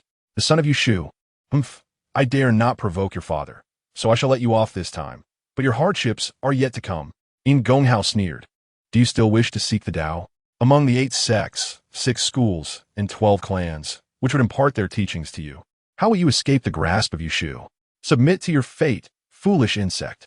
He extended a hand, gathering Zhou Chuyu's soul from the ground, her expression vacant. After a long while, her eyes gradually regained their spark. Master, Zhou Chuyu realized she felt transparent, her body weightless, as if a gust of wind could carry her away at any moment. You have lost. Had it not been for the son of Yushu still yet to reach the Purple Mansion realm, he would not have been able to perceive your Yuan Ling, and you would not be standing here speaking with me. Yin Gonghao's expression was troubled. But I am merely a mortal who has encountered an opportunity. Zhou Qiyu lowered her gaze, feeling a chill despite her lack of a physical form. Master, what do you intend to do with me? As I have said, Yin Gonghao sighed, raising his gaze as if recalling something. After the death of the Ziyang Mountain Taoist, Zhou Qiyu displayed an unprecedented expression of horror. Master, Are you truly going to cast me into a beast body? Ingong Hao merely waved his hand, and Zhou Chuyu immediately succumbed to a deep slumber, her last lingering perception being a sorrowful remark. In truth, you ought to have addressed me as Shurgong. Had your mother not shunned the path of cultivation all those years ago, she would have become my most esteemed disciple. Time elapsed unmeasured. As dusk descended, Zhou Chuyu was abruptly roused by an overwhelming thirst. Staggering to her feet, she surveyed her surroundings in bewilderment. The familiar grove by the stream appeared altered, the trees towering far more grandly than before, as if they had grown tenfold. However, the sudden pang of hunger within her left no room for contemplation. Trembling, she made her way to the stream's edge. Yet, upon lowering her head to drink, she was struck motionless. The mirror-like surface of the water reflected a small, light brown dog, its emaciated body and a torn ear rendering it pitiable and filthy. "Is this me?" Zhou Chuyu cried out in terror. But the sound that escaped her throat was merely a hoarse growl. Woof woof. In the realm of Yizhen Fagia, Chun Hung detonated 6 or 7 magical artifacts in succession. Flames surged upwards, and clouds of smoke billowed into mushroom-like formations as the corporeal form of Tong Gao Lu began to disintegrate. "Ah, this is it." Grasping the Yuan Ling, Chun Heng's countenance brightened with exhilaration, and he could not help but erupt into laughter, as if a heavy stone had been lifted from his chest, filling him with an unprecedented sense of freedom. What splendid sorcery! Chun Heng's mind swayed with excitement. Such a technique, falling into the hands of Tong Gao Lu and Yangshan Daorun, is truly a pearl cast before swine. Should I master it, I shall carve out my own place in this vast realm of the 9 provinces and 4 seas. Chapter 49, Yang Jiu. Bai Lu, the Yizhen Fagia has 2 primary functions. Firstly, 1 day in the mortal realm equates to 10 days in the Fagia, a fact that requires no elaboration. However, simulating another S consciousness is no simple feat. After months of scrutiny, Chun Hung had discerned the basic rules. The foremost principle is that the individual being simulated must not possess a cultivation level exceeding 1 major realm beyond the practitioner. The Tai-Shi realm simulates the Tai-Shi, the Lian-Shi realm simulates the Lian-Shi, and similarly for the Jindan and Yuanshan realms, the differences remain consistent. For instance, Yangshan Daorun was at the 6th layer of Lian-Shi when he perished, while Chun Hung had only recently attained the Tai-Shi realm. Although he coveted Yangshan Dao Ren's physical techniques, he could not simulate his consciousness within the Yizhen Fagia and was forced to abandon the endeavor. Nevertheless, this rigid law is not without its exceptions. If the individual being simulated harbors no suspicion or caution towards the practitioner and is also wounded with diminished energy, it becomes possible to invoke them into the Yizhen Fagia, even if their cultivation exceeds 1 major realm above oneself. Su Ji serves as a vivid example. Upon summoning his consciousness, he unleashed a barrage of self-destructive magical artifacts upon Chun Hung. No matter how resilient Tong Gao Lu's body was, this explosion would surely claim half of his life. After many such encounters, having scavenged countless useless items within the Yuan Ling, Chun Hung finally beheld that coveted physical technique. Is this the Tai Su Yushan? As he held the Yuan Ling, the influx of information that flooded his consciousness transformed from a dense array of characters into a singular image, a Taoist elder with his head held high and hands lowered. Though diminutive in stature, he emanated an imposing aura that seemed to survey the cosmos with authority. 3 rings of chaotic divine energy enveloped his head, radiating brilliance across the infinite beings of the universe, resembling a grand celestial being gazing down upon myriad worlds, exalted at the pinnacle of the Tao. Amidst the vast and profound mysteries, the source of true essence flowed continuously, revealing the unparalleled beauty of the universe. The divine sounds resonated like thunder, cascading through his mind, leaving him in a state of utter disarray. Simultaneously, the Taoist elder began to perform movements, his form resembling a dragon ascending to the heavens, ancient and peculiar. The Tai Su Yushan, this technique, or divine power, was a sacred method of attaining holiness through the physical body, specially devised by the Tai Su Zhongren. In ancient times, while traversing the chaotic outer seas, he and the monk Long Tsong fortuitously discovered an undeveloped ginseng fruit tree. To maintain amicable relations, They agreed to each take on 3 disciples over a period of 9,000 years, allowing their pupils to compete every 3,000 years for the rights to the ginseng fruit tree. Trusting the process, Tai Su Zhongren selected a promising mortal and took him under his wing, teaching him the arts of Lian Qi, alchemical practices, visualization, and sword offerings. When the time came, he brought his disciple to the designated location. However, within half a day, Tai Su Zhongren's disciple found himself at a disadvantage. Had it not been for his adept sword evasion, he might have been slain. This was no surprise, for Longcong's disciple was an ancient beast, a dragon elephant, a progeny of the mighty celestial dragon and divine elephant.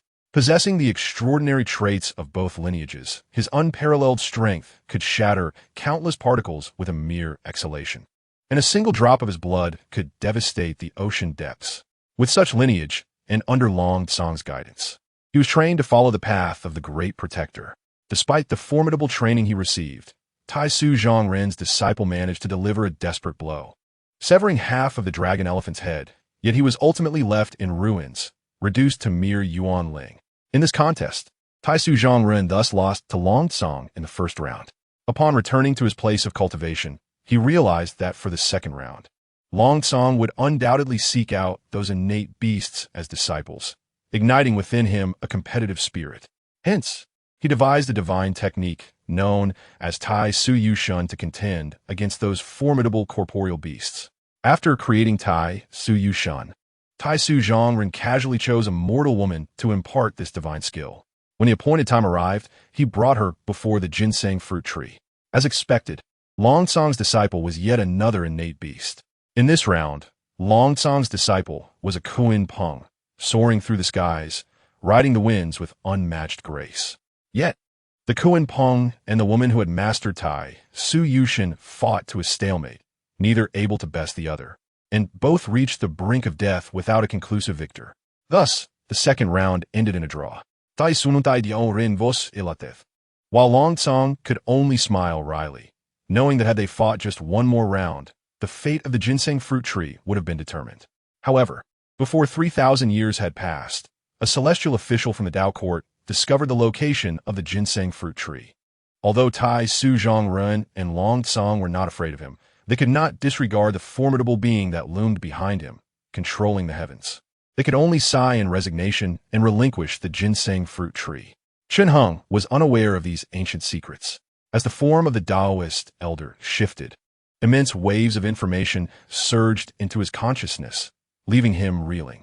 The Tai Su Yushun technique was inspired by Tai Su Zhongren's observations of the countless worlds within the chaos during his travels. This revelation ignited a spark of enlightenment within him, leading to the creation of this divine technique for achieving holiness through the physical body. It must be understood that within this cosmic expanse, aside from the 4 classes of celestial beings, no entity possesses eternal existence. Whether in the realms of space, land, or sky, nothing is everlasting or indestructible. The heavens and earth are governed by the great Yangjiao, the grand Bailu, the minor Yangjiao, and the minor Bailu. The heavenly calamity is termed Yangjiao, while the earthly deficit is referred to as Bailu. These 2 disasters signify the fluctuations of the cosmos, the rise and fall of yin and yang. The Yangjiao brings forth droughts and floods, while Bailu causes the seas to recede and the depths to rise. The heavens and earth are turned upside down, rivers and seas surge. Humanity is submerged in mountains. Gold and jade are obliterated, and the 6 realms converge into darkness, while white corpses drift into the void and sorrow dwells in the turbulent waves. In the ordinary cosmic cycle, calamities of minor Yangjiao arise every 129,600 years, while minor Bailu occurs every 99,825 years. When the periods of minor Yangjiao and minor Bailu arrive, various disasters will befall the cosmos, whether it be the sea engulfing the land, the void collapsing, or the arrival of countless celestial demons from beyond the realms. All herald the dire fate of severing souls. Or perhaps the mad Buddha will take dominion, casting a shadow of authority that leads all beings into eternal damnation. Xiao Yangjiao and Xiao Bailu, though fearsome, merely wreak havoc upon the spirits inhabiting the realm, disrupting the natural order without threatening the very foundation of existence. However, When the era of the Yangjiu and Bailu arrives, it marks the true moment of life and death for the realm. The celestial cycle extends over 129,600 years for the Yangjiu, while the earthly cycle lasts 99,850 years for the Bailu. These epochs signify the ultimate calamity, a cataclysm of profound darkness and solar eclipse. Once they descend, the very fabric of reality will shift, and the sun and moon shall falter in their courses, just as mortals face the end of their lifespan. The Yangjiu and Bailu represent the expiration of the realm itself. Catastrophes of unimaginable scale and calamities of countless forms will arise as mere commonplace occurrences. Most alarming is the total release of spiritual essence from the realm into the endless void, rendering it incapable of retaining or absorbing any further essence. The realm itself will gradually disintegrate and crumble, reverting to the primal states of Xian, Yuan, and Shi, returning to the chaotic source of all. Born from the void, it ultimately returns to the void. Such is the cycle. Typically, the myriad realms within the universe collapse due to the Yangjiu. Once 129,600 years have passed, all things shall turn to ashes.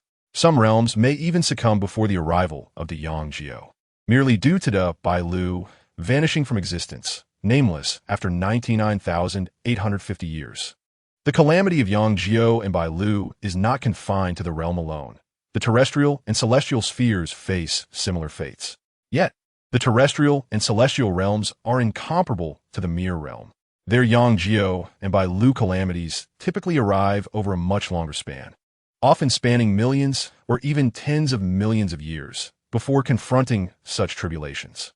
However, the ferocity and wildness of the calamities faced by the terrestrial and celestial realms will undoubtedly surpass those of the realm itself. The Taisu Shun, a divine technique created by the venerable Taisu, is derived from the calamities of Yangjiu and Bailu, having observed the processes of creation within the Xian, Yuan, and Shi trinity. It is divided into three major realms: Xian, Yuan, and Shi, each containing 9 layers, harmonizing with the number of Yangjiu and reflecting the celestial phenomena. Upon completing the 9th layer of the Shi realm, one can cultivate the Tai Su Shun to its pinnacle, transforming into the flawless Tai Su form. Upon achieving this state, the ability to shift mountains and seas becomes mere trifles, allowing one to contend with the likes of Kunpeng or engage in a contest of strength with dragons and elephants without falling behind. To match those innate divine bodies with a mere mortal frame is undoubtedly a formidable technique of unparalleled strength. In terms of preciousness, perhaps only the Shun Wu Shu Hua Dao Jun can rival it. As for whose aspirations are loftier, with Chun Heng's current perspective, it remains difficult to ascertain. This Tai Su Shun, while extraordinary, harbors several complexities. Within the realm of Yizhun, Chun Heng contemplated, it requires an immense amount of spiritual essence. If pursued in the mundane world or among minor sects like the Xianzhen faction, it would take centuries to refine to a degree barely surpassing that of Tong Gao Lu, and the selection of the connecting object also warrants careful consideration. The Tai Su Shun is neither particularly difficult nor easy. Otherwise, Tong Gao Lu and Yangshan Dao Ren would not have succeeded in their cultivation. Its essence lies in treating the human body as a microcosm of heaven and earth, requiring vast amounts of spiritual energy for nourishment to achieve any success. However, for cultivators, spiritual essence is exceedingly precious, the very pathway to immortality. Devoting more to the Tai Su Shun means less for one's personal cultivation. After all, even if the Tai Su golden body is cultivated to perfection, it does not prolong life, epitomizing a path where one gains technique, but not the way, a deviation. I possess the Tai Shi Yuan Zhen, capable of utilizing 129,600 types of spiritual essence, unlike Tong Gao Lu and his peers, who can only gather a meager few. This is indeed my advantage. Shen Heng chuckled. The higher the level of true qi, the more types of spiritual essence one can absorb. Yet, a true qi like Tai Shi Yuan Zhen, which can encompass all forms of spiritual essence, Chun Heng mused, likely exists only in a handful of instances across the 9 provinces and 4 seas. Furthermore, the Tai Su Shun requires the identification of a connecting object to commence cultivation. This selection is crucial. The Tai Su Shun is a supreme technique that defies the natural order. What other ordinary methods allow for mere absorption of spiritual essence to enhance one's mastery? Such fortune is hardly found.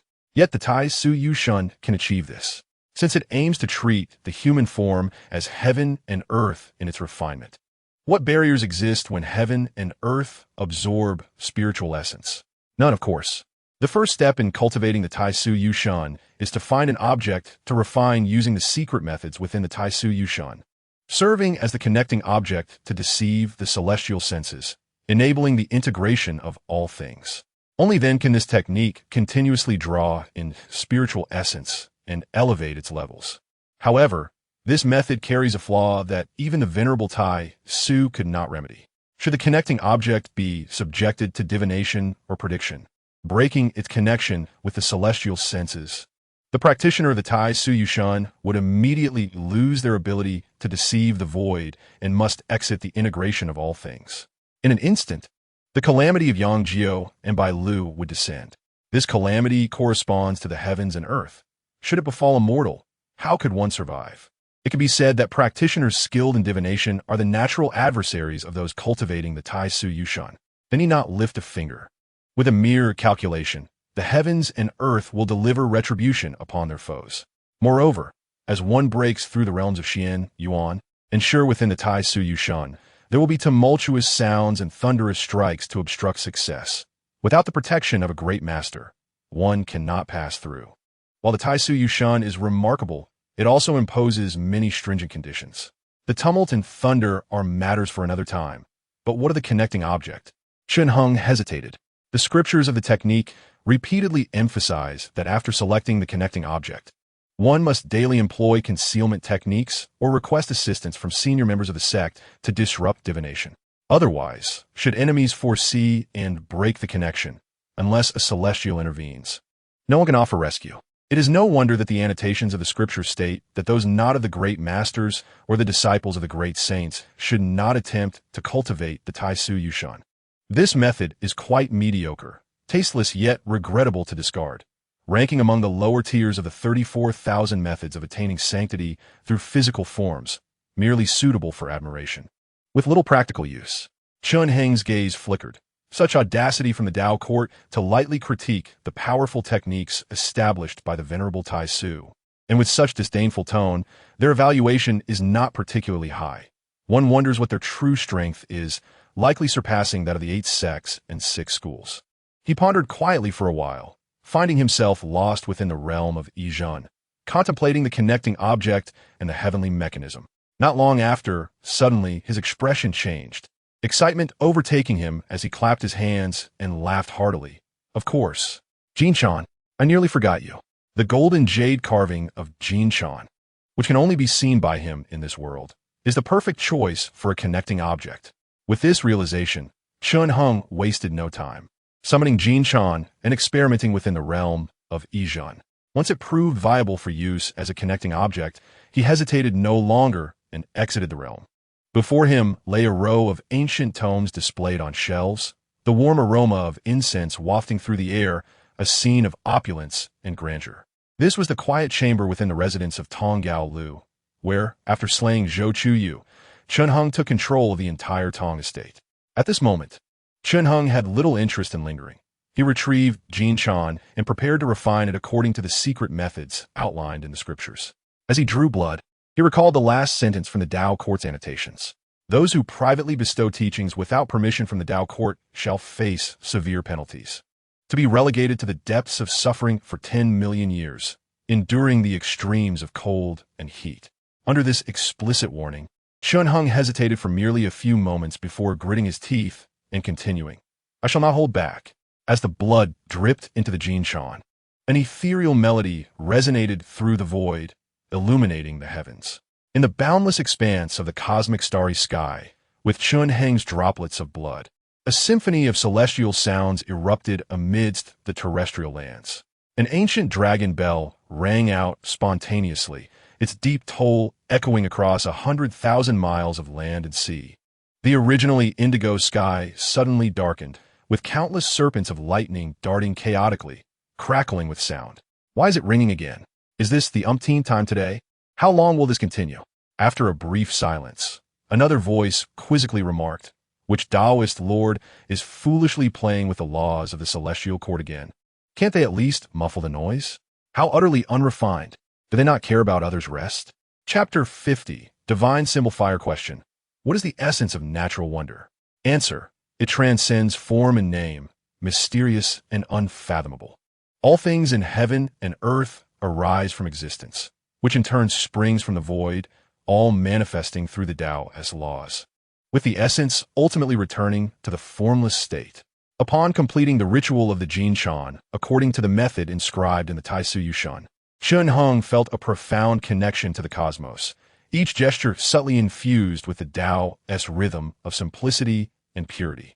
However, he was soon beset by an inexplicable and insatiable hunger, not merely in his stomach, but resonating throughout his entire being, as if every organ, every inch of his skin, was conveying a singular thought to his mind. Hunger, hunger, hunger. Chun Hung produced a talisman coin, and within mere moments, the spiritual energy within it was entirely consumed, causing a faint glimmer of jade light to emerge from his body, slowly nourishing his form.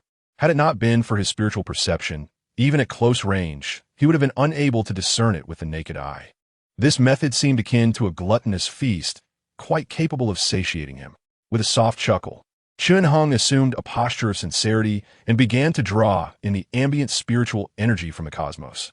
However, after a stick of incense had burned, he shook his head in resignation.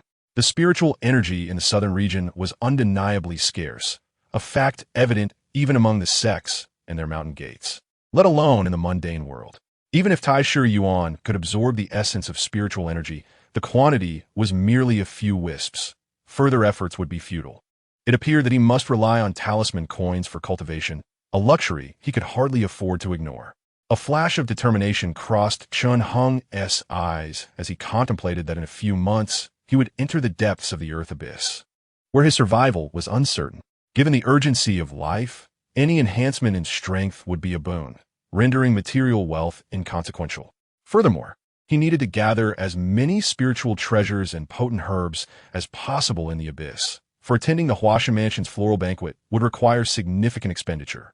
Many wandering cultivators had sold their wives and daughters, yet still could not gather enough, only able to lament their plight. With his mind resolute, he no longer hesitated. Chun Hung emptied several Chinquan bags filled with talisman coins, not even grasping them, but instead entwining them with his breath, beginning to absorb and draw upon their energy. In the blink of an eye, 7 hurried days had passed. Ultimately, it was the giant longbow who, in a fit of rage, leapt up to grasp the ancient bell, striking it 100 times, leaving the spirit of the bell feeling aggrieved before finally quieting down. Another day passed. As dawn approached, Chun Hung flicked his sleeve with a smile at the corner of his lips and rose from his mat. He exhaled gently, and, immediately, a tempest swept through the quiet chamber, causing the bookshelf to tremble and shake. Had he not stopped it at once, the roof might have been blown away, letting the brilliant daylight pour in.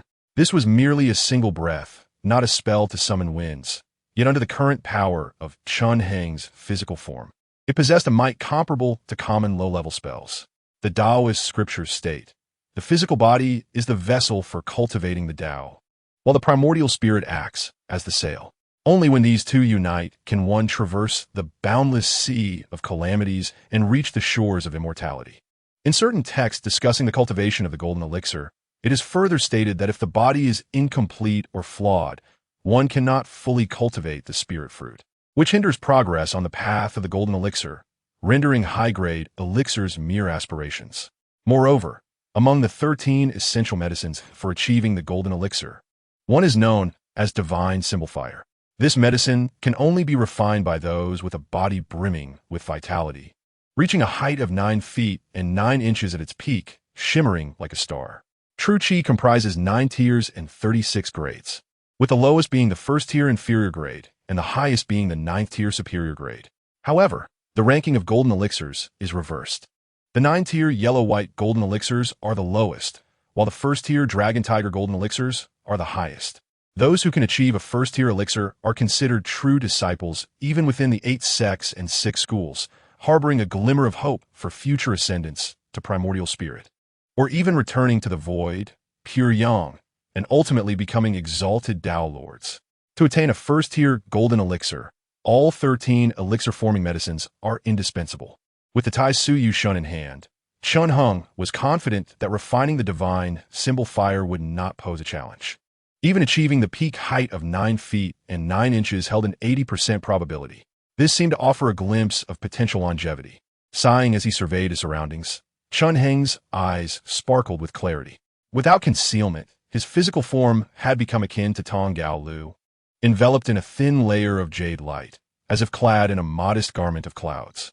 His physique was as graceful as a soaring dragon, neither bulky nor cumbersome, resembling a piece of exquisite jade intricately carved.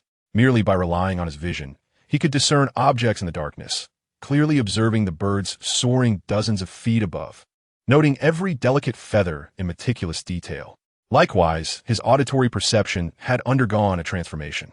The voices, footsteps, and rustling of the dozens of servants in the Tong residence were discernible to him, with concentrated focus. He could even hear the rhythm of their heartbeats and the flow of their blood, albeit with less clarity. Such a realm was indeed beyond ordinary human capacity. Over the past few days, he had devoted all his talisman coins to the cultivation of the Tai Su Yu Shun, finally advancing it to the third layer of the mysterious realm.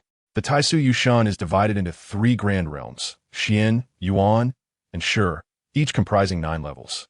The Yangshan Taoist was likely at the first layer of the mysterious realm, with his physical body still harboring vulnerabilities, barely having entered the threshold. Though Tong Gao Lu was somewhat stronger, he merely hovered around the 3rd or 4th layer of the mysterious realm.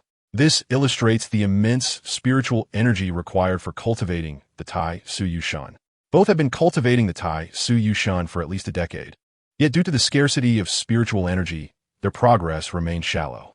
Chun Heng's ability to elevate his Tai Su Yu Shun to the 3rd layer within a few days stemmed from the resources provided by Tong Xian Tao and Tong Gao Lu, as well as the provisions in Zhou Chuyu's Qingquan bag.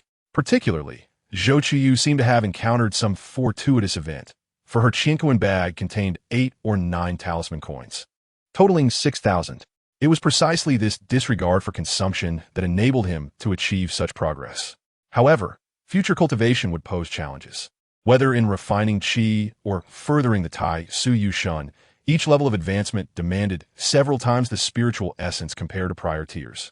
Therefore, entering a sect with a spiritual vein became an urgent necessity for Chun Hung. After sensing the changes the Tai Su Yu Shun had brought to his body, Chun Hung gently exhaled and slowly seated himself, shaking out the contents of several Qingquan bags. After another 5 days, he finally gathered his energy, rotating his breath, and instantly, several talismans burst forth with spiritual light, swirling around him like a school of fish in a mesmerizing display. Upon witnessing this scene, Chun Hung smiled faintly and summoned Tu Shangu through a magical contract. Shortly after, the fox entered the room, momentarily taken aback upon seeing Chun Hung, before a look of joy spread across her face as she stepped forward, cupping her hands in greeting. "Congratulations, Master, on your advancement." Chapter 51. Insatiable hearts devour elephants. Brilliant radiance illuminated the ground, a dazzling display of shimmering light and colors dancing in unison. At the end of several towering bookshelves, a man dressed in plain white robes and a white crown sat upright on an apricot yellow cushion. His body radiated a luminous jade-like aura, which accentuated his already aloof and ethereal demeanor, rendering him almost transcendent. Surrounding Chun Hung were various talismans that floated and danced around him, among which Tu Shangu immediately recognized the Zijing Pashichui of Tong Gaolu and the Lu Xiao Qi of Zhou Qiyu, both strikingly splendid. "How did you come to know that my cultivation has progressed?" Chun Hung smiled. "Has the master not looked in the mirror?" Tu Shangu surveyed the elegantly adorned secluded chamber, filled with exquisite decor, such as bamboo and ink paintings, but noted there was no mirror to be found. He chuckled, and with a wave of his hands, conjured a shimmering mirror using his spiritual power. On the cushion, Chun Hung glanced at the reflection and furrowed his brow slightly. "Why does it seem different from before?" "If you wish to avoid entanglements with female cultivators, my lord, that bamboo and wood mask of yours may need to remain with you." Tu Shangu laughed. "The master is already strikingly handsome, amongst the vast Domi prefecture. He is truly one of the few. However, His aloofness can be intimidating and hard to approach. Now, with an added touch of jade-like warmth and humility, it suits him perfectly. I was unaware of such a transformation. Chun Hung chuckled. This change must be attributed to the Tai Su Yushun.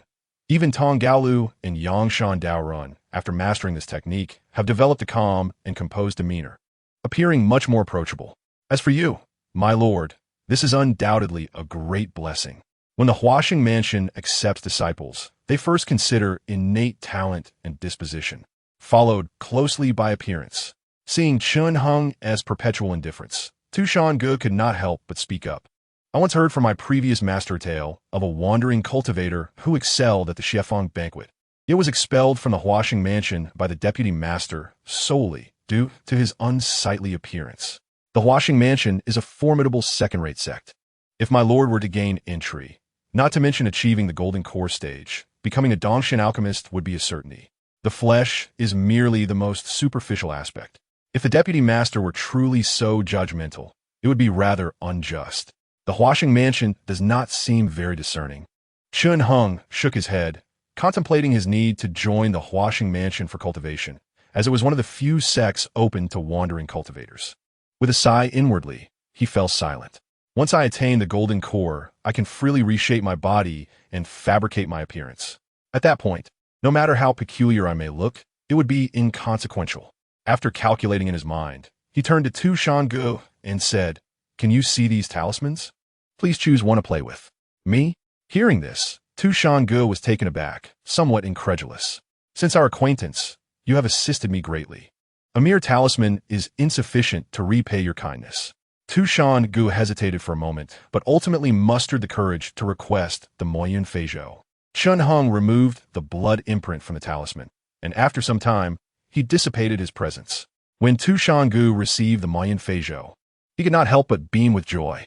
He had never been fond of combat, and among these talismans, the Moyun Feizhou was the most dazzling, resembling a great red cloud when in use, which he found particularly delightful. Chun Hung was indifferent to this. On this trip to Yuanjing, he had acquired over 10 inferior talismans and 4 medium-quality ones, namely the Zijing Pashachi, Qing Yihuadu, Lu Shao Qi, and Sana Che. The Zijing Pashachi and Qing Yihuadu came from Tong Gaolu, who was said to have possessed 3 medium-quality talismans in total. Yet Chun Hung had only seen 2. It was unclear whether the rumors were incorrect or if Tong Gaolu had sold one over the years. The Lu Shao Qi and Sanha Che were obtained from Zhou Chuyu's Qinkuan bag. The former was a formidable offensive talisman, while the latter could be used for swift escape, its speed surpassing that of the Moyun Feizhou, rendering the latter increasingly superfluous. Also, Tu Shan Zhuang, Chun Hung continued, "My lord, I have already rewarded him. There is no need for more." Tu Shanyi exclaimed, "Stoltly. This rascal loves fine food and delicacies. I took 100 taels of gold from Tong's residence for him, and he is still indulging himself. Is that so?"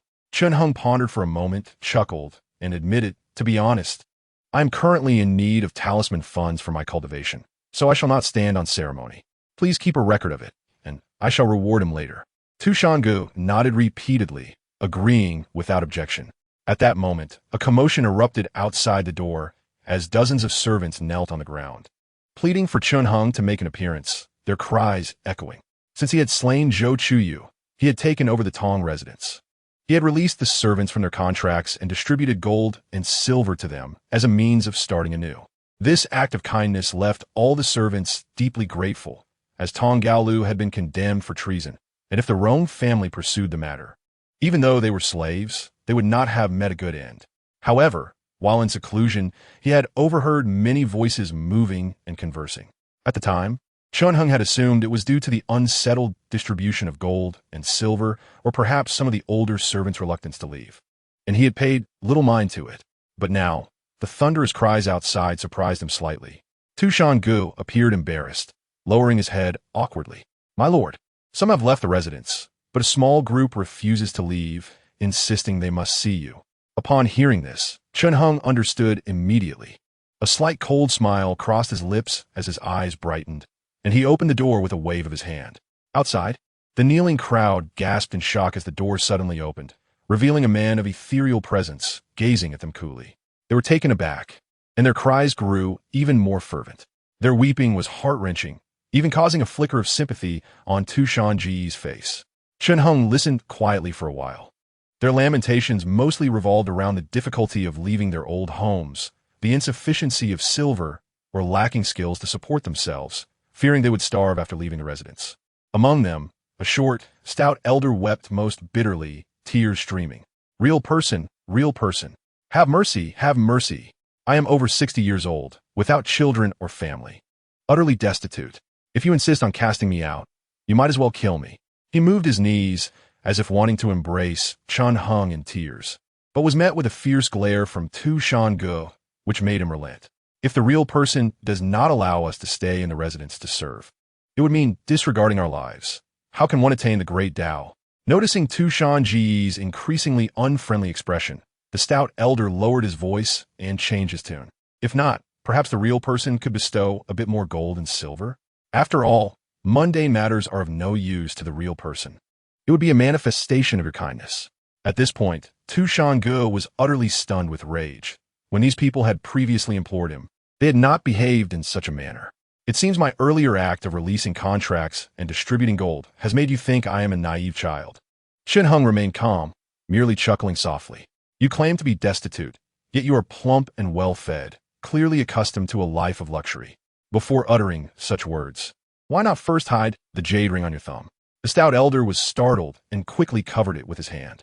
200 taels of silver for each person, even in Yuanjing, is sufficient to secure a stable life. How could you still find it lacking? Chunheng no longer regarded him, but sighed at the crowd outside.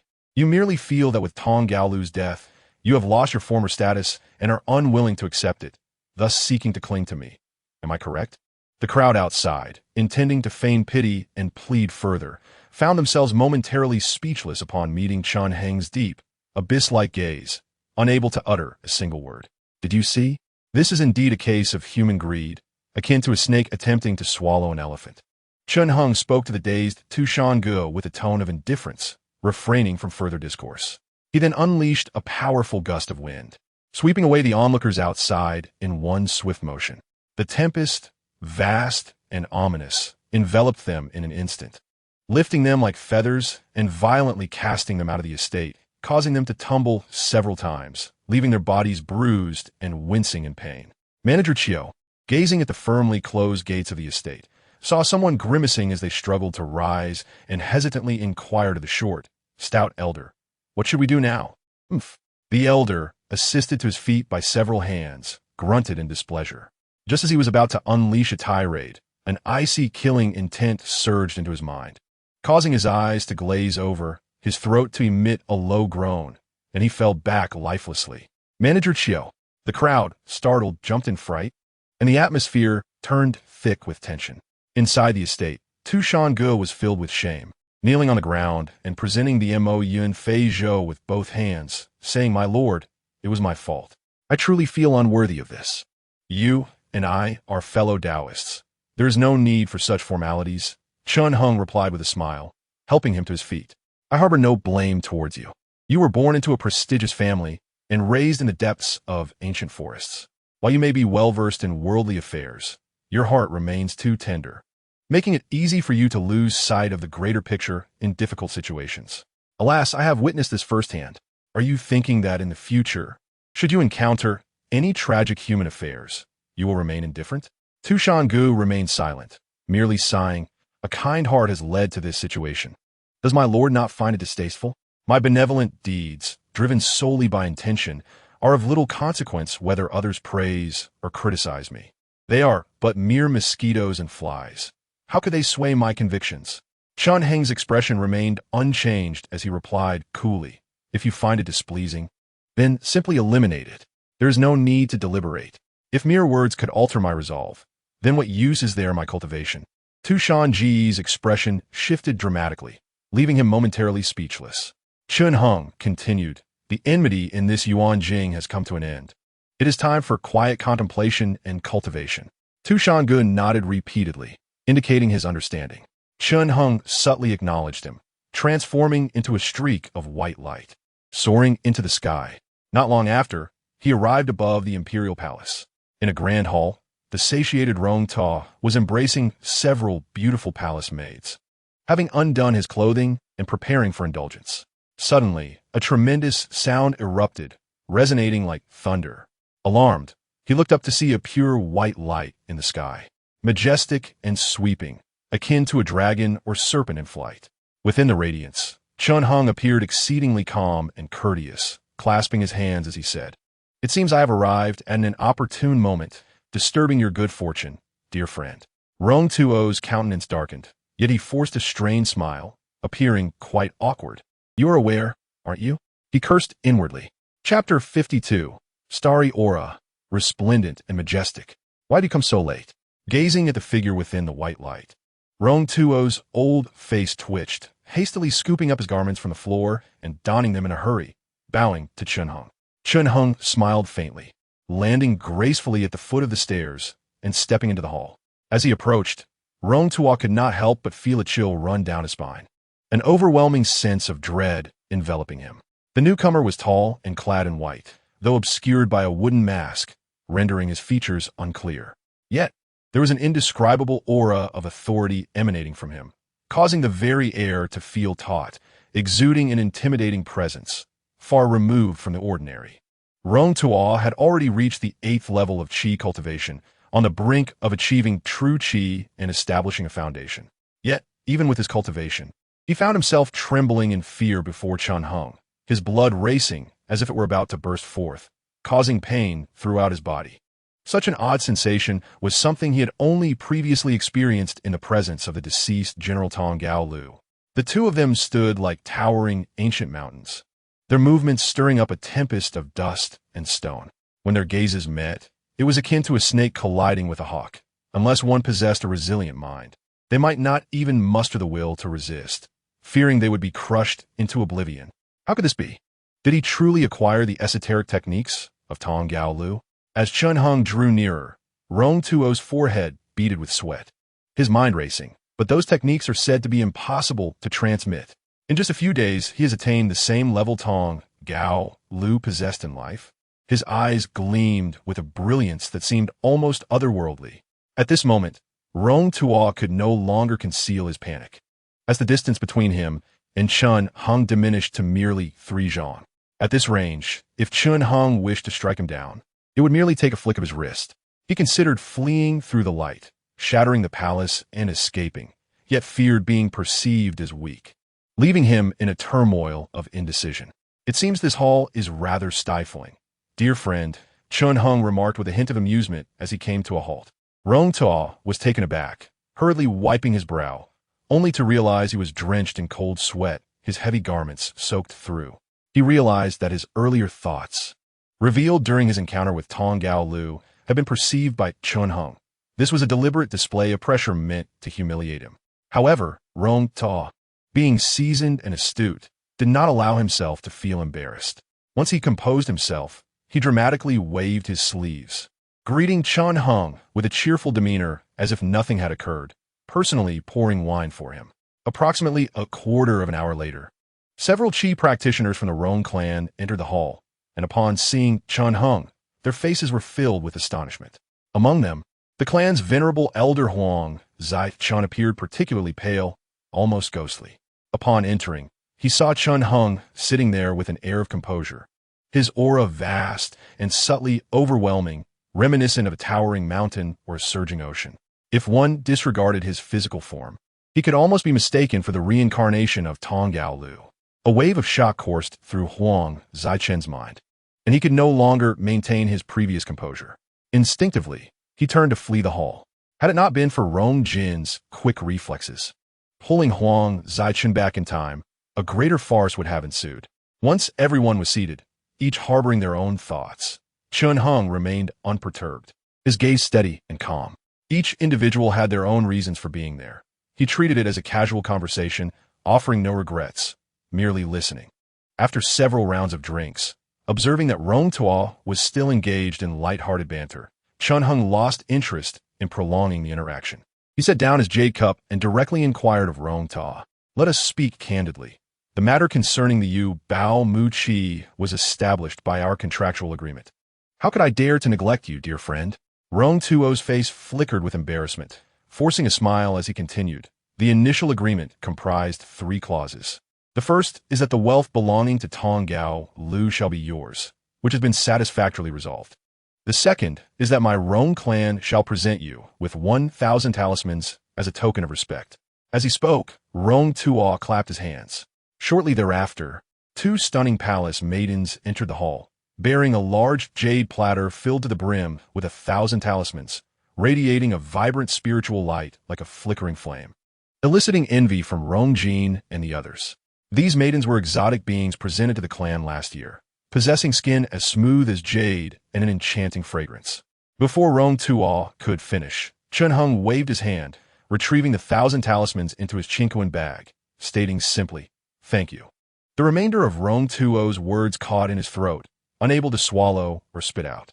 Ultimately, he could only quietly dismiss the enchanting palace maidens, letting out a long sigh as he downed a bitter cup of wine. With 2 of the 3 clauses of the agreement fulfilled, only the final matter remained.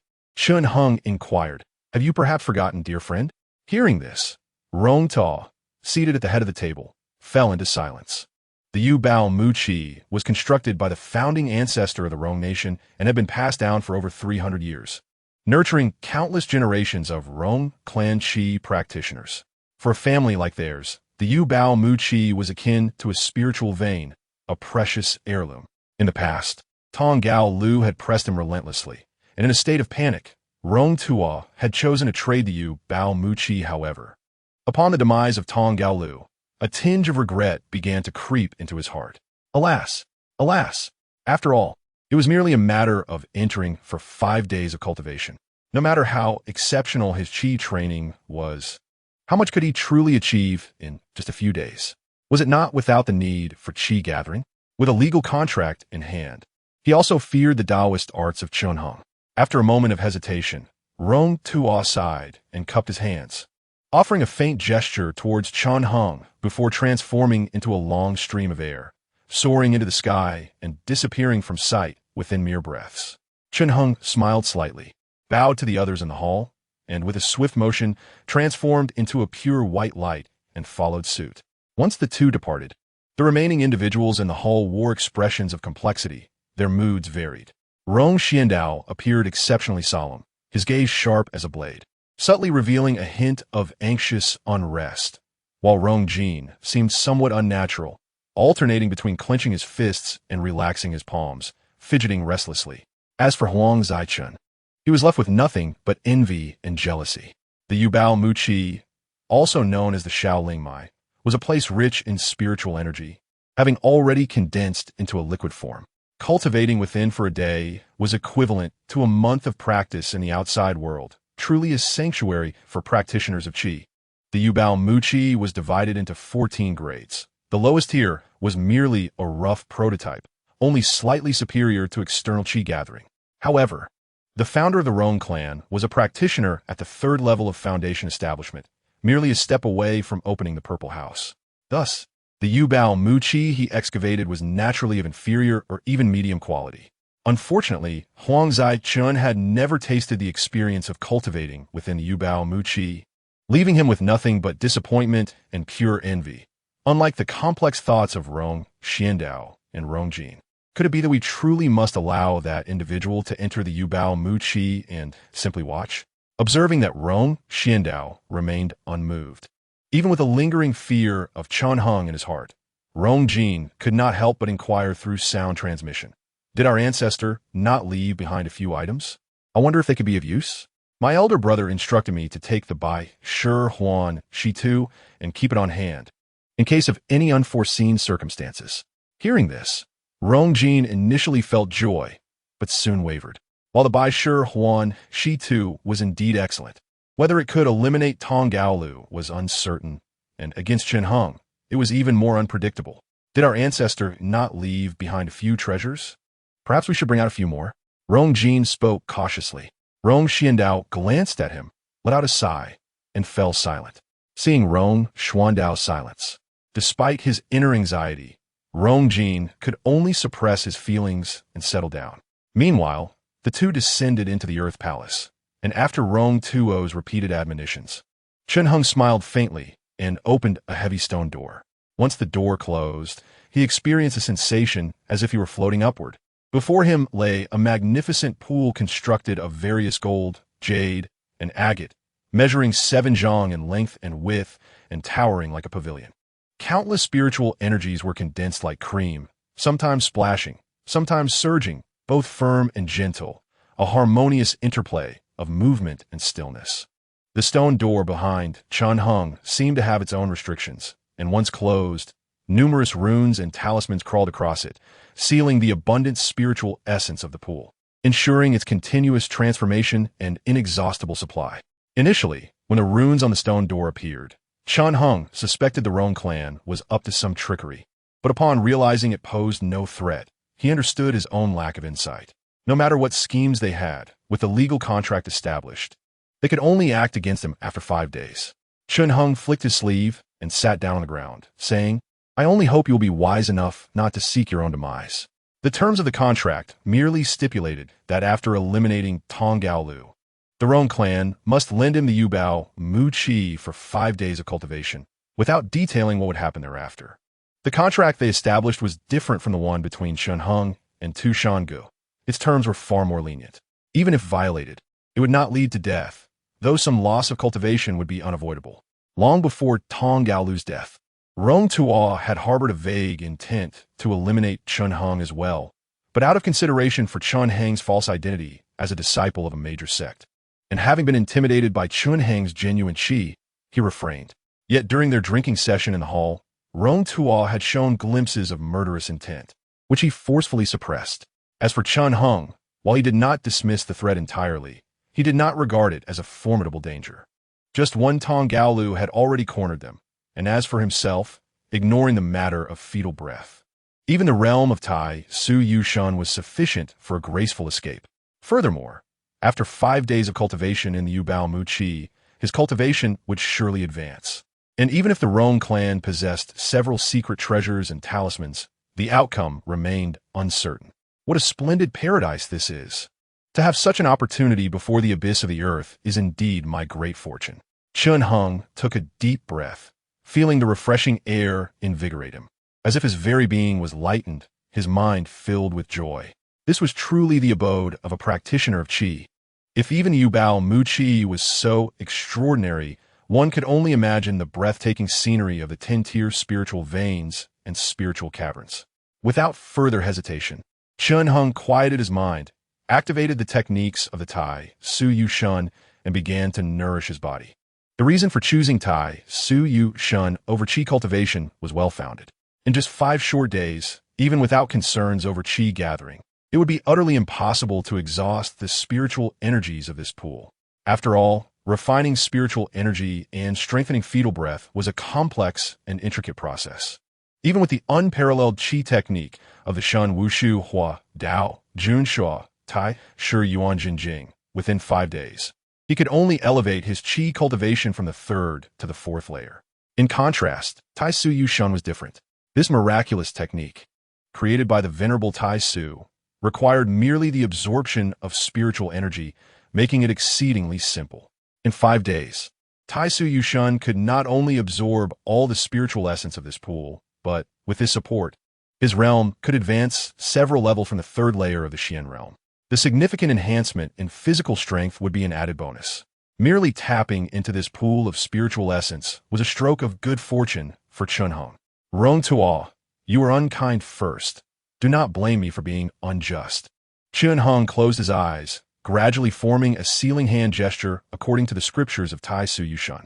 The stone chamber, once filled with a dazzling array of treasures and swirling auspicious energy, gradually dimmed, the previously turbulent sounds resembling water waves subsiding significantly. Approximately 3 days later, Chun Hung concluded his cultivation, quietly reflecting on the changes brought about by Tai Su Yushun to his body. His pupils sparkled with a jade-like brilliance as he looked up. He saw that the Yubao Mu Chi now only contained a shallow puddle of water, hardly noticeable without close attention. Chun Hung chuckled softly, retrieved paper and pen from his chinquan pouch, and wrote a letter with a soft rustle. He then approached the Yubao Mu Chi, paused in silence, and carved characters with his hand, leaving behind a line of large, flowing script. After completing these tasks, he calmly pushed open the stone door and exited the Earth Palace. Outside, several officials awaited him, their expressions a mix of surprise and delight upon seeing Chun Hung depart the Yubao Mu Chi before the 5 days were up. However, before they could approach with inquiries, Chun Hung lightly tapped his toes, and a fetal breath coalesced into a cloud, carrying him swiftly into the azure sky. "There is no need for farewells," he called out, his laughter echoing in the high air as he vanished. The officials exchanged glances, momentarily at a loss for how to proceed. Only after the passage of a cup of tea's time did Rong Tuo arrive in a flurry. Disregarding the officials who bowed to him, he pushed through the stone door. Upon seeing the scene before him, he was left utterly astonished. The once resplendent and auspicious sight had vanished without a trace. There were no colors of dawn mingling, no shimmering waters, nor any misty clouds. The once abundant pool of spiritual energy now lay merely as a thin layer of moisture, no larger than a child's palm print. How could this be? Rong Tuo murmured in a daze, wandering aimlessly around the Yubao Mu pool, when suddenly his fingers brushed against the uneven surface. Upon closer inspection, he felt a rush of blood surge from his feet to his head. There, inscribed in bold strokes, were several characters, exuding a vibrant and powerful energy. Their lines both dynamic and orderly, as if written by a celestial being, unrestricted by earthly bounds. The phrase 36 Peaks, longsword resonated with a starry spirit. As Rong Tuo trembled at the sight, he noticed a name at the end of the inscription, Chun Hong. How outrageous! This insolent wretch! Rong Tuo could no longer contain his fury, shouting aloud until darkness clouded his vision. Chapter 53. The path to strengthening the fetal breath. When Rong Tuo finally regained his composure, Rong Xiantao and the others received urgent messages and hastened to the scene. Upon entering the underground palace, they were met with the dismal sight of the desiccated pool, their faces revealing shock as they collectively gasped. Even a cultivator at the 3rd level of Foundation establishment could not have drained this pool in just 2 days. Is this truly the Yubao Mu pool? As he gritted his teeth to suppress his anger, another voice cut through the air. Huang Zai Chun timidly approached the underground palace, his envious expression still visible as he stepped through the stone door. Before he could restrain himself, he blurted out, "It doesn't look much different from the outside. The spiritual energy is sparse." Rong Tuo's anger flared further, and he turned to glare at Huang Zai Chun, who instinctively lowered his head, unable to meet Rong Tuo's murderous gaze. "Insolent wretch! If I do not slay you, my hatred will not subside." The more he contemplated, the more enraged he became, and he could not resist shouting, "Do not attempt to dissuade me. Those who obstruct me shall perish. I intend to chase after him and beat him to death." However, even as he stormed away several paces, no one attempted to stop him. Rong Tuo's expression shifted as he neared the exit of the underground palace, where he abruptly halted. "Fool! Can you not discern the situation? Hurry and restrain me."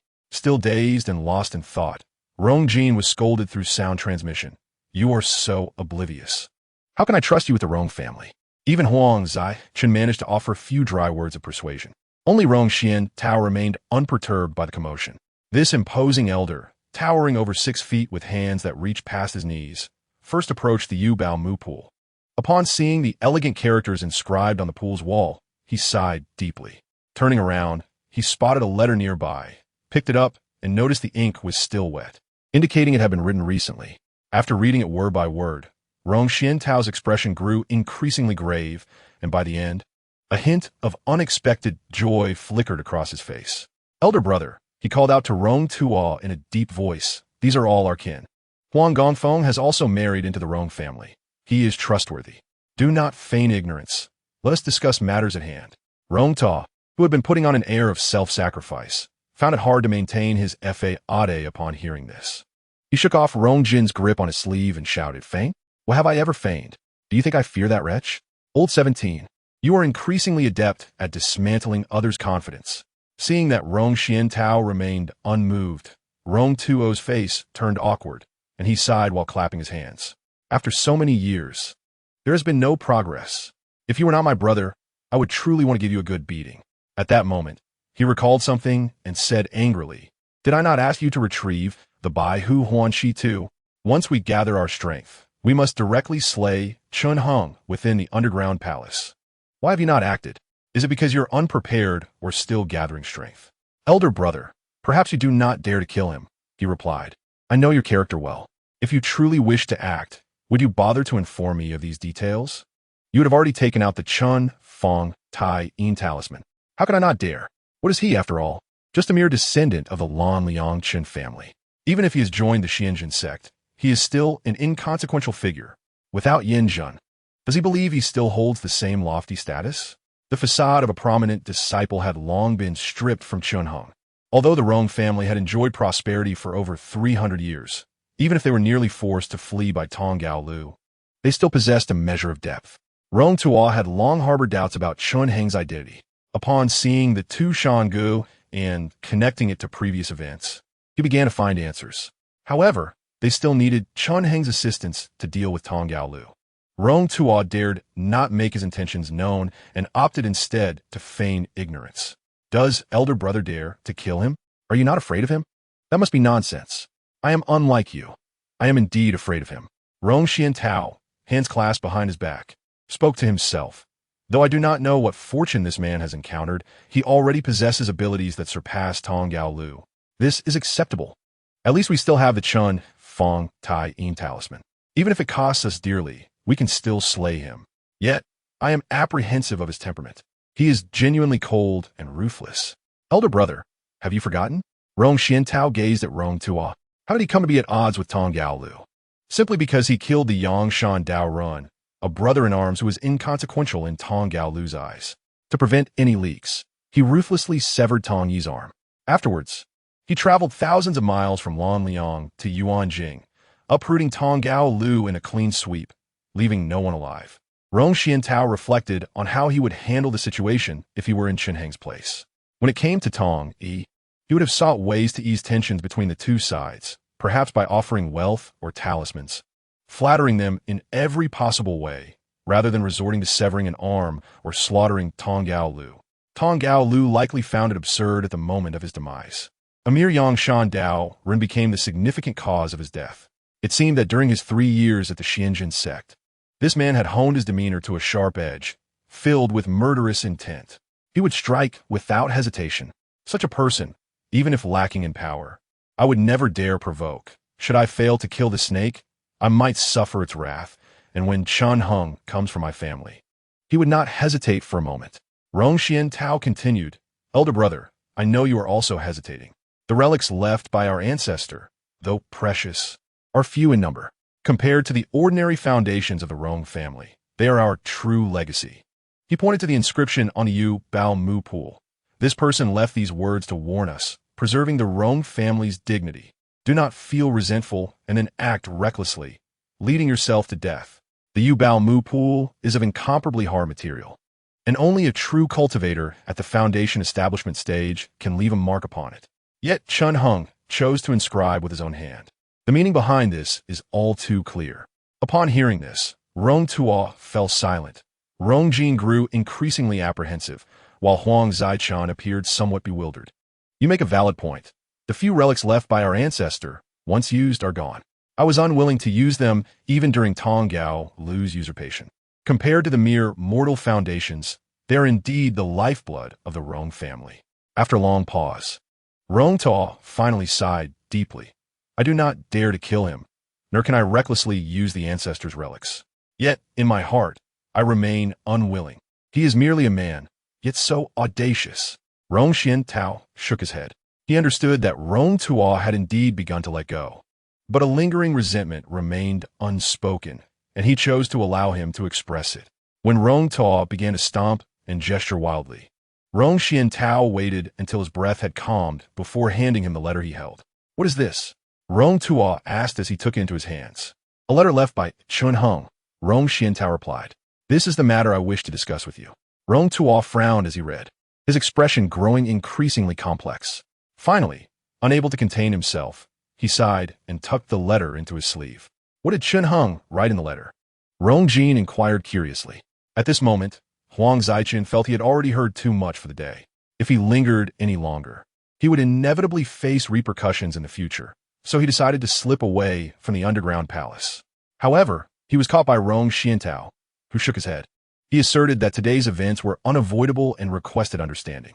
As compensation, he promised that if he were still alive in 30 years, the Rong family could present this letter to seek a method of practicing the middle-level qi technique from him. Rong Xiantao spoke calmly. What? The middle-level qi technique? Rong Jin's eyes widened in astonishment, unable to contain his joy.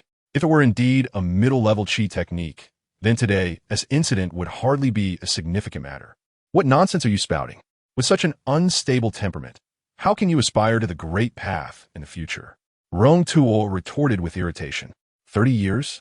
Whether he can live that long is another story. Even if we wait 30 years, how do you know he will actually offer the middle-level qi technique? The foolish boy. Regardless of how great the benefit sounds, until it is in hand, it remains mere empty words. Do not be so naive. Rong Jin was left speechless. Attached to this was another statement, indicating that if the Rong family felt dissatisfied, he was waiting outside Yuanjing City and they could come to him directly. Rong Tuo's face showed a bitter smile as he sighed repeatedly. This brat possesses such audacity, such a fierce intent to kill. What about us? Rong Jin asked cautiously. What for? To seek death? Rong Tuan no longer feigned a sorrowful expression and shot him a glance. You are eager for our ancestor to die, so you can seize that Shen Fong Tine talisman, aren't you? Let me tell you, that talisman is unique. Even if you die, it cannot be used. How dare I? Rong Jin waved his hands repeatedly. Rong Tuo snorted coldly and walked to the Yu Bao Mu pool. He noticed the inscription left by Chan Hung, which became increasingly bothersome to him. With a wave of his hand, the pool resonated with a rumble, and a yellow jade-like light spread forth, shining brilliantly, intending to wipe the inscription clean. However, this action was halted by Rong Xiantao. What now? Do you wish to make a copy, thinking it looks nice to frame in your study? Rong Tuo replied impatiently. I actually think it would be fine to keep it. Rong Xiantao hesitated. Eldest brother, have you forgotten the story we heard while we were wandering as loose cultivators about the tale of Jun Yao from the Yuchen Sect? Jun Yao from the Yuchen Sect? The one who triumphed at the Dan Yuan conference and is now a renowned golden core master across the four seas? Before attaining enlightenment, he seemed to have faced a similar situation. He once assisted a small sect in eliminating a Yin demon, but after the deed was done, the sect hesitated to reward him and delayed in payment. Ultimately, Jun Yao stealthily entered their treasury and took all the talismans without leaving a single coin, even inscribing something akin to Jun Yao visited here on a mural.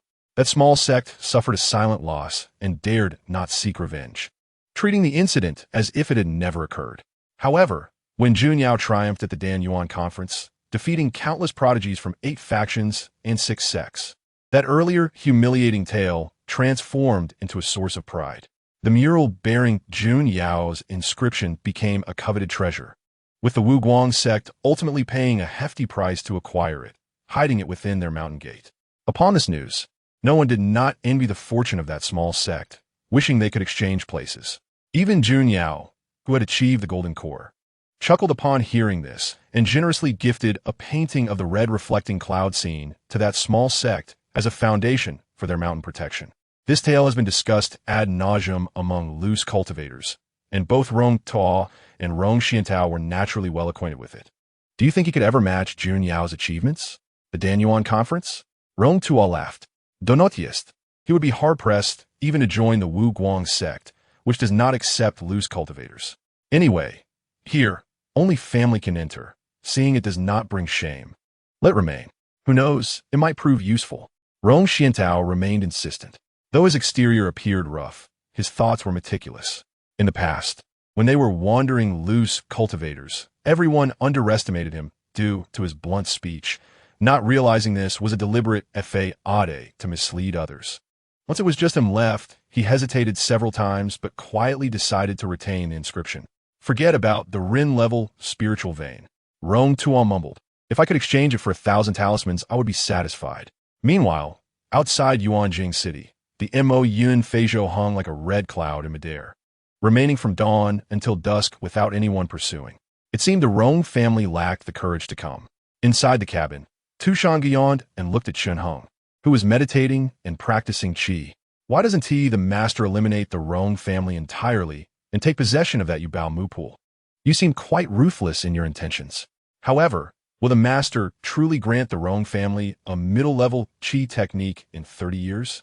At this moment, Tu Shan Zhuang, who was gnawing on a chicken leg, could not help but interject, "That thing is not inexpensive. The Rong family would be thrilled.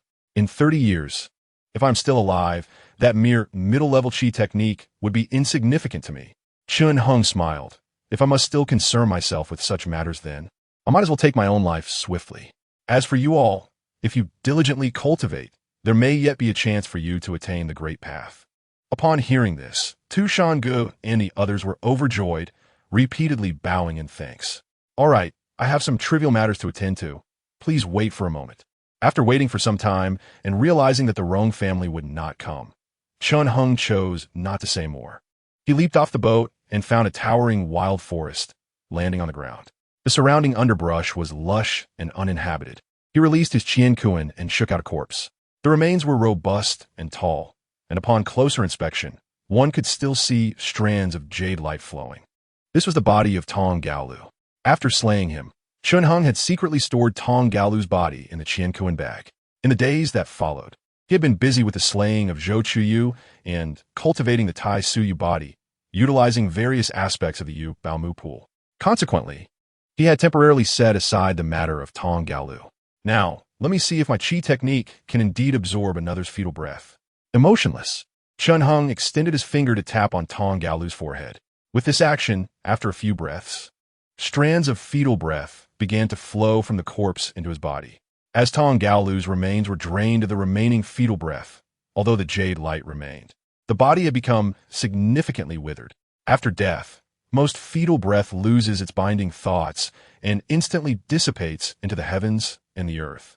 Could it not even be contained within the Qian Kuan bag? Chun Heng's gaze darkened, pondering, only a little can remain within the fleshly apertures. It is not much. Nevertheless, this is ultimately a path to strengthen fetal breath, and I am not yet qualified to be selective. However, this action would appear decidedly demonic in the eyes of outsiders. Desecrating a corpse, a grievous crime indeed. Chun Hung summoned the Lu Shao Qi and swiftly dug a deep pit in the ground, pushing Tong Gaolu's remains into it and covering it with soil. While this method was effective, it should not be displayed casually in front of others. If employed, it must either be in a secluded location or involve the complete elimination of any witnesses. Not a single one must be left. If news were to leak, it would lead to endless trouble.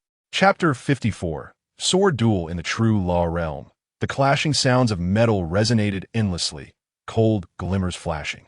After a brief moment, as two figures crossed past one another, Chun Hung raised his right hand sleeve, his expression darkening. Before his eyes, a sharp cut had nearly severed the entire sleeve. Had it not been for the Tai Suyu body, his right arm would have been severed the instant the sleeve was cut. And when the sword embedded itself in his chest, it would have cost him half his life. It was only due to the fifth layer of the Xian realm in the Tai Suyu body that he could withstand this sword strike and remain standing. 10 steps, 1 kill. Indeed, this is the limit of the mundane sword path, senior brother. Thanks to this Tai Suyu body, I have finally withstood 50 exchanges under your sword. Chun Hung let out a sigh, raising his sword to shoulder height, assuming a defensive stance.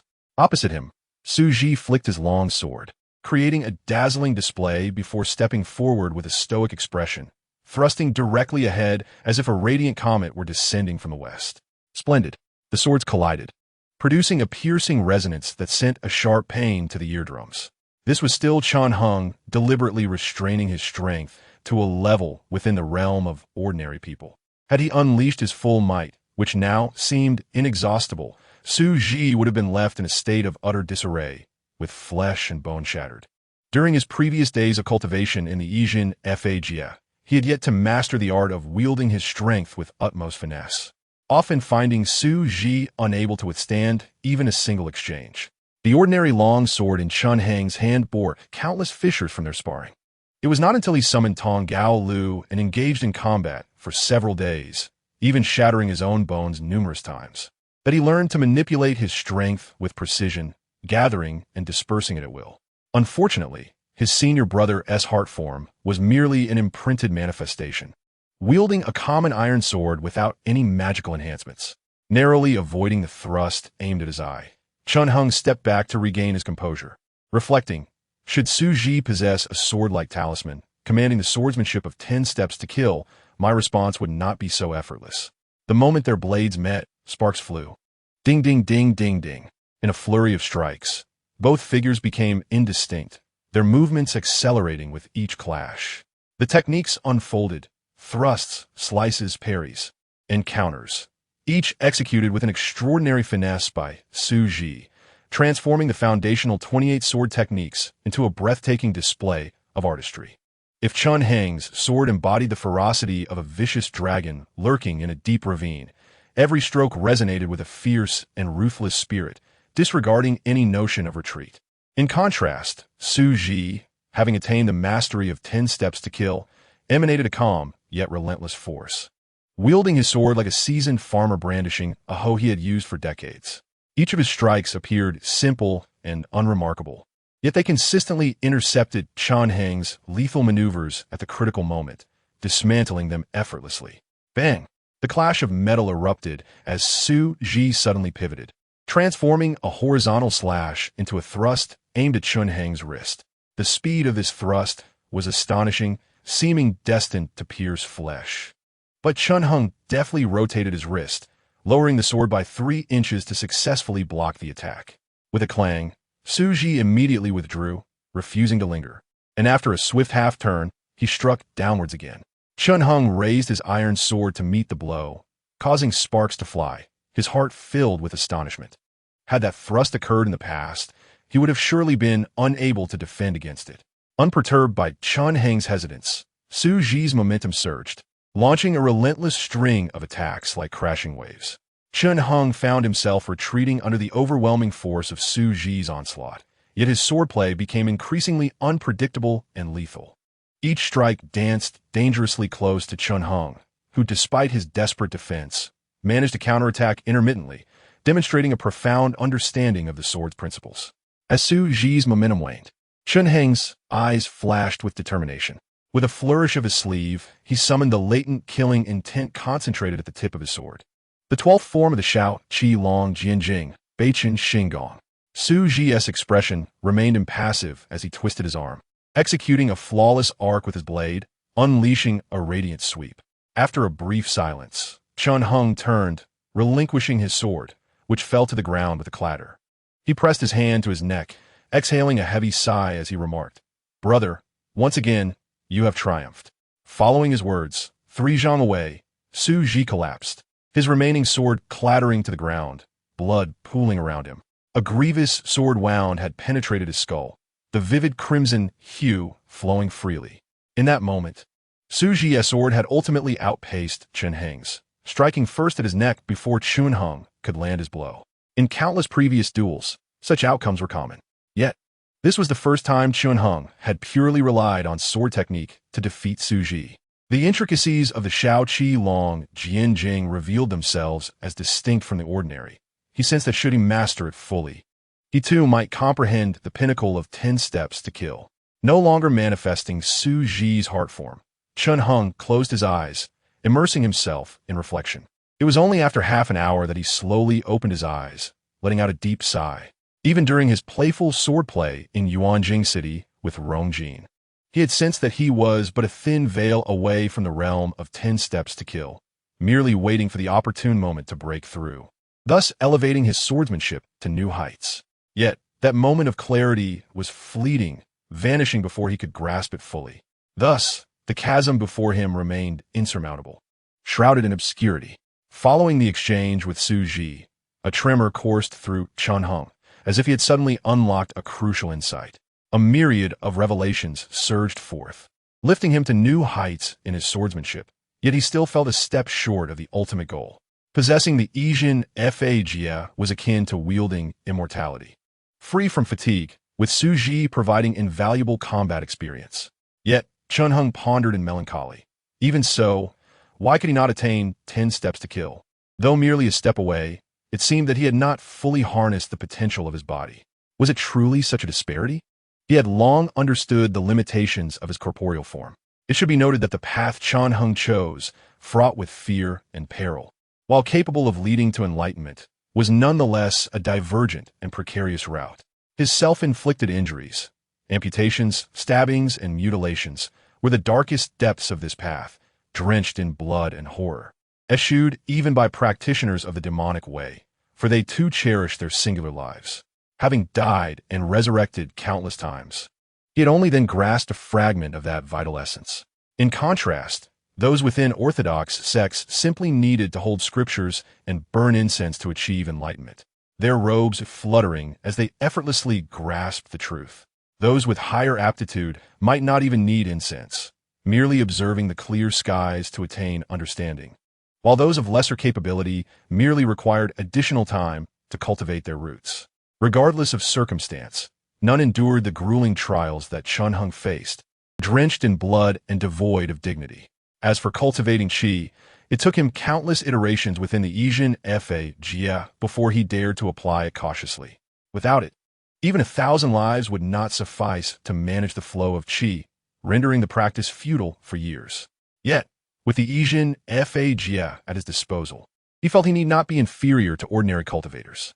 Chun Hung steeled himself, dispelling his myriad of doubts, and laughed heartily. Taishu Yuan Jun is the pinnacle of true qi in the world, and with this true qi, I shall construct the foundation of my path. My aptitude shall surely undergo some transformation. Alas, having already reached the age of 16, even if he comprehended 10 steps to kill, he could not enter the Zhong-Yi sword sect as a sword cultivator. Since his arrival in this world, he has diligently studied various texts of Taoism, acquiring a wealth of knowledge that is often indistinguishable between truth and falsehood. It is said that one who comprehends the ultimate swordsmanship of Shibu Isha before the age of 16 may be accepted as a disciple by the elders of the Zhongyi sword sect. Consequently, within Dong Hyunzu, even amidst the mundane realm, swordplay flourishes immensely, with nearly everyone wielding a sword. Regardless of age or gender, many possess a few sword techniques. Upon reading this, Chun Hung felt a rare flutter of excitement in his heart. However, upon reflecting that he had already turned 16 and had 2 more years before reaching adulthood, he dismissed this thought. Moreover, Dong Hyunzu is a vast region among the 9 provinces and 4 seas, separated by an unknown distance from his own Dongmi province. It is said that even ordinary mortals, let alone common cultivators, find it challenging to venture beyond the southern domain of Dongmi. The notion of crossing the ocean to reach another major province seemed even more far-fetched. He could not help but feel a sense of pity for Su Ji, who should have achieved Shibu Isha before the age of 16, a truly promising talent in swordsmanship, yet now finds himself in such dire straits. A mere victim of unfortunate circumstances. Regrettably, Shibu Isha is merely a mortal realm's limit. Beyond it lies the celestial path of sword cultivation. Although Tu Shange, the fox, has seen the world through the Qiming sect, he remains oblivious, only recalling the sword aura and thunderous sounds, as well as the alchemical processes of sword refinement. Even if one were to achieve Shibu Isha, there would be no reference for the path ahead. Chun Hung shook his head, extending his hand to summon a golden light, which enveloped him and transformed into a page of the Moa Golden Book. Mo Shengmi Guangding name, Chun Hung cultivation techniques, Taisu Shun, 5th layer of Xianjing. Qi Jia Shu, great accomplishment. Chun Clan archery, great accomplishment. Xiao Qi Long Jianjing, medium accomplishment. Xiaohu Feng Huan Wushu, medium accomplishment. Jin Run Dai Xing, medium accomplishment. Shui Jia Shu, medium accomplishment. Qing Nong Yao Jing, minor accomplishment. Ji Guang Dedan. Treasure artifacts. Lu Xiao Qi, mid-grade talisman. Qing Yi Hua Tu, mid-grade talisman. Qin He Che, mid-grade talisman. Zi Jin Pasha Che, mid-grade talisman. Lei Huapai Li Yuanju, mid-grade talisman. Qing Zhu Si, low-grade talisman. Chu Zhang Jin Deng, low-grade talisman. Ichi Jingyu, low-grade talisman. Qian Kundai 12 items, low-grade talisman. Jia Tai Yi, low-grade talisman. Wu Se Luo Zhao, low-grade talisman. Bai Gu Jing, low-grade talisman. Dan Shan Degun, low-grade talisman. Bai Zhu Huan, low-grade talisman. Yang Yin Ping, low-grade talisman. Kuan K Wang, low-grade talisman. Kuli Pai Pao, low-grade talisman. Hong Fa Zhou, low-grade talisman. Ku Jing, low-grade talisman. Do Lu, secret treasure. True scriptures. San Chi Zhao Shun Shu. Gui Yuan Zi Lian, Qi Yao Ju. Ling He Tu Na Dao, In Shu. Dao progress. Lian Qi 3rd layer. Shen Wu Shu Hua Dao, Jun's Tai Shi Yuan Jinjing. Chun Hung merely cast a glance. yet his gaze fixated upon the Shao Qi Long Jianjing. The current Mo Golden Book has indeed become more intricate than before. For instance, the Danshan Gun and Ku Jing, along with several other low-grade talismans, were acquired during this journey, mostly from the 6 or 7 Qian Kuan Dai belonging to Zhou Chuyu. They hold little utility for Chun Hung and will eventually be sold at the marketplace. As for the newly added category of true scriptures, the San Qi Zhao Shan Shu, Gui Yuan Zi Lian Qi Yao Ju, and Ling He Tuna Dao Yin Shu were all derived from Su Ji, Tong Gao Lu, and Rong Tua Xine's encounters with fallen Yuan Ling, all pertaining to the Lian Qi methods. The San Qi Zhao Shan Shu is the fundamental grand technique of the Xianjin sect, and Chen Hung currently dares not to act rashly. As for the Gui Yuan Zi Lian Qi Yao Ju and Ling He Tuna Dao Yin Shu, they could be sold for a trial. Though their quality is not high, they can still fetch a modest sum of talisman money for practicing Lian Qi. However, at this moment, Chen Hung paid little attention to these details, noticing that the Shao Qi Long Jianjing remains at the medium accomplishment stage. He could not help but shake his head. How exceedingly difficult it is. Truly, those who attain Shibu Isha before the age of 16 must possess extraordinary talent. Chen Hung steadied his mind and once more summoned Su Ji's hard image. After a brief moment, both struck out with their swords simultaneously. Kill. Thus, the battle continued for over a month. One day, aboard the Mo Yun Fei Zhou, as Chen Hung was withdrawing from a true realm and seated in meditation to cultivate qi, Tu Shan suddenly knocked on the door and said, "My lord, there is a floating tower ship blocking our path ahead. I just saw someone on board who seems to know you, and she appears to have recognized us. Should we approach for a chat?" Recognize? Chen Hung furrowed his brow and stepped out to take a look. With his current eyesight, he easily spotted a strikingly adorned floating tower ship ahead, where a beautiful woman in red stood gazing in their direction. Indeed, he recognized her. Tu Shan Ye Nu did eagerly, and the Mo Yun Fei Zhou changed its course, continuing to flee. Yet, after a brief moment, the floating tower ship swiftly followed suit. Chen Hung extended his hand, discreetly grasping the Lei Huapai Li Yuan Zhu in his sleeve. This mid-grade talisman has been with him the longest and is quite handy. Brother Chen, why do you ignore me? At this moment, a radiant light, resembling falling blossoms, shot forth from the tower ship, and the voice of the woman within sounded aggrieved. Do you not wish to see me? Chapter 55.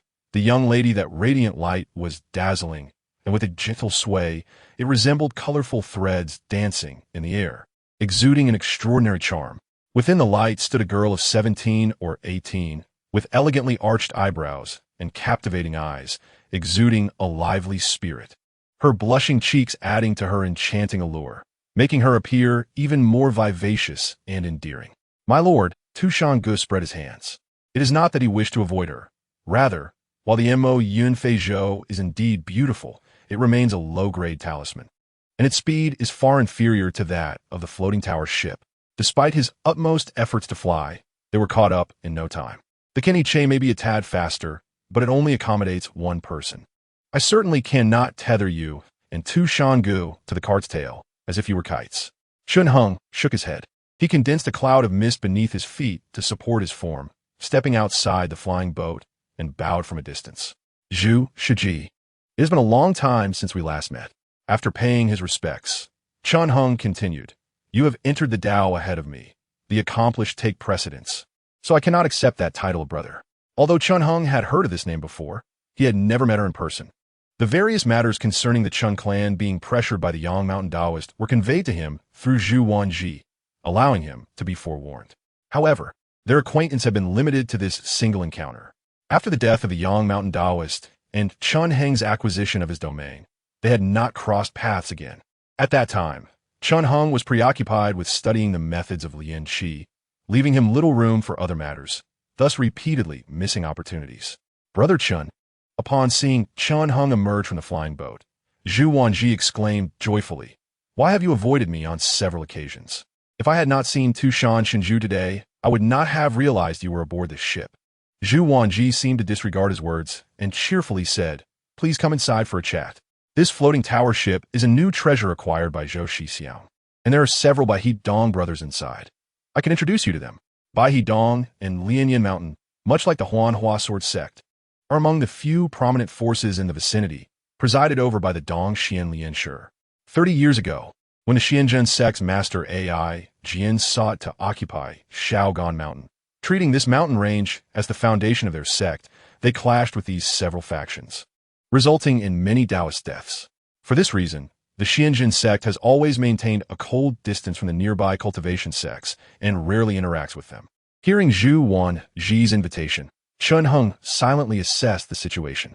Noticing that the auras emanating from the floating tower ship were not overly formidable, he realized that if he were to act, it would not be too difficult to eliminate them all. Meanwhile, the floating tower ship remained suspended 100 feet away, seemingly waiting for the two. After a moment's hesitation, he decided to relent to Zhu Wanji's persistent entreaties, slightly nodded, and followed her forward. In the distance, a resplendent golden vessel is anchored upon the azure expanse. Its elongated, flat form resembling a vast phoenix tree leaf, both broad and grand. Upon closer inspection, it reveals 3 distinct tiers, with all the doors and window frames of the main pavilion wide open, showcasing a decor that exudes refined elegance. As the lights ascend, they illuminate the surroundings with a dazzling brilliance. This ethereal ship, with its magnificent aura, is undoubtedly a remarkable medium-grade talisman. Even Chun Hung's Mo Yun Fei Zhou pales in comparison, not to mention the Can He Che. After Chun Hung and Zhu Wanji entered the main pavilion, they were greeted by a young Taoist clad in a straw raincoat and crowned with a white mane, who rose with a hearty laugh to welcome them. "It is an honor to finally meet you, Chen Shidi. Your remarkable achievements in Yuanjing have indeed been monumental, ensuring the survival of the Rong clan. All thanks to your benevolence." He clasped his hands in greeting, introducing himself as Zhou Xingling from Baidong. "My master, Jianggu Lianshi, shares a close bond with your esteemed elder, Gujun. I have long heard Zhu Shimi speak of your admirable qualities, and to meet you in person is truly a delight." Upon hearing these words, Zhu Wanji's cheeks flushed crimson, her ears burning with embarrassment. The numerous Bai Dong disciples erupted in laughter, applauding. "Zhou Shixiang is far too gracious. It is I who feel utterly unworthy." Chun Hung surveyed the spacious hall, capable of accommodating nearly 100 individuals. Presently, 7 or 8 Bai Dong disciples were seated at the table, nodding in acknowledgement as Chun Hung's gaze swept over them. "How could I possibly aspire to Zhu Shiji's beauty?" Chun Hung chuckled lightly. "Though I may be unremarkable, I would never dare tarnish Zhu Shiji's reputation. Let us refrain from such jesting." Zhu Wanji grew anxious, but Zhou Xingling glanced at her, signaling her to remain calm, assuring her that he had a plan. He then took Chun Hung by the arm, leading him to the table, personally pouring him wine, and engaging in light-hearted conversation. As their dialogue deepened, Zhou Xingling's expression shifted from surprise to increasing delight. He was aware of Chun Hung's plight. A pitiful individual once abducted by Yin Zhen to serve as a face for the Xianzhen sect. Had it not been for Yin Zhen's sudden demise, he would likely have remained imprisoned on Shaogan Mountain for life.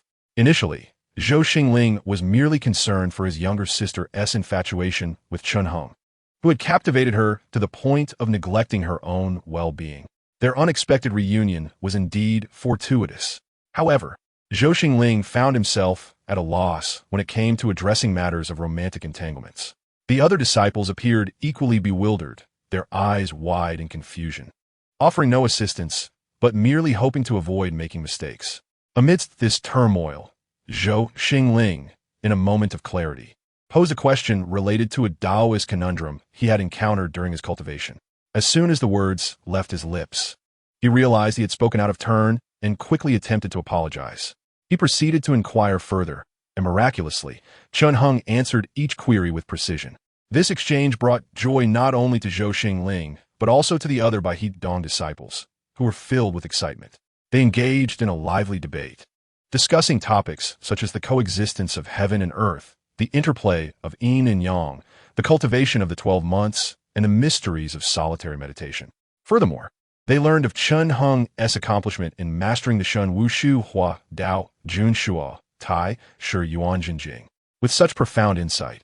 Even if Zhou Xingling and his fellow disciples posed challenging queries, Chun Hung could offer valuable guidance. Seizing the opportunity, Chun Hung also raised a few of his own uncertainties regarding qi cultivation. Although the Bai He Dong disciples hailed from a minor sect, they had been nurtured under esteemed mentors and had been exposed to profound teachings, thus possessing considerable knowledge.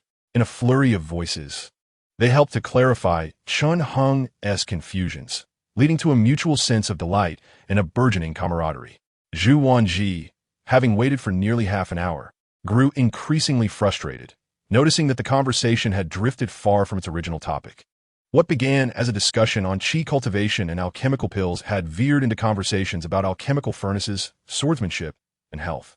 However, the Bai He Dong Taoists, engrossed in their newfound revelations, showed no signs of halting their discourse, treating Zhu Wanji's predicament as mere background noise.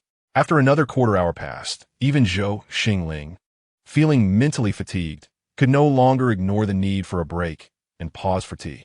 Truly, Chen Shidi is a celestial being. When Shidi was asked about the term leap, I could only grasp a fragment of its meaning, yet I lacked the eloquence to convey it adequately. My master, too, was impatient, merely advising me to read the Taoist texts more diligently. Zhou Xingling took a hearty sip of tea and continued, yet, astonishingly, Chen Shidi articulated the concept succinctly. Such vast knowledge and understanding. Upon hearing this, the Bai He Dong disciples erupted in applause. Among them, a tall and sturdy disciple named Xia Ho sighed deeply, repeatedly bowing in gratitude towards Shunheng. With your guidance, Chen Shidi, I shall no longer fear the consequences of my upcoming assessments. He shook his head, offering a wry smile. Heaven have mercy, for my physique is hardly that of a cultivator. I resemble more a rugged warrior from the mortal realm. Yuan Yang, when concealed, signifies potential. When elevated, it embodies a leap. The dormant dragon symbolizes concealment, while the act of rising signifies a leap, all stemming from the heart's intent. Chunheng replied with a gentle smile, I merely happen to recall these insights and am unworthy of such praise. I owe my gratitude to all of you for enlightening me, as you have alleviated a great perplexity from my heart. It is indeed a pity, Chen Shidi, Zhou Xingling remarked, casting a complex glance at him. I often hear my master speak of how the Xianjin sect, led by AIGN, lacks genuine intent for enlightenment, viewing disciples merely as property or servants rather than true inheritors of the teachings. Though this sect exerts great influence, we as disciples cannot resist their authority, and their fate is destined to falter in times of upheaval. Had you joined Bai He Dong, it would have been a different matter. Zhou Xingling lamented further. Though we are but a minor sect, our elders are approachable. While they may engage in schemes, they do not overstep their bounds. If you were my disciple, my master would surely be pleased. Chunheng smiled in silence. Zhou Xingling, realizing his abruptness, shook his head and fell silent. At that moment, he regarded Chunheng as a person of refinement. Beyond his extraordinary appearance, his discourse, intellect, and demeanor were unparalleled in Zhou Xingling's experience. Contemplating his sister's affections, doubt began to creep in. Zhu Shimi seems to be quite mismatched with him. Even if I were to force a connection, it may not lead to a favorable conclusion, Zhou Xingling thought to himself. He discreetly glanced at Zhu Wanji and mused. Moreover, Chen Shidi appears indifferent toward her. Why should I provoke his displeasure and lose a valuable companion for discussing Tao? With this realization, Zhou Xingling felt a tremendous weight lift from his heart, and he felt a sense of ease wash over him. Meanwhile, Zhu Wanji found the entire encounter utterly absurd. What was initially her request for her fellow disciples to play matchmaker had devolved into a fervent discussion among men, leaving her sidelined. Chen Shidi, in a few days, the Huaiwu Dong Master's Taoist marketplace will open. Will you be attending? Zhou Xingling, having set aside his concerns, had almost forgotten his sister's situation. Upon hearing this, the other Bai He Dong disciples chimed in with excitement. Huaiwu Dong Master? Chunheng pondered, recalling the name. He couldn't help but express curiosity. Is it truly so easy to seek a dragon maiden? The Huaiwu Dong Master is merely an independent cultivator, not a prominent figure among the 8 sects or 6 schools. I have heard that those ancient dragons are quite particular about status. How could he possibly attract their attention? A Bai He Dong disciple shook his head. Even if the Huaiwu Dong Master possesses profound cultivation, he can only aspire to marry a shell maiden, clam maiden, or a jiao maiden. As for a dragon maiden, that is beyond our reach. He then handed Chun Heng a jade slip. Chen Shidi, This contains further information. If you have the time, be sure to attend the ceremony. On that day, the Huai Wudong Master may be in high spirits and offer us some rewards. Thank you, senior brother. I shall accept your kindness with humility. Chun Hung cupped his hands in gratitude, carefully stowing the jade slip within his sleeve. He felt it unnecessary to linger, engaging in a few more pleasantries before politely declining the invitation from the disciples of Bai He Cave for a candlelit conversation, departing amidst the complex gaze of Zhu Wanji. Shortly after Chun Heng's departure, a brilliant streak of light, akin to a rainbow cascading across water, swept into the hall. Senior Sister Wen, have you arrived a moment too late?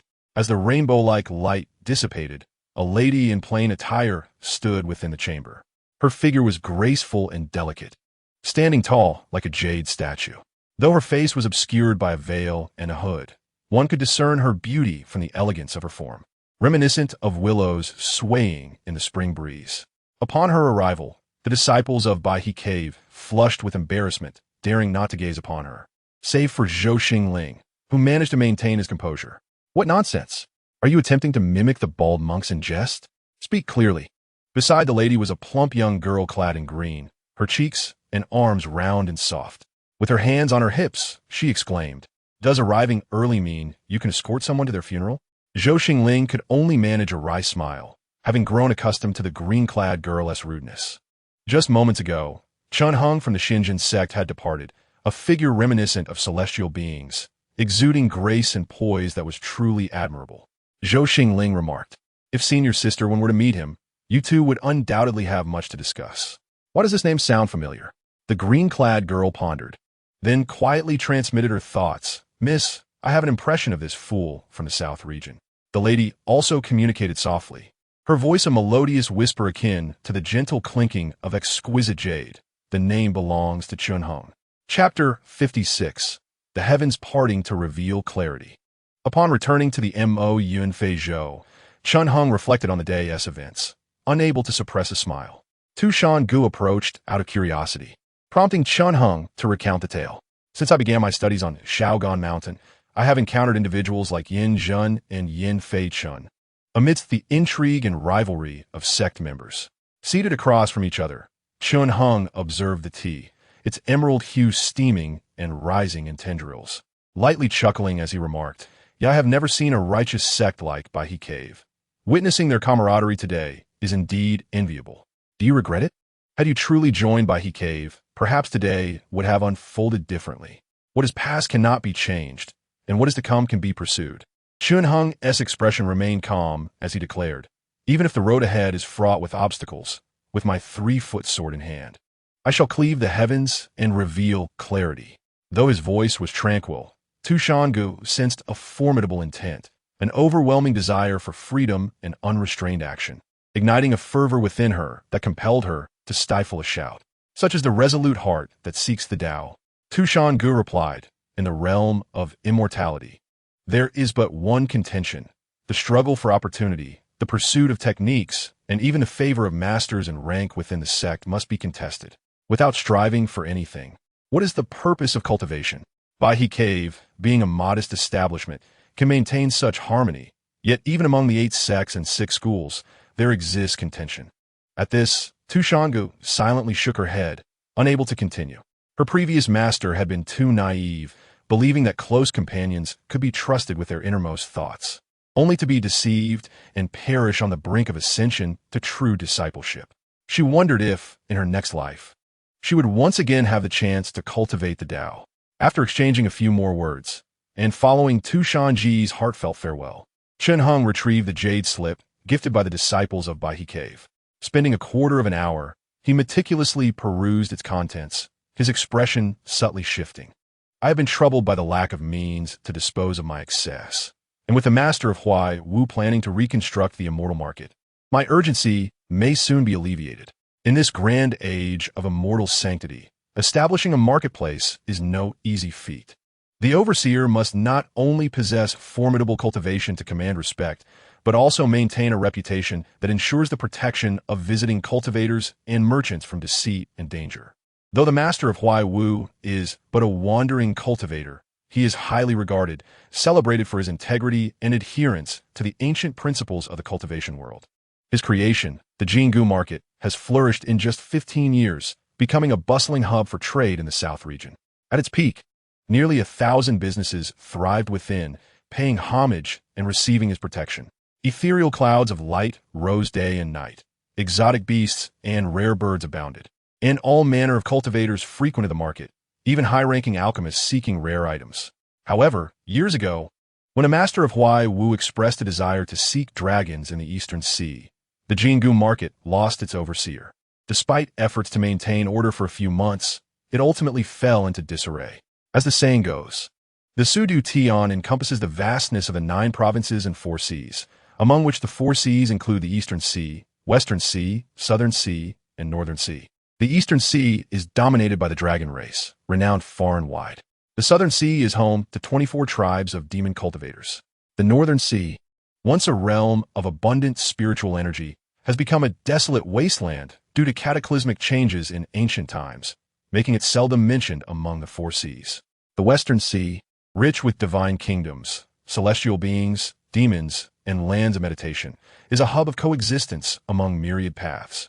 Among the 8 sects and 6 schools, the Plague Sect is unique in that it does not situate its gate within the 9 provinces, but has established itself on the spiritual islands of the Western Sea. This vast expanse, while not as prominent as the various cultivation powers of the 9 provinces, still holds great significance, with the Eastern Sea occupied by the dragons. Leading in prestige, the master of Huai Wu's decision to abandon the Jingu market in pursuit of a dragon bride was initially met with derision. Although the Sudu Tian has been divided among the 8 sects and 6 schools, with no room for dissent, the ancient dragon lords of the Eastern Sea continue to exist, their legendary tales echoing through time. These extraordinary beings possess long lifespans, and some even engaged in discourse with the previous generations of leaders of the 8 sects and 6 schools, their influence profound. The master of Huai Wu, merely a wandering practitioner, holds little weight in the presence of the formidable dragon palace in the vast Eastern Sea. Seeking a dragon bride and returning empty-handed is, therefore, hardly surprising. For Chen Heng, this is a fortunate turn of events. Traveling from Yang Mountain, the journey, if undertaken ceaselessly, would take no more than 3 to 5 days. After his trip to Yuanjing, he had amassed a considerable fortune, possessing a total of 12 low-grade talismans. Both his cultivation of qi and the enhancement of his Tai Su jade body require vast amounts of spiritual energy. And Chen Heng can hardly wait to sell off unnecessary items to further his progress in the Tao. Moreover, he seeks to procure a mid-grade flying sword talisman. With his current mastery of swordsmanship, possessing a flying sword would undoubtedly enhance his prowess. In fact, during his time in Yuanjing, Chen Heng had already tasked Tu Shangu with inquiring about such markets, but the outcomes were often absurd. The underground black markets were heavily guarded, requiring acquaintances for entry, and participants had to conceal their identities to avoid exposure, lest they be immediately expelled. However, the goods found within were often of questionable nature. Salt permits, land deeds, and slave registrations were commonplace. There are a few tomes that claim to transcend the mundane martial arts of the world, such as the Dali Shenzhong, Wuhu Duamindao, and the Bawang Chong, all of which have garnered fervent attention and competition among the masses. As for talismans and low-grade talismans, they are so rare that one might only hear of them once in a decade. The latter often exists at a price, yet remains unsold in the market. Tu Shangu has ventured into several black markets, encountering numerous offerings, yet overall, they have not met his expectations. Therefore, the news of the forthcoming Jingu Su Shi is indeed significant for Chen Heng's cultivation endeavors. After a day's passage, the Mo Yun Fei Zhou finally arrived at the borders of Yang Mountain. Upon seeing the familiar scenery he had been away from for many days, Tu Shan Zhuang let out a cheer, and, as soon as the flying vessel touched down, he leaped off and called out loudly. With a shout, the previously silent Yang Mountain erupted into life, as white foxes emerged from the sacred realm of the Back Mountain's waterfall, filling the air with a chorus of cries. My fellow cultivator, you have worked hard on your journey. You may rest here.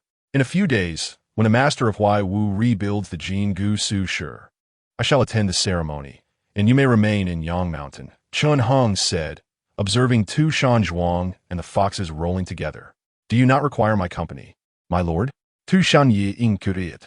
Chen Heng smiled and shook his head, cupping his hands in farewell before making his way to the quiet chamber within the mountain. At this moment, the frost and snow had completely melted, and although the mountain wind still held a chill, the flora was gradually revealing its lush green vitality, sprouting several fresh buds. After walking a few hundred steps, he suddenly halted. Close to the great stone of the cave, a pure white fox lay sprawled out. It seemed exhausted from play, covering its eyes with its little paws to shield its pupils from the early spring sunlight. Its fluffy tail sprawled lazily over its head, obscuring most of its body. Were it not for the melting snow in the mountains, it would resemble a soft, fluffy snowball. Not far away, a young man quietly watched, holding a broken branch of plum blossoms, each petal a vivid contrast of red and white, as radiant as the dawn. Inging. The sight of this scene caused Tu Shan Ning Ning, who had fallen asleep from exhaustion, to feel embarrassed. She arched her back and barked at Chun Hung like a little dog, fierce yet timid. Sleeping during the day, not cultivating? Truly, a decayed wood cannot be carved. Chun Hung glanced down at several clay sculptures on the ground. They bore comical expressions and were interspersed with deep and shallow claw prints, resembling plum blossoms scattered over them. Is this Tu Shan's creation, or is it me? Chun Hung could not help but chuckle. The head seems a tad too large, and the hands too short. Yet why do they all lack eyes? Inging. Tu Shan Ning Ning seemed even more incensed, her fur bristling as she curled her tail, hiding the clay sculptures behind her and bared her teeth at Chun Hung. Chun Hung approached the cave wall, moved the great stone aside, and said lightly, "If you do not hurry, all the food will be snatched away." Inging. Tu Shan Ning Ning was overjoyed, her eyes squinting with delight, and she sprang forward, ready to dash away. But just as she leaped half a step, she seemed to remember something and struggled to hold the clay sculptures in her embrace, calling out to Chun Heng in a flurry. After a while, seeing that Chun Hung had not grasped her meaning, she grew anxious, her tail spinning like a wheel, as if to summon a gust of wind. Write it down. Chun Hung indicated toward the ground. An unrefined beast could not even speak human words. Chun Hung, not understanding the language of beasts, naturally could not discern Tu Shan Ning Ning's intentions from her cries. Inging. The little fox tilted her head, then suddenly appeared to comprehend, nodding vigorously as she extended her paw to diligently scratch in the soil. A gift? Observing the crooked, haphazard characters resembling ghostly scribbles on the ground, Chun Hung frowned for a moment before deciphering their essence. Inging. Tu Shan Ning Ning noted in approval, her ears perking up, seeing her tail droop in disappointment. Chun Hung gently revised the statement.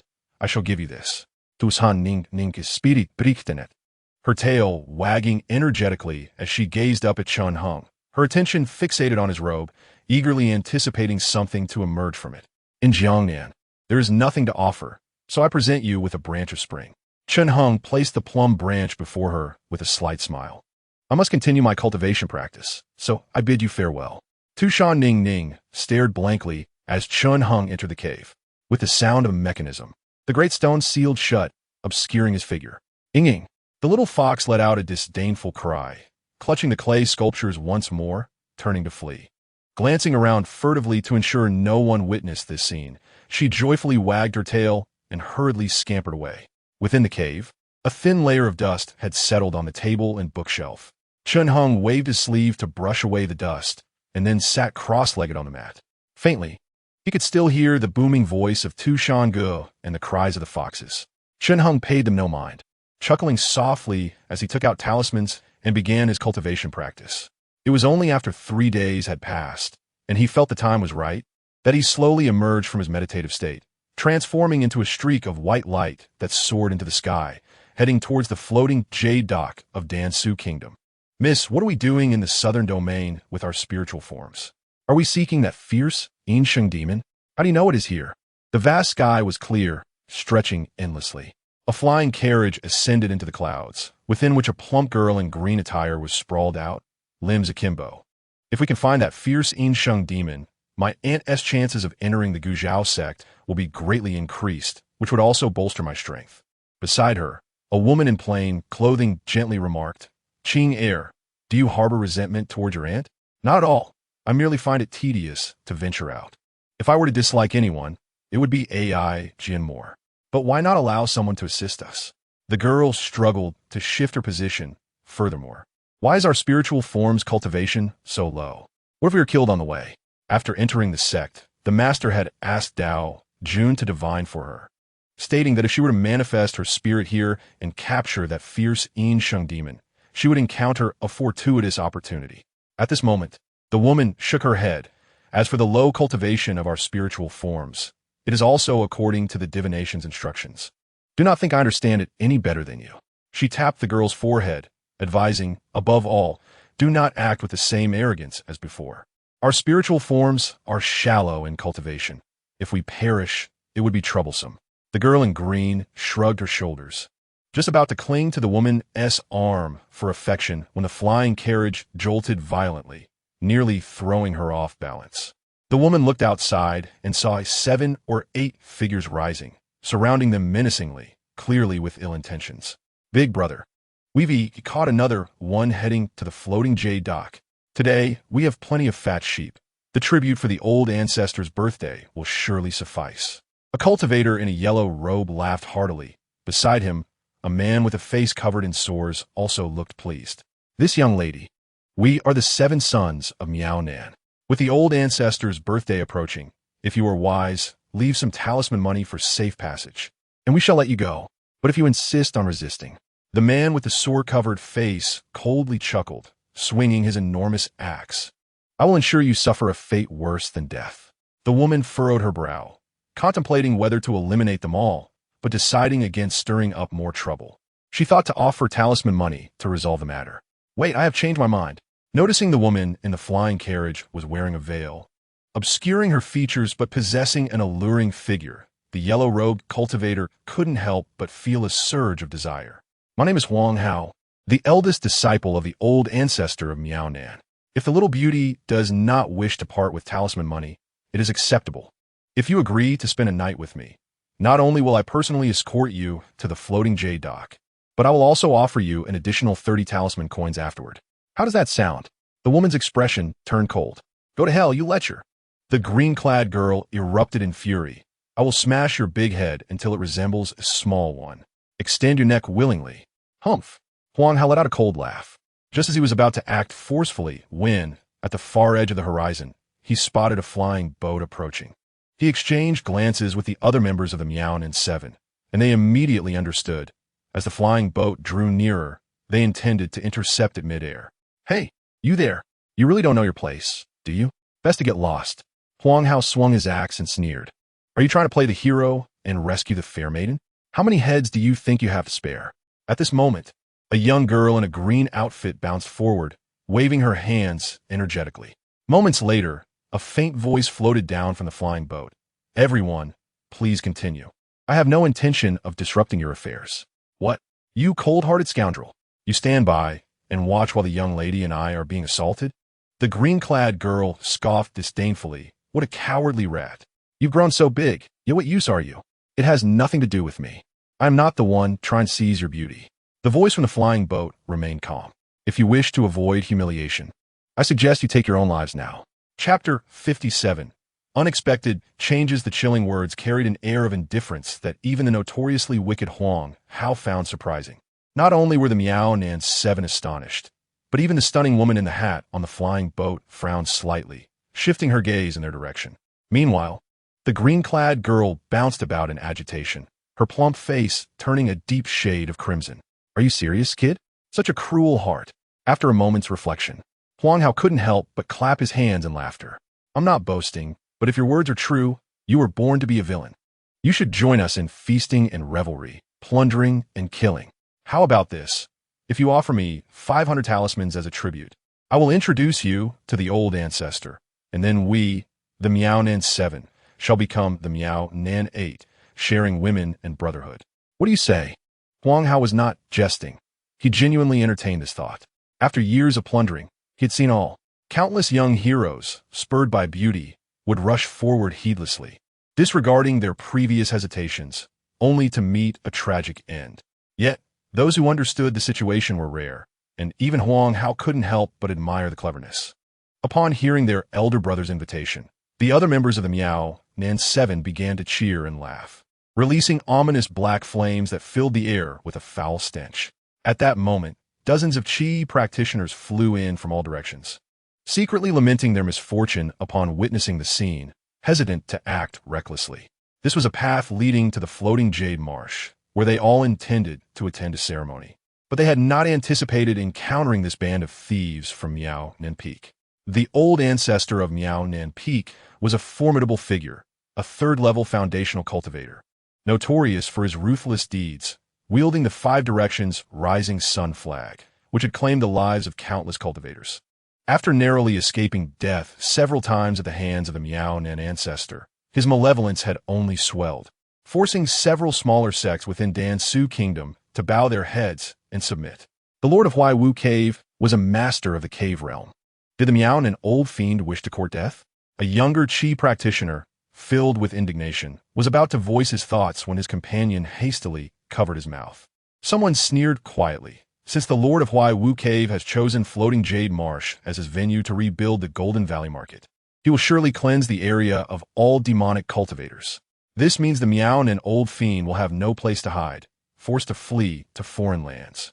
This robbery is merely a last-ditch effort to gather resources for survival. The young Qi practitioner was left in despair. So, we are truly unfortunate to have crossed paths with this pack of starving wolves. Had we taken a different route, perhaps we would not have squandered our talismans. I have yet to even lay eyes on the Golden Valley Market, and now I risk losing everything. What sense does this make? This time, no one responded to his lament. Several cultivators from Miao Nan Peak seemed to have heard the words, cursing as they flew over, reaching out to demand the life-saving talismans. The situation was dire, and the many cultivators dared not resist, only able to swallow their anger and line up to pay the talismans, enduring harsh humiliation in the process. Meanwhile, seeing no response from the flying boat after a long while, Huang Hao grew increasingly impatient, losing his desire for negotiation. He swung his grand axe and shouted, "I don't blame you for being dim-witted. Get out here quickly, pay your life-saving talismans, and leave. Don't linger and attract attention." Talismans? A calm voice rang out. Huang Hao fixed his gaze and saw a tall man from the flying boat open the cabin door, his tone unperturbed. "I wonder how many talismans I must offer to secure my life." Huang Hao felt an inexplicable wave of annoyance wash over him. Due to a misstep in his cultivation of poison arts, he had nearly lost his life, and though he was saved by the Miao Nan old fiend, his appearance was utterly ruined, rendering him even more grotesque. His face was pockmarked and disfigured, resembling a mass of boils, and he harbored an intense loathing for handsome men. Whenever he encountered one, he would go to great lengths to torture them, seeking to vent his pent-up rage. Now, he noticed that though the man emerging from the flying boat masked his mouth and eyes with a bamboo and wood mask, his stature and demeanor exuded an air of elegance, setting him apart like a crane among chickens. Huang Hao's brow furrowed as he felt his murderous intent intensify, no longer able to conceal it. "Very well, I shall give you a significant discount, seeing as you have a kind face." He sneered repeatedly, and two cultivators at the 6th level of Qi practice exchanged knowing glances, moving in to flank Shenhong. "Strike!" As they closed in, both shouted in unison, each drawing a talisman weapon to strike at Chunheng's arms. The left-hand weapon was a dark red beast-headed sword, which, upon being summoned, erupted with blinding bloodlight and emitted a foul stench, threatening to render one's consciousness chaotic. The right-hand weapon was a small yellow gourd, which, though palm-sized, felt as heavy as a boulder, producing a sound that stilled the surrounding air, capable of crushing flesh and iron alike. Before the talismans could strike, the faces of the two assailants began to show signs of triumph. Both were at the 6th level of Qi practice, their foundations deep, and executing a sudden attack. Even a practitioner at the 8th or 9th level would be at risk of being caught off guard, if Huang Hao had not preferred to kill personally. They were confident that a single strike would be sufficient to reduce their opponent to a puddle of flesh. However, unexpectedly, Chunheng merely flicked his arms, effortlessly deflecting both talisman weapons. Before the smug grins of the two cultivators could fade, a hint of mockery appeared on Chunheng's face. At his current 5th level of Xianjing Estai Suyu body realm, even mid-grade talismans struggled to inflict harm upon him, let alone these inferior talismans. To strike at such close range was akin to courting death. In the heat of battle, they were clearly weak in flesh and blood, yet still dared to act with such confidence. With a swift motion, he lunged forward, seizing both their throats as if catching fledglings, applying a slight pressure to effortlessly detach their heads, leaving them lifeless on the spot. Huang Hao was utterly astounded. He had never anticipated that two sixth-level Qi practitioners would die so easily, as if he had crushed two mere insects. What a frail and insignificant youth. He resembles a malevolent spirit from the deep mountains, emanating a terrifying aura. He has endured countless battles and possesses ample experience. Upon realizing the situation was dire, he immediately produced a yellowish, murky smoke to envelop himself, preparing to flee without a moment's hesitation. Chun Hung let out a cold laugh and unleashed the thunderfire pearl he had long secured in his sleeve. With unreserved focus, it erupted with a thunderous roar, and in a mere instant, it struck Huang Hao, causing him to cry out in agony, spitting blood, and plummeting from the clouds, his fate uncertain. Chun Heng's sudden assault was as swift as lightning, swiftly dispatching two practitioners of the sixth layer of Qi refinement, while inflicting grievous injuries upon Huang Hao, leaving him on the brink of death. The disciples of Miao Nanfeng who had attempted to obstruct him were struck with terror. In such a short span of time, Miao Nan's 7 sons had already been reduced to 5. If Huang Hao were to perish, they would be down to 4. The 4 exchanged glances, and without a word, they raised their hands to unleash a brilliant crimson gold flame, igniting the clouds above in a dazzling display, while the searing heat surged toward them. Chun Hung withdrew his flying vessel into his Chinquan pouch, not needing any talismans for defense. He focused his mind and bellowed into the air like rolling thunder. A violent and overwhelming force immediately swept across the surroundings, dispersing the clouds and causing unbearable pain to their ears. The crimson gold flame barely lasted a moment before dissipating, leaving the 4 feeling dizzy and oppressed. Their vital energy spiraled chaotically, causing excruciating pain in their meridians, nearly losing control of their escape. Just as they managed to regain their footing, another wave of astonishing pressure descended upon them, enveloping them in a blinding white mist. It was over. Despair etched their faces, their hearts turning to ash.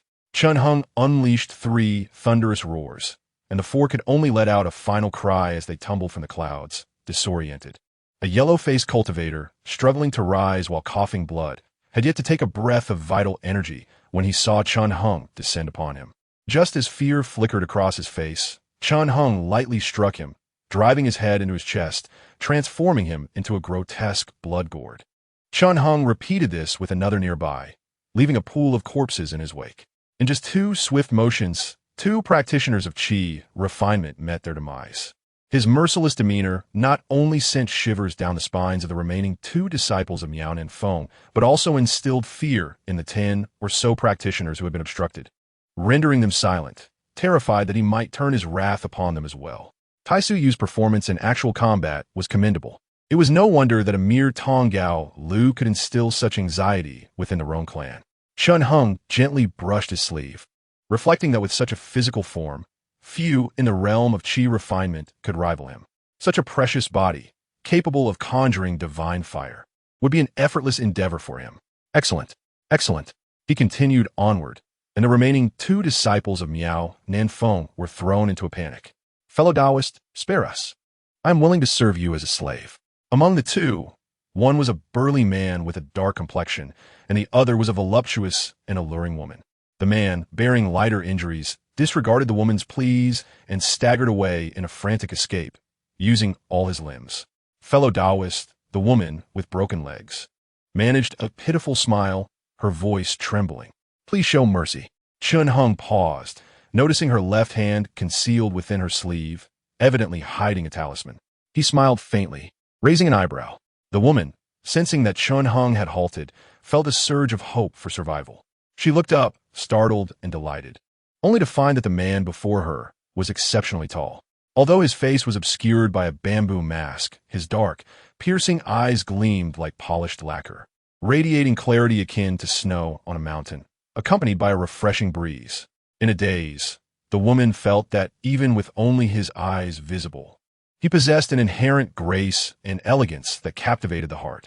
Perhaps it wouldn't be so bad to submit to him, the woman mused to herself, instinctively loosening her grip on the concealed talisman as Chun Hung approached. As their figures brushed past each other, she collapsed, her head twisted at an unnatural angle, her face still bearing an expression of disbelief in death. Chun Hung nonchalantly released his grip, glancing in the direction of the dark, burly man who had fled, before dashing after him in a flash. After collecting the Qinquan pouches of the Miao Nan Feng disciples without leaving a trace behind, he turned his attention to the direction where Huang Hao had fallen. On a small hill, a woman in a veil held a delicate mirror, manifesting a dazzling golden maze that ensnared Huang Hao within.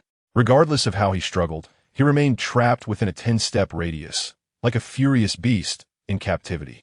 As Chun Hung approached, she retracted the golden maze and coldly remarked, "This junior brother seems to harbor a deep desire to kill. I have deliberately spared his life for you to personally deal with him. What do you think? It is not a matter of a deep desire to kill, but rather a desperate situation. Occasionally performing acts of robbing the rich to aid the poor is also a form of exterminating evil."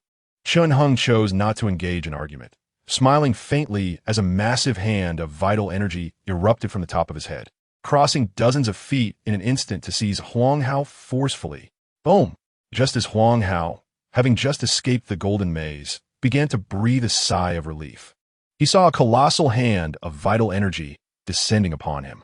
He hurriedly formed a seal, conjuring a circle of blood-red protective light around himself.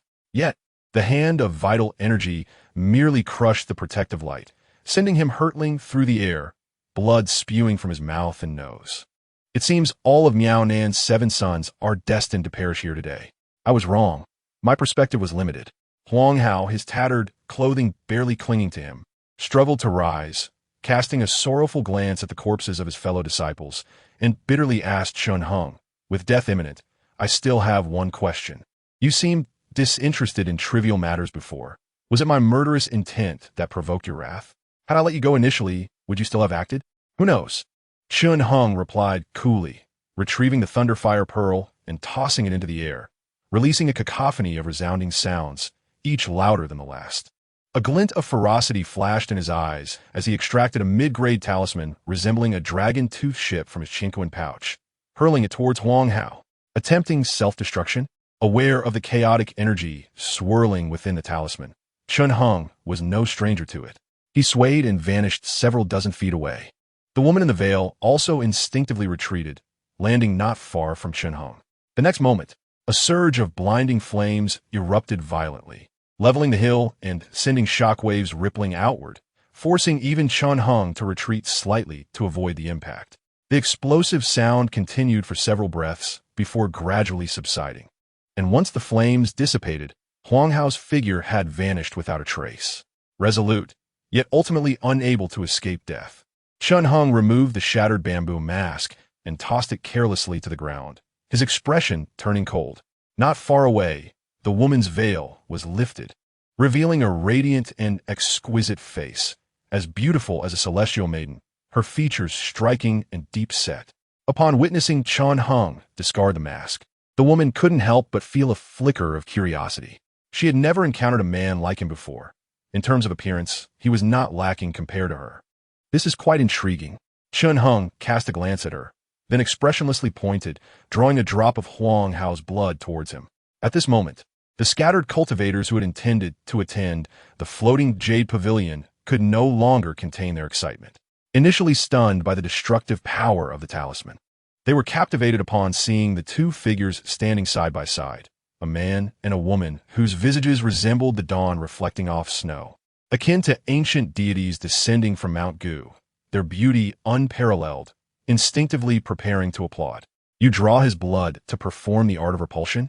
The lady gazed at Chun Hung as he unfurled a scroll adorned with an illustration of a faceless woman. Once blood was dripped upon it, the pale visage of Huang Hao began to emerge stroke by stroke, contrasting the eerie attire of the figure depicted. "Your talisman is rather rudimentary, of the 17 prohibitions. For are incomplete, sufficient only to curse practitioners of qi, yet incapable of breaching the protective true qi of a foundational cultivator." The lady gently shook her head. This azure painting was acquired from Tonggao Lu, requiring merely a drop of the intended victim's blood, which would gradually reveal their likeness. After a short interval, when a visage was fully rendered, it would signify the demise of that individual. However, this talisman is time-consuming and cumbersome, unsuitable for direct confrontations. Thus Chen Heng seldom employed it. Why did you not spare that woman? I found her somewhat appealing. Observing Chen Heng's silence, the lady continued, Is your senior sister always this loquacious? For the first time, Chen Heng turned to face her, calmly responding, I still need to perform the spell. Please be quiet.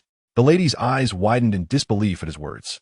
Only when she saw his gaze remain as tranquil as a still lake did she feel a mix of amusement and irritation, shifting her body slightly away from him. At that moment, a plump girl in azure attire bounded over. She glanced at her lady and then at Chen Heng, tilting her head in confusion. After a brief interval, as Huang Hao's features began to fully manifest on the azure painting, a chilling and despairing scream suddenly pierced the air from afar, sending shivers down one's spine. Chen Heng raised his head, his expression shifting slightly. He exchanged a glance with the lady, both recognizing the fear reflected in each other's eyes. What is this? Chapter 58, The Great Tao Locust. In the distance, a murky yellow-brown smoke surged forth like a flash of lightning. Within it, Huang Hao was drenched in sweat, his countenance one of sheer terror. His left leg appeared severed by some sharp instrument, yet no blood flowed, leaving an eerie impression as if he were drained of life force. Help me! From a distance, Huang Hao, in a panic, fled towards Chen Heng, nearly in tears. Ha ha ha! The girl in azure burst into laughter. She glanced at the azure painting in Chen Heng's hand and then back at the fleeing Huang Hao, hands joyfully placed on her hips. But before she could utter any mocking words, the void was abruptly torn open like a veil, and a colossal hand gently grasped Huang Hao. It was a lean, dark hand, its thin membrane wrapping around bone, appearing as if it would tear with a mere tug. Yet the sound it made while rending the air suggested that even a piece of divine metal could not compare. Huang Hao was effortlessly seized like a chick, utterly powerless to resist. With a cry of desperation, he struggled fiercely, unleashing various spiritual lights, but to that skeletal hand, they were merely inconsequential. Accompanied by a sinister chuckle, the owner of the hand split the void once more, revealing its full form. It was a massive demon shrouded in mist, its eyes gleaming like golden lanterns, with three faces expressing anger, resentment, and joy. At that moment, all six of its eyes were fixated upon Huang Hao, emanating an overwhelming thirst for malevolence. In Huang Hao's gaze of despair, it softly exhaled, causing his limbs to wither and drop. Only his abdomen swelled ominously, all vitality converging there, resembling a fruit ripe and ready to fall from its branch. Ah! Huang Hao screamed in agony as his limbs gradually fractured, and as his neck grew heavier. Chen Heng pointed his hand, transforming the thunder fire pearl into a radiant bolt aimed at the demon's eye. Yet this strike produced a sound akin to metal clashing. The demon merely closed its eyelid, and the thunder fire pearl was repelled, flung several feet away, barely stabilizing in midair. Witnessing this, Chen Heng's expression shifted slightly as he stowed the azure painting into his sleeve and abruptly turned away. This sequence unfolded swiftly, from Huang Hao's flight to the demon's appearance and Chen Heng's talisman strike, all occurring within mere moments. The demon cast a glance, but paid little heed. Only after Huang Hao's head drooped did it leisurely swallow his remaining form, all three faces emitting sounds of delight. This bizarre and terrifying scene left everyone frozen in shock, chilled to the bone. What is this? A demon? How could such a creature exist in the southern domain? The scattered cultivators panicked, crying out and fleeing in all directions, utterly devoid of any desire to defend the orthodoxy. Even Huang Hao, on the verge of mastering his qi, was powerless, consumed like livestock. Among these fledgling practitioners, who possessed the courage to remain? A celestial demon, or perhaps a power-wielding demon? The lady's pupils contracted slightly. In ancient times, the celestial deities had established the Tai 9 Palace's reversal formation in the heavens of Su due to protect countless beings within the universe from external threats. After the collapse of the Tao court, the 8 sects and 6 clans, upon inheriting the axis of the Tai 9 Palaces, further repaired it, adding a layer of protective qi that enveloped the entire celestial realm. With these 2 safeguards in place, not even an outer celestial demon, let alone a demon lord or deity of great power, could descend upon Su. The Tai 9 Palace's formation requires no elaboration. It is a formation passed down by the Tao court, wielded by the celestial beings during the primal chaos to eliminate countless dark creations, allowing for the emergence of myriad realms and sustaining the moral order. The protective chi layer established by the 8 sects and 6 clans is equally formidable. It isolates the abyss, manifesting myriad phenomena, existing beyond the 5 elements and yin-yang, filled with golden winds and thunder, dark waters, and red sand. Without the consent of the 8 sects and 6 clans, even a golden-winged rock capable of soaring 90,000 miles would be trapped in place, unable to escape the protective layer. Even those who have attained the diamond body would be unable to withstand for long. When the time comes, they too would inevitably perish, becoming one with the protective layer. Even the esteemed ones of the Buddhist sect would find themselves trapped, unable to break free. Let alone the celestial demons that abound in the void, likened to pests and beasts. While they're often referred to as the great Tao locusts, they are nearly extinct in Su-Du after all, since they cannot even enter the protective layer, no matter how ferocious they are. They are like a rabid dog tethered by an iron chain, incapable of biting anyone. Yet now, a celestial demon has appeared here, and it is a mid-tier power-wielding demon. The lady's thoughts raced, and soon she formed a hypothesis. It seems that the malevolent demon her aunt had refined managed to escape years ago and has been lurking in the southern domain, breeding numerous offspring around the mortal realm of Dan Su. She contemplated turning to Chun Hung, intending to warn him to flee far away. The earlier strike of the Thunderfire Pearl might have already angered this power-wielding demon. Celestial demons are notoriously vengeful. Regardless of their lineage, they share the same temperament. A tale circulates among some realms about a cultivator who, upon passing a brothel, inadvertently mocked a female demon disguised as a courtesan. Consequently, for generations, his descendants would meet their demise at the age of 20, drained of their vital essence, until the female demon's lifespan neared its end after 8,000 years, at which point it ceased its vengeance. At this moment, the realm of emptiness had already collapsed due to the arrival of Xiao Yang Jiao, leaving it devoid of life. Yet, as the maiden turned her gaze, before she could utter a word, the space beside her was already desolate, with no trace of a figure in sight. In the distance, Chun Hung emerged, producing a chariot of mingling energies. As he leapt inside, it soared into the sky, transforming into a streak of dazzling light. Racing forward with great velocity, even surpassing the scattered cultivators by a considerable distance.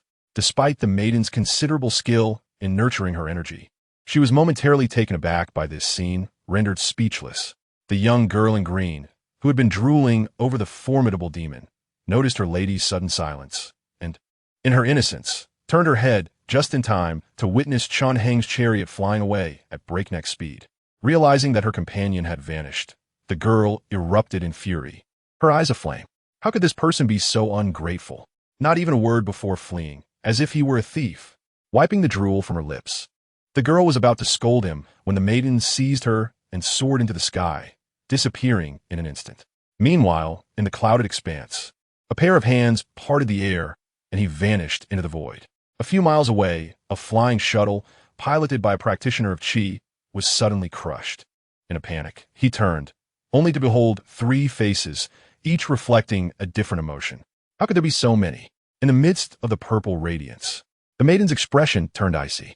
She shifted her direction, urging her inner energy to transform into a sharp rainbow, swiftly slicing through dozens of celestial demons, reducing them to a mist of blood. All around her, a multitude of celestial demons swarmed, filling the sky like locusts ravaging the land.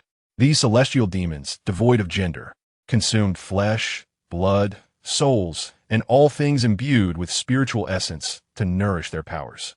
Their reproduction occurred when they absorbed too much spiritual essence, resulting in the division of their primordial spirits into new demons, thus perpetuating their lineage. Their insatiable greed led to their derision as heavenly locusts by the sages of the Tao court. In ancient times, had it not been for the compliance of the demon gods and their crucial role in the cosmic order, they would have been exterminated long ago, much like the elusive beings of the underworld. Why are there so many of these ghastly creatures? Everywhere she looked, various sizes of demons filled her vision. At this moment, even the young girl in green could not help but retract her drool and exclaimed, could it be that practitioners from the 6 sects of Demon Path are here performing a ritual to cultivate their powers?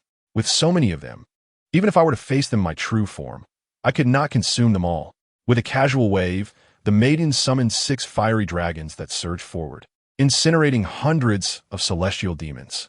However, after merely 100 paces, those 6 fiery dragons were torn apart by the overwhelming horde of demons, who devoured them without hesitation. There were no practitioners from the 6 sects of demon path summoning these demons. They were merely the remnants of her aunt's past transgressions. And it was no wonder that the esteemed Junyao of the Yuchun sect pursued her for 3,000 miles, surrounded by a mass of demons. No matter which direction she looked, the sight was equally terrifying. After flying several miles further without finding an escape, the maiden decided to halt, letting out a sigh as she drew forth a shimmering silver flying sword from her sleeve. With a swift motion, she dispatched several lurking celestial demons in the void. Then, she formed a sword gesture, channeling her inner energy into the sword, which radiated an even more menacing aura, akin to a celestial light breaking free from the earth, illuminating 100 paces with its chilling brilliance. The celestial demons, unable to withstand even a single clash, were cleaved into pieces and fell lifeless. In an instant, the surrounding demons were entirely purged, leaving the remaining ones hesitant and retreating. Though the demons were fierce and ruthless, they were still sentient beings, possessing emotions and desires, often more intense than those of mortals. The maiden's sword instilled fear within them, causing them to falter, yet their insatiable hunger soon overpowered their reason, and a few demons let out a roar, spurring the others to charge forward. Since their inception, they had been confined in darkness. Though they were fed blood daily, the portions were scant, hardly enough to satisfy their ravenous appetites. Today, for reasons unknown, the confinement had suddenly opened, and the ecstatic demons rushed to escape, drawn by the scent of spiritual essence, scattering into numerous groups. The blood and flesh of cultivators, enriched by spiritual energy, were considered the most delectable, even their emotions and desires more fulfilling than those of ordinary beings. Despite being momentarily intimidated, the lower-tier celestial demons could not endure hunger for long and soon charged forward once more. After a quarter of an hour, even the maiden's exceptional swordsmanship began to wane. After all, her spiritual form had only attained the cultivation of qi, and despite practicing the esteemed Zi Qing true qi of the AI clan, her energy was ultimately limited. The decree from the Tao Lord stated that her aunt had committed numerous wrongdoings, and it was only due to the protection of the AI clan that she was able to survive. Because of her association with her aunt, she was tasked with subduing the malevolent demon, and if she did not eliminate the evil manifestation her aunt had created, it would hinder her path in cultivation. With another sweep of her sword, she severed several celestial demons in midair. The maiden could not help but breathe heavily, her teeth clenched. The decree from the Tao Lord was not only peculiar, but absurd. It required her to venture into the southern domain to subdue the malevolent demon, while restricting her spiritual form to the qi cultivation realm, forbidding any treasures or artifacts, allowing only a few talismans for self-defense. Had it not been for the Tao Lord's special gift of the 10,000-mile viewing talisman, she would have suspected that the usually reckless old Taoist was intentionally setting her up for failure, leading her spiritual form to a needless demise. However, the 10,000-mile viewing talisman was not an offensive talisman either. The maiden could not fathom how her qi-based spiritual form could possibly subdue a demon so formidable that it could rival a Dongxian alchemist. The Tao Lord had summoned her with such urgency, yet her spiritual form had not even cultivated any Tao techniques. Otherwise, how could she have found herself in this predicament? Seeing that her inner energy was running low, the maiden dared not unleash her flying sword recklessly, instead opting to strike once more, transforming into 6 fiery dragons that soared into the fray. After another brief moment, her escape light had dimmed considerably, and despite her evasive maneuvers, she could not escape the relentless pursuit of the celestial demons. Gritting her teeth, determination flashed in her eyes, but before she could act, several bolts of lightning struck down, reducing dozens of celestial demons to ashes. When she looked up, she saw not far off Chun Hung stepping upon the clouds, with thunder and fire crackling above him, calmly approaching her. A plump young boy followed closely in his wake. "What a fine man. I misjudged you." The young girl in green, who had been resigned to her fate, suddenly rejoiced. You are indeed a person of loyalty and righteousness, coming to rescue us. Such gallantry. You must have a fondness for my lady. Excellent. I take it upon myself to betroth you to her. When you become a Tao Lord, do come and propose." Hearing the girl's nonsensical praises, Chun Hung merely smiled faintly, offering no reply. The maiden hesitated for a moment, her teeth lightly biting her lip, casting a glance at Chun Hung. In such a perilous situation, was he truly willing to risk his life to save her? One must understand that before the specter of death, even those bonded for hundreds of years could not display such resolute bravery as Chun Hung. Did he not feel any hesitation in his heart? The maiden's expression shifted, but before she could voice her thoughts, she saw from the direction Chun Hung had come. Thousands of celestial demons pursuing them like a tidal wave. What? The young girl's eyes widened in shock. This is no deliberate attempt to save anyone. It is evident that one is being relentlessly pursued by the celestial demons and cannot escape, seeking merely a companion to share the burden. To put it bluntly, it is akin to seeking a scapegoat. No wonder the junior brother remains silent. Guilt weighs heavily on his heart. The young lady's expression darkened as she cast a cold glance at Chun Hung, saying, "If you are to perish, so be it. But why must you drag me down with you into the abyss? You misunderstand, senior sister." Chun Hung finally spoke. He glanced back at the thousands of celestial demons in pursuit, then turned his gaze to the young lady, his demeanor unperturbed, merely sighing softly. "In the face of calamity, it is only right for us to weather this storm together. To speak of dragging one another down is rather ungracious." Chapter 59. The realm of infinite forms and true chi. Beneath the great celestial demons, there exist lesser demons, demon folk, demon offspring, demon grandchildren, demon envoys, and demon factions. Among others, should spirits serve the demons, they too become their accomplices. Their transformations are myriad, sometimes rising, sometimes falling, appearing or vanishing, gathering or concealing, flying amidst the clouds or lurking in emptiness, their colors shifting and their forms ever-changing. They embody a multitude of shapes, wreaking havoc upon the living, an embodiment of the calamities of the final tribulations, drawing upon the fortunes of the six heavens and congregating in the three realms, unleashing their malevolence and ensnaring the unwary, bringing forth disasters and obstructing the divine path. Though the celestial demons currently pursuing them are merely demon envoys and descendants, lacking formidable powers to shake the heavens or shatter mountains, the sheer number of ants can indeed bring down an elephant. Moreover, these celestial demons have long since lost any sense of hunger or thirst, displaying a ferocity that surpasses that of mere insects, attacking with a ruthless abandon, akin to risking their lives. The young lady halted her flight, extending her hand gently. Instantly, the silvery flying sword emanated a multitude of sword lights, cascading like torrential rain upon the celestial demons ahead. Those obstructing their path were either pierced through midair or shattered, their blood and flesh mingling with scales, leaving no trace of their forms. What are your intentions? Do you have a backup plan? She finally cast a cold, sidelong glance at Chun Hung, her tone tinged with hostility. Under Chun Hung's guidance, they had already traversed nearly 2 T-lights worth of distance towards the floating jade harbor of Dan Su Kingdom, unknowingly vanquishing countless celestial demons along the way. Yet, these creatures seemed inexhaustible. No matter how they attempted to shake them off, the demons relentlessly pursued. A sense of unease settled within the young lady. The celestial demons pursued them like rabid dogs, as if harboring deep-seated enmity. Even though the spiritual aura of the southern region could not compare with the other 4 regions and was often deemed a land of poverty, this was nonetheless the Su Du Tian of Donghanzhou. It was a place abundant with high-level cultivators, including not only the esteemed Zifu and Dongxian masters, but also numerous true immortals of the Golden Core and Yuan spirit realms. Yet the madness exhibited by these celestial demons suggested that the spiritual essence of the entire southern region had dimmed, shrouded in silence, as if all the chi cultivators had perished, leaving only a handful of mortals remaining in this world. What backup plan could I possibly have? For now, we must hasten towards the floating jade harbor. The Golden Valley Market is not far from here, and with so many demons causing havoc, that esteemed Huai Wu, the cave master, will not stand idly by. Chun Hung spoke in a calm tone. Above his head, the thunderfire lightning pearl pulsated incessantly, enveloping a three-zhang radius in a blaze of red and white flames, shining brilliantly. Any celestial demon that ventured into this fiery circle would be reduced to a cloud of black ash within moments, incinerated without a trace.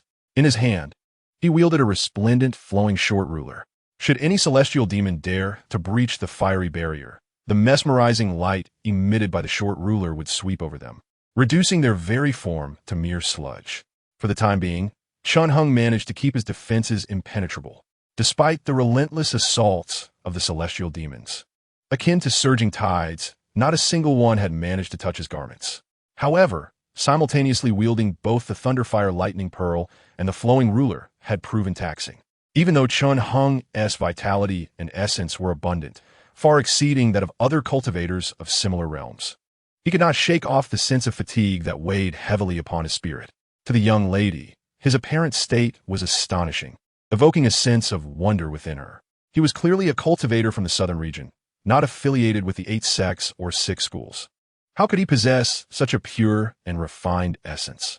What rank of true chi had he cultivated? Having traveled but 100 steps, with a flying sword yet to return, they were once again confronted with a sea of darkness, a swarm of celestial demons closing in. The young lady instinctively glanced at Chun Hung, observing him commanding the thunderfire and flowing light, her brow furrowing slightly. Due to the scarcity of spiritual essence in the southern region, no significant sects existed.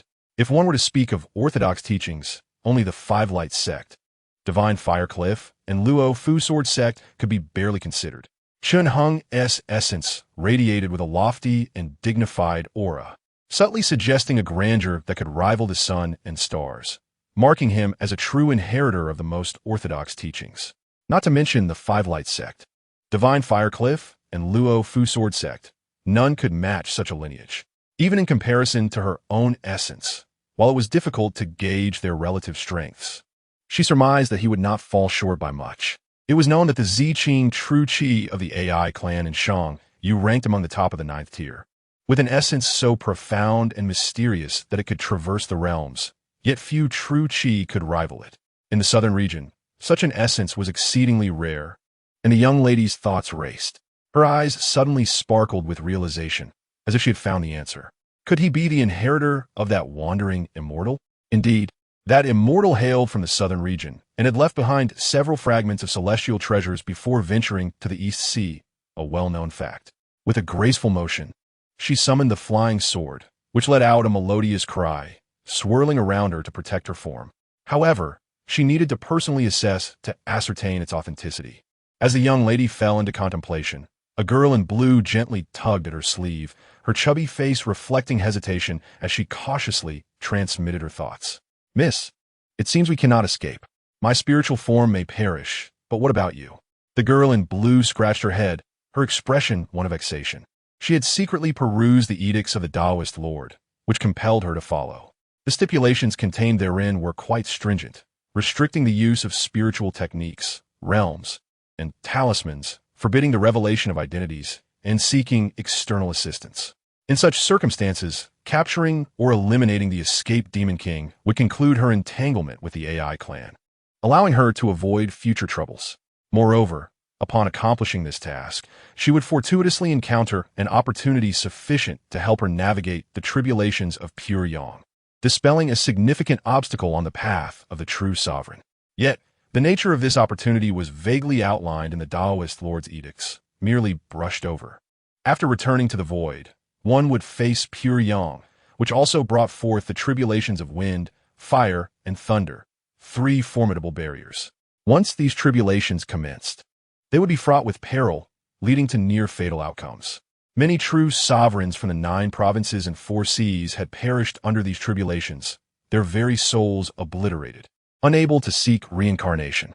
No matter how exceptional one might be, when faced with these tribulations, even the foremost disciples of the 8 sects and 6 schools would tread cautiously, remaining within their caves for centuries, honing their skills and powers, only daring to leave when they felt decisive or sensed an end to their progress, lest they invite divine retribution. Surviving such trials would naturally lead to a flourishing of one's cultivation, while failing would result in utter dissolution. Centuries ago, The presence of the revered Yushu Zhenjuan stirred the winds and clouds across the Jiuzhou and the four seas, embroiling the 8 sects, 6 clans, and 12 families in a whirlwind of chaos. Now, he finds himself ensnared within the confines of the Xiantian Majiao's cave, paralyzed by the calamities of the 3 disasters, unable to take a single step outside. The severity of these disasters is thus vividly illustrated. After subduing the malevolent Yin Shengma, a serendipitous opportunity arose, one potent enough to aid the maiden in overcoming one of the 3 disasters. The value of such a treasure is self-evident. The young girl in green, having stealthily glimpsed the decree, yearned to accompany her lady and assist her in devouring the malevolent Yin Shengma, thereby aiding her ascension. However, before she could step out of the mountain gate, her true form was ensnared by a vast hand of dark yellow, thrust into a birdcage. In desperation, she had no choice but to separate a fragment of her spiritual essence to follow. Yet this spiritual form was merely a manifestation of pure qi, devoid of any cultivation or even the bloodline of the Qingyao, entirely mortal in nature.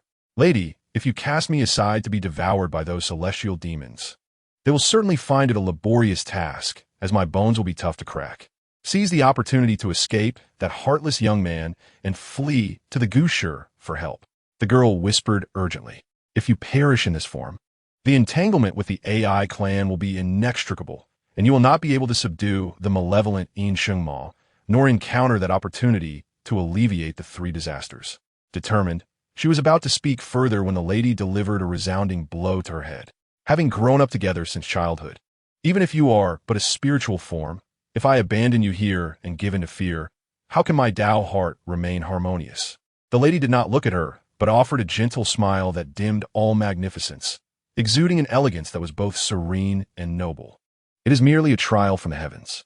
Even if I fail this time, is it truly destined that Wei Lingjiang cannot transcend the 3 disasters? If Jun Yao from the Yuchen sect could emerge as the champion of the last Dan Yuan conference, why can't I? Am I to be inferior to him? Lady, the young girl murmured. Meanwhile, Wei Lingjiang glanced at Chen Heng and softly remarked, amidst the cacophony of howls and chaos. Chen Heng pointed, and the thunderous pearl of fire erupted in brilliance, unleashing a devastating blow. A streak of red and white lightning surged forth, threatening to obliterate the entire area, crashing down and shattering nearly 100 celestial demons in its path, which instantly exploded into a mist of blood.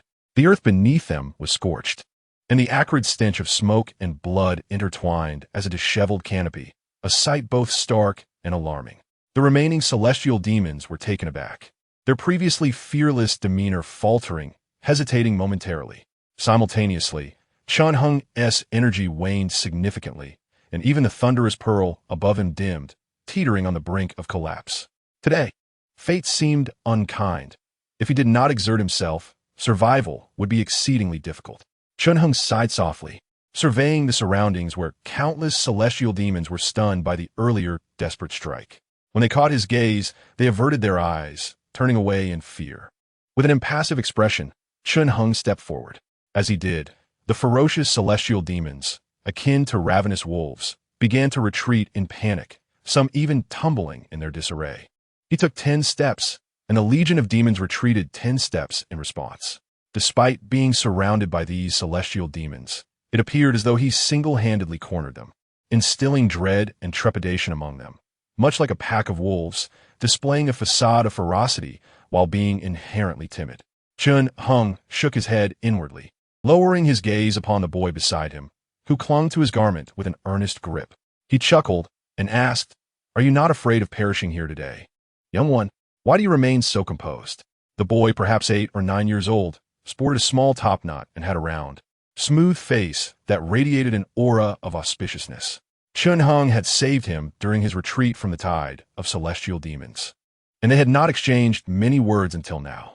Upon closer inspection, the boy's demeanor and attire were not typical of an ordinary child. Though his expression was somewhat dull, he exhibited remarkable composure amidst the gruesome scenes of celestial demons being mercilessly slaughtered, which was indeed a rarity. "Senior brother, I am not afraid. My grandfather once said, those who possess blood courage turn red with rage. Those with pulse courage turn blue. Those with bone courage turn pale.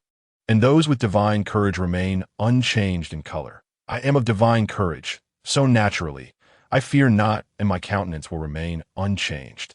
Chun Hung chuckled lightly, unable to suppress his applause. Moreover, you two remain unperturbed and fearless. The boy earnestly replied, if I were to weep and wail, would you not think less of me? But how old are you? Chun Hung could not help but laugh. Yet you have made an error. Though I appear composed, I too harbor fear within. He glanced around. The celestial demons could no longer contain themselves, sharpening their claws and salivating in anticipation. He muttered to himself, gently grasped the boy's collar, and tossed him towards Wei Lingjiang. Sister, please look after him and replenish his vitality. I must fight for my life now. He inhaled deeply, his eyes sparkling with determination, and unleashed a thunderous roar as he hurled a fist towards the multitude of celestial demons. In an instant, the air crackled with explosive sounds. A wave of terrifying energy surged forth, obliterating dozens of celestial demons mid-flight, reducing them to mere pulp. With a resounding boom, amidst the ensuing chaos, Chun Hung did not relent. His figure darted forth like a streak of light, plunging into the dense tide of celestial demons. Swinging his fists once more, a cloud of dust filled the sky, and witnessing Chun Hang's agile form soaring like a dragon amidst the throng of celestial demons, Wei Lingjiang's pupils contracted slightly. What kind of technique is this? A quarter of an hour later, Chun Hung, struggling to rise, straightened his back, producing a series of cracking sounds from his bones. The ground was littered with mangled corpses, and the overwhelming stench of blood was more potent than sulfur. You have charged into battle 7 times, yet all have been thwarted. Such physical prowess, even among those martial artists from other celestial realms who practice divine and demonic arts, is unparalleled. Chun Hung turned his gaze to Wei Lingjiang, who stood several dozen paces away, her radiant beauty contrasting sharply with the carnage. She met his gaze and remarked, yet it is futile. You cannot pierce through this tide of celestial demons to bring your vitality across for me to witness. Furrowing his brow, Chun Hung replied, I possess a method that can save both you and us. Wei Lingjiang gestured, transmitting her thoughts. Do not conceal it. You have acquired the celestial scriptures left by Yin Shi Zhenren in the southern region. And the true qi you are currently cultivating is the low-grade true qi of the 9th stage, is it not? Chun Hung hesitated momentarily. What are you talking about? He shook his head.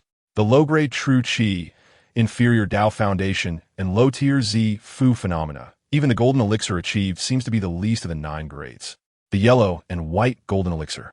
Yet in the end, it still attained the Yuan Shan Dharma form, and even opened up the Shunlai Biyun Source Cave in the Eastern Sea, on the verge of stepping into the realm of the true monarch. Such peculiar tales as those of Yin Shi Zhenren are few and far between, even over the course of countless years across the Jiuzhou and 4 seas. Wei Lingjiang understood.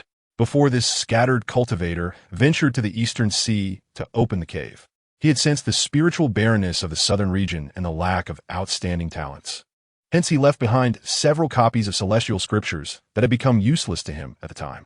Among them was the great Wu Xiang Chong Rong, true qi cultivation method passed down by Kong Kong Daoren.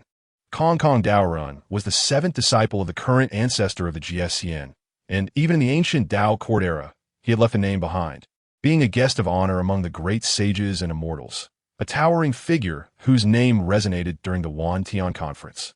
The grand and formless constant fusion of true qi he created is a result of his meticulous observation of several great deities, studying their transformations and the abilities they exhibit while manifesting the essence of all beings, drawn from the void of formlessness, embodying the notion of reality and illusion.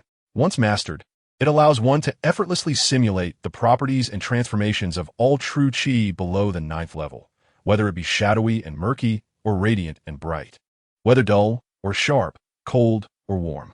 A myriad of transformations and countless attributes emerge. Even if one is merely in the realm of qi cultivation and has not yet attained true qi, if they practice the grand and formless constant fusion of true qi, their innate breath will inevitably imbibe a trace of the formlessness of great symbols and the namelessness of the Tao, which is truly extraordinary.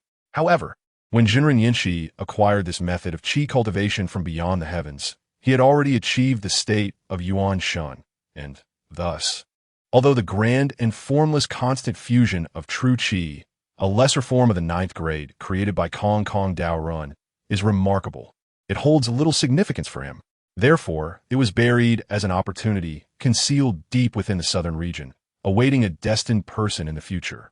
Wei Lingjiang's knowledge of these matters stems from the celestial texts left by Zhenren Yinshi in the southern region, as she fortuitously unlocked one of them. Although she was not destined to witness the cultivation methods of the grand and formless constant fusion of true qi, she did acquire two majestic Bixia Huangsu cloud chariots and a technique known as Sanjing Lianxing Shu. The Bixia Huangsu cloud chariot is classified among magical artifacts, surpassing talismans. Once activated, it can not only instantaneously traverse thousands of miles, but also descends with a cascading mist, possessing an unparalleled protective capability, such that even a golden core true person would find it laborious to breach. While the Bixia Huangsu cloud chariot is impressive, it remains ordinary to Wei Lingjiang. However, the Sanjing Lianxing Shu is of a different caliber.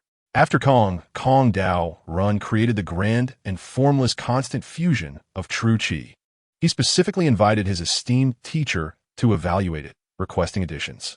The ancestor of the robbery immortals, unable to refuse, personally devised the Sanjing Lianxing Shu to complement the grand and formless constant fusion of true qi. The grand and formless constant fusion of true qi can simulate the properties and transformations of all true qi below the ninth level, which is indeed commendable. Yet, this form of true qi has its shortcomings. While it can imitate every type of true qi below the ninth level and employ their unique properties and transformation methods, it cannot replicate the distinct qi essence of each true qi, unlike the true De Zai Tian Mo Wang, who can change at will and elude other scrutiny. However, the Sanjing Lianxing Shu compensates for this deficiency. After all, it originates from the hands of the ancestor of the robbery immortals, and even advances further. Once combined with the grand and formless constant fusion of true qi, it not only simulates the unique qi essence of various true qi, but also extends beyond true qi essence. With sufficient cultivation, it can replicate the qi essence of flora, fauna, metals, stones, and even mountains and seas with utmost precision. If paired with a method for physical transformation, it would be as if a true De Zai Tian Mo had descended into the world. Even cultivators of a significantly higher realm would struggle to discern the truth unless they possess extraordinary Dao attainments. However, the Sanjing Lianxing Shu is ultimately designed to complement the grand and formless constant fusion of true qi, addressing its shortcomings, and was specifically created for this purpose by the ancestor of the robbery immortals. It is not merely an independent technique or divine ability. Without practicing the grand and formless constant fusion of true qi, one cannot shift the qi or attain the methods within the Sanjing Lianxing Shu. This is also why Zhenren Yinshi, despite acquiring the original grand and formless constant fusion of true qi in Sanjing Lianxing Shu from beyond the heavens, did not truly cultivate them, but rather kept them as opportunities in the southern region. Even if these two forms are extraordinary, they are not worth him abandoning his Yuan Shan cultivation. At most, he could imprint a copy for his avatar's use. Wei Lingjiang's spiritual body, rooted in Zi, Qing, true qi, naturally cannot cultivate the Sanjing Lianxing Shu and conceal the qi essence. After hearing Wei Lingjiang's words, Chunheng subtly furrowed his brow before shaking his head. He naturally could not disclose his foundational qi cultivation techniques to this chance acquaintance. Furthermore, the opportunities from Zhenren Yinshi and the grand and formless constant fusion of true qi are even more illusory. The Taishu Yuan Zhen and the grand and formless constant fusion of true qi do not seem to belong to the same category. As for opportunities, aside from the golden cicada, the first true opportunity upon arriving in this world was indeed the killing of the Yangshan Dao Run, from which he obtained the Lei Hua Pai Li Yuan Zhu, a mid-grade talisman. Yet, his shaking of the head appears to Wei Lingjiang as a hint of guilt for possessing a treasure. In an instant, with a sound akin to a dragon's roar and a tiger's howl, the celestial demon, standing between them, was shattered. Blood surged forth like a fountain. In truth, what I practice is not the grand and formless constant fusion of true qi, nor have I ever received any celestial opportunities from Zhenren Yinshi. It seems you would not believe me. Chun Hung glanced at Wei Lingjiang, who had taken this opportunity to draw closer, and shook his head. Do not expect me to use my innate breath to aid your recovery. A wisp of breath, as light as smoke, flew from his palm. Unless one scrutinized closely, it would seem to vanish. Even Wei Lingjiang, with her qi cultivation, was nearly taken aback. She shot Chun Hung a fierce glare, coldly capturing that wisp of breath in her hand, and upon probing with her mind, she hesitated. The essence of the innate breath is indeed vast and profound, clearly emanating from the orthodox teachings of the Shinmen. Yet, within it, there lies not merely formlessness, but also a vaguely discernible, ineffable, and profound meaning. It is as if it arises from an expansive void, stretching across the six extremes, where yin and yang are born. This must surely be the grand and formless constant fusion of true qi, thought Wei Lingjiang, feeling a twinge of anxiety. After all, she had never witnessed what the grand and formless constant fusion of true qi truly looked like, only having seen descriptions of it in the Sanjing Lianxing Shu. Regardless, she thought, Wei Lingjiang bit her lip and suddenly turned to Chun Hung. Listen closely. I wish to impart a divine ability to you. Chun Heng's expression remained unchanged. Seeing him so nonchalant, Wei Lingjiang, being exceptionally intelligent, recalled his actions since their meeting and, upon reflection, guessed his thoughts. Do not worry, it is free of charge. Unable to suppress a cold laugh, Wei Lingjiang responded. I will impart a technique to you without any cost and will not seek recompense afterward. Nor will I disclose your foundation to anyone. This matter will remain between you and me. What do you say? These words were transmitted to him with a voice that resonated like thunder. Please, sister, take an oath. Chun Hung smiled upon hearing this. Wei Lingjiang fell silent, looking at him, about to swear, when Chun Hung suddenly spoke again. I'm in a Tao oath, he clarified. Once the Tao oath is made, the heavens and earth resonate, binding one's heart and blood. If one breaks it, the lightest consequence is the loss of spirit and soul, and the heaviest is a severe blow to one's Tao cultivation. Only those qi cultivators who have opened the bridge between heaven and earth can invoke the heavens to bind such oaths. Wei Lingjiang formed a hand seal, her expression impassive. I am willing to take the oath. However, after she finished speaking, she did not rush to continue, but suddenly gazed at Chun Hung with a beaming smile, her sparkling eyes unwavering, reminiscent of a gentle spring stream, with green leaves and blooming flowers on both banks, profoundly beautiful. Sister, why are you looking at me? It is your turn. Me? It is time for you to take the Tao oath. Wei Lingjiang spoke calmly. Now that you have received my technique, you must do your utmost to assist me in escaping. You cannot remain indifferent while I perish in this onslaught of celestial demons. Sister, do you not trust me? Chun Hung raised an eyebrow ever so slightly. Wei Lingjiang, uninterested in replying, chose to remain silent. I trust you as much as I trust a ghost. With your handsome facade, are filled with ulterior motives, a young girl in blue muttered softly. The moment those words were spoken, everyone but Chun Hung couldn't help but chuckle. Even the corners of Wei Lingjiang's lips lifted slightly. Despite being ensnared in the tempest of celestial demons, their lives hanging by a thread, the atmosphere suddenly felt harmonious, as if the sky was high, the sun warm, and the breeze gentle. Very well, I pledge my oath, Chun Hung sighed, forming a hand seal and issuing his vow. Even if Wei Lingjiang had no intention of this, he himself was not inclined to escape alone. In this seemingly endless tide of celestial demons, without a companion to shield him, he feared he might not even have time to recover his embryonic breath. Once his strength waned, he would be swallowed whole, leaving not even bones behind. Despite his extraordinary Tai Suyu body, Chun Hung dared not gamble on this slender thread of hope. If the moment truly arrived when all was lost, the oath merely required an effort, and once his strength was exhausted, it would not be deemed a breach of the vow. This technique, established by the current ancestor of the Jiesian, once merged with the true qi of the Kong Kong Daoron, could conceal one's aura and obscure the perception of others. Though he practiced qi, the embryonic breath did indeed bear some affinity to this nature. The silver-white flying sword danced like a dragon around the four of them, emitting a chilling radiance. Any celestial demon that dared approach was instantly cleaved in two by its light.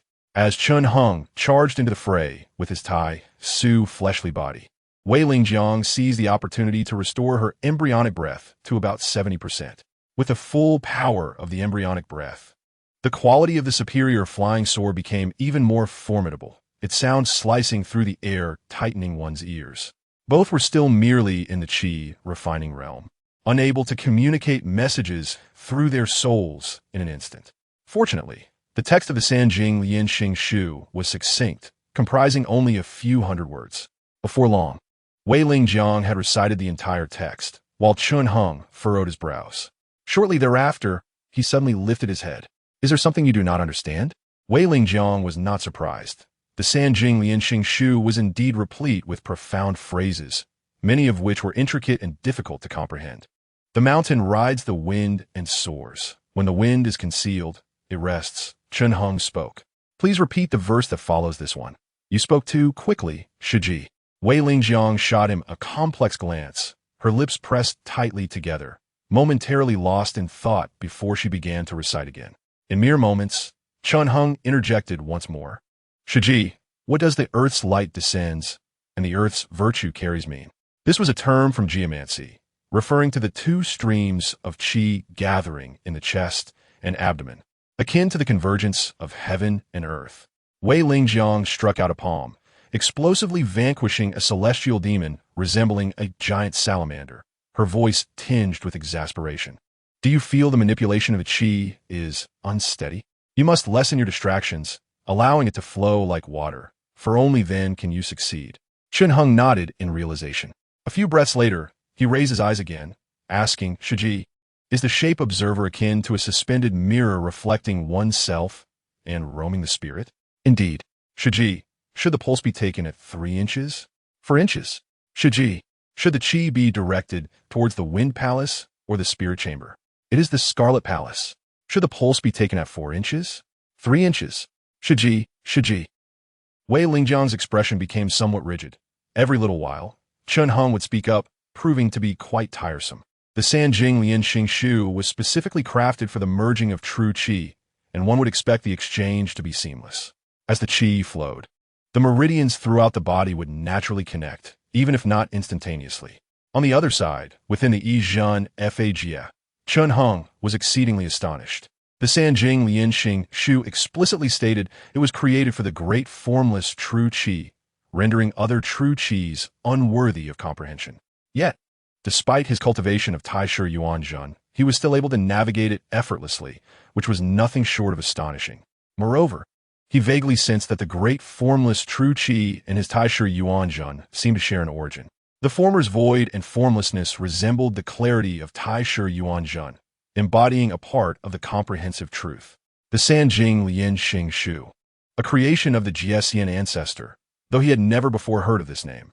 He presumed it was a respectful title for a significant figure in the immortal path. As for the great formless true qi, it was the result of Kong Kong Dao Ren's efforts. Yet Taishu Yuanzhen could still. Chun Hung fell silent for a moment. Did this imply that Taishu Yuanzhen was a creation of that Jiesian ancestor, or was it the work of Kong Kong Dao Ren? Perhaps it was a joint effort of both. Yet his qi refining technique was clearly named Shun Wushu Hua Dao Jun Shua Tai Shi Yuanzhen Jing. What connection did the Dao Jun have with these two figures? A whirlwind of thoughts swirled in his mind. Well, he pledged his oath to Wei Lingjiang. He had intended to obtain a technique for free, which would indeed be a pity to forego. Little did he expect such a turn of events. He suppressed his thoughts, clearing his mind of distractions, and continued to meditate on the technique. Outside the Yizhan Fagia, Wei Lingjiang was already slightly breathless. The spirit of her flying sword diminished significantly. Trapped in this tide of celestial demons, even with 10-fold or 100-fold of embryonic breath, it would ultimately be depleted. Not to mention the 3 burdens surrounding her, relying solely on her strength to sustain them.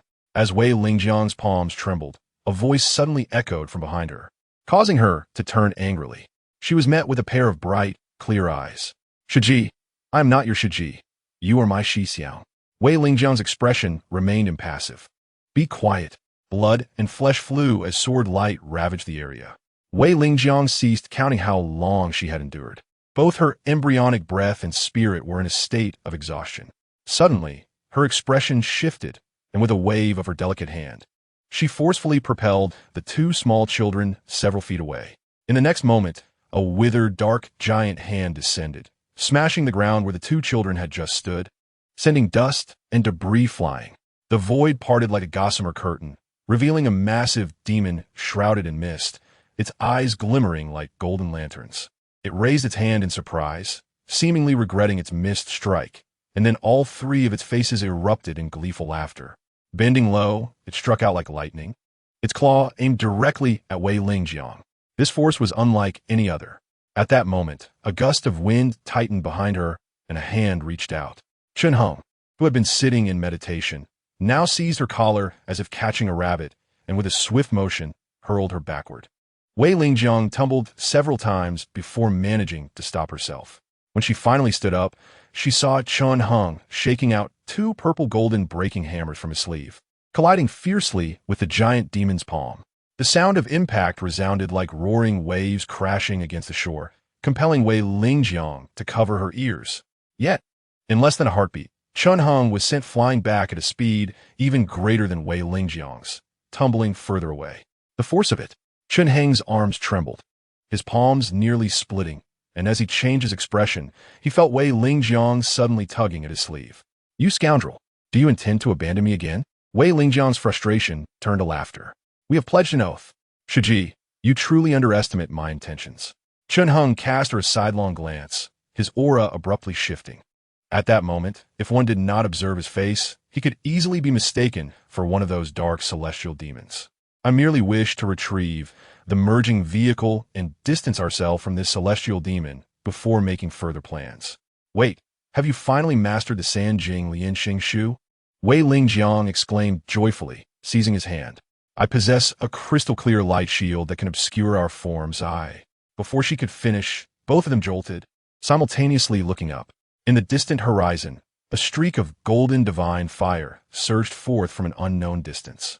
The surrounding celestial demons were instantly vaporized, unable to utter a sound of lament. The entire southwestern sky blazed in gold and crimson, resembling a sea of flames.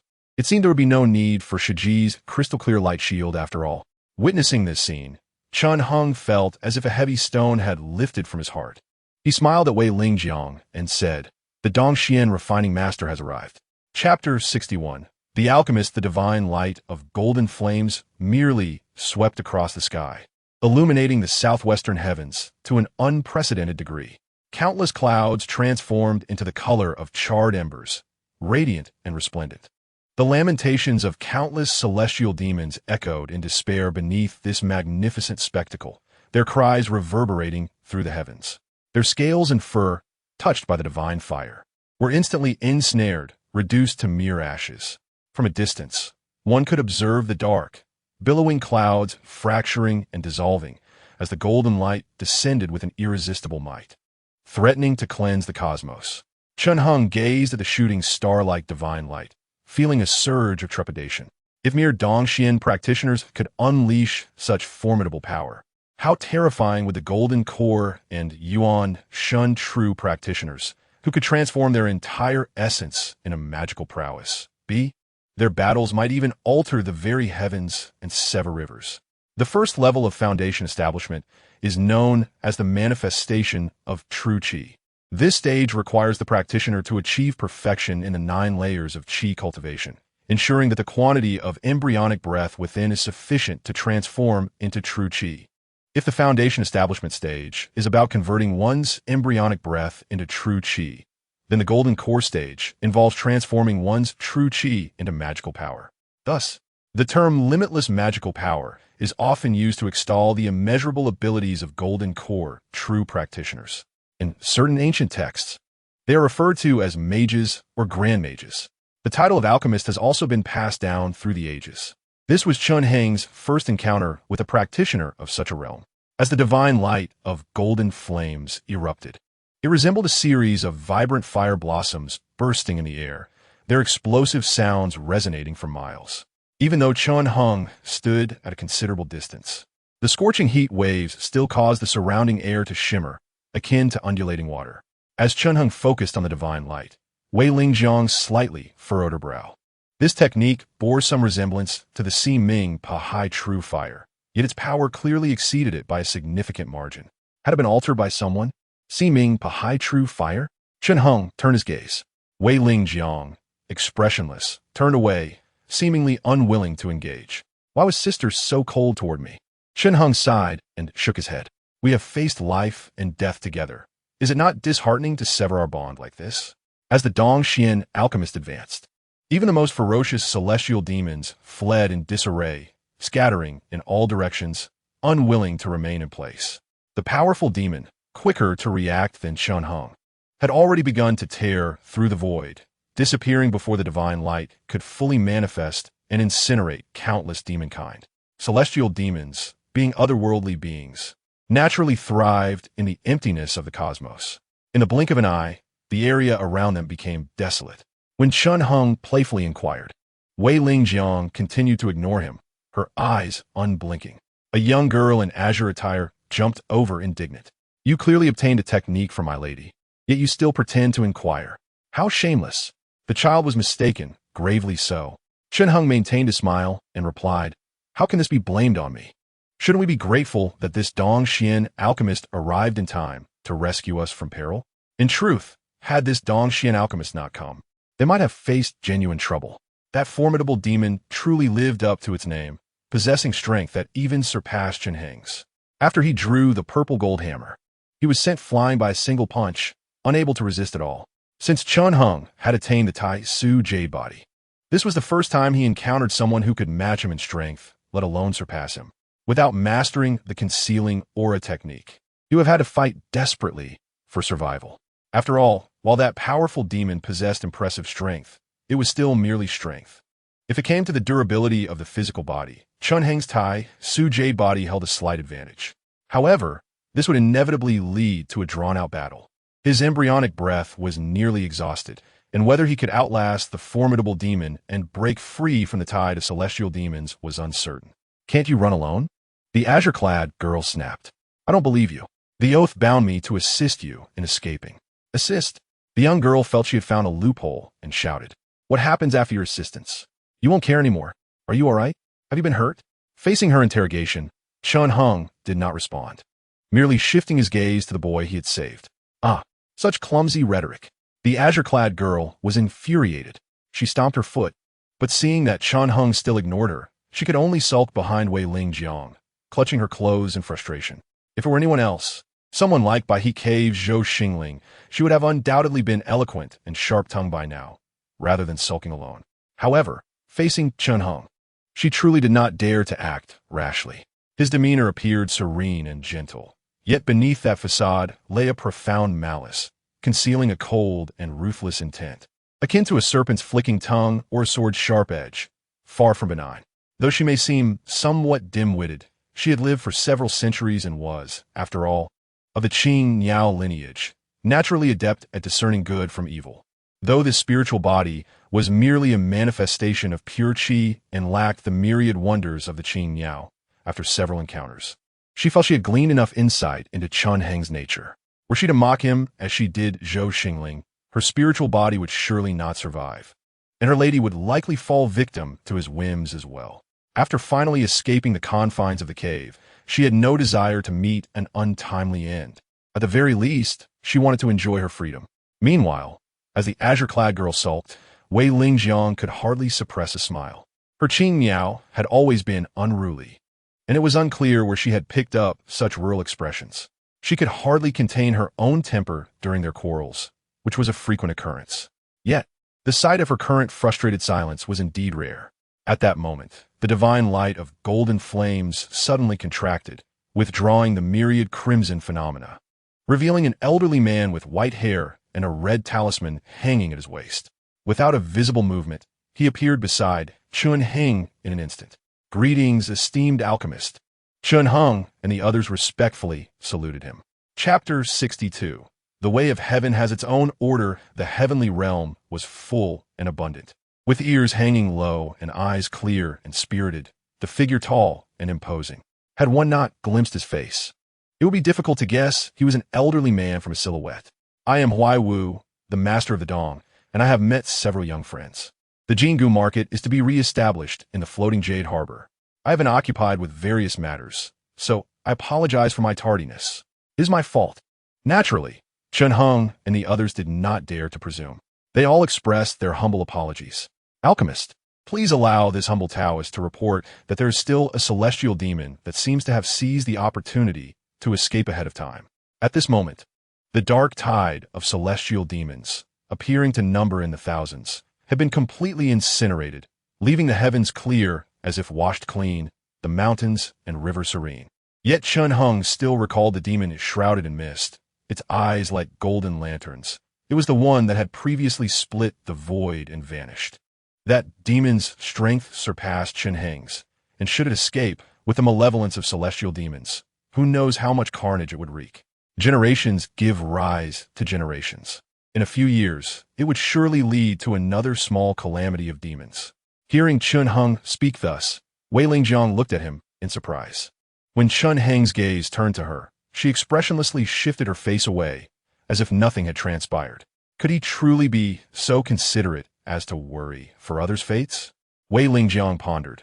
It is not surprising that the Tianma possesses a violent temperament, always eager for vengeance. He must be concerned that the powerful might seek revenge after escaping, prompting him to speak to this Huaiwu Dongzhu.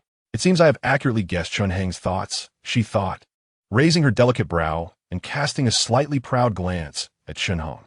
This young Taoist possesses a kind heart, reminiscent of the old Taoist in his youth.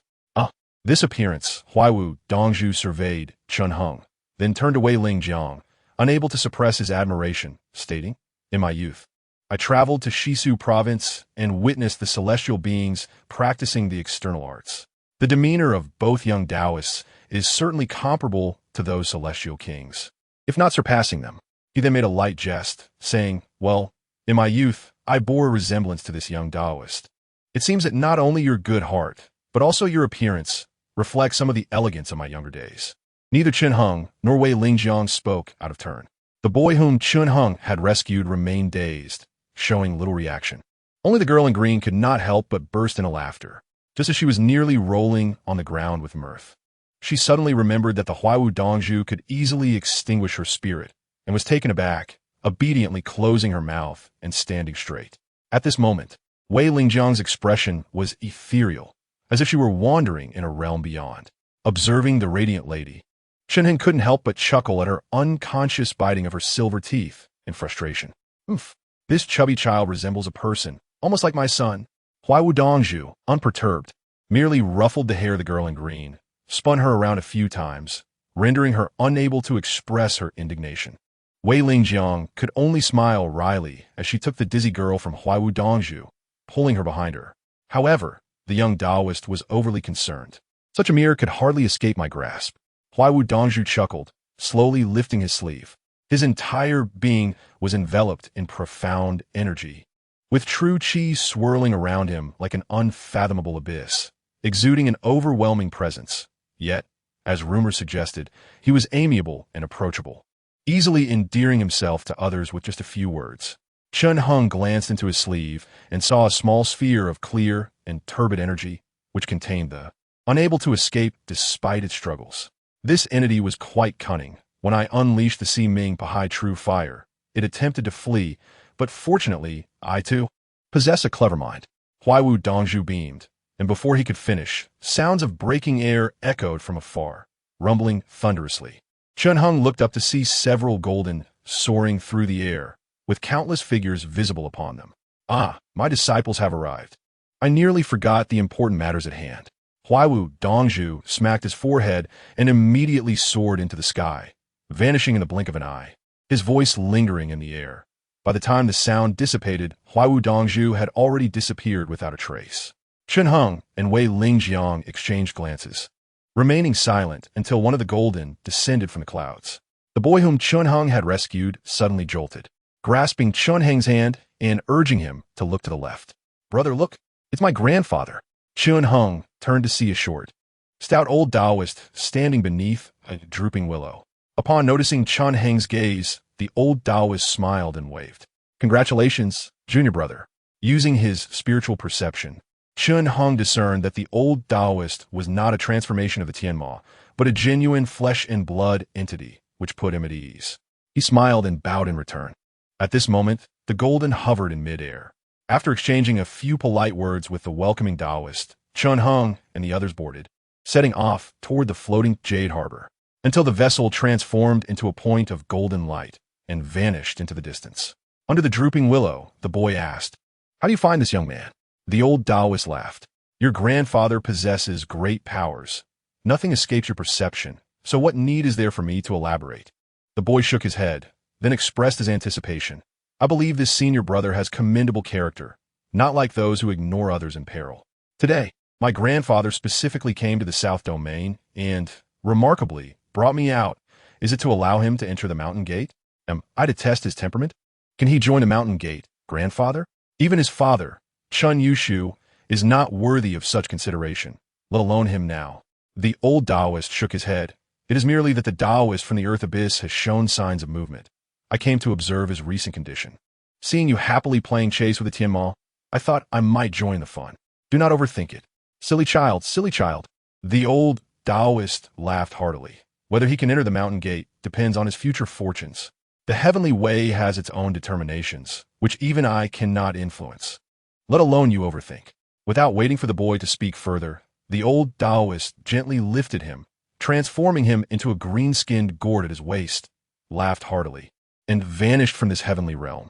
As the old Taoist departed, nearly 10,000 ordinary folk and scattered practitioners suddenly appeared beneath the willow. They bewilderedly rose from the ground, unaware of how they had come to be there. Wei Lingjiang's earlier conjecture was not unfounded. The reason the Tianma relentlessly pursued them like mad dogs was simply because all the beings along the way had been taken by the old Taoist. She and Chun Hung were the only ones with spiritual essence that the Tianma had encountered since regaining their freedom. On the other side, within the golden, Wei Lingjiang observed Chun Hung seated on the mat beside her, hesitating to speak. After a moment of contemplation, she finally opened her mouth. "Hey," she said. Chapter 63, Floating Jade Harbor. The day was gradually darkening, and myriad rays of sunset light spread out, the red glow swirling and intertwining, shimmering with extraordinary beauty, resembling a piece of exquisite brocade, so striking that one could hardly tear their gaze away. Not far away, the person on the mat was equally radiant. Hearing Wei Lingjiang's voice, Chun Hung slightly turned his head, his expression remaining as unchanging as ever, devoid of any fluctuation. "Your Taoist skills remain unchanged. Do not harbor any thoughts, senior sister." The tone in which he spoke bore no emotion, akin to a long-dried wellspring, naturally unable to stir any waves. Wei Lingjiang was momentarily speechless, unable to refrain from casting a white glance at Chun Hung. Her delicate fingers instinctively clenched into fists, her blood surging. Therefore, aside from fellow disciples, they were surrounded by various attendants, Taoist soldiers, and spirit beasts. All were either humble and polite or deeply respectful in her presence. Even the elders of the sect, considering her family background and talents, treated her with considerable favor. Yet, she had never encountered someone like Chun Hung. He was simply impervious to both soft and hard approaches, solely fixated on personal gain, utterly detestable. "I did not intend to discuss Taoist arts with you." Wei Lingjiang maintained a straight face and transmitted her thoughts. "Do you not find it strange? Why did that group of Tianma fixate on us? They are a swarm, dwelling on the spiritual, with the vastness of the South Domain. Why must it be us?" "What do you mean, senior sister? I'm merely curious. Not to mention the ancient Great Formation, even the barrier of Qi should be sufficient to block the demon lords and gods. How did those lower-tier Tianma infiltrate the South Domain?" Wei Lingjiang frowned. "You're also a person of the South Domain. Have you seen any traces of Tianma in these years?" "I have not. Today is the first time I have witnessed it with my own eyes." Chun Hung rose solemnly, earnestly inquiring, "However, what is the barrier of Qi that senior sister speaks of? What are the demon lords and gods? Can their cultivation be compared to that of Jin Dan and Yuanshan real people?" Wei Lingjiang felt somewhat helpless, realizing she was inquiring from a blind spot. She wished to end the topic, but, glancing at his dark, profound eyes, turned her face away, avoiding his gaze, and answered his questions thoroughly.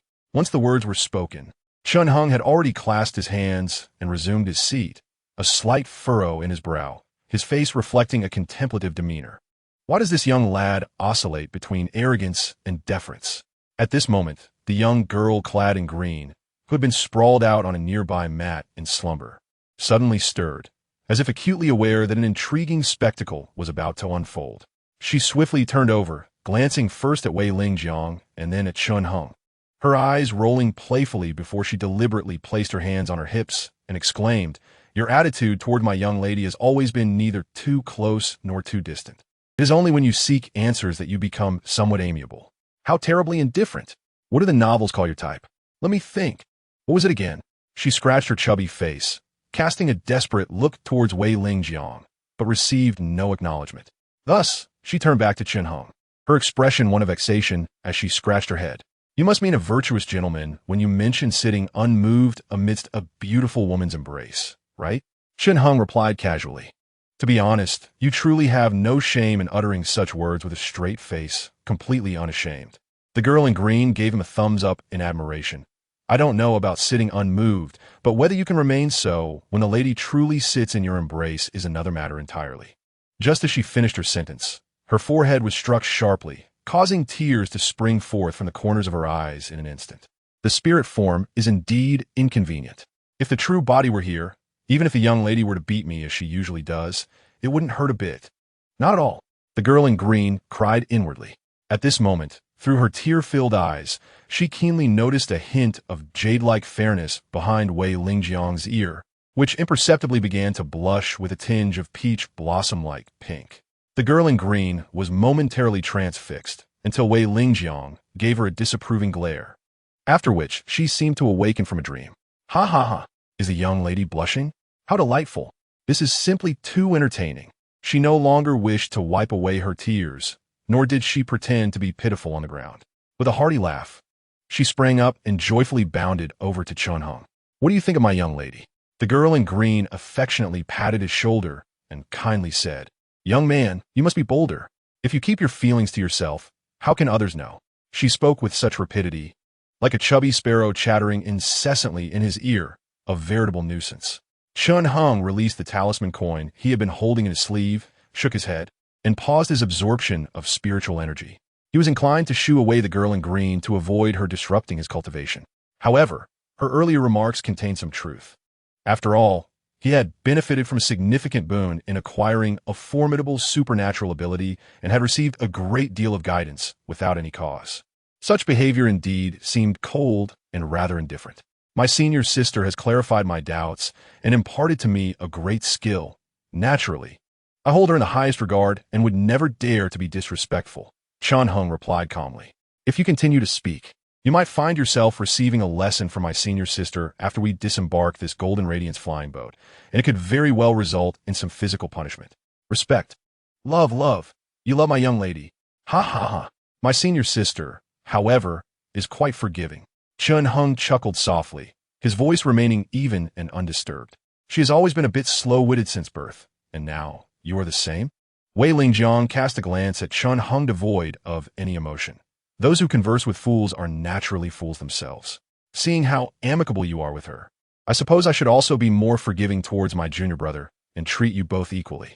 "Thank you, but my senior sister has already been sufficiently forgiving towards me," Chun Hung replied, quietly lifting his gaze, a hint of a smile playing on his lips. In the twilight's crimson glow, the young man with long, dark hair and a visage as exquisite as jade gazed back at him with a smile, sitting upright with an elegant posture, his snowy white attire evoking the grandeur of majestic mountain. This man always bore an air of aloofness and detachment, akin to the heavy cold dew of early spring, making it difficult to approach him based solely on his expression. Now, as he rarely smiled, it seemed as if the snow on spring mountains was melting, exuding a silent warmth that could ensnare one's heart. Wei Lingjiang exchanged glances with him for a moment, lightly huffing in her heart, remaining unmoved. My junior brother would never forget. Chun Hung clasped his hands. Meanwhile, the laughter of the girl in green grew increasingly boisterous, echoing throughout the room. As she rolled around, she murmured phrases like elopement and son-in-law, igniting a flare of unnameable anger within Wei Lingjiang.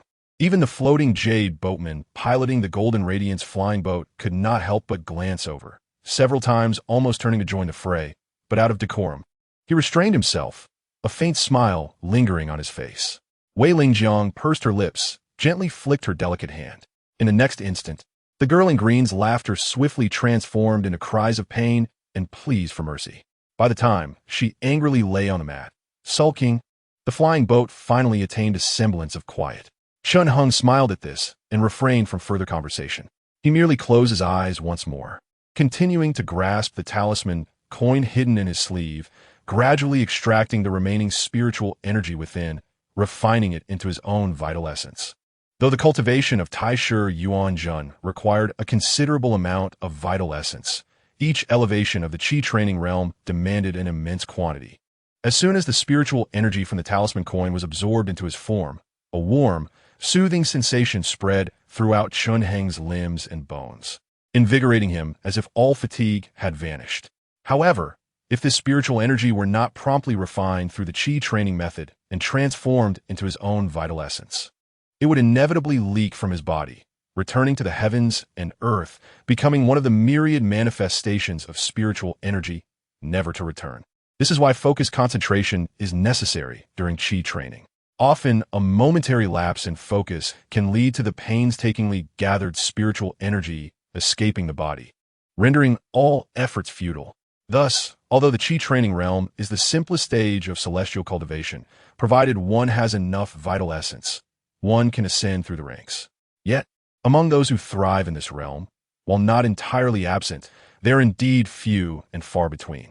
Gathering energy and cultivating Qi are the two significant hurdles within this domain.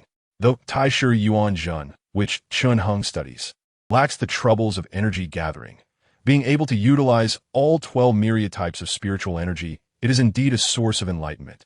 Overseen by all true beings, he still underwent considerable trials within the realm of true unity before finally mastering his instincts and thoughts, enabling him to respond with ease and act naturally. Even now, with divided attention, he would not allow any errors in the Qi cultivation process, much less permit the spiritual energy to leak from his body. Observing the faint spiritual energy swirling around Chun Hung, intertwining and ceaseless, his energy resonating with a delicate balance. Following an intricate rhythm, it resembled the ebb and flow of breath. Wei Lingjiang, recognizing that he was currently engaged in Qi cultivation, chose not to disturb him. Softly closing her bright eyes and entering a meditative state herself. Meanwhile, on the mat, the girl, feigning anger, suddenly lifted her head, stealthily glancing at the two in meditation, a grin spreading across her face. Just as she was about to burst into laughter, Wei Lingjiang's voice suddenly struck her like a bolt of lightning. Qing Ji, if you continue to be mischievous, you could forget about having anything to eat, not even your true form in the cave, at least for 50 years. The girl named Qing Ji stared wide-eyed in disbelief, sprinting over to Wei Lingjiang's side. After several moments, seeing her young lady ignore her, she sighed deeply, filled with boundless regret. Truly ungrateful. I was merely trying to help you facilitate a good match, yet you grew angry. It seems my young lady was far more endearing as a silly child than she is now that she has grown up. Qing Ji muttered softly. Isn't the Qing Niao simply helping to tie the red thread? I feel my young lady's temperament will prevent her from ever having a partner in this lifetime, rendering all my skills utterly useless. Such a waste. At this moment, Wei Lingjiang's sleeve subtly stirred. Qing Ji jumped in surprise, quickly covering her forehead and crouching down. After a prolonged silence, seeing that she had not been punished, she leaped back onto the mat, continuing her skyward slumber. An hour later, the golden radiance flying boat suddenly trembled in midair before slowly descending from the clouds. The sound of this tremor caused both Chun Hung and Wei Lingjiang to simultaneously open their eyes and rise from the mat. As the Taoist of Fuyubo, with the golden misty boat in hand, entered the cabin, a broad smile illuminated his dark visage as he respectfully bowed to the two individuals present. Esteemed Taoist friends, I apologize for the wait. Please direct your gaze below. We have now arrived at Fuyubo. Is this indeed Fuyubo? Upon surveying the scene, one beheld an expanse of azure waves, a vast lake nestled between heaven and earth, stretching endlessly into the horizon. The water shimmered with a radiant brilliance, flanked by verdant hills and gentle slopes that were pleasing to the eye. This was not merely a lake. It resembled an infinite sea, vast and boundless. akin to an ocean. Scattered throughout the lake were hundreds of islets, resembling stars strewn across the cosmos. From a distance, it was evident that those islets were adorned with pavilions and towers of various designs, embellished with flags and other decorative items, indicating bustling marketplaces and shops. Although the Jingu market had yet to be officially established, the islets were already teeming with pedestrians, filling the streets to capacity. Above, flying boats and towering ships glided gracefully, their radiant lights flickering in an enchanting display, accompanied by the sounds of laughter and merriment, creating a truly vibrant atmosphere. The Jingu market was set to be reconstructed in half a month's time. Dear Daoist friends, among the hundreds of islets below, many have already been occupied by merchants and traders. Should you require anything, you are likely to find it there. The Daoist of Fuyubo appeared quite pleased, adding, "Do not forget the time of the grand event in half a month. I have heard that many prominent sects, including Xianjin Sect, Lianyan Mountain, and Baihe Cave, will be sending representatives. It should be a grand gathering of cultivators indeed." Recalling the vastness of Fuyubo, Chun Hung remarked with a smile, "Today's view has truly opened my eyes. While Fuyubo is grand, it has never appeared this extensive. It is due to the relocation of numerous mountains by our master and mistress that such splendid scenery has emerged." At that moment, the Taoist of Fuyubo suddenly slapped his forehead, as if recalling something of great importance. I almost forgot my master's instructions." He retrieved 2 small wooden boxes from his chinquan bag and extended them. Chun Hung and Wei Lingjiang exchanged a silent glance, pausing for a moment but refraining from accepting them. "We have yet to achieve any merit. It would be inappropriate to accept such gifts," Chun Hung said with a courteous smile.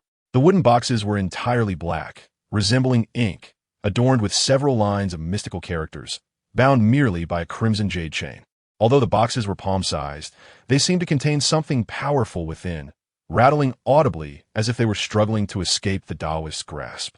Crafted from 100-year-old Inhuai wood, with jade essence stabilizing their contents, these boxes contain precious pills, a sophisticated method of refining and nurturing elixirs. Wei Lingjiang's beautiful visage revealed a hint of astonishment as she remarked, "The 2 items require a continuous cycle of inhalation and exhalation, maintaining harmony of spirit. When the qi is abundant, one may breach the barriers to elixir formation. I have heard tales of the master of Huai Wu's remarkable abilities, commanding 3 major malevolent spirits to repent. Yet I was unaware he possessed such profound alchemical techniques. I stand in awe." The Taoist, his complexion darkened with surprise, expressed, "Your discerning eye is commendable. It is clear you are well-versed in Taoist texts. I cannot compare." He then clarified, "However, this is not the work of my master. He has never engaged with the alchemical cauldron. This is the handiwork of my mistress." Yuchan's sect? Chun Hung was taken aback. Is it truly one of the 8 sects and 6 schools? How could the Dragon Palace of the EC be so closely aligned with such a mystical force? Even one of their generals has the opportunity to enter the Yuchan sect to learn? Ling Zhao Xianing. Does that title not sound grand? I wish to adopt a name of similar stature. Qing Ji's eyes sparkled, but soon her expression darkened as a thought seemed to strike her. Wait, is it that one? Could he? Before she could finish, Wei Lingjiang, with an impassive expression, pinched her chubby face, contorting it into a goldfish-like shape, rendering her speechless. What seems to be the matter with this young lad? The Taoist appeared somewhat perplexed, observing Qing Ji's bubble-blowing antics with a sense of amusement. Nothing of consequence. Her condition has flared up again.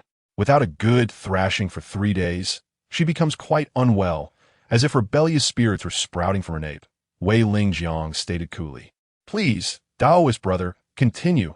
I have never heard of these secrets and am quite curious." "Not at all. If you're not bothered by my rambling, I shall indulge in a few more words." The Taoist of Fuyubo beamed with delight, feeling a sense of pride that the tales of his sect were so captivating. Chun Hung, having never encountered such stories, was equally intrigued, willing to broaden his horizons.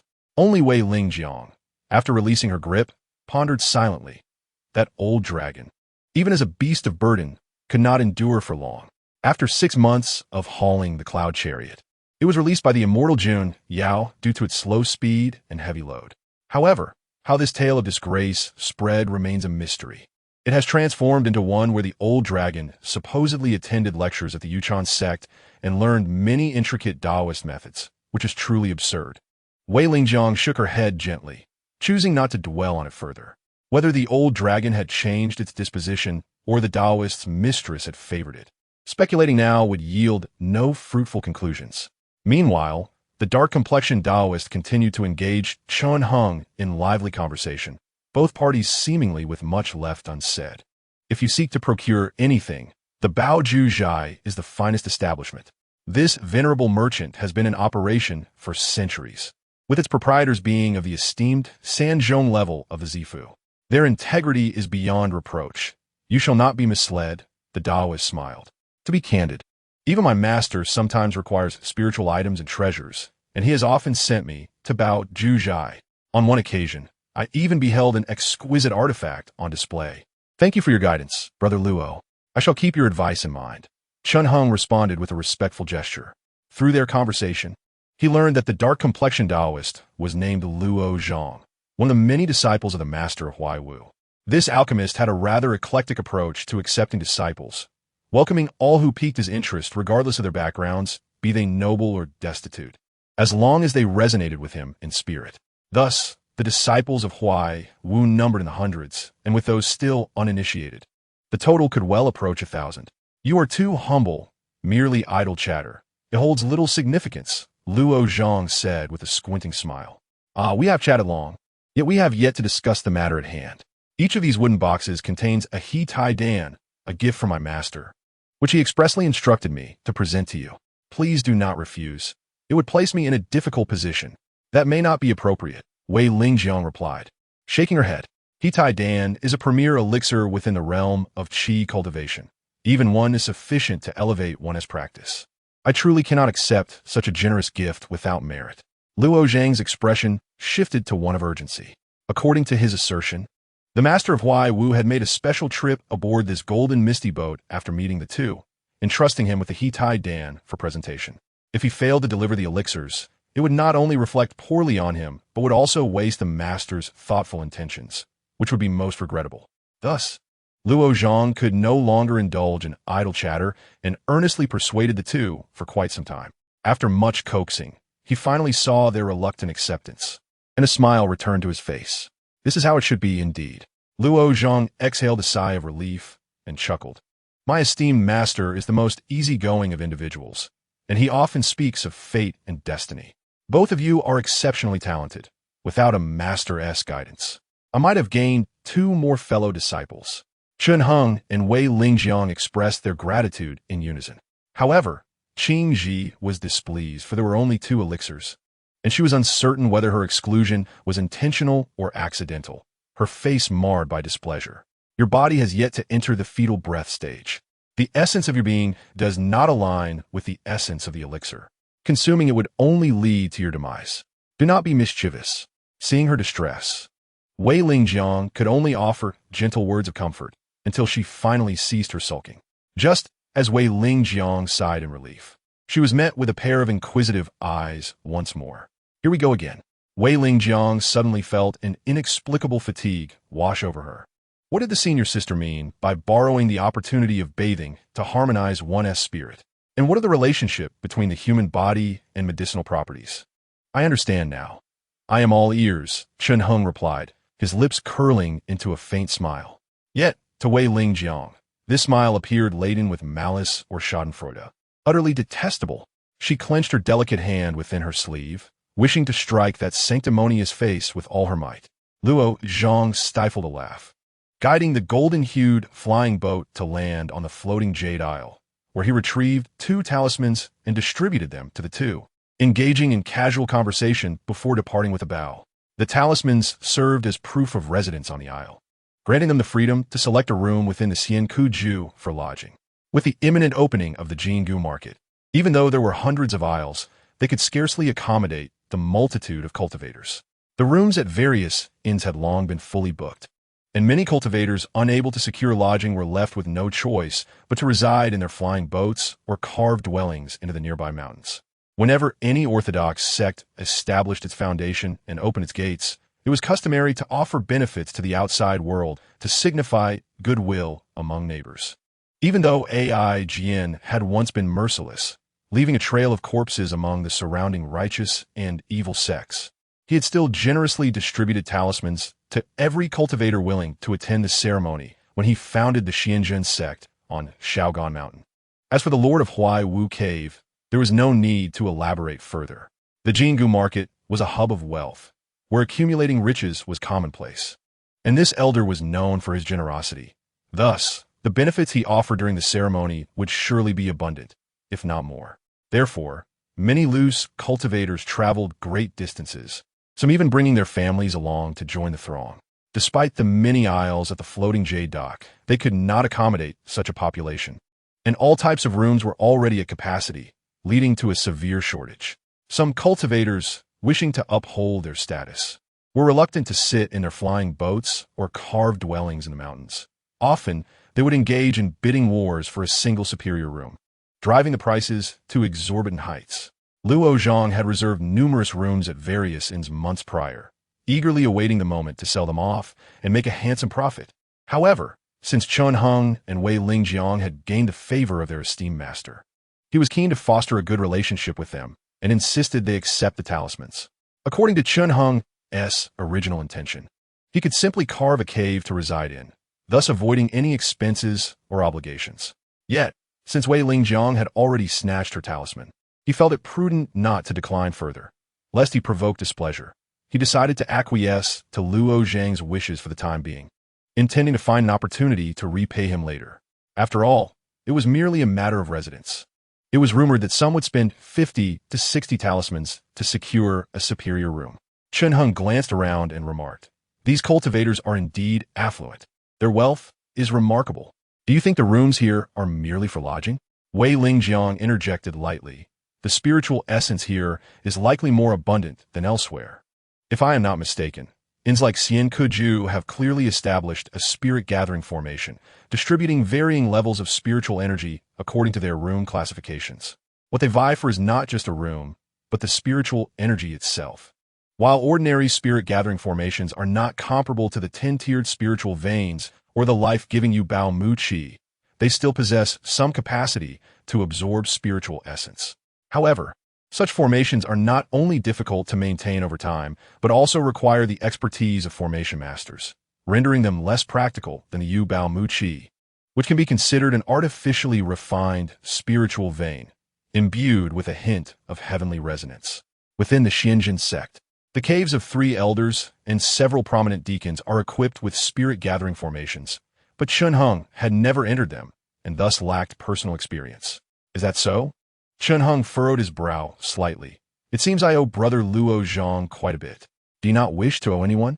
Wei Lingjiang countered lightly. But why do you owe me, junior brother?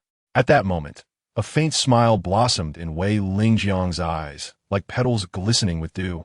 How will you repay the debt you owe me? The red leaves fluttered like flames, their colors resplendent. I was named Hong Yidao, adorned with ever-blooming red maples that swayed in the wind, dazzling and radiant, creating an enchanting sight. A stunning woman clad in a flowing gown, with bright eyes and white teeth, her gaze reminiscent of autumn waters, revealed a rare, unguarded smile, truly captivating. With a serene demeanor, Chun Heng gazed at her and inquired, "What does senior sister mean? I have yet to inquire about junior brother's esteemed surname. Perhaps senior sister should go first?" Wei Lingjiang hesitated momentarily. "I am Ning." Chun Heng caught a glimpse of her hesitation and replied coolly, "Chen Baxian." Wei Lingjiang cast him a glance, her smile vanishing as she turned and walked into nearby Xiankuju without further words. Are they foolish? Do they lack sense? Qing Ji laughed, raising her hands. If you two manage to find partners in the future, I shall adopt your surname. One can only bear one surname. I have yet to hear of anyone with 2. Chun Heng spoke in his usual tone, disregarding her comment as he also entered the Xiankuju.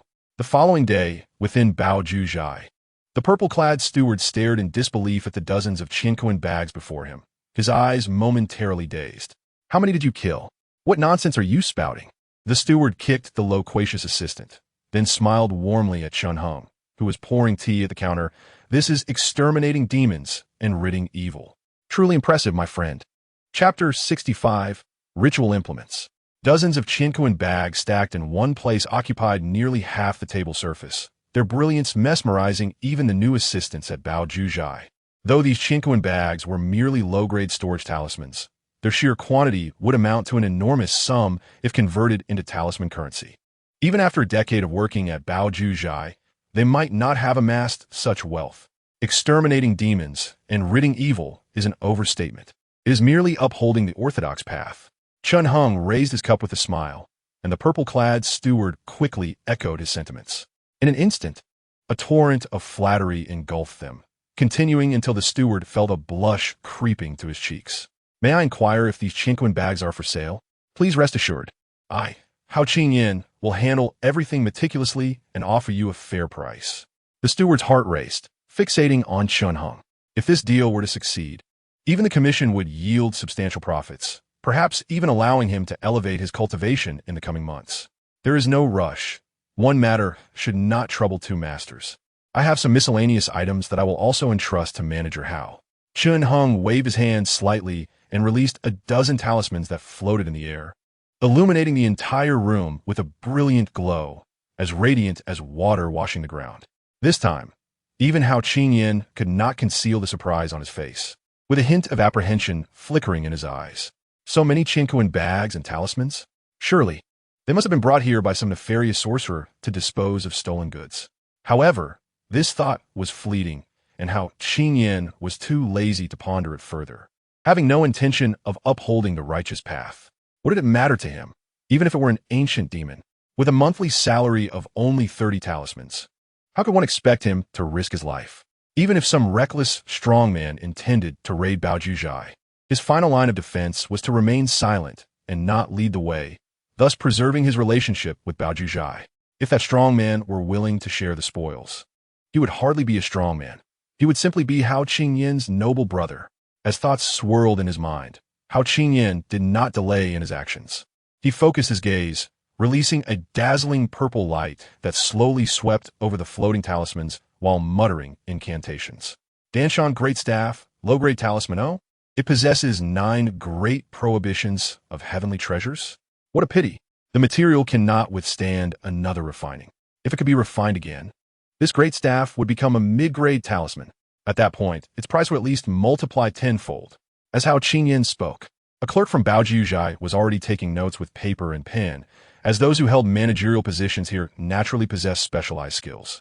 The dazzling purple light emanating from Hao Qingyan's eyes was a technique for appraising items, which was highly favored by merchants in the market, allowing them to discern the quality and quantity of prohibitions in talismans.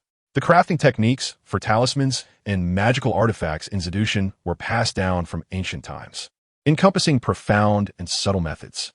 In the vast expanse of the realm, and even among certain lands, these were closely guarded secrets, shared only through word of mouth, beyond the reach of outsiders. Should they ever be leaked, one could not fathom the ensuing bloodshed and loss of life. Yet in this celestial realm, such practices were merely ordinary rituals, accessible to all. Even the most crucial prohibitions have been passed down by the 8 sects and 6 schools due to a sermon spread 1,000,000 years ago. In Zidushan, the art of crafting ritual implements prioritized form refining, followed by prohibitions. During the refining process, if the raw material was of poor quality, even if the refining succeeded, it would not bear many prohibitions. Often, 3 to 5 prohibitions would reach the material's limit, and even forced layering would lead to the destruction of the artifact, yielding no reward.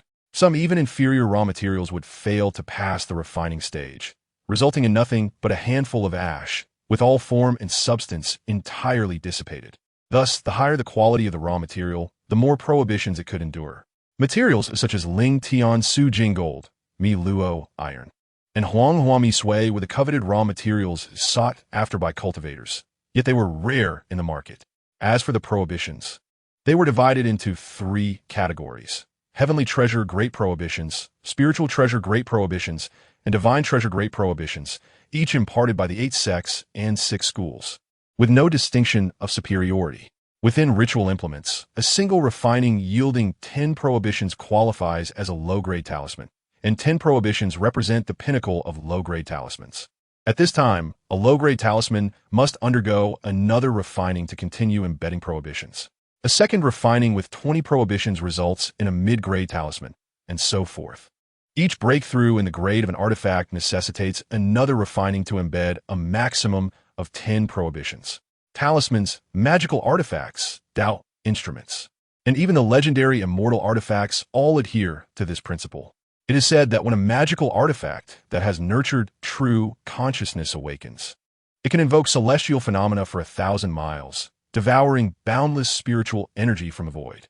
As for Tao instruments and celestial weapons, their complexities are even harder to fathom. At this moment, Hao Qingyan finally finished examining the numerous talismans. He took out a handkerchief to wipe the sweat from his brow. Apologizing to Chun Hung with a slight bow, he said nothing further, collapsing into a soft chair and gulping down half a pot of tea. After a while, he gradually regained his composure. I beg your pardon. Using the Ling Dao, I consumes an immense amount of breath. Even a practitioner at the 8th layer of Qi can hardly endure it. Each use feels like it takes half my life. Hao Qingyan sighed and shook his head, then smiled brightly. Have you been waiting anxiously, my friend? Please bear with me. Meticulous work takes time. The value of these items is indeed considerable. I have a matter to inquire. Could it be that you have talismans? Hao Qingyan exclaimed in surprise and delight. Not talismans, but Dao techniques, Chen Hung replied, while simultaneously drawing Hao Qingyan into a true realm of law. Does your esteemed establishment accept Dao techniques and Qi refinement techniques? So that is the case. Hao Qingyan realized with a chuckle, shooing all the clerks out and closing the door, adopting a serious demeanor. Once he completed these tasks, he sat solemnly across from Chen Hung. After several moments of silence, he spoke slowly. We do not accept Dao techniques. Chen Hung raised his gaze slightly. Not just Dao techniques, we do not accept Qi refinement techniques either. It is not only our establishment. Several other shops next door are the same. Hao Qingyan spoke softly. You may not know, but these items have caused great calamities. Chapter 66. The arrival of Xianzhan Sect's envoy Dao techniques are divided into 3 tiers: upper, middle, and lower. Above Dao techniques lie divine abilities and more. Dao techniques and divine abilities are collectively categorized under Dao law, with the latter being more powerful when cultivated to profound depths. Even feats such as burning mountains and boiling seas, or plucking stars and bathing in sunlight become mere trifles. The fundamental utility of Dao law encompasses growth, knowledge, martial prowess, protection, stealth, alchemical formations, and sustenance. Bao Juzhai refrains from lightly accepting Dao law due to long-standing reasons. According to Hao Qingyan, the prosperity of this establishment is attributed to serendipity, inheriting the legacy of predecessors. Once, the dominant force in the southern domain's market was Wanbao Tower, which, at its zenith, hosted esteemed guests from major sects like Shenhua Cliff, Eshi Mountain, and Huaxing Mansion, even extending its influence beyond the southern domain to central domain and eastern domain with branches. However, this establishment fell victim to a scheme by their rivals, the Liuhe Society, mistakenly acquiring a formidable divine ability from the Huizhao sect, which they unwittingly placed for sale. Previously friendly sects like Shenhua Cliff and Eshi Mountain fell silent, not daring to speak. Instead, several sect leaders hurried to Huizhao sect to apologize, claiming ignorance in recognizing talent, presenting lavish gifts to seek forgiveness. This upheaval sent shockwaves throughout half of eastern Mizuzu, making all merchants fearful, lest they follow in Wanbao Tower's footsteps. Naturally, the Liuhe Society, Wanbao Tower's rivals, fared no better. Once the Huizhao sect uncovered the truth, they offered no chance for rebuttal, directly employing a master proficient in curses to transform everyone into mud puppets, unable to live or die, a fate most tragic. The rise of Bao Juzhai and other establishments coincided with the downfall of these 2 giants, seizing the opportunity to prosper. Henceforth, we dared not lightly accept Dao law, fearing we might fall into a trap and repeat the mistakes of those 2 establishments. Hao Qingyan sighed deeply. Even if we were to accept Dao law, we would require guarantors, contracts, and verification of the seller's identity, along with documentation. Even the provenance of the sold Dao law must be meticulously verified. Otherwise, no matter how alluring, we dare not acquire it. Who knows if it is a deliberate trap? Such complexity? Chen Hung furrowed his brow and pondered. What if a wandering cultivator without connections wishes to acquire Dao techniques? Would they not return empty-handed from this esteemed place? My friend, you seem to be overly concerned. Hao Qingyan responded with a hearty laugh, clapping his hands. Do you not know how abundant the common Tao arts are in this world? Passed down from generation to generation. One person recounts to another. They are already widespread across the land. Techniques such as Qi armor and blood escape. There are countless varieties. Indeed, what I mentioned earlier were merely the rare and obscure ones that warrant caution. If you wish to procure Tao techniques, he said, retrieving a tome of considerable thickness from his chinquan bag and presenting it to Chun Hung. Upon receiving the book, Chun Hung flipped through its pages and his expression subtly shifted. All the techniques I possess are documented within. He continued to peruse the section on cultivating Qi, and his curiosity could hardly be contained.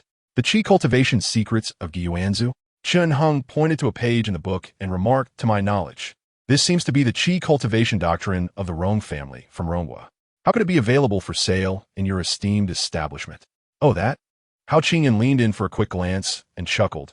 This was personally sold by the founding ancestor of the Rong family, Gyuanzu, long before Baojuzi even existed. I heard he traded it to Wan Beilu in exchange for 30 exquisite jellyfish maidens. Hee, that old senior certainly knows how to enjoy himself. Chun Hung fell silent.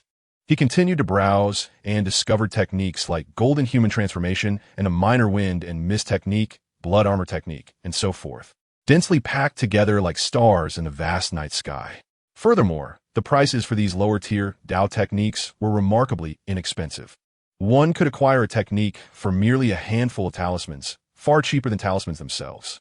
Hao Qingyan, perceiving Chun Heng's interest, offered explanations. According to him, these mid to low-tier Tao techniques were not only widely disseminated, but were also of moderate efficacy, requiring considerable effort to practice, far less convenient than talismans. After all, whether it be prenatal breath or true Qi, both are limited. Using more to perform Tao techniques means less available for commanding talismans, as there is a fixed quantity. Additionally, the power of mid to low-tier Tao techniques generally pales in comparison to talismans, given their widespread availability and the time required for cultivation. If their prices were not set lower, few would show interest in purchasing them. After hearing all this, Chun Hung temporarily extinguished his desire to sell Tao techniques. He had initially envisioned the Golden Valley market as a realm where true practitioners could thrive, simulating others' thoughts, acquiring Tao techniques from their primordial spirits, and then reselling them. It would be a continuous cycle. However, he did not expect these merchants to impose so many constraints on the sale of Tao techniques, and they had amassed a wide variety of categories themselves. After receiving several thousand talismans from his sales, Chun Hung had intended to purchase a flying sword. However, he learned that the Golden Valley market had yet to be officially established, and the nearby major merchants had not yet transported their finest treasures to this location. They were still en route. Thus, he made arrangements with Hao Qingyan to notify him when the goods arrived.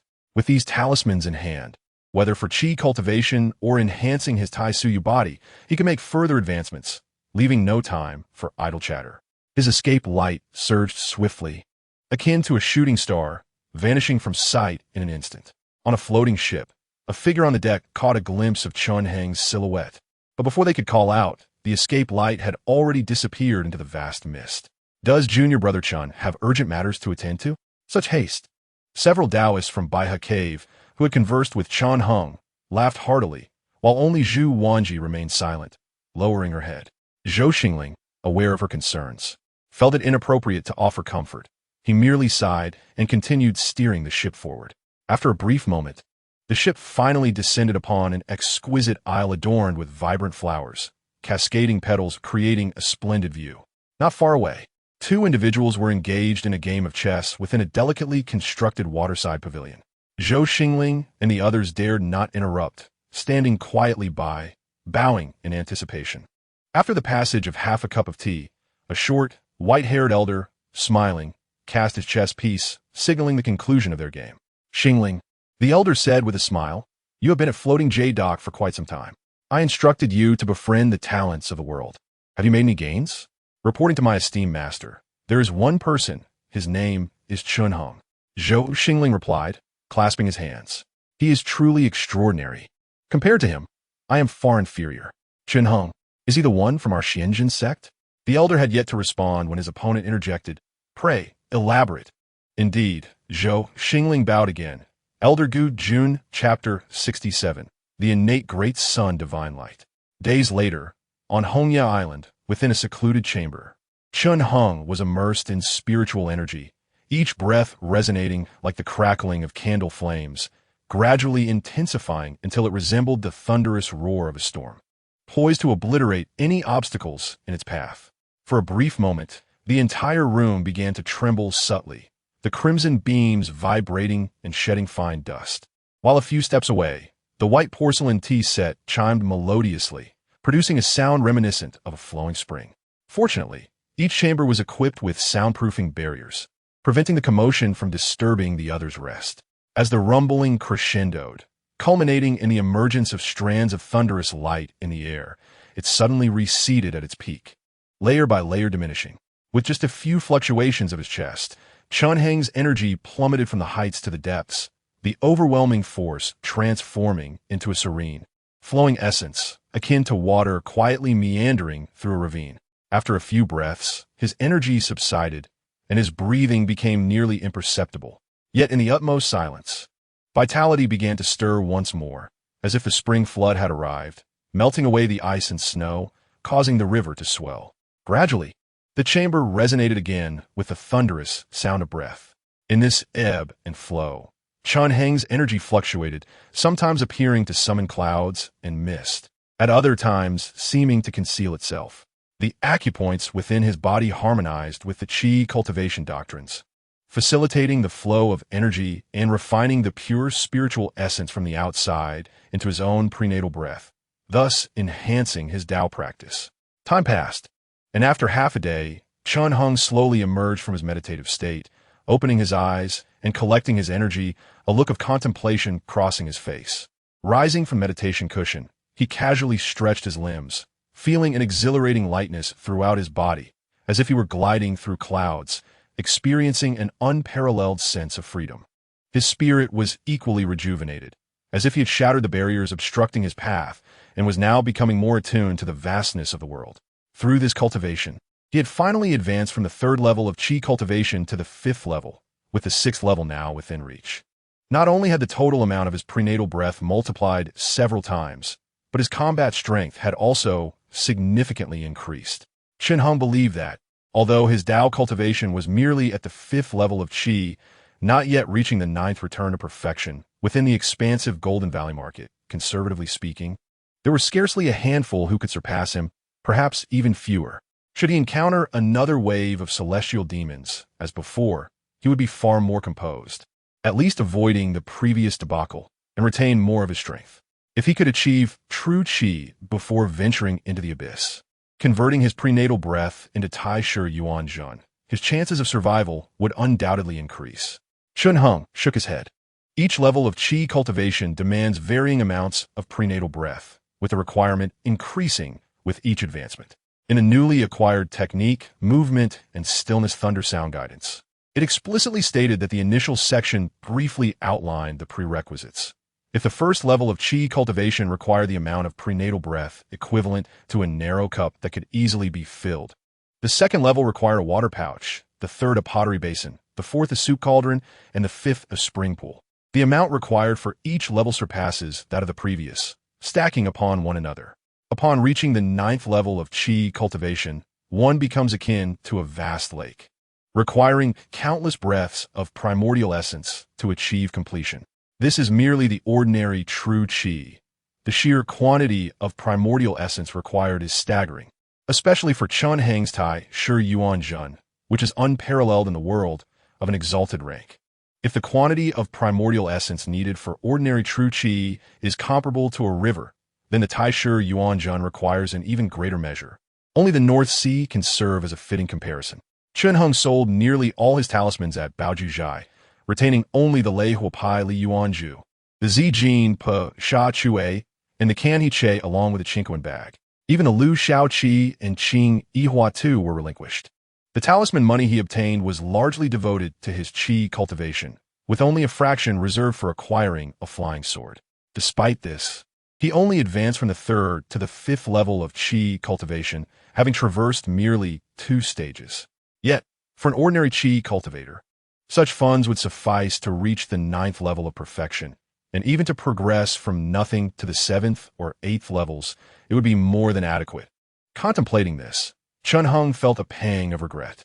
Such endeavors hindered the full expression of his Yizhen Fa Jia. Without this method to assist him, it would have been impossible for Chun Hung to refine such a substantial amount of talisman money in just a few days. At that moment, there was a Qi cultivator from his sect visiting, and Chun Hung effortlessly imprinted him into his Yizhen Fa Jia. After several repetitions of combat, the techniques of the Wu Guangzong disciple were largely depleted, yet the most useful to Chun Hung remained the Dongjing Lei Yindao Yinshu, a technique that aids in Qi cultivation. If sold, would possess a value equal to or even surpassing that of a medium-grade talisman with 15 restrictions. In the past few days, aside from Qi cultivation, Chun Hung scoured the Jingu market, inviting numerous Qi cultivators into his Yizhen Fa Jia, acquiring an endless array of techniques. Regrettably, the merchants in the southern region were highly cautious, fearful of following the missteps of Wan Bao Lu and Lu Hashi, thus closing off this lucrative avenue. Moreover, Chun Hung was unwilling to have his actions exposed, so he set this matter aside for the time being. Yesterday, he obtained 43 lower-tier techniques, but only a single middle-tier technique, named Luo Jietong Xian Soa, evidently created for intimate conversations between partners, which was of little use to him, rendering his efforts in vain. Chun Hung stood by the window, pushed open the half-closed wooden lattice, and gazed out at the rippling water, shimmering like the sea. At this moment, the moon hung high in the sky. His room was situated on the southwestern side of Hongyi Island, where standing by the window allowed him to behold a vast lake, round and mirror-like, with a few foot-long red-tailed golden koi leaping from the water, breaking the reflection of moonlight and water, disturbing the serene waves. This grand lake, known as Fuyubo, earned its name from the sunlight reflecting off the water, creating a dazzling spectacle resembling shattered jade. Although the sun was absent, the moonlight was clear and bright, the Milky Way transparent, and the lake glowed with an extraordinary icy blue, presenting a distinct charm from the daylight. Recently, although he had acquired numerous techniques, few were truly applicable. As the manager Hao Qingyan of Baojuzhai remarked, most lower-tier techniques lacked the potency of talismans and were not as convenient. Standing by the window, Chun Hung pondered silently. These lower-tier techniques not only lacked the power of talismans, but also required immense effort to master, progressing step by step from minor accomplishments to ultimate perfection. Even with the Yizhen Fa Jia in hand, which equated to 1 day in the present world being 10 days in the realm, he would not waste his energy training each of these mediocre techniques to their fullest. He would only skim through a few, merely to broaden his knowledge, so that he might easily overcome them when encountered in the future. After all, the Yizhen Fa Jia, while capable of extending time, was not infinite. It was said that within the 8 factions and 6 sects, there existed a cave realm, capable of manipulating the flow of cosmic light, sharing some similarities with his Yizhen Fa Jia. The most suitable for him would be those exceptionally perilous high-tier techniques, where a single mistake could lead to instant demise, yet they wielded extraordinary power. Gazing at the serene lake scene outside, Chun Hung mused, "It is a pity that the only high-tier technique he currently possesses is the Jiguang de Dun left by the former master of Tushan Ge, which cannot be cultivated without Gan Yin Xing Kuang as a precursor. Gan Yin Xing Kuang is the essence refined from celestial stars, inherently precious. Moreover, only the most accomplished practitioners could venture beyond the barrier of astral winds to gather such star essence, making Gan Yin Xing Kuang even more rare." In recent days, Chun Hung had discreetly sought information about Gan Yin Xing Kuang, but the responses were universally disappointing. This material was only occasionally sold in the northern region where the Ruzhao sect resided, and even a grain the size of fingertip was worth thousands of talisman coins, with little availability. Upon hearing this, Chun Hung could only set aside this thought for now, focusing instead on seeking Qi cultivators to imprint into his Yizhen Fa Jia in pursuit of techniques. Yet unexpectedly, in the past few days, despite acquiring numerous lower-tier techniques, few were truly beneficial, and the greatest advantage came from the Dongjing Lei Yindao Yinshu of the Wu Guangzong. As for high-tier techniques, he had yet to encounter a single one. Reflecting on this, Chun Hung couldn't help but shake his head slightly. At that moment, a loud noise suddenly erupted from the adjacent room, followed by the sound of something heavy falling to the ground. Within moments, a snoring that rivaled thunder erupted. Wasn't that the room of his senior sister? What commotion was this? Chinning paused for a moment before opening his door. To his surprise, he found a round, plump girl sprawled in the corridor, seemingly unaware that she had been thrown out, sleeping soundly with drool pooling around her. Qingji, had she been kicked out for snoring too loudly? As if sensing the disturbance, Qingji instinctively reached out, but Chunheng stepped back, and she grasped at nothing. Noticing she had caught nothing, Qingji mumbled in confusion, rolled over, and continued her deep sleep. Your noise leaves me no alternative. That snoring was even louder than when he utilized the Dongjing Lei Yindao Yinshu. Were it not for the soundproofing restrictions in each room, the entire building's occupants would have been deprived of peace. Chunheng shook his head, retrieved a deep green crane cloak from his chinquan bag, draped it over her, and chose not to intervene further.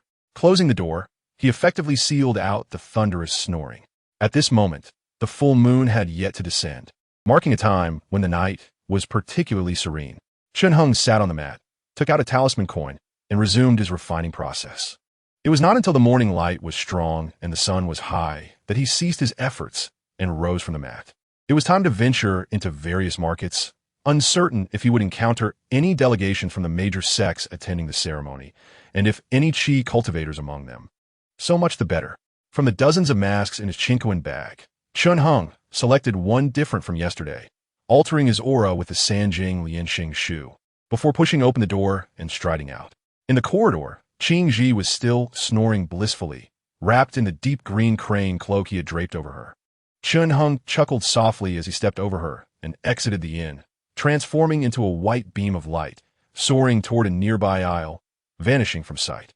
Shortly after his departure, Wei Lingjiang also stepped outside. Upon seeing Qingji still snoring away in the corridor, he first sighed in exasperation. Then his gaze fell upon the deep green crane cloak draped over her, momentarily taken aback. The door to Chunheng's room was firmly closed. Wei Lingjiang hesitated repeatedly. Her hand that was about to knock on the door finally fell, and she quietly tucked away the crane cloak. When Qingji was finally shaken awake, the girl found herself sleeping in the corridor and could not help but explode with fury.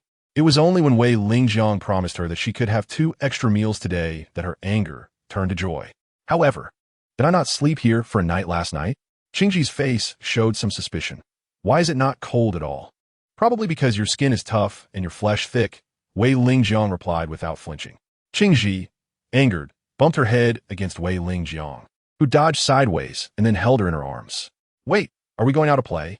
Seeing Wei Lingjiang carrying her out of the inn, Qingji's eyes instantly sparkled. To eat the deer meat buns from the day before yesterday. I'm starving. I just had a fleeting whim, it seems. Wei Lingjiang frowned slightly. It seems like heading southwest might yield something? Nonsense. Your spiritual form is merely at the qi training level, unlike your true self at the Dongxian 3rd level. Qingji laughed, but before she could laugh much, Wei Lingjiang covered her mouth.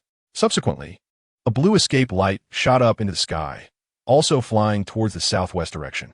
Jian Island was bustling with people, in front of a rather large fish stall.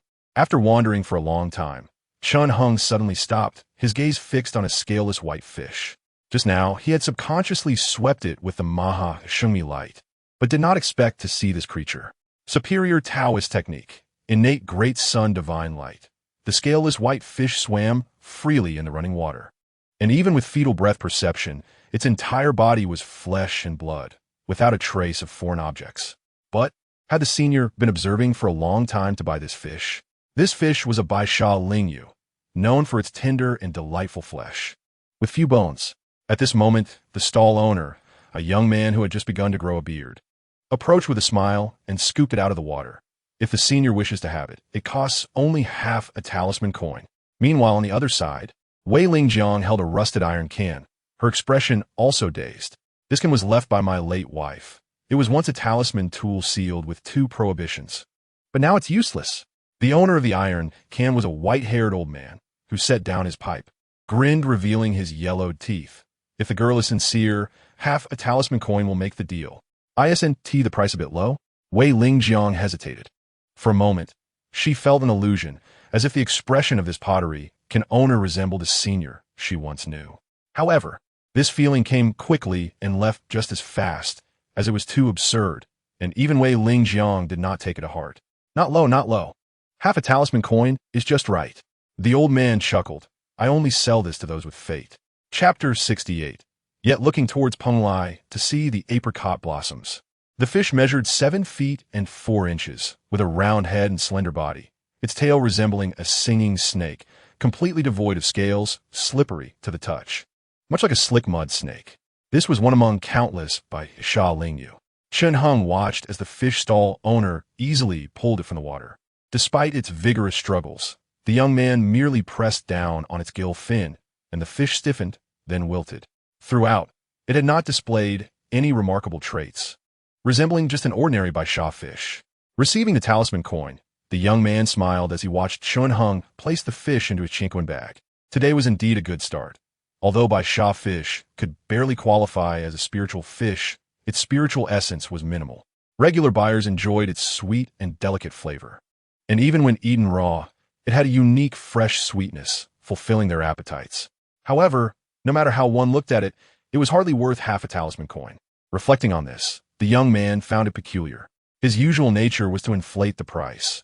If a buyer truly intended a purchase, he would gradually negotiate. Why then had he so thoughtlessly quoted half a talisman coin? But this fleeting thought of annoyance passed quickly, and he soon paid it no mind. The transaction was complete. There was no point in regretting it now, especially since half a talisman coin was not a loss, and he still stood to profit.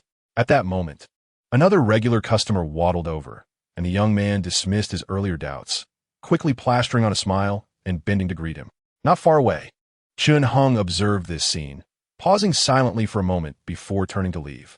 The superior Taoist technique, innate great sun divine light. This opportunity seems rather strange. Did I stumble upon it by chance? In the bustling streets, Chen Heng pondered. The innate great sun divine light is classified as a superior Taoist technique. If I were to obtain it, it would be my only superior technique aside from the untrainable Aurora Great Escape. However, superior techniques are indeed closely linked to divine powers, possessing immense might, yet their cultivation conditions are exceedingly stringent. Some even require external materials as catalysts. For instance, the Aurora Great Escape requires dry silver star or to gain entry. I can only hope that this divine light. Thinking of this, he could not help but shake his head slightly.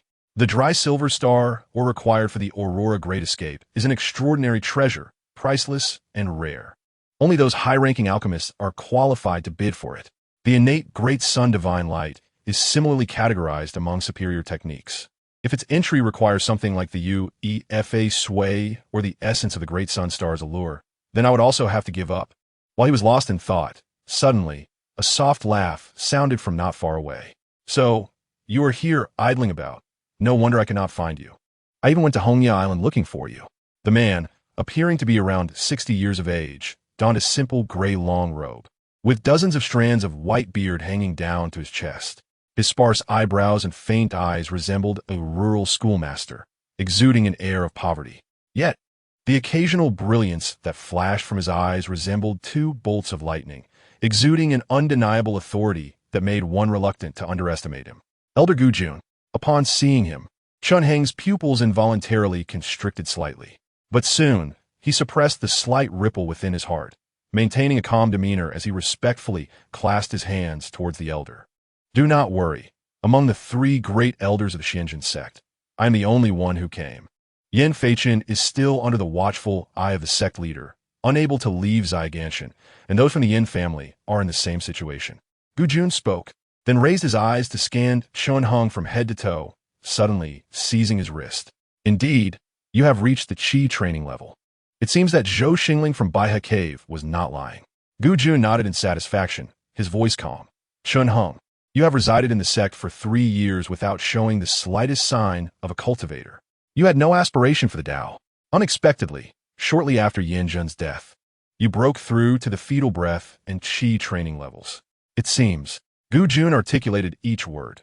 This girl's death has had quite an impact on you, and it has turned into a good thing, but it is merely a matter of fate. Chen Heng's expression remained unchanged. Elder, you specifically came to seek your disciple.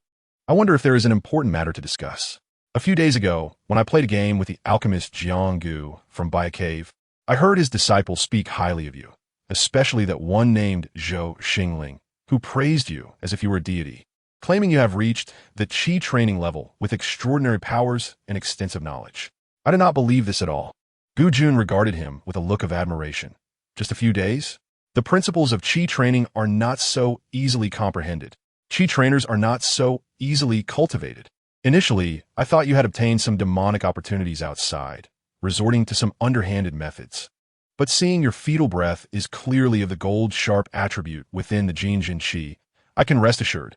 The technique of Sanjing Lianxing Shu, acquired from Wei Lingjiang, possesses the remarkable ability to simulate the Qi of all things with utmost precision, leaving no room for error.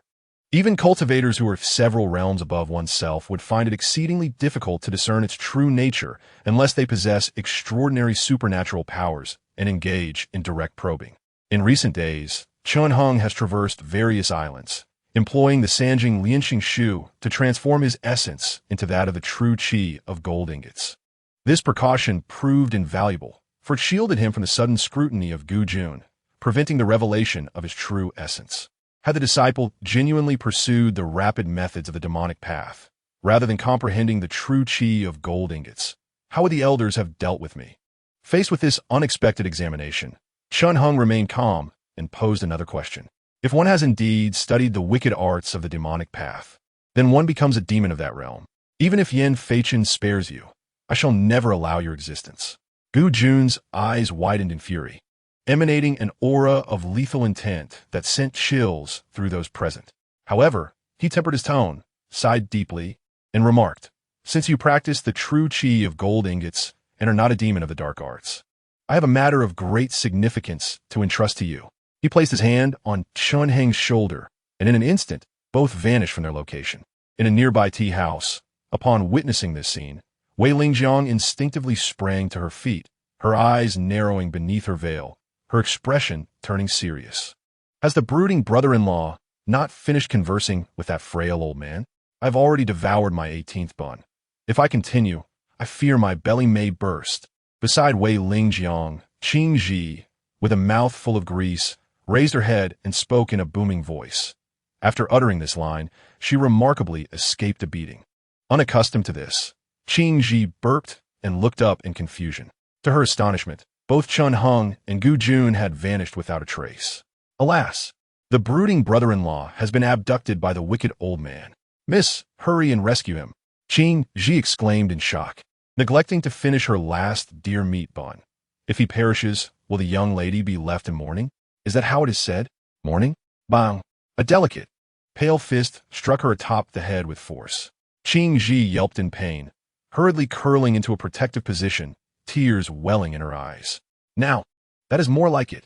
I had wondered why I felt so uneasy today. It turns out the young lady had not reprimanded me. He, rubbing her sore head, Qing Ji chuckled triumphantly. Her loud exclamation nearly shattered the roof, naturally drawing the attention of the patrons in the tea house, who turned to gaze at the secluded corner.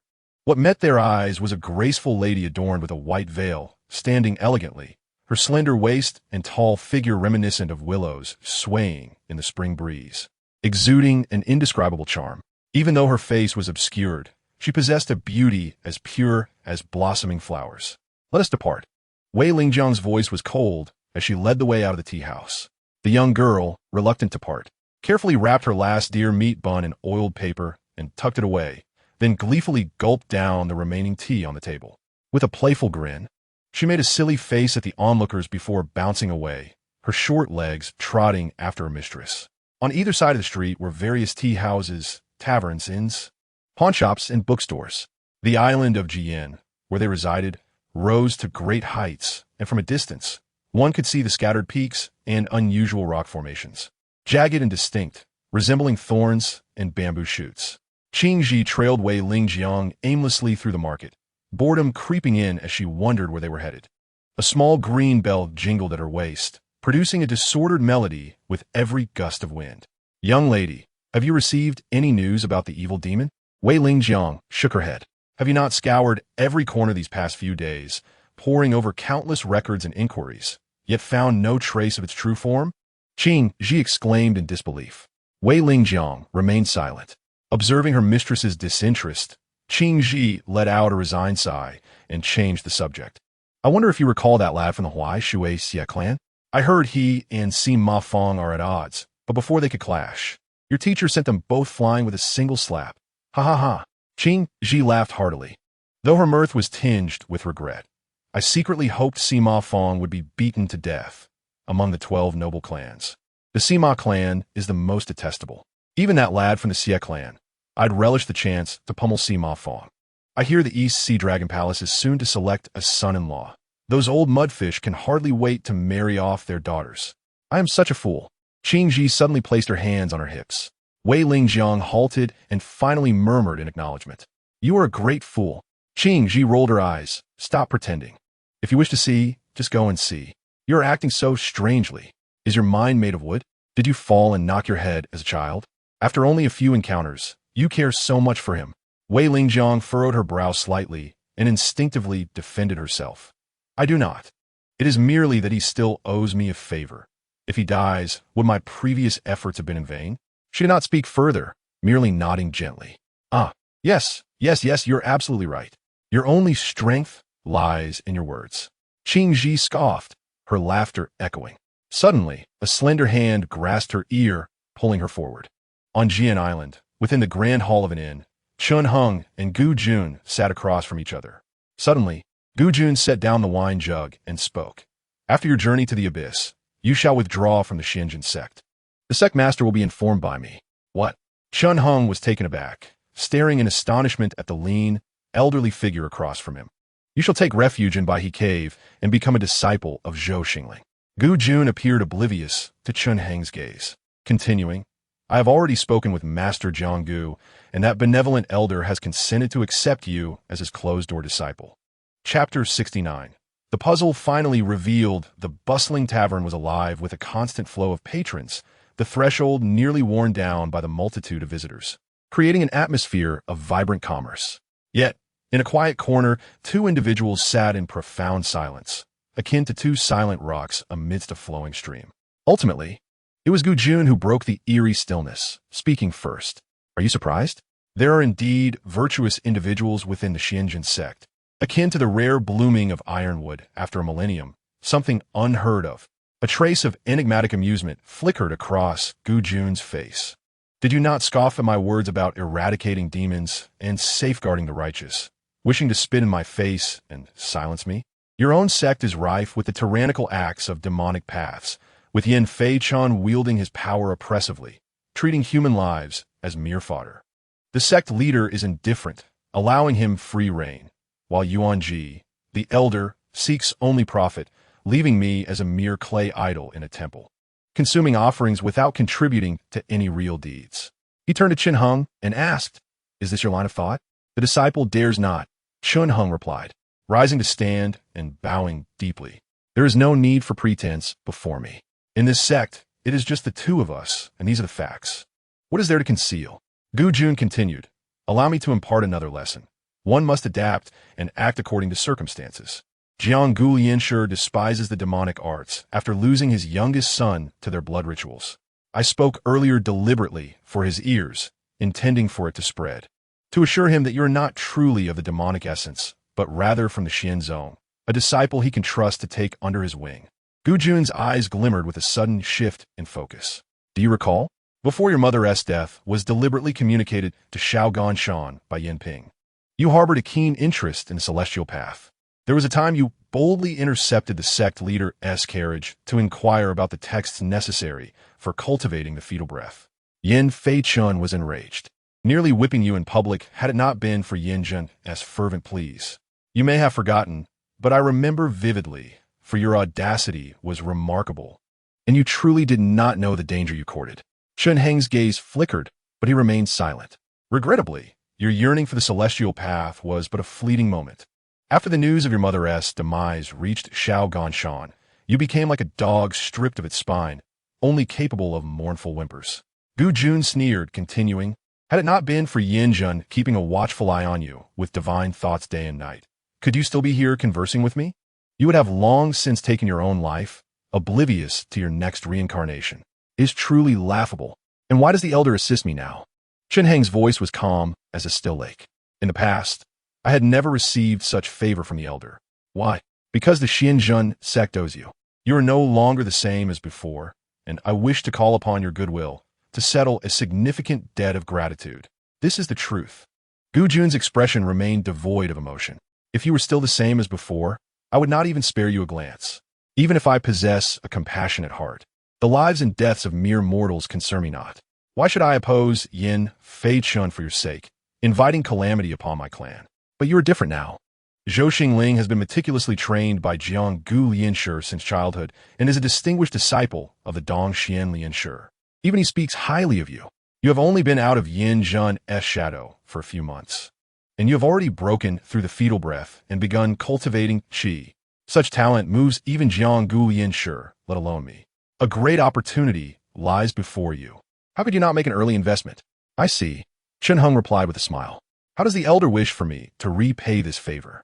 If you truly emerge alive from the abyss and become a disciple of Jiang Gu Lianshi, I require you to protect my kin for a century. Gu Jun articulated slowly, extending his 10 fingers. They should enjoy wealth and comfort in the mortal realm, free from the sufferings of hunger and warfare. If any are capable, you must guide them into the celestial path. Do you consent? Chen Heng pondered for a moment, delaying his response.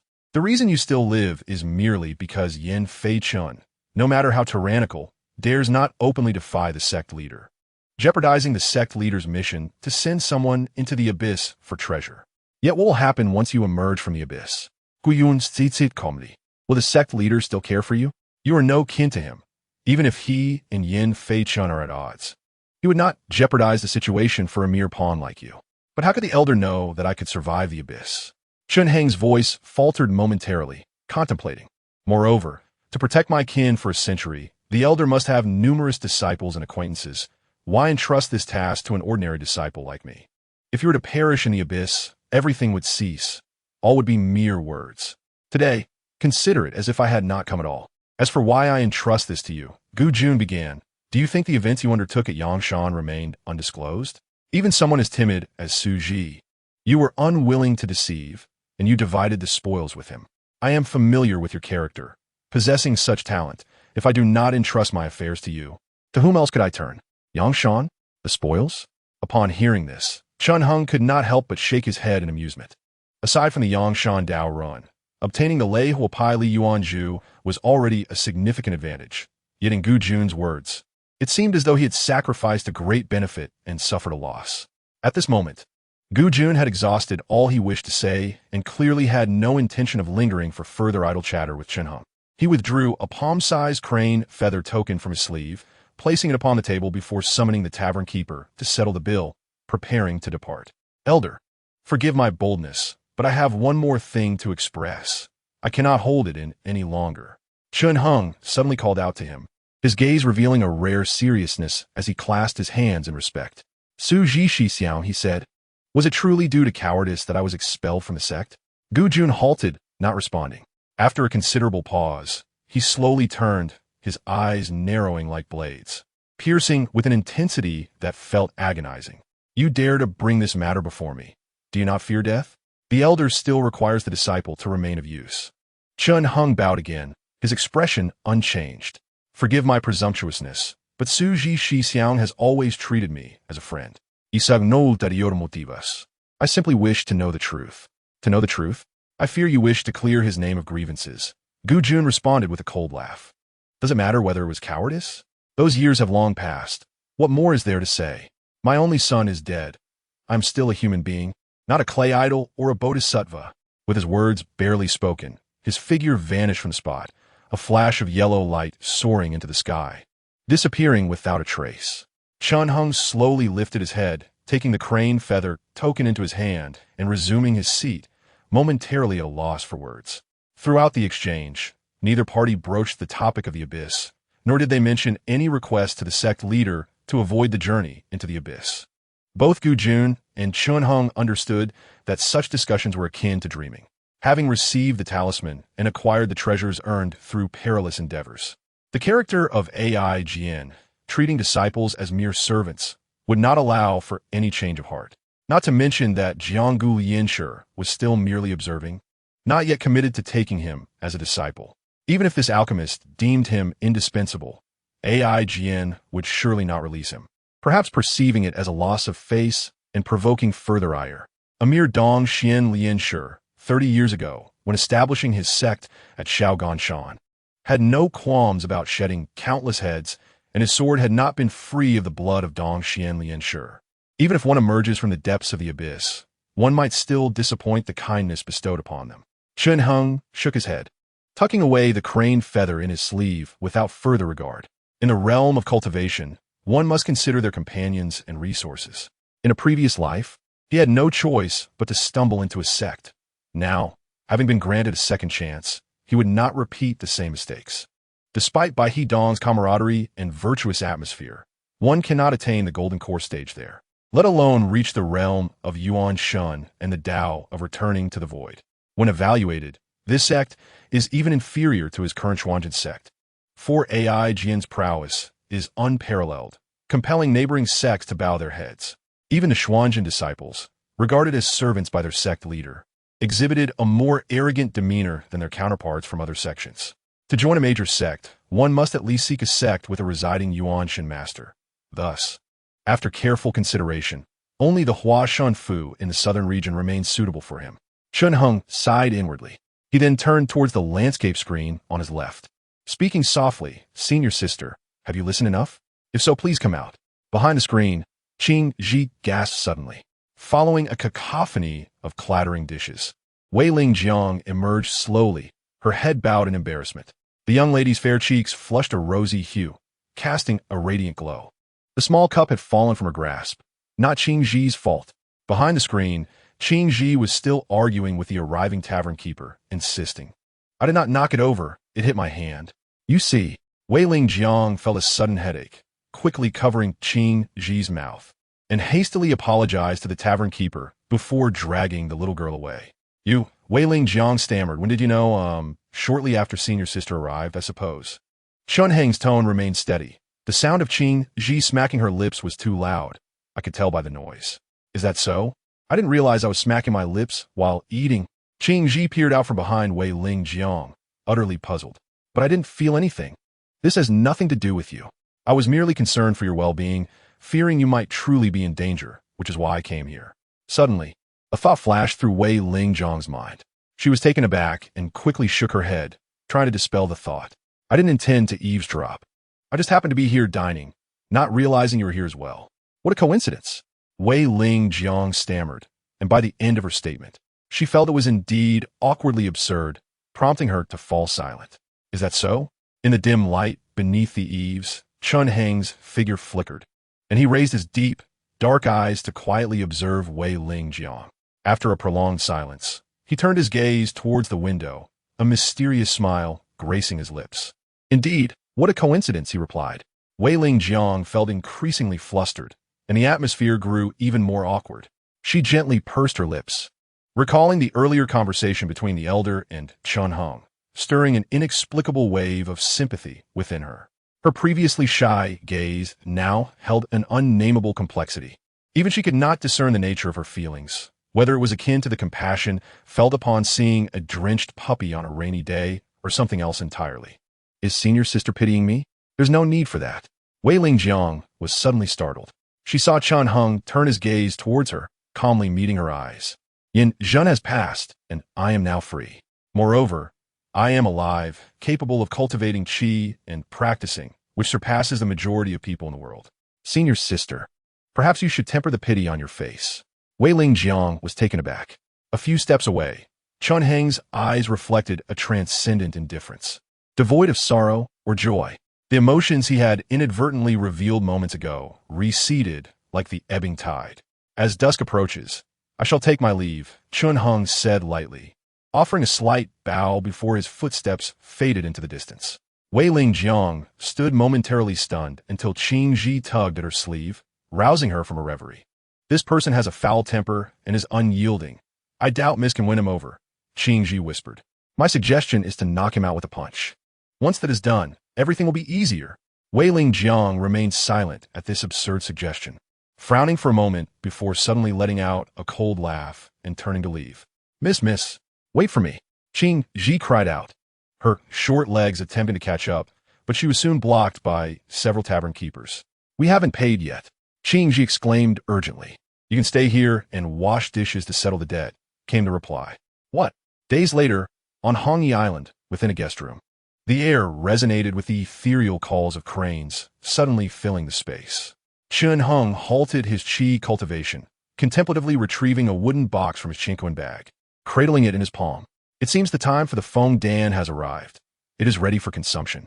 At that moment, the blood-red jade chain binding the box had fallen away, its color dimmed considerably. Inside, the crane embryo Dan danced eagerly, seeming impatient to burst forth.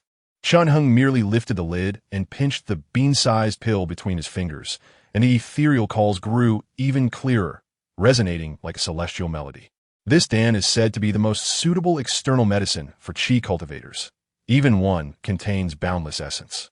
Chun Hung admired it for a moment before grasping the golden cicada and entering the true realm of the Tao. His heart followed his intent as he found a spot to sit cross-legged, swallowing the crane embryo Dan. In an instant, it felt as though an endless stream of essence was about to erupt within him, his eyes unable to contain a brilliant light, filling the air with an enchanting fragrance. However, merely a quarter of an hour later, Chun Hung abruptly ceased his practice, his expression filled with doubt. "This is the Tian Mo." At that moment, his body uncontrollably sprouted a layer of fine gray-black scales, his form expanding drastically, with numerous white bones protruding, twisting into a pair of colossal skeletal wings. Great destruction, great collapse, great descent, great submersion. Countless voices roared within his mind, laughing, inciting his jealousy and desires, urging him to kill and plunder the myriad things of the world. In that moment, Chun Hung recalled the words of Taoist Luo Zhang, who had gifted him the Dan. This Dan was a secret treasure of the Huai Wudong master, specifically entrusted to Luo Zhang for distribution. How could this person be connected to the Tian Mo? Realizing this, Chun Heng's expression changed dramatically. "Not good, senior sister." He hastily exited the true realm, disregarding the crane embryo Dan still held in his palm, and burst through the door. At that moment, the door of the adjacent room was also thrust open, revealing Wei Ling Jiang rushing out. Their eyes met for a fleeting moment before they instinctively averted their gazes, falling into silence. In that instant, only silence enveloped the space. Meanwhile, within the floating jade dock, a young man selling white sand spiritual fish shook the mast, preparing to sail further when suddenly, a large golden carp in a fish barrel erupted in laughter. "Dao Jun, you cunning old thief, your elaborate scheme has finally succeeded." "Nonsense. This is nothing. It was merely a trifling effort." Before the young man could express surprise, an elderly man with white hair and a smoking pipe waded through the water. He grinned widely, revealing a mouthful of large yellow teeth. "I will personally oversee the arrangements. In this vast land of Jiuzhou, there are hardly any tasks that cannot be accomplished." Chapter 70. The supreme and wonderful Tao Jun. His figure seemed to embody an expanse of void, devoid of any weight. Though he tread upon the surface of the lake, he stirred not a ripple nor a splash. The damp chill of the mist flowed through his form. Yet not even his essence was altered. A water spirit? The young man clutched the fishing net tightly, his lips trembling as he glanced at the large golden-scaled carp lazily bubbling in the barrel. A fish spirit? What? A fish spirit? Are you speaking of your mother? The golden-scaled carp, enraged by the utterance, violently thrashed its tail, shattering the wooden barrel, and transformed midair into a striking youth adorned in golden robes and crowned with flaming red hair. He approached the young fisherman with an irritable expression, arching an eyebrow and pointing at himself, exclaiming, "Damn it, I loathe being called a fish. Gome, repeat after me." The young fisherman, paralyzed with fear, remained silent until he observed the red-haired youth clenching his fists with a crackling sound, awakening him from his stupor, and he hastily nodded in compliance. "Ling Ming Jin Xia." "In." The red-haired youth enunciated each word with a menacing gaze. Ling Ming, Jin Xia In." The young man stuttered, beads of sweat forming on his brow. "Oomph. At least you were somewhat teachable. How could you, a soul incarnate, be so unsophisticated? Have you never heard of the esteemed Ling Ming?" The red-haired youth shot him a sidelong glance, suddenly smirking and bursting into laughter. "You just called me a fish spirit, and what do you call that old man? Gome. Say it louder. Speak it out." Initially, The young man intended to remain silent. Yet under the pressure of the red-haired youth's gaze, he could only close his eyes, a mournful expression on his face, and tremulously utter, "Water, water, spirit." "Ha ha!" The red-haired youth roared with laughter, nearly doubling over. "Did you hear that? You're a water spirit." "Ha ha! Not a water spirit."